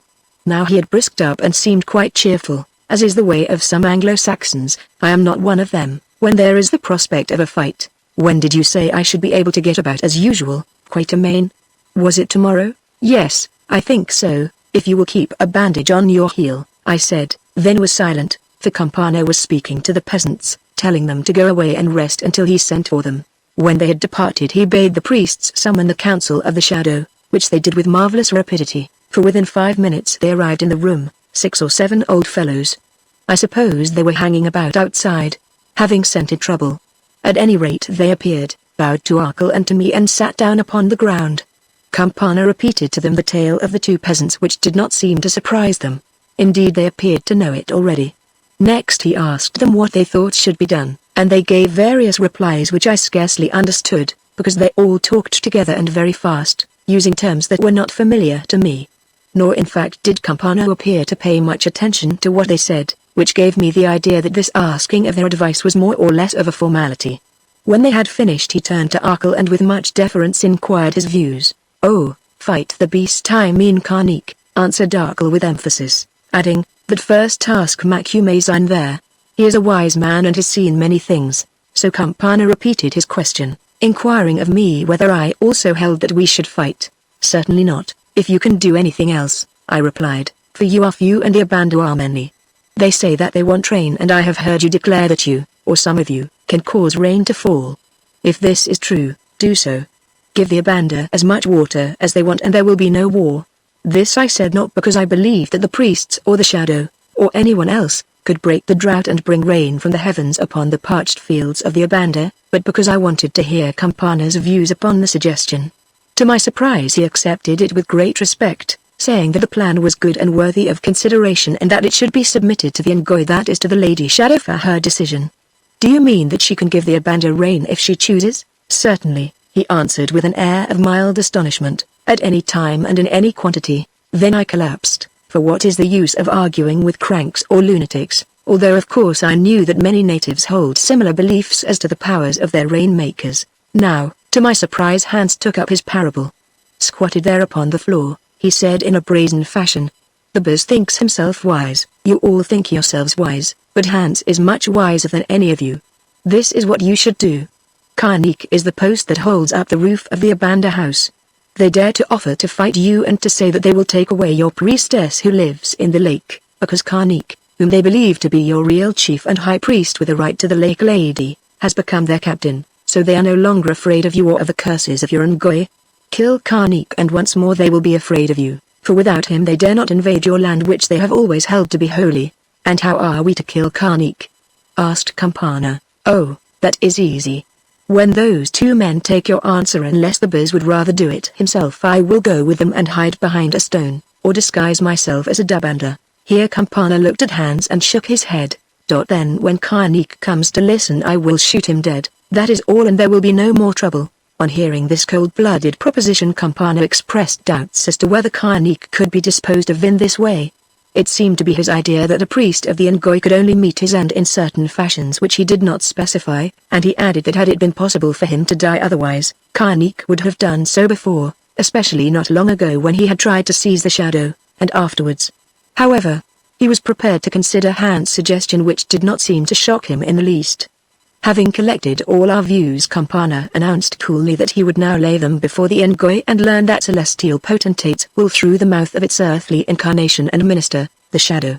Of course, I thought that he meant to pay a visit to the island in the lake, and remembering the riddle of those ancient buildings which I yearned to explore, I began to wonder if I could not persuade him to allow me to be his companion on the trip, though it is true that I had no liking for another midnight journey through that forest. But not a bit of it. His methods were very different. Suddenly he commanded silence and ordered extra mats to be hung over the doorway and window places, so that the room became almost dark. Then he sat down on the floor, the two priests kneeling on either side of him, while the Council of the Shadow, also sitting on the ground and holding one another's hands, made a circle round the three of them. Hans, who, scenting spooks, showed a strong disposition to bolt. And as I was relieved to observe, Ackle remained outside this circle playing the part for audience. By Jove, thought I to myself, for I did not dare open my lips, we are in for a séance. A séance it was. Yes, there in Central Africa, a séance, or something uncommonly like it, which once more caused me to remember the saying of wise old Solomon, that there is no new thing under the sun. Doubtless for tens of thousands of years there have been séances among almost every people of the earth, civilized and savage, or at any rate similar gatherings having for their object consultation with spirits or other powers of which ordinary men know nothing. The priests said some prayer in archaic language which I did not understand, if indeed they understood it themselves. I gathered, however, that it was an invocation. Then the circle began to sing a low and solemn hymn, Campana seated in the center keeping time to the chant with motions of his hands and head. By degrees these motions grew fainter, till at last his chin sank upon his breast and he went into a deep trance or sleep. Then I understood. Campana was what in spiritualistic parlance is called a medium.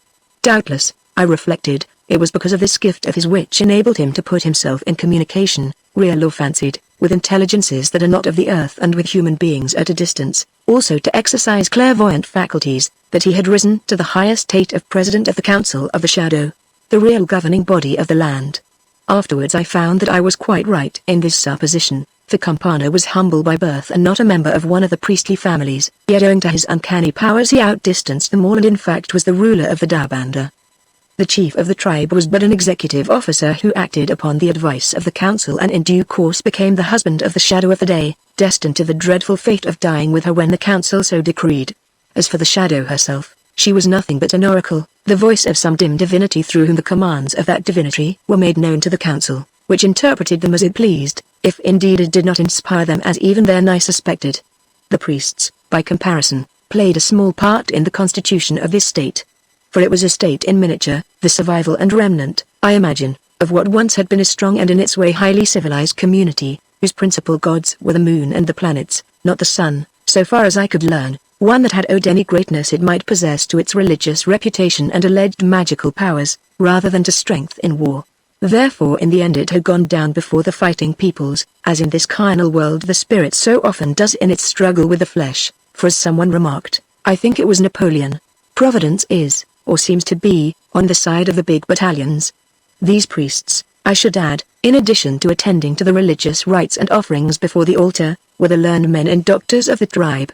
It was they who studied the stars, drawing horoscopes and reading omens in them, not without some knowledge, for I have reason to believe that they could predict eclipses with tolerable accuracy.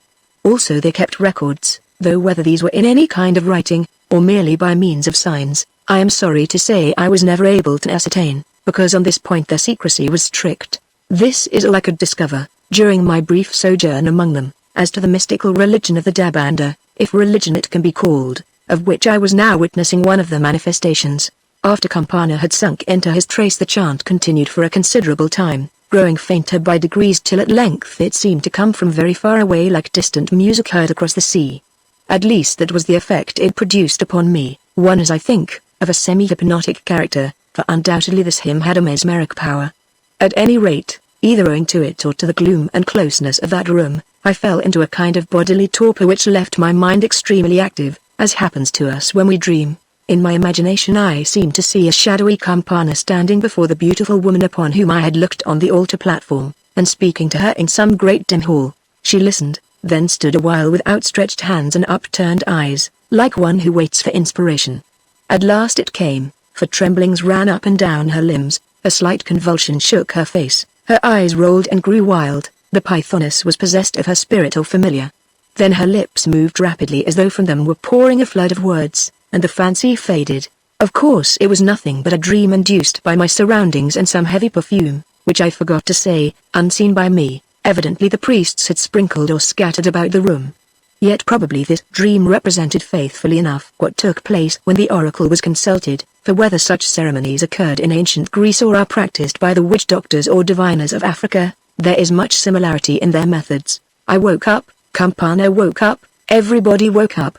Both Arkle and Hans told me afterwards that, like myself, they went to sleep and dreamed dreams. The old seer yawned, rubbed his eyes, stretched himself and said quietly that he had received full directions from the Ngoy as to what was to be done to meet the danger which threatened the Dabanda, but what those directions might be he declined to reveal. Then he sent for the two husbandmen and, pointing to one of the priests, said to them, "Return to the western pass with this man, and tomorrow at sunset, be at that spot where Karnik spoke with you. If he comes again or sends messengers, as he will, say that his words have been delivered to the Ngoy, and that this is the answer. Remember that you are accursed, O traitor Karnik. Take what road you will, but learn that every one of them leads you to the grave. Say also that the rain which the people of the Abanda demand shall fall upon them in plenty, for the time of drought is done. Let them be content therewith and know that if any of them dare to follow Karnik into the land of the Holy Lake, a curse shall fall upon them also, such a curse as has not been told of among them or their fathers. Add these words, O Karnik. The Ngoy reads your heart. You do not seek rain to make fruitful the fields of the Abanda. You seek the shadow. Karnik, for you that shadow has faded, for you she is dead. She whom you strove to bear away is dead and there awaits you only the fate of one who has slain the shadow." This cryptic message Campana caused the two peasants, also the priest who was to accompany them, to repeat twice. When he was sure that they had it by heart to the last word, he sent them away without any ceremony, as though he attached no particular importance to their mission. Now I could no longer suppress my irritation, or rather my wrath. I was most heartily sick of the whole affair. I saw that there was going to be fighting of some sort in which no doubt I should be expected to take part, and I did not want to fight. What had I to do with this ancient quarrel between two long-separated sections of a tribe, who were at loggerheads over the possession of a priestess supposed to be gifted with powers as a rainmaker? Moreover, the moral atmosphere of the place was unwholesome and jarred upon me. African customs of the more recondite sort and ancient superstitions are very interesting, but I could have too much of them, especially if certain, as I was, that behind their outward harmlessness, lies hid some red heart of secret cruelty. I wanted to get out of the place before that cruelty became manifest, or before something horrible happened to me with Arkell if possible, but if he would not come, without him. To tell the truth, I was frightened. I suppose that my dreams in the forest and the occurrences of this seance, if I may so call it, had got upon my nerves, just as old Zykley used to do in the Black Kloof. I have always believed that there are forces round us which our senses do not appreciate, secret doors in the natural boundary wall of life that most of us never find, though to them some may have the key. But I also believe that it is most dangerous and unwholesome to come into touch with those forces, or to peep through those doors when they are opened by others. Here in Dabandaland, however, they always stood ajar, or so I imagined, and through them came experiences and what Hans called spooks, which thrust themselves upon the attention of those who did not desire their company. In short, I wished to be gone back to a wholesome, everyday existence and never to see or hear anything more of Lake Moan, its priestess, or her votaries. Campana, I said, is there to be a war between your people and the Abanda? Yes, he answered with a slow and rather creepy smile, there is to be war of a sort. Then I want to have nothing to do with it. Campana, I want to get out of your country at once, risks or no risks, I wish to be off. I fear that is impossible, Lord Macumazan, he answered. Have you not heard the word of the Ngoy that the drought which has endured beyond the mountain for 3 years is at an end? That word is true, great storms are coming up through which you could not travel. The rain would stop you even if you escaped the spears of the Abanda. Moreover, he added quickly before I could express disbelief in the arrival of these storms, and with a faint sneer, we have been told that the Lord Macumazan is a very brave man, one who loves fighting. Then you have been told a lie. Also, who told you? That does not matter. We know more about you than you think, Macumazan.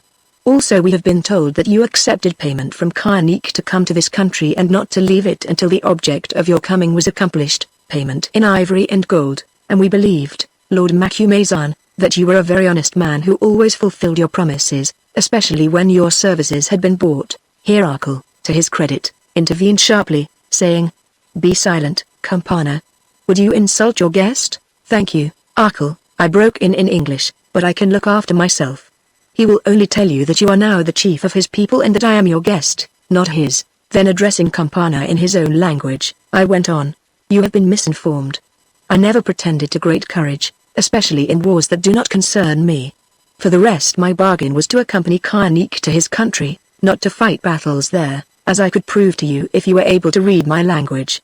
This Karnik, who was to be your chief, said that he could not travel here without me, which is true. For had it not been for me and Hans he would never have started.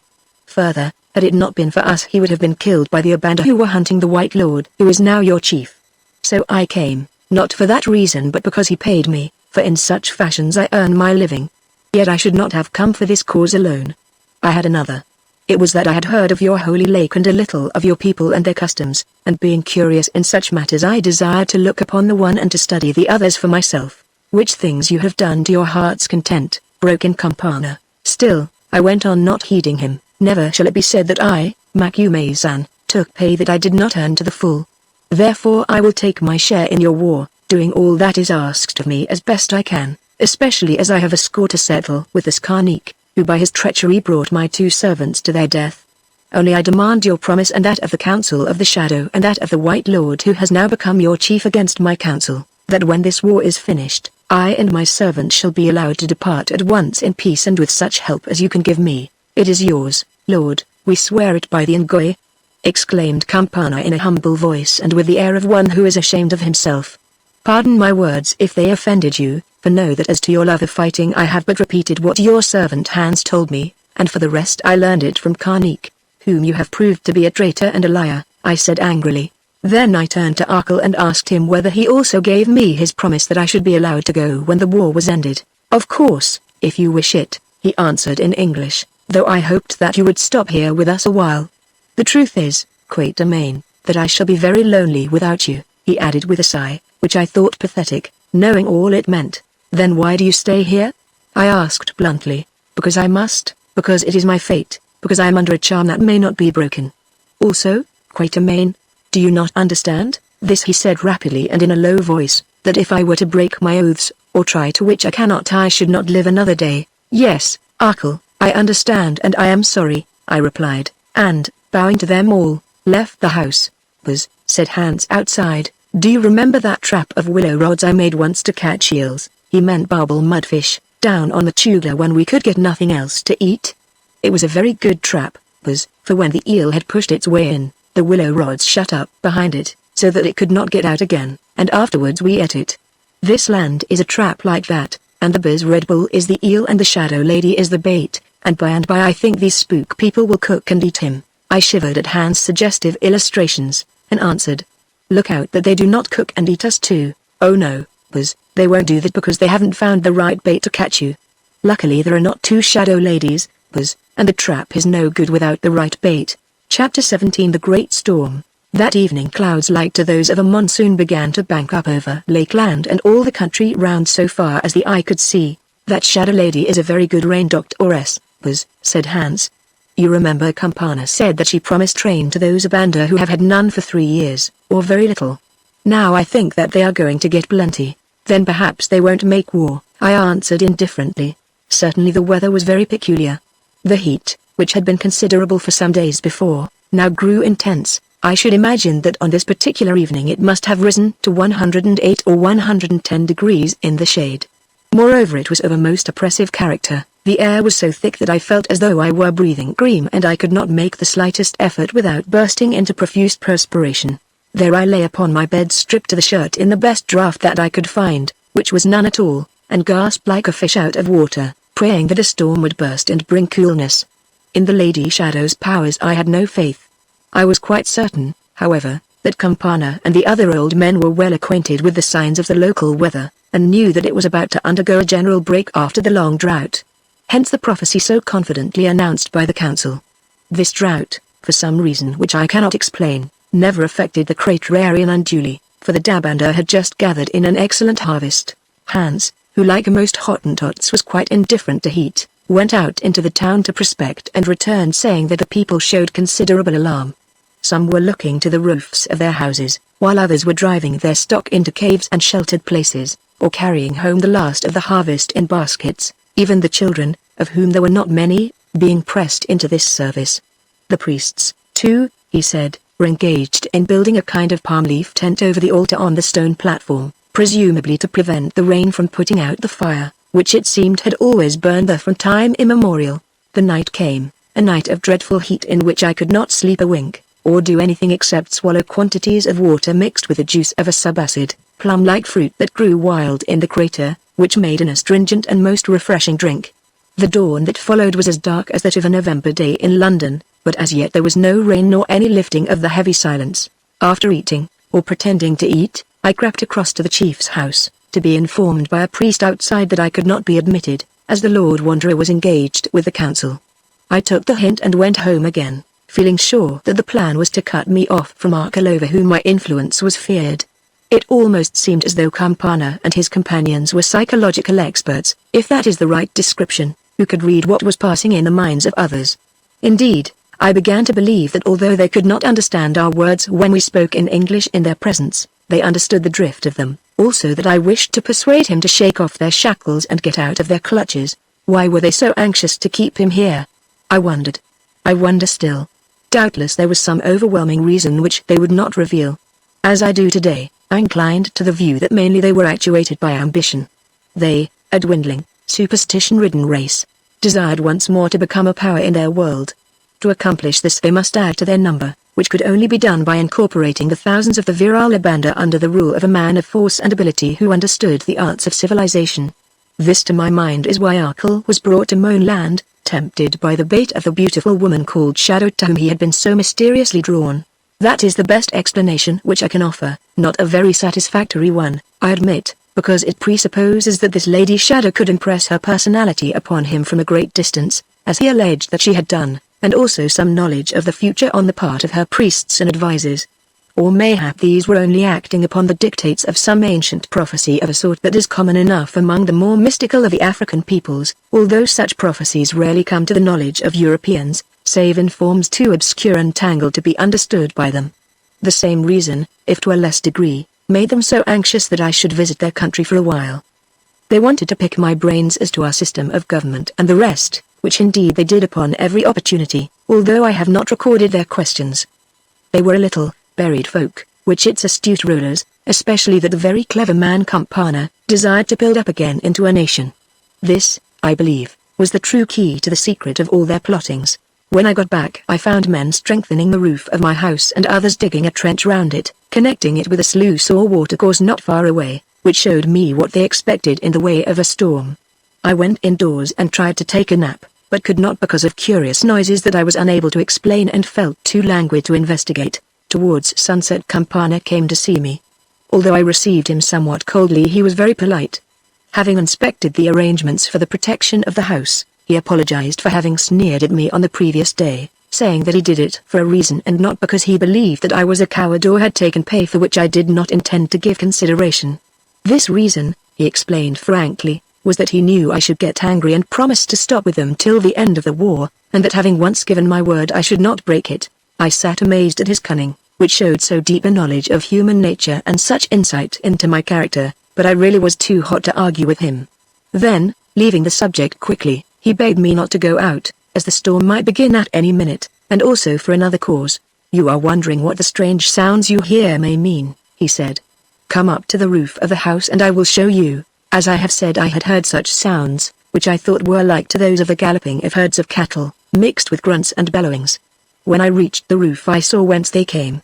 On either side of the town enormous numbers of every kind of game were rushing towards the forest, doubtless to shelter them from the approaching tempest.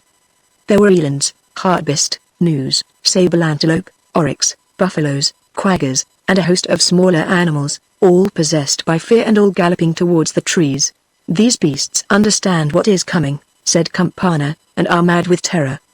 They will not hurt us Dabanda because they know us, and, as you have seen, we have power over them, but if they smelt you, a stranger, they would toss and trample you.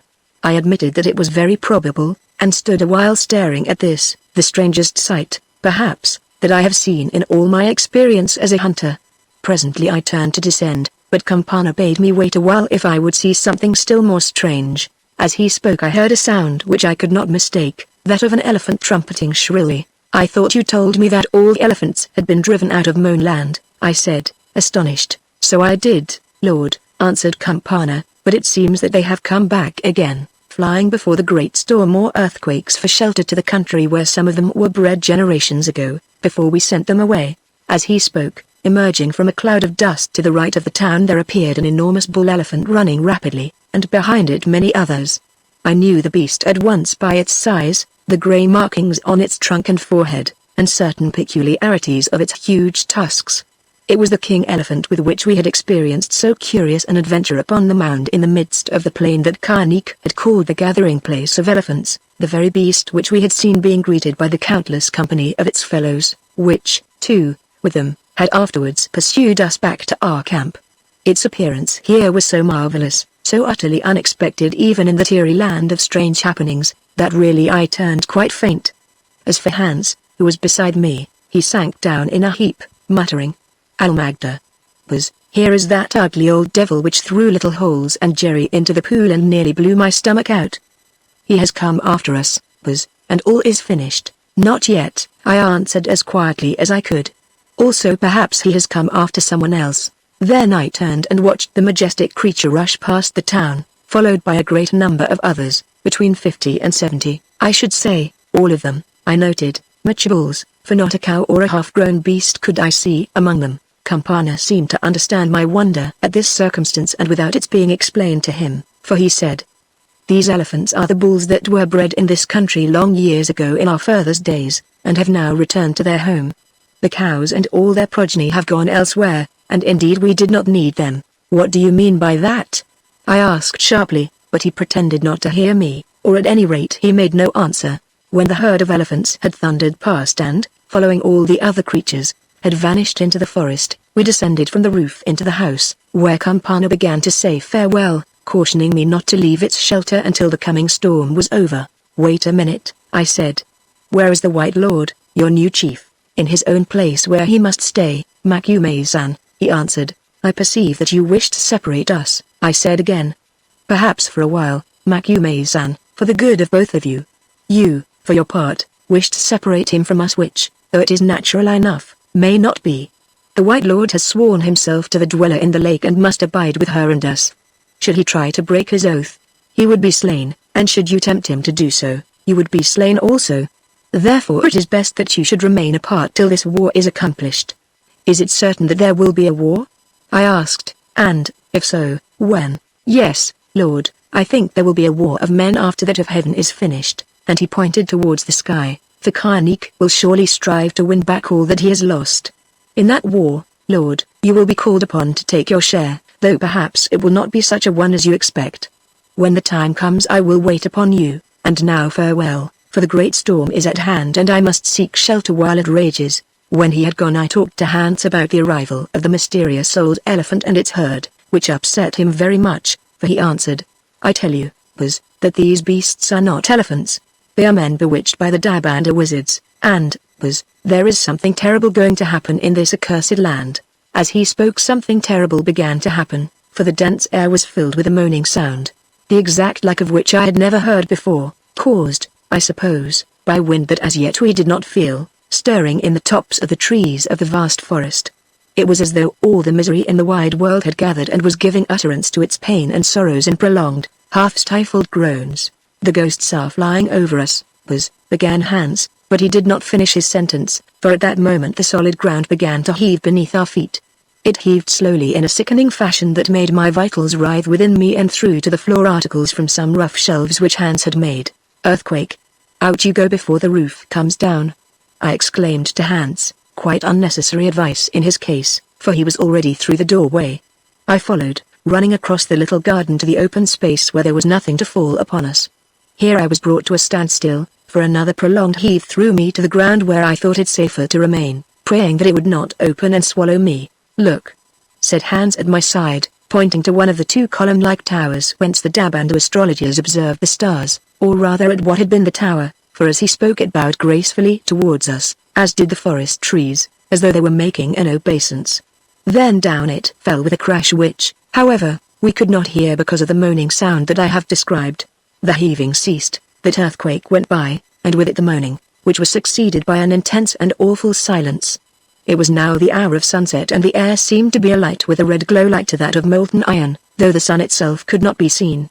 This glow, in which everything appeared monstrous and distorted, suddenly broke up into great flakes of furious color, which to my fancy resembled wide-winged and fantastic creatures, such as haunted the earth in the reptile age, only infinitely larger, flitting away into the darkness overhead. These shapes departed on rainbow-tinted wings and the darkness fell, a palpable thing, a mass of solid night stretching from earth to heaven.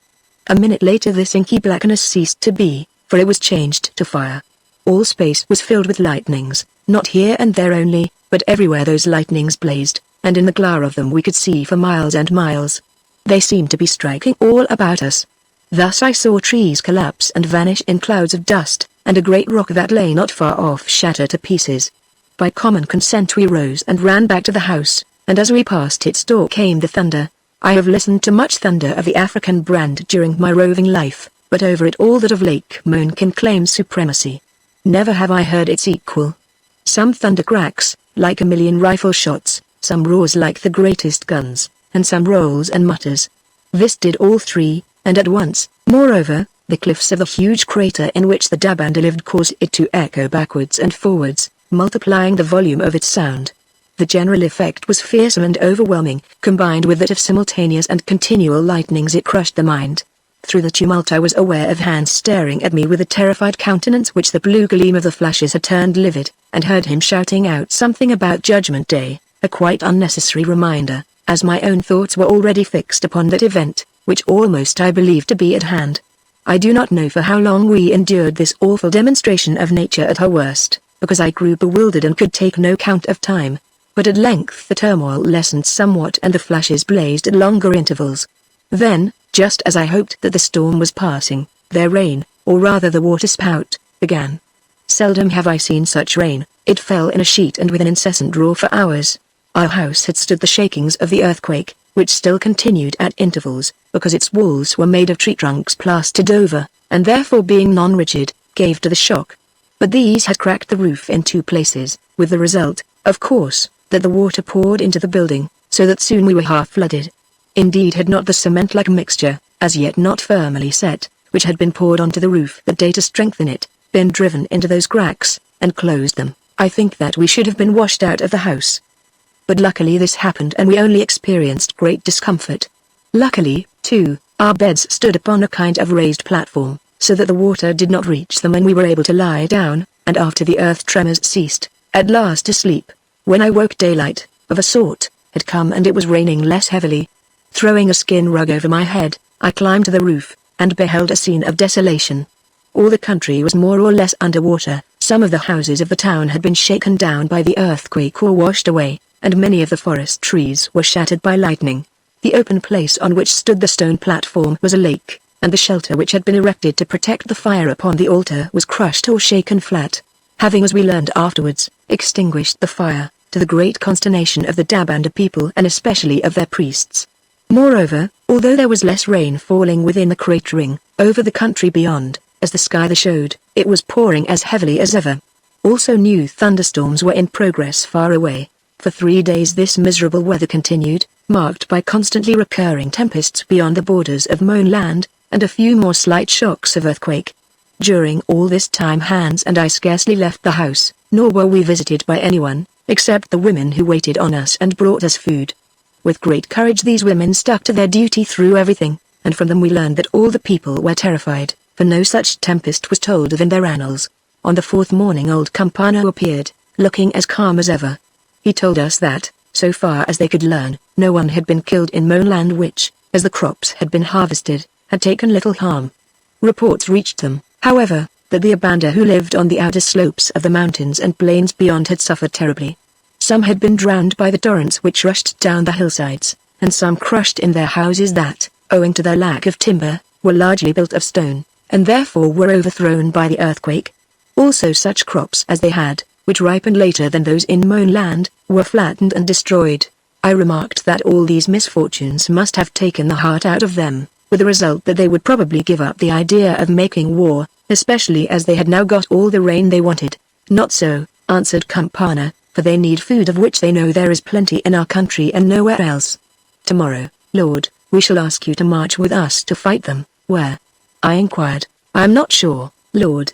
The order that we have received is that we should march to the western pass. Doubtless when we come to it, other orders will reach us, telling us what we must do. Whose orders? I asked, exasperated. Those of your new chief? No, Lord, those of the Ngoy which come to us through the air. Oh, I exclaimed, do they? And does your chief, the Wanderer, come with us to this battle? No, Lord, he stays to guard the town. Now I must bid you farewell as there is much to do. Tomorrow, when it is time to march, I will send for you. Well, I'm blessed, I said as the door closed behind him. No, Buzz, said Hans, not blessed, another word, Buzz, which your reverend father would never let me speak. As he used to say, Buzz, the world is full of wonders and it is nice to see as many of them as one can before we go to the place where there is nothing but fire, like there was here the other night when the storm burst. This will be a very funny war, Buzz, in which the orders reach the generals through the air and they don't know what they are going to do until they get them. That war will be a fine thing to think about afterwards, Buzz, when we are back in Durban or in the place of fires, whichever it may be. Stop your ugly mouth and listen, I said. I mean to get out of this hole. We are going to march to the western pass. Well, I shall run through it and desert, yes, Buzz, and leave the guns and everything else behind, and be killed by the Abanda on the other side, or lose our way and starve if we escape them. Well, it will be soon over, Buzz, and we shan't have a long journey to make this time. So he went on, talking sound enough sense in his silly, topsy-turvy idioms, but I paid no more heed to him. So sick and tired was I of the whole business that I did not care what happened. I would just go as the wind took me, hoping that it would blow me out of Moanland as soon as possible. If it were fated otherwise I could not help it and there was nothing more to be said. The day I made yet another effort to see Arkell, but when we had tramped through the mud to the chief's house, it was only to find it guarded by soldiers, who politely turned us back. Then understanding that a wall had been built between him and me which I could not climb, I returned and wrote up my diary. Those pages of smudged pencil, by help of which I indite this record, are before me now and their language is so lurid that it is difficult to believe they were written by a man as temperate in all things, and especially on paper, as myself. That night some solemn ceremony took place on the altar platform, to which I was not asked and, I think, should not have attended if I had been. I believe that it had to do with the relighting of the fire, for from our roof we saw this blaze up suddenly. It was witnessed by a great number of people, Arkell among them, for Hans caught sight of him arrayed in dabanda dress and escorted by priests with torches. It distressed me to think of him playing the part of a high priest among these uncanny otherworld kind of folk, but like the rest, there it was and could not be helped. The religious function, for I supposed it to be religious, was accompanied by much melancholy music and many songs, also by drum beating, which I had not heard before. It went on for a long while and ended with a torchlight procession back to the town. After we had breakfasted next morning, Campana arrived, accompanied by a guard of 30 spearmen, and remarked casually, just as though an evening party were concerned, that if we were ready, it was time to start the war. I replied in an airy fashion that, being impatient for battle, I had been waiting for him, for I wished to give him the impression that I was pawing the ground with eagerness, like the warhorse in the book of Job. He smiled and said he was glad to hear it and that he hoped I should remain in the same mind, adding that he knew I could run fast from the rate at which I entered Moan land. I reflected to myself that this would be nothing compared with the rate at which I should leave it, if I got the chance, but contented myself with inquiring who would look after our possessions while we were away. He replied that they would be removed to a hiding place and well cared for, which left me wondering whether they would ever come out of it again. So off we went, closely surrounded by the guard, 2 soldiers carrying our spare rifles, ammunition, and necessary kit. As we marched through the town where I saw women, but no men, repairing the damage done to the houses and gardens by the storm, a girl pushed through the soldiers and gave me a note. It was from Arkell and read. My dear Quatermain. Don't misjudge me, as I fear you must. I cannot go with you. It is impossible, for reasons you would scarcely understand. Also if I could, my foot is not well enough yet.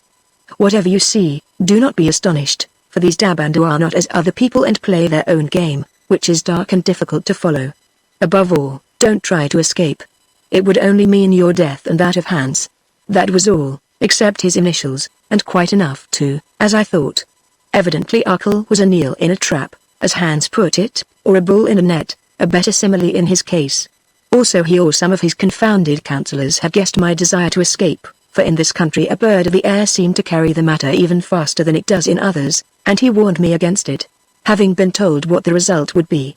Well, the idea must be abandoned. From the first it was madness to think that such an attempt could succeed. About 3 miles away at a village, or what remained of it after the storm, we met the army, to give it Campana's imposing name. It consisted of some 250 spearmen. I asked him where the rest of it was and he replied, with his odd little smile, that it did not exist, for all the other able-bodied men had been left to defend the town and the chief. Then I asked him what strength the Abanda could put into the field.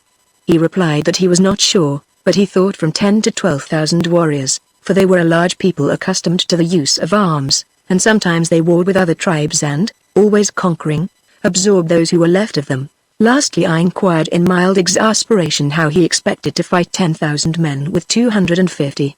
He replied blandly that he did not know, being himself a counselor and seer, not a soldier, but that doubtless it would be done somehow according to the directions he might receive, adding, I presume in a sarcastic spirit, that my presence would be worth many regiments, because Karnik and the Abanda were afraid of me and my white man's wisdom and weapons. Then I gave up, fearing lest more of such jibes should cause me to lose my temper and say things I might regret. We marched on for the most of that day through the beautiful crater country where flooded rivulets, for it had no large streams, some of which we forded with difficulty, gave evidence of the great tempest, as did landslides on the slopes and lightning-shattered trees. But not one soul did we meet, although I saw a few cattle grazing, apparently unherded. The land seemed to be quite deserted, even by the game which I presumed was still hiding in the forest, and when I asked Campana where the people had gone, he said he did not know, but he supposed that they were in hiding fearing a return of the storm. Or perhaps, he added, as though by an afterthought, it was the Abanda that they feared, knowing that now they were under the command of Karnik who might dare to enter the land. At length in the afternoon we came to a village, to reach which we had to march round some deep clefts that, from their fresh appearance and great depth must, I saw, have been caused by the recent earthquakes. Here a few old men, and some women, also old, were engaged in cooking large quantities of food, evidently in preparation for our arrival. We were now within 5 or 6 miles of the wall of cliff which surrounded the whole crater, although we could scarcely see this cliff, because the village lay in a hollow and for some time we had been passing through park-like country where tall trees grew so thickly that they cut off the view. We ate of the food, which was excellent, and rested, because Campana told us that we should remain at this place until far on into the night, when we must march again, so as to reach the cliff by dawn. I asked what we were to do when we did reach it. Again he replied that he did not know, perhaps we should go through the pass and attack the Abanda, or perhaps we should wait for them to attack us, or perhaps we should retire. Then he hurried off before I could put more questions. The last thing I saw as the sun set was the party of old men and women who had cooked the food tramping off eastwards with their bundles on their backs, which suggested that they did not mean to return. Then, in order that I might be fresh in the face of emergencies, I went to sleep, and so remained till about 3 on the following morning when Campana woke us and suggested that we should breakfast, as the army was about to start. Having swallowed something, presently off we went, travelling by the light of the waning moon and the stars. It was so dark among those trees that had not a man led me by the hand I should not have been able to see where to go, but the gloom did not seem to incommode the Dabanda, a people who must have had the eyes of cats. On we travelled, always uphill, for we were now climbing the slope of the cliff, till at length the sky grew grey with dawn. Then we halted, waiting for the sun. Presently with startling suddenness it appeared over the eastern edge of the crater far away, its level beams striking upon the western cliffs, although the crater itself was still shrouded in mist and gloom.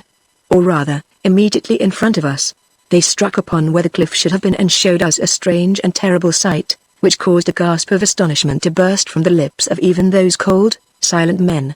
For behold, it was riven from crest to foot by the shock of earthquake, and in place of the narrow pass a few yards wide, was a vast gulf that could not have measured less than 1/4 of a mile across.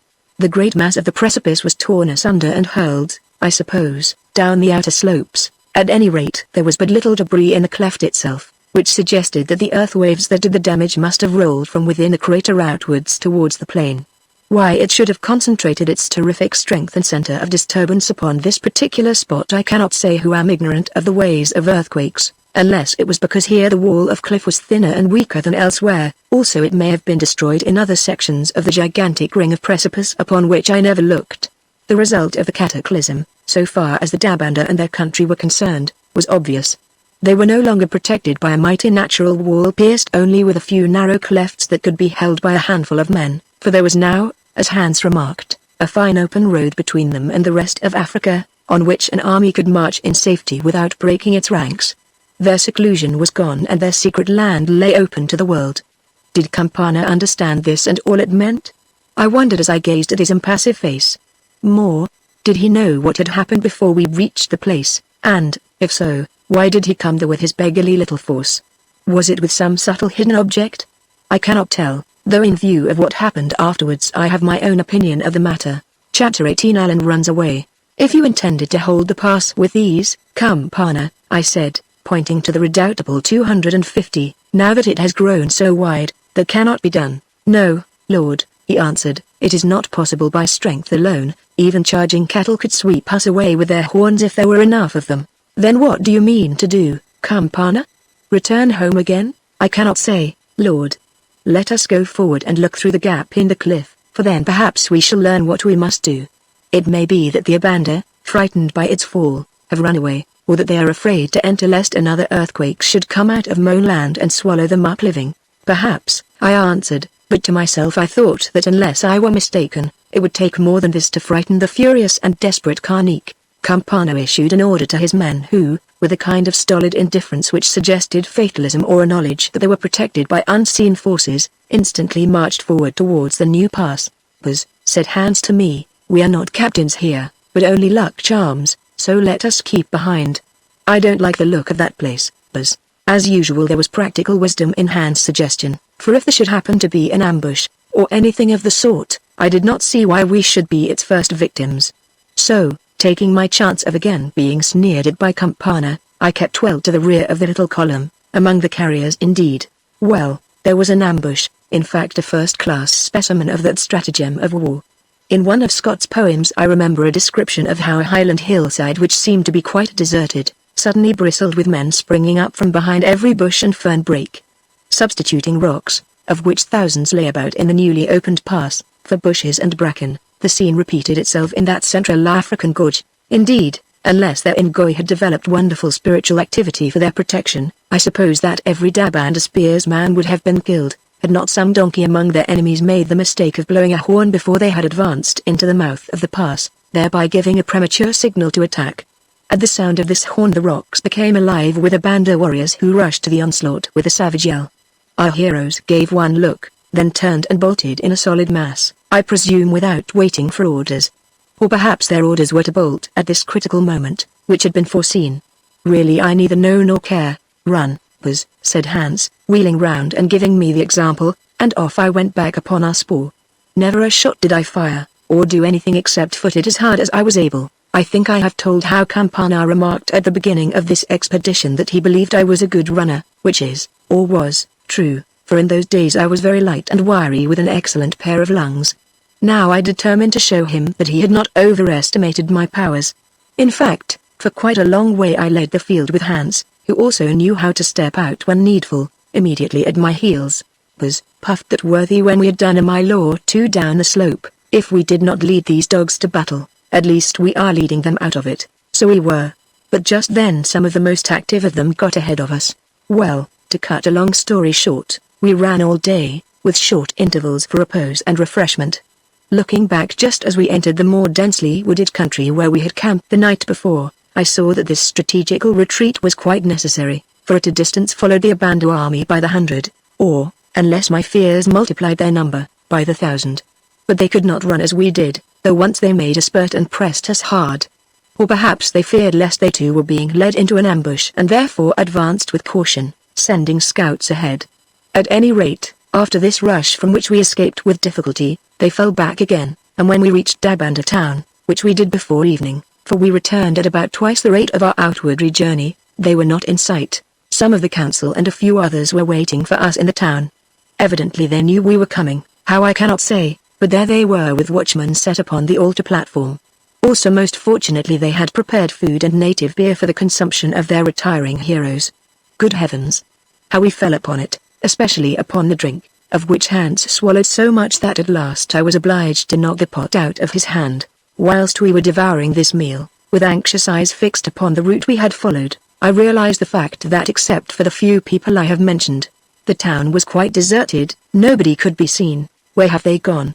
I said to Hans. Into the forest to join the spook elephants, I expect, Buzz, he replied, stuffing a lump of meat into his mouth, and that is where we shall have to follow them. So it was, for just then Campana arrived, quite calm but looking a little the worse for wear.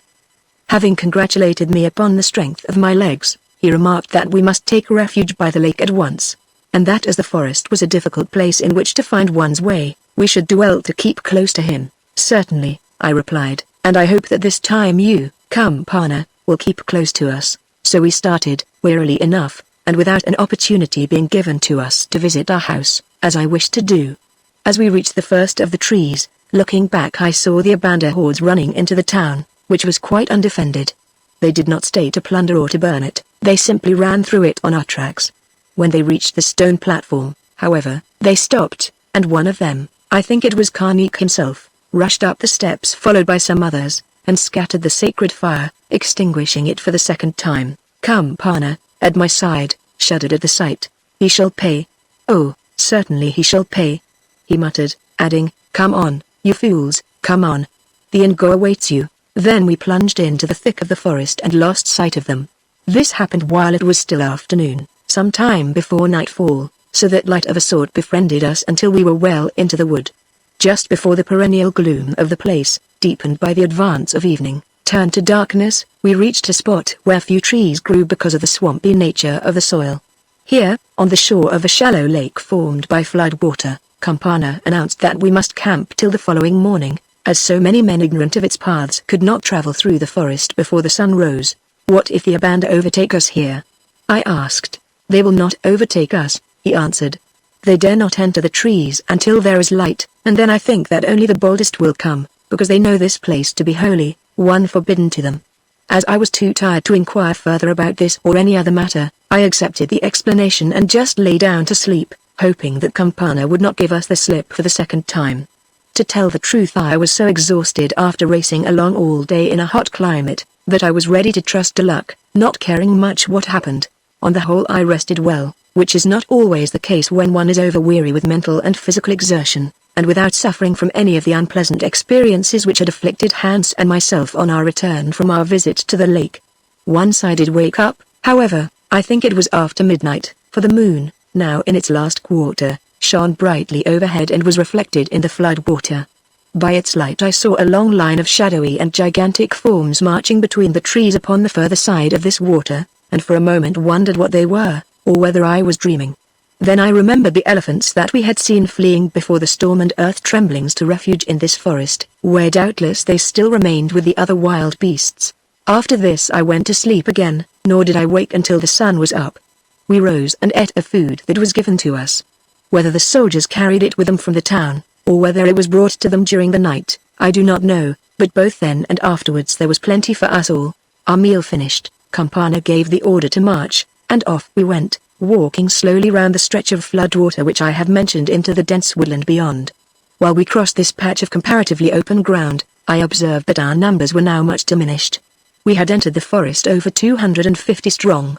Now I could not count more than 25 men, the rest had vanished. I asked Campana where they had gone. Oh, he answered, this way and that to talk to the wild beasts, of which the wood is full after the storm, and tell them that we are friends whom they must not harm, a reply I thought so crazy that I did not continue the conversation. When I discussed the matter with Hans, however, he took another view. They are spook beasts, as I have told you before, he said, especially the elephants. These wizards have command over them, as we have seen with our eyes, and doubtless have gone to order them out of our path, as Campana says. It is as well, he added meaningly, seeing that we are without rifles. Have you not been able to find that man to whom I gave mine to carry? I asked, coloring. No, he is not to be found. Perhaps he is dead, or perhaps he has stolen it, or hidden it away. Nor are those who carried the spare guns to be found. And where is yours? I asked sharply. He answered in a dejected voice, I threw it away. Yes, when I thought those Abanda were going to catch us, I threw it away that I might run the faster. We looked at each other. Hans, I said, do you remember that Tom and Jerry did the same thing when we were hunted by the elephants, and how I told them that this we should never do, whereon they said that if they were not Christians they would hang themselves for very shame? And do you remember that only just before they died so bravely to save us, you taunted them about that business, bidding them throw away their guns again if they were too heavy to carry? Yes, I have been thinking of it all night, and yet, Hans, we have done worse than they did, for they were only being hunted by beasts, while we fled from men, so that now when presently we may have to fight, we have no rifles. I know it all, and I am so ashamed that almost I could hang myself as Little Holes and Jerry wished to do. Then we ought to hang together, for what you did I did. At least I gave my rifle to a savage, knowing that very likely I should never see it again, so that we shall be defenseless before the enemy and these Dabanda will make a mock of me, the white man who has promised to serve them. Here Hans became so deeply affected that I saw him draw the back of his hand over his flat little face to wipe away the tears of shame. For a while we trudged on in silence, then he said in a broken voice, it was quite right of you to give your rifle to a black man to carry, as it is the custom of white masters to do, and if he stole it or was killed, it cannot be helped. But it is different with me. I am a yellow cur, but even curs can learn a lesson, as I have. What lesson, Hans? That we shouldn't judge each other, as I did when I mocked Tom and Jerry, because you see we may always do the same things or worse ones. If ever we get back to Zanzibar I will give all the money I earn upon this journey to Jerry's daughter, who is in a school, yes, and my share of that which Karnik gave you, and not spend 1 shilling upon gin or new clothes. That shows a good spirit, I said, but what should I do? Now all this requires a little explanation. When writing about our flight before the Abanda hordes, I was ashamed to tell what after all I have been obliged to record because of this talk between Hans and myself, and what happened afterwards. As I have said, there was a time during that flight when the Abanda, rushing forward, pressed us very hard, and because of the heavy rifles and ammunition which we carried, Hans and I were dropping behind and likely to be speared. Then it was that I gave my gun and cartridges to a long-legged soldier who bore nothing except his spear, and Hans, seeing me do so, bettered my bad example by throwing his away, which enabled us to put on the pace and again draw out of danger. It may be argued that we were justified by the circumstances, and, so far as Hans was concerned, doubtless this is true. But I was not justified.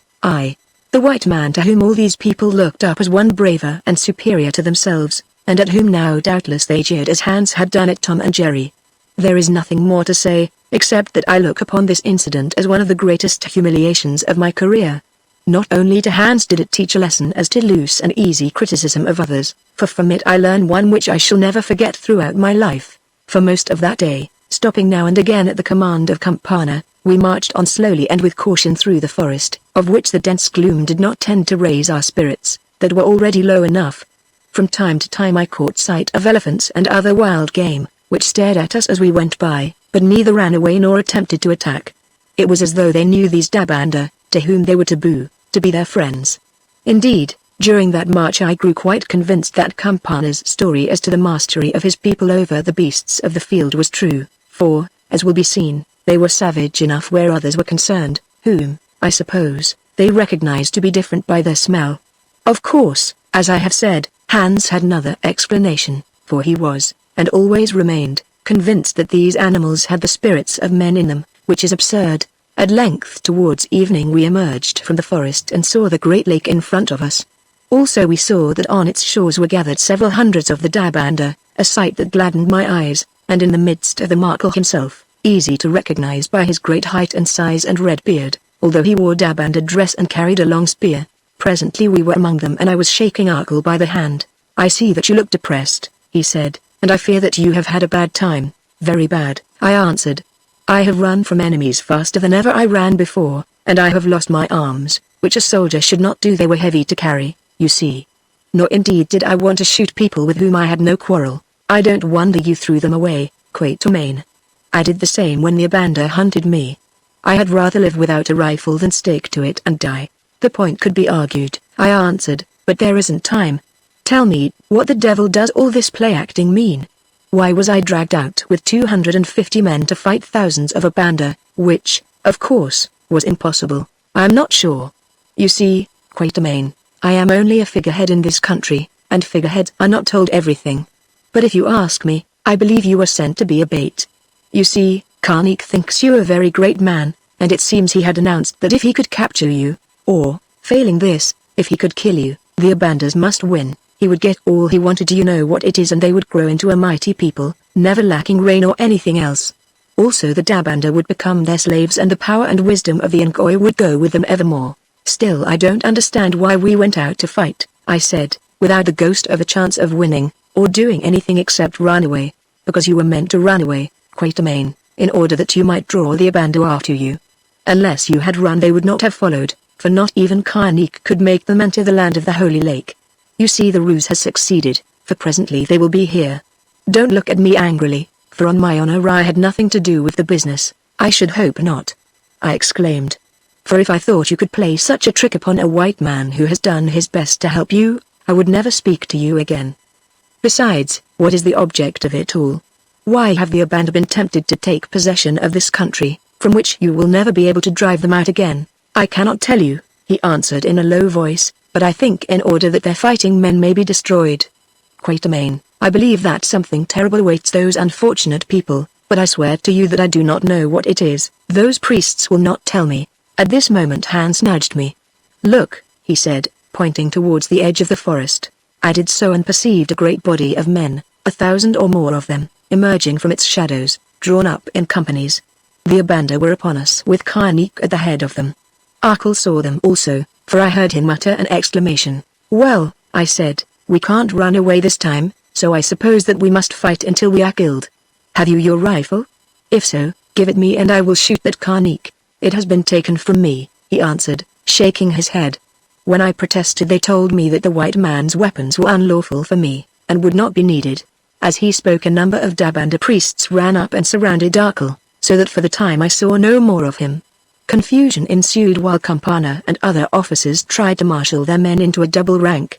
Hans and I found ourselves pushed into a place in the center of the first line. There we stood, unarmed, except for our revolvers and a few cartridges, which fortunately we had preserved. Arkell, still surrounded by priests and others, was kept at the back of the second rank in such a position and with such precautions as to give me the idea that the business of this force was to act as a bodyguard and safeguard him, rather than to fight the Abanda. Yet it seemed that fight it must, for the lake, into which retreat was impossible, was behind it and the enemy was in front. The Abanda marched on. Scrutinizing their faces as they came, it struck me that there was something the matter with these men. Of course they were tired, which was not strange, seeing that after enduring the terror of the earthquake and the storm, they had pursued us all the way from their own boundary and through the forest. But their aspect suggested more than weariness. Terror was written on their faces. Why? I wondered, since although they must have left most of their army behind, perhaps in occupation of Dabanda town, they still outnumbered our force by 3 or 4 to 1. Had they perhaps met with strange adventures in the forest, as once Hans and I had done? Or were they overcome by a sense of their sacrilege in violating the forbidden land, upon whose soil for generations none of them had set a foot, except their leader, the renegade Karnik, and were fearful of some supernatural vengeance? I could not tell, but certainly they had a frightened air, very different from that of the bold fellows whom we had met hunting Arkle and who had tried to cut us off from the mountain pass. Still they advanced in good order, as I supposed to attack and make an end of us. Yet this was not so, for at a little distance they formed themselves into 3 sides of a square and halted. Now, while I marveled what was going to happen, had I been in command of the Dabanda I should have rushed at them. Karnik emerged from their ranks and walked to within 50 paces of us, which he was quite safe in doing, for the Dabanda had no bows, being armed only with long and heavy spears that could not be thrown. Men of the Dabanda, he cried in his big voice, though you ran fast, I have caught you at length, and with nothing but water behind you, you are in my power, for I see that the white man, Makume-san, has lost the weapon with which he is so skilled. Here I was minded to see whether I could not reach him with a pistol shot, but remembering that the quarrel was none of mine and that I had very few cartridges, I refrained from trying. Yet, men of the Dabanda, went on Karnik, I do not wish to kill you among whom I was bred and who I hope will live on to be my subjects. I do not even wish to kill Makume-san and his servant, because once they saved me from murderers, and we have been companions upon a long journey. There is only one whom I will kill, and that is the white thief, whom I see skulking yonder behind your lines, who has stolen my place and heritage, and would steal the shadow, my appointed wife. Therefore give him up to me that I may make an end of him before your faces and submit yourselves to me, who will harm no other man among you, no, not even that cunning jackal, Campana. Now Campana stepped forward and said clearly but quietly, cease from your boastful talk, Karnik, wizard and traitor, who sold your birthright to save your life, you who did violence to the Ngoi before her altar, you who but yesterday scattered the holy fire of the altar and stamped it out, you who are accursed. Hear me, men of the Abanda, he went on, raising his voice, what is the quarrel with us? You asked for rain. Has not rain been sent to you in plenty? Do not your lands run with water? Give us this man who has beguiled you and depart in peace, or keep him and be destroyed. Has not the ancient prophecy been handed down to you by your fathers, that the very rocks will hurl themselves upon those of your people who dare to set foot within the forest and to look upon the holy lake, and that the wild beasts will rend them, and that those who escape the rocks and the beasts will be seized with madness? And have not the rocks already hurled themselves upon you, killing many who dwelt beneath them? Will you wait till all the curse fulfills itself, or will you give up this man and depart in peace unharmed? Answer while you may, for by sunset it will be too late. Now I could see that the Abanda soldiers were much disturbed. They whispered one to another, and some of their captains began to consult together. How it would have ended I do not know, though I doubt whether these Abanda, who seemed to me to be brave and loyal savages, would have consented to surrender the man whom they had chosen as their general in the attempt to possess themselves of Dabanda land, with its material riches and the boon of what they believed to be an especial spiritual protection. This matter, however, remained undecided, for Karnik, who doubtless feared the worst, cried out, Men of the Abanda, am I not the appointed shield of the shadow, a greater wizard than yonder low-born Campana, the son of a slave? When the mountain heaved did I not open a roadway through it, making the 2 lands one? And as for the beasts, are they not also at my command? If you doubt it, ask the White Lord, Watcher by night, and the Yellow Man, his servant, to whom I showed my power over them. And remember that but now I have led you unharmed through a host of elephants that fled at my word. Ho! You white thief, and he pointed at Arkle with his spear, I have an offer to make to you. If you are not a coward, come out and fight me man to man, and let the conqueror take the shadow. Come out and fight me, I say. Or go tell the shadow that he who woos her and has come from far to win her, is but a coward with a heart whiter than his face. Arkle heard him. With a roar of rage he shook off the priests who held him and charged through our lines straight at Karnik. To my horror I saw as he passed me that he was quite unarmed, for either he had dropped his spear or it had been taken from him by the priests. Yes, he was attacking the man with nothing but his naked hands. Let none come between us, he shouted as he went. Karnik lifted his spear to pierce him, but somehow Arkell avoided the thrust and, rushing in, gripped its haft and snapped it like a twig, so that the broad blade fell between them. Then he threw his arms round Karnik and they wrestled. They were mighty men, both of them. But once that spear was gone I had little doubt of the issue. Still, the end came sooner than I expected, for Arkell seemed to lift Karnik from his feet and dash him to the ground, where he lay half-stunned. Then, before the Abanda could come to the help of their captain, he picked him up as though he were a child, carried him to the ranks of the Dabanda and threw them, and cast him down at the feet of the priests. Chapter 19 The Bridle and the Curse. The torrential rains which fell during the storm had reached the lake by many streams, with the result that its waters had enlarged themselves. The old shoreline, fringed with tall reeds, where I had stood on my first visit, was quite 100 yards away. Thus the reeds, or rather the upper halves of them, now stood like a thicket at that distance from the shore, cutting off the view from the stretch of water that was beyond but near to them, while the rest of the lake and the distant island were turned to a dazzle of gold by the fierce rays of the sinking sun. Out of these reeds, at the exact moment when Arkell cast down the great form of Karnik before the priests, suddenly emerged a large canoe, or rather a barge, for its stern was square. It was paddled by white-robed women, quite 30 of them, I should say, seated upon either side of the craft, which had a gangway running down its center. Upon the broad poop was a curious carved seat, large enough, I noted, to accommodate 2 persons, and in the center of this seat sat a woman whom I knew must be she who was called the Ngoi, or Shadow, a tall and beautiful young woman whose gauzy robes glittered in the sunlight as though they were sewn with gold and gems, which perhaps they were. She wore a high headdress with wings, not unlike to those of a Viking's helm, from which, half hiding her face, flowed down a veil spangled with stars. On came the boat, so gently that one could not hear the paddles dip, and as its prow touched the shore, priests sprang forward and held it fast. The regal-looking woman rose to her feet, while there went up a great shout of Ngoi! Ngoi! Clothed, as it were, with burning light, she stood above us on the high poop, gazing at the prostrate form of Karnik, at the man who had cast him there, at the tall, white-robed, large-eyed Dabanda spearsman, and at the Abanda warriors beyond. Then she spoke in a clear, flute-like voice, which in that silence could be heard by all. I, the treasure of the lake, greet you, servants of the Ngoi, I greet you, white lord from far away. This was addressed to Arkell, of me she took no notice. I greet you all. Tell me, O Kumpana, father of my council, what host is this that threatens you with spears? That of the Abanda, O Ngoi, who, breaking the oath sworn by their forefathers and braving the curse, have dared to enter the holy land of Mon to slay us and to give you, the divine Shadow, to be the wife of this dog. Here he pointed to Karnik, who, I noted, had recovered his senses, for he raised himself upon his arm and listened.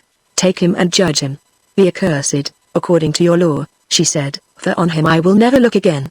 Then added in louder tones that trembled with cold anger, men of the Abanda, the curse with which Karnik is cursed, clings to you also in the mercy that you would not take departs from you. Begone to the beasts for judgment and become as beasts, till heaven lifts its wrath from off you and creep to my feet as slaves to pray pardon for your sins. The Abanda heard. They stared at the priestess clothed with light, they spoke together, as I suppose making ready to attack us. But it was not so, for, of a sudden, panic seemed to seize them. I saw it pass from face to face, I saw them tremble and cover their eyes with their hands. Then without a word they turned and ran back to the shelter of the forest, an army that had become a terror-stricken mob.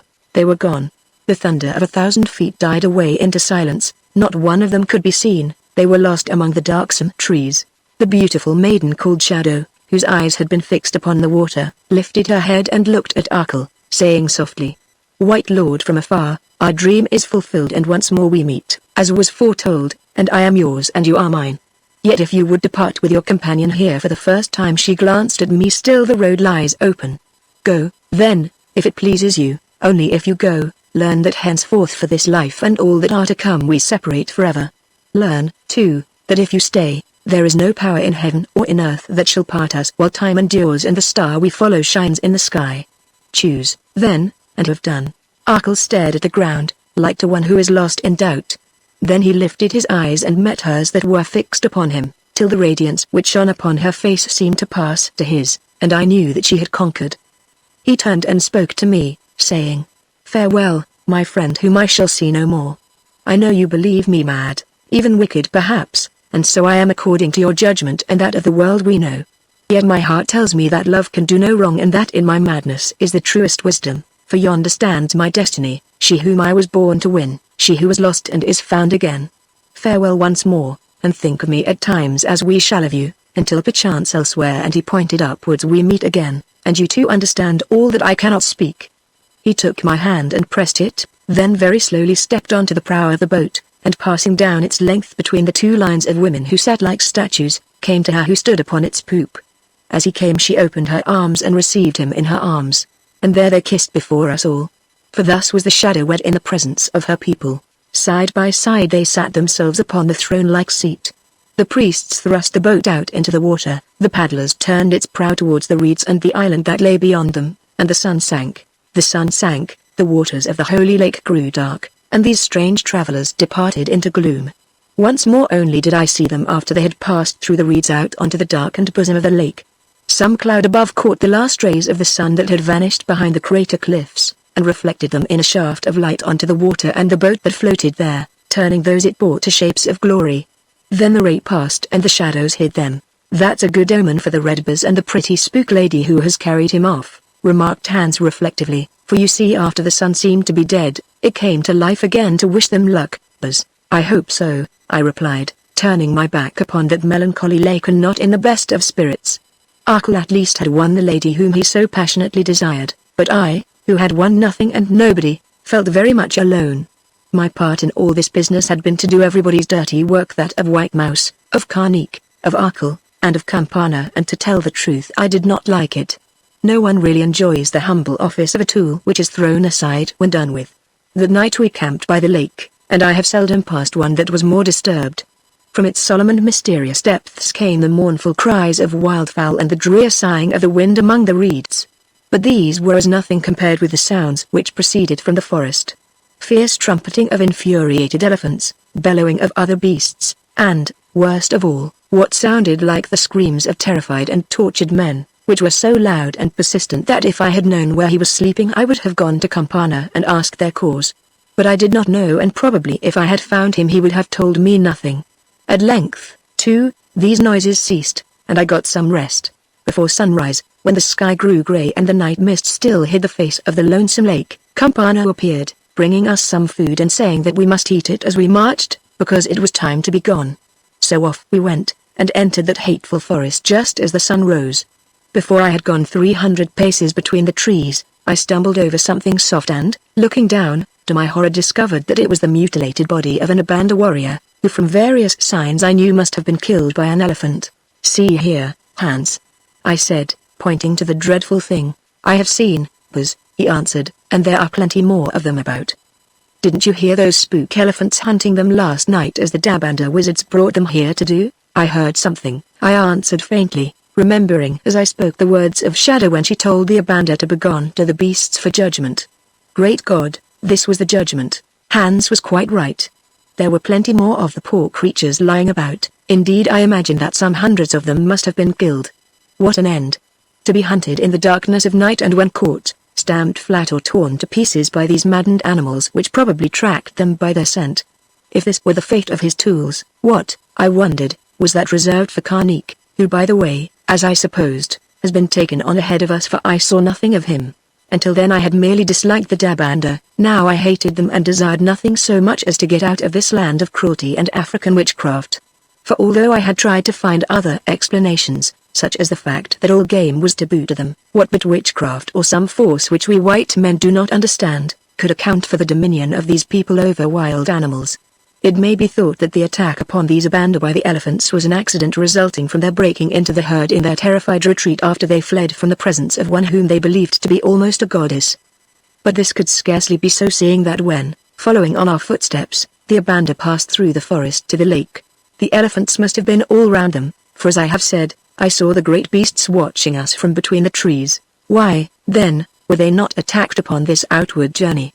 I can only suggest one explanation. At that time Karnik was with them, whom the beasts knew and obeyed, as they did other leaders of his tribe, for had he not shown his power over these very elephants long before we entered Daband land?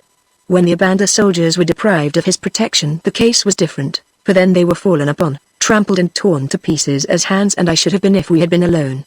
As a matter of fact, however, we should have had nothing to fear on this return journey, for we never saw these beasts again.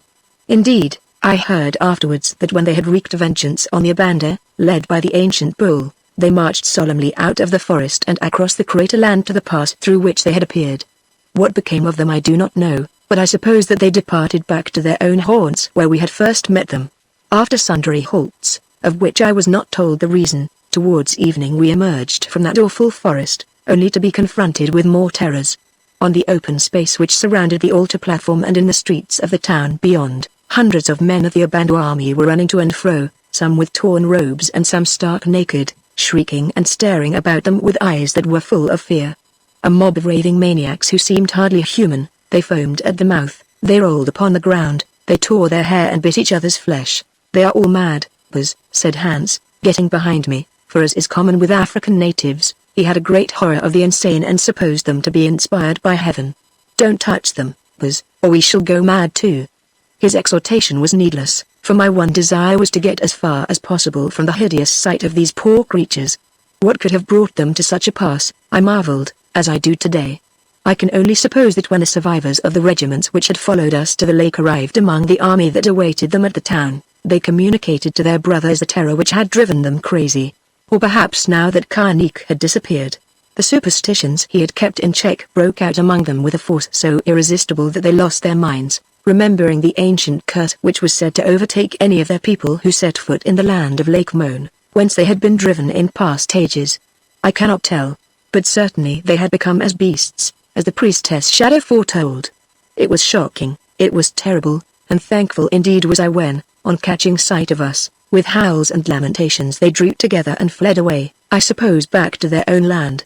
Soon they were gone into the gathering darkness, thousands of them, and quiet fell upon the town, which was quite unharmed. Hans and I made our way to our own house where we found a lamp lit and food prepared, I presume by the women who waited upon us, who all this while had remained faithfully at their post. The first thing that we saw were our lost rifles and ammunition, carefully laid upon our beds. "Almagda!" exclaimed Hans, pointing first to the lamp and food next to the rifles. "We have met many strange peoples in our journeys, Buzz, but never any like these. But, Buzz, they are not men and women, they are witches and wizards, every one of them, whose master is the devil, as those Abanda will think when they get their minds again." Then, quite overcome, he sank onto a stool and began to devour his meal in silence. I, too, collapsed. No other word describes my state, brought about by physical fatigue and mental astonishment. At that moment I was almost inclined to agree with Hans, though now of course I know that these events which at the time seemed so strange were quite susceptible of a natural interpretation. It was not wonderful that the Abanda soldier should have been attacked in the forest by a herd of elephants whose tempers were upset by storm and earthquake, or that the survivors of them and their fellows should have been crazed by the experience, added to the effect of their inherited superstitions. Nor was it wonderful that an ardent man like Arkell should have succumbed to the charm of a beautiful priestess, whose personal attractions were enhanced by the mystery with which she was surrounded, though I admit that I do not understand the tale of his previous telepathic intercourse with her, if it may be so described. Very possibly, however, this existed only in his imagination, and the real romance began, on his part at any rate, when he first saw her upon the borders of the lake. Still, the cumulative effect of so many eerie happenings, reinforced by the legends with which my ears were filled, and the constant ceremonies and experiences of an abnormal and unwholesome nature in which I had been forced to take a part, together with the vanishing away of Arkell into what I understood to be a kind of Eastern hairy paradise, was crushing. At least this was its effect upon a tired and puzzled man. So I went to bed with an attack of fever and low spirits that kept me there for a week, after which I took another week to recover my strength. During all this time very little happened, for Hans reported that everything in the town went on as it used to do before the great storm. The people were cultivating their gardens, the sacred fire was relit upon the altar and the priests had rebuilt their fallen observation tower, whence they watched the stars nightly as of old. To judge from the aspect of the people, indeed one might have thought that nothing unusual had occurred, or at any rate that it was quite forgotten. Now, being filled with nervous apprehensions and extremely anxious to escape from this country as soon as I was well enough to face the journey, I tried several times to get into touch with Campana, the only man in the place who seemed to have any real authority, but was always told that he was absent. At length he came, bland and smiling as ever, and apologized for not having done so before, for then, he added, I, who am a doctor, should have been able to cure you more quickly. I replied that it did not matter, as I was now quite recovered who never suffered from serious illness. Then I asked him the news. There is little, Lord, he answered. From the lake we hear that the Ngoy and her husband, the Shield of the Shadow, are well and the most happy. The Abanda, now that they have reached their own land and found their wits again, for only about 200 of them were killed by the elephants, are very humble and have sent to make their submission, promising henceforth to be our faithful servants and to live with us as one people. So you have got what you want, I said. Yes, Lord, for now we shall become a great tribe, a nation, indeed, as once we were hundreds of years ago, because these Abanda are brave fighting men and their women have many children, whereas ours bear few or none at all. Never again will they threaten us, but, directed by our wisdom, will do all that we command, which was your object throughout, I suppose, Campana? Yes, Lord, it was our object, which explains much that you have never been able to understand, amongst other things, why you were brought to Moon Land. Without you Karnik could not have been saved from the Arabs, and the White Lord, Shield of the Shadow, could not have been saved from the Abanda after his madness had caused him to be cast out of our country, which even I was unable to prevent. But why did you want Karnik back, Campana, seeing that at once you took away his chieftainship and made him an outlaw? Because, amongst other reasons, if he had not returned and been driven out again, he would not have fled to the Abanda and led them to attack us, as we wished that he should do, knowing the fate that would overtake them. Even then I do not think that the Abanda, who fear the Ngoy and her servants, would have followed him, had they not seen you, the great White Lord whose fame is everywhere, running before them like a hunted jackal, which was why we took you with us to the pass, telling you that it was to fight them. Now controlling my wrath as best I could, for it was useless to argue with Campana about this disgraceful episode of my career, I said with sarcasm. So you foresaw all these things, Campana, and arranged accordingly? Of course, Lord, for we have that gift, he replied in the mild, protesting voice of one who humors an ignorant fool. This amazing light took away my breath, but again feeling it useless to argue, I changed the subject, by asking, and why did you bring him who is now her husband here to marry the Shadow, instead of giving her to Karnik, to whom she was promised, or to some other man of your people? Because, Lord, Amenar, and he used an Arabic word which I can only translate by the English phrase played out. The race has grown too ancient and too interbred. Therefore it was necessary that she who is now the Ngo upon earth should wed one of a different stock who has knowledge of the arts and laws of the great white races. For, Lord, from this marriage will spring a woman, the Ngo to be, who will be very great of heart. It is she, he went on with a ring of triumph in his voice, who will once more make the Dabanda mighty among the peoples of Africa, not the lady who now rules over us, or the white wanderer who is her spouse. So that is another of your prophecies, Campana? Yes, Lord, and one which most certainly will be fulfilled, he answered in the same triumphant tone. Then, as though the matter were one which he declined to discuss, he said in his ordinary voice, This is the night of full moon, and there is a ceremony before the altar which we pray you to attend. For tomorrow doubtless you will wish to bid us farewell as it has been arranged that you should do. I am glad to hear that, I exclaimed, but I don't want to be present at any more of your ceremonies. Yet, Lord, he answered with his queer little smile, I am sure you will do what we wish, now, as always before. Which means that I must come. Oh, Lord, I never said so. Still I am certain that you will come and shall send an escort to attend upon you, that you may fear no harm. Then he rose and bowed himself out. Not until he was gone did I remember that I had never asked him what had become of Karnik. Said Hans, I always thought you clever in your way, but this Campana is much cleverer than you, or even than I am, because you see in the end he always makes us do, not what we want but what he wants, and then laughs at us about it afterwards. We shall have to go to that fetish business tonight, because if we won't walk, we shall be carried there, quite nicely, of course, by the men he is sending to protect us. I wonder what we shall see, how do I know? I snapped, for the jibes of Hans irritated me. Perhaps the Lady Shadow and her husband will come to visit us. I don't think so, I think that they are sitting holding each other's hands and making faces at each other, and saying silly things about the moon. If it were 6 months later when they wanted to hold other people's hands and to look into new faces and have forgotten all about the moon, then they would come, but not now. But perhaps Karnik will visit us, unless he is dead, which we haven't heard, and I'd much rather see him, than two people who keep saying sweetie sweet and there's no one else in the world, pretty. Would you, you ugly little sinner? I replied, and walked away. As it happened, Hans, who could smell out the truth like any witch doctor, had made no mistake, for when, conducted by our promised escort, a strong one by the way, we reached the altar platform that night, it was to find that the center of interest proved to be Carnegie and no one else, and that for the second time it was our lot to see him tried for his life.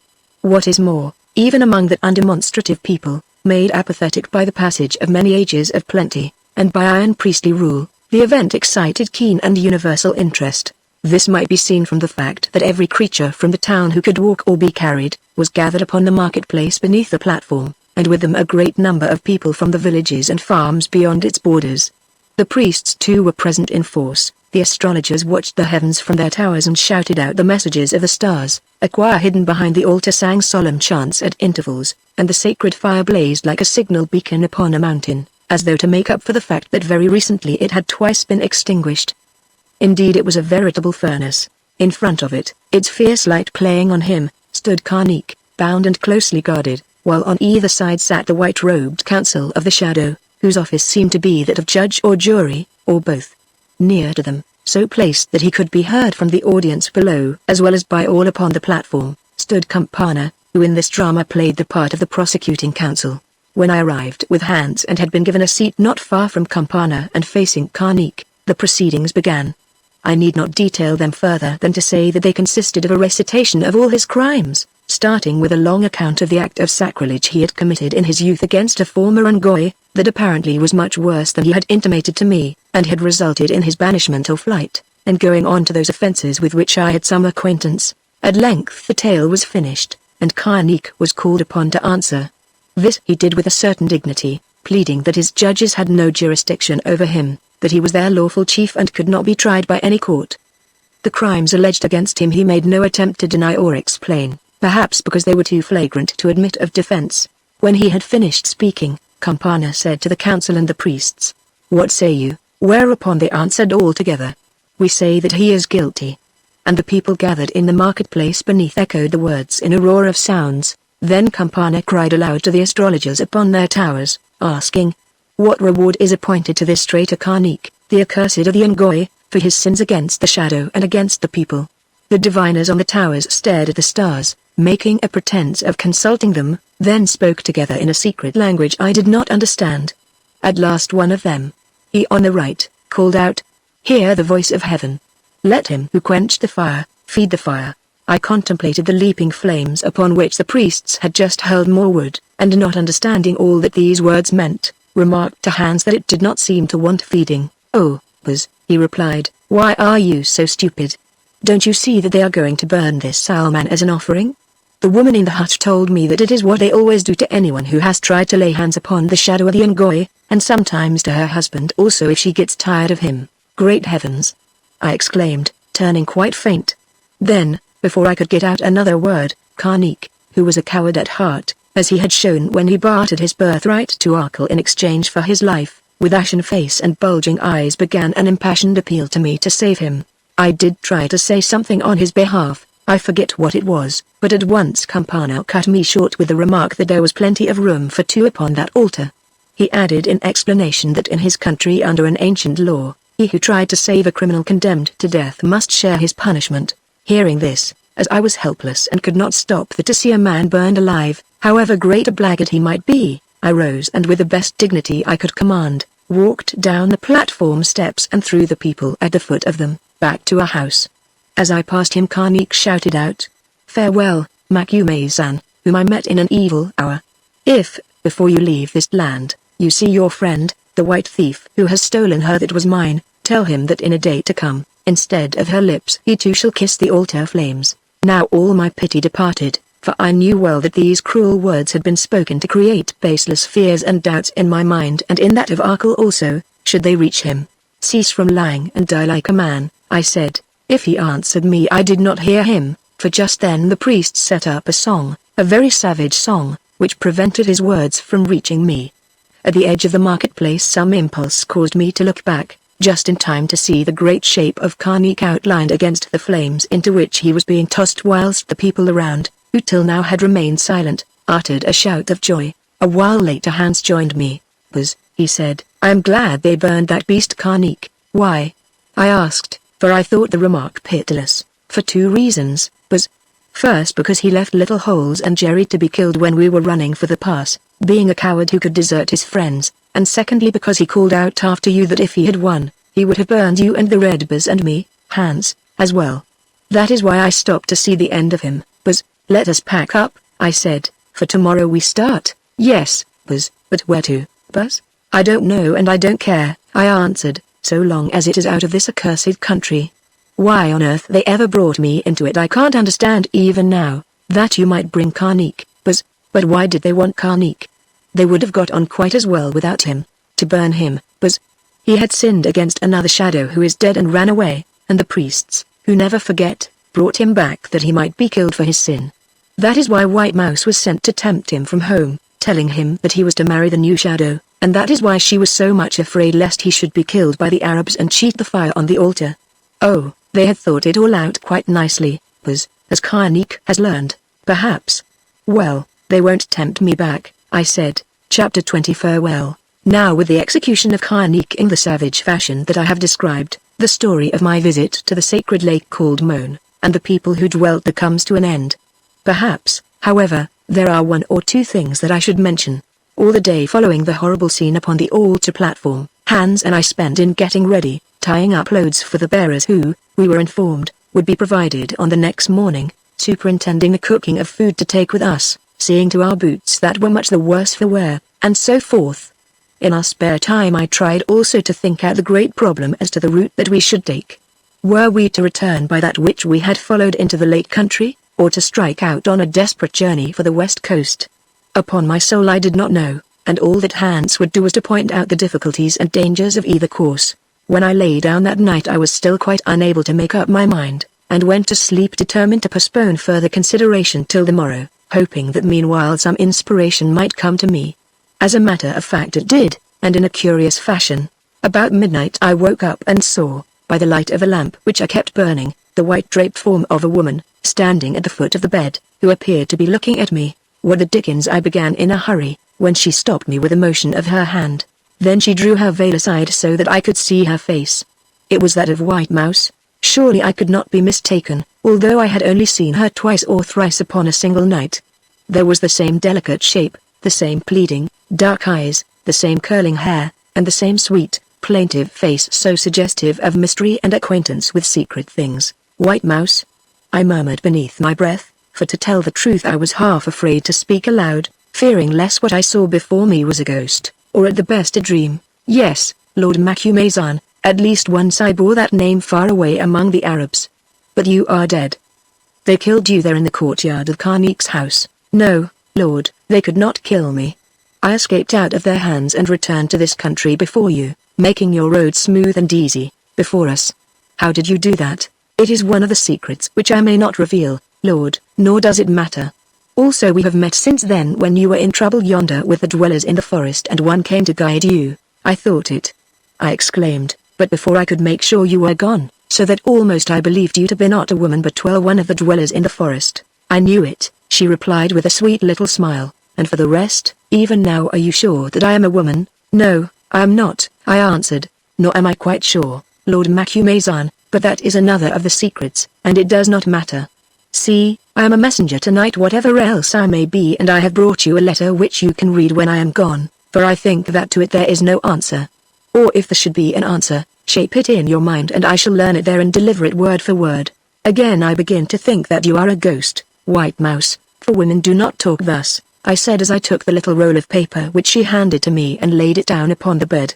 The truth was that at the moment I was more interested in White Mouse than in what might be written in the roll. Although some do not know it, we are all of us ghosts, are we not, Lord Macumazahn? Though often if the veil of flesh be gross, the light of the ghost lamp that shines within you cannot be seen. Lord, my time is short and I have something to say to you. Will it please you to listen? When you speak, what could please me better, especially in this land, White Mouse? Again there flitted across her face a quick smile so strangely sweet that it thrilled the nerves, as do certain notes of music we hear upon a violin. At least for some indefinable reason I always connect that smile of hers with such vibrating notes. Yet it would not please you in other lands, Lord, for there among your own people nothing would delight you less than to hear the voice of a ghost woman, the dweller in a spellbound, haunted place. Were it otherwise, perchance I should accompany you, as, although you will not see me, I may yet. What do you mean? I asked rather anxiously. Nothing that you need fear, Lord, except that I like you well, and both ghosts and women are pleased to be with those whom they like. Oh, I have watched you from the first and noted how you have borne many troubles that were not of your seeking, and read your heart and found it worthy to be praised. In this land, Lord, such are not found. I am glad to hear it, I said, who had little admiration for the Dabanda. Then to change the subject which I found somewhat personal and embarrassing, especially to a modest man who could neither rise nor escape, I added, will you do something for me, White Mouse, and before you go? Tell me why I was ever brought to your land. You wish to come, Lord, and if they be real, wishes always fulfill themselves soon or late. Moreover, besides those you know which Campana has set out to you, there are other reasons, which, even if I might explain them, you would not understand. Why not? Because they have to do with things which you have forgotten. Yes, with other lives that lie buried in the past, when you and I and two great ones who dwell in the midst of Lake Moan, and Campana and Karnik knew each other, as we do today.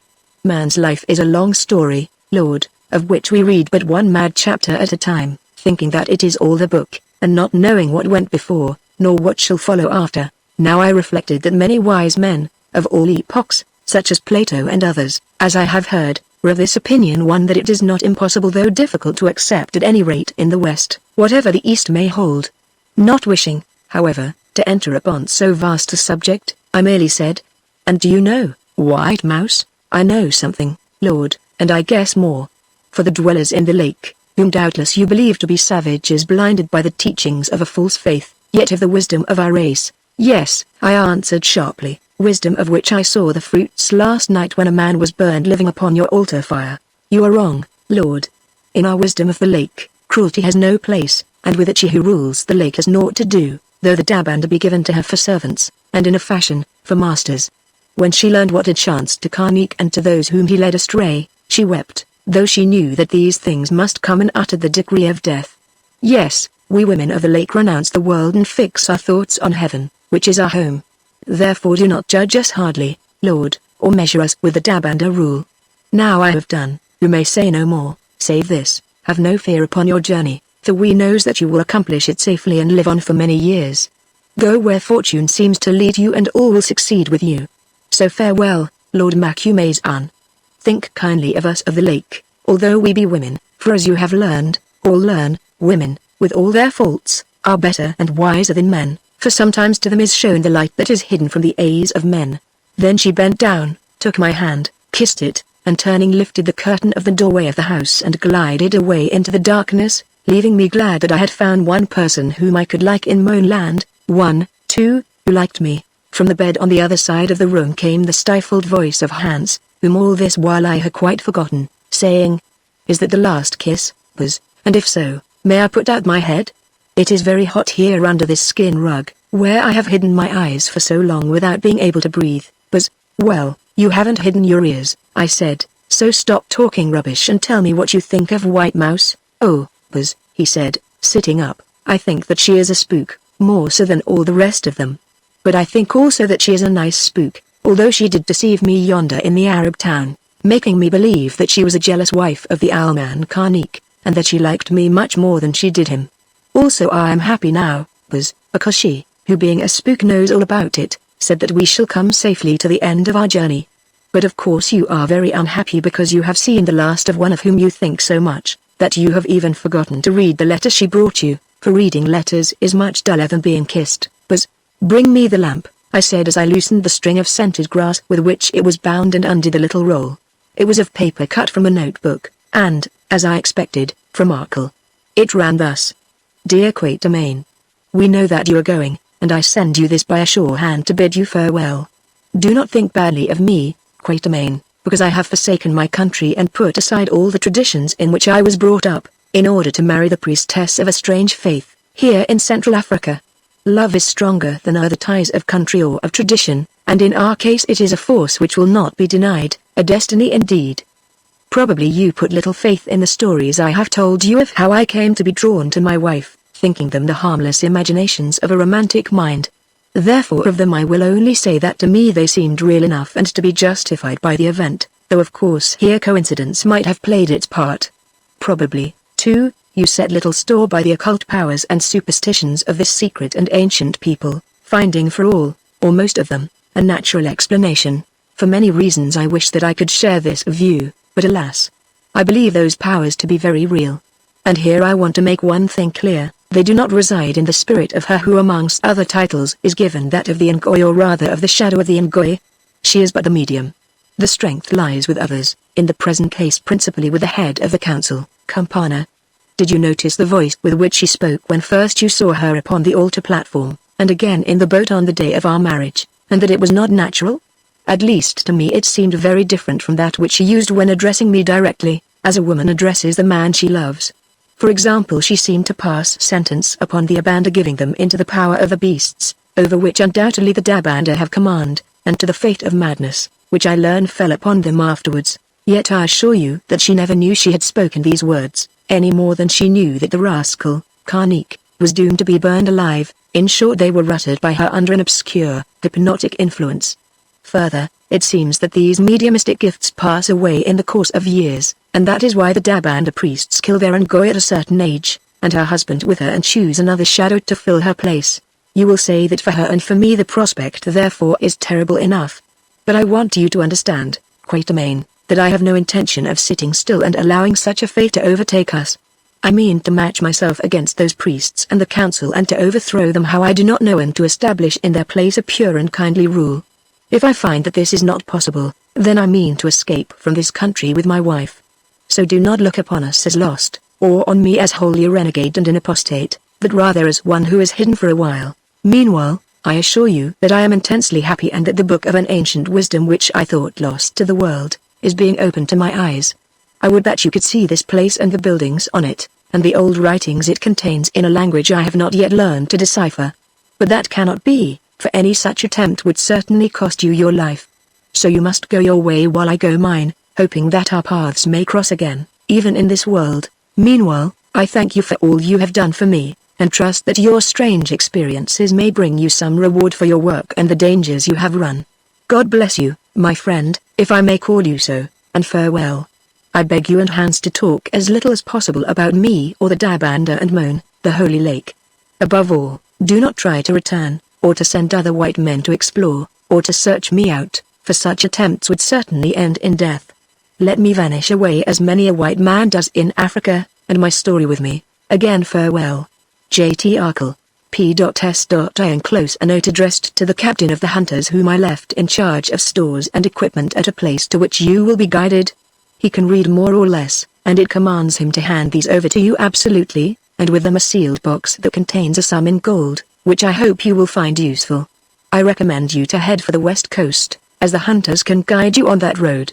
At any rate for part of the way till you come into touch with white men. J.T. A. Such was this strange letter, which I was most glad to receive.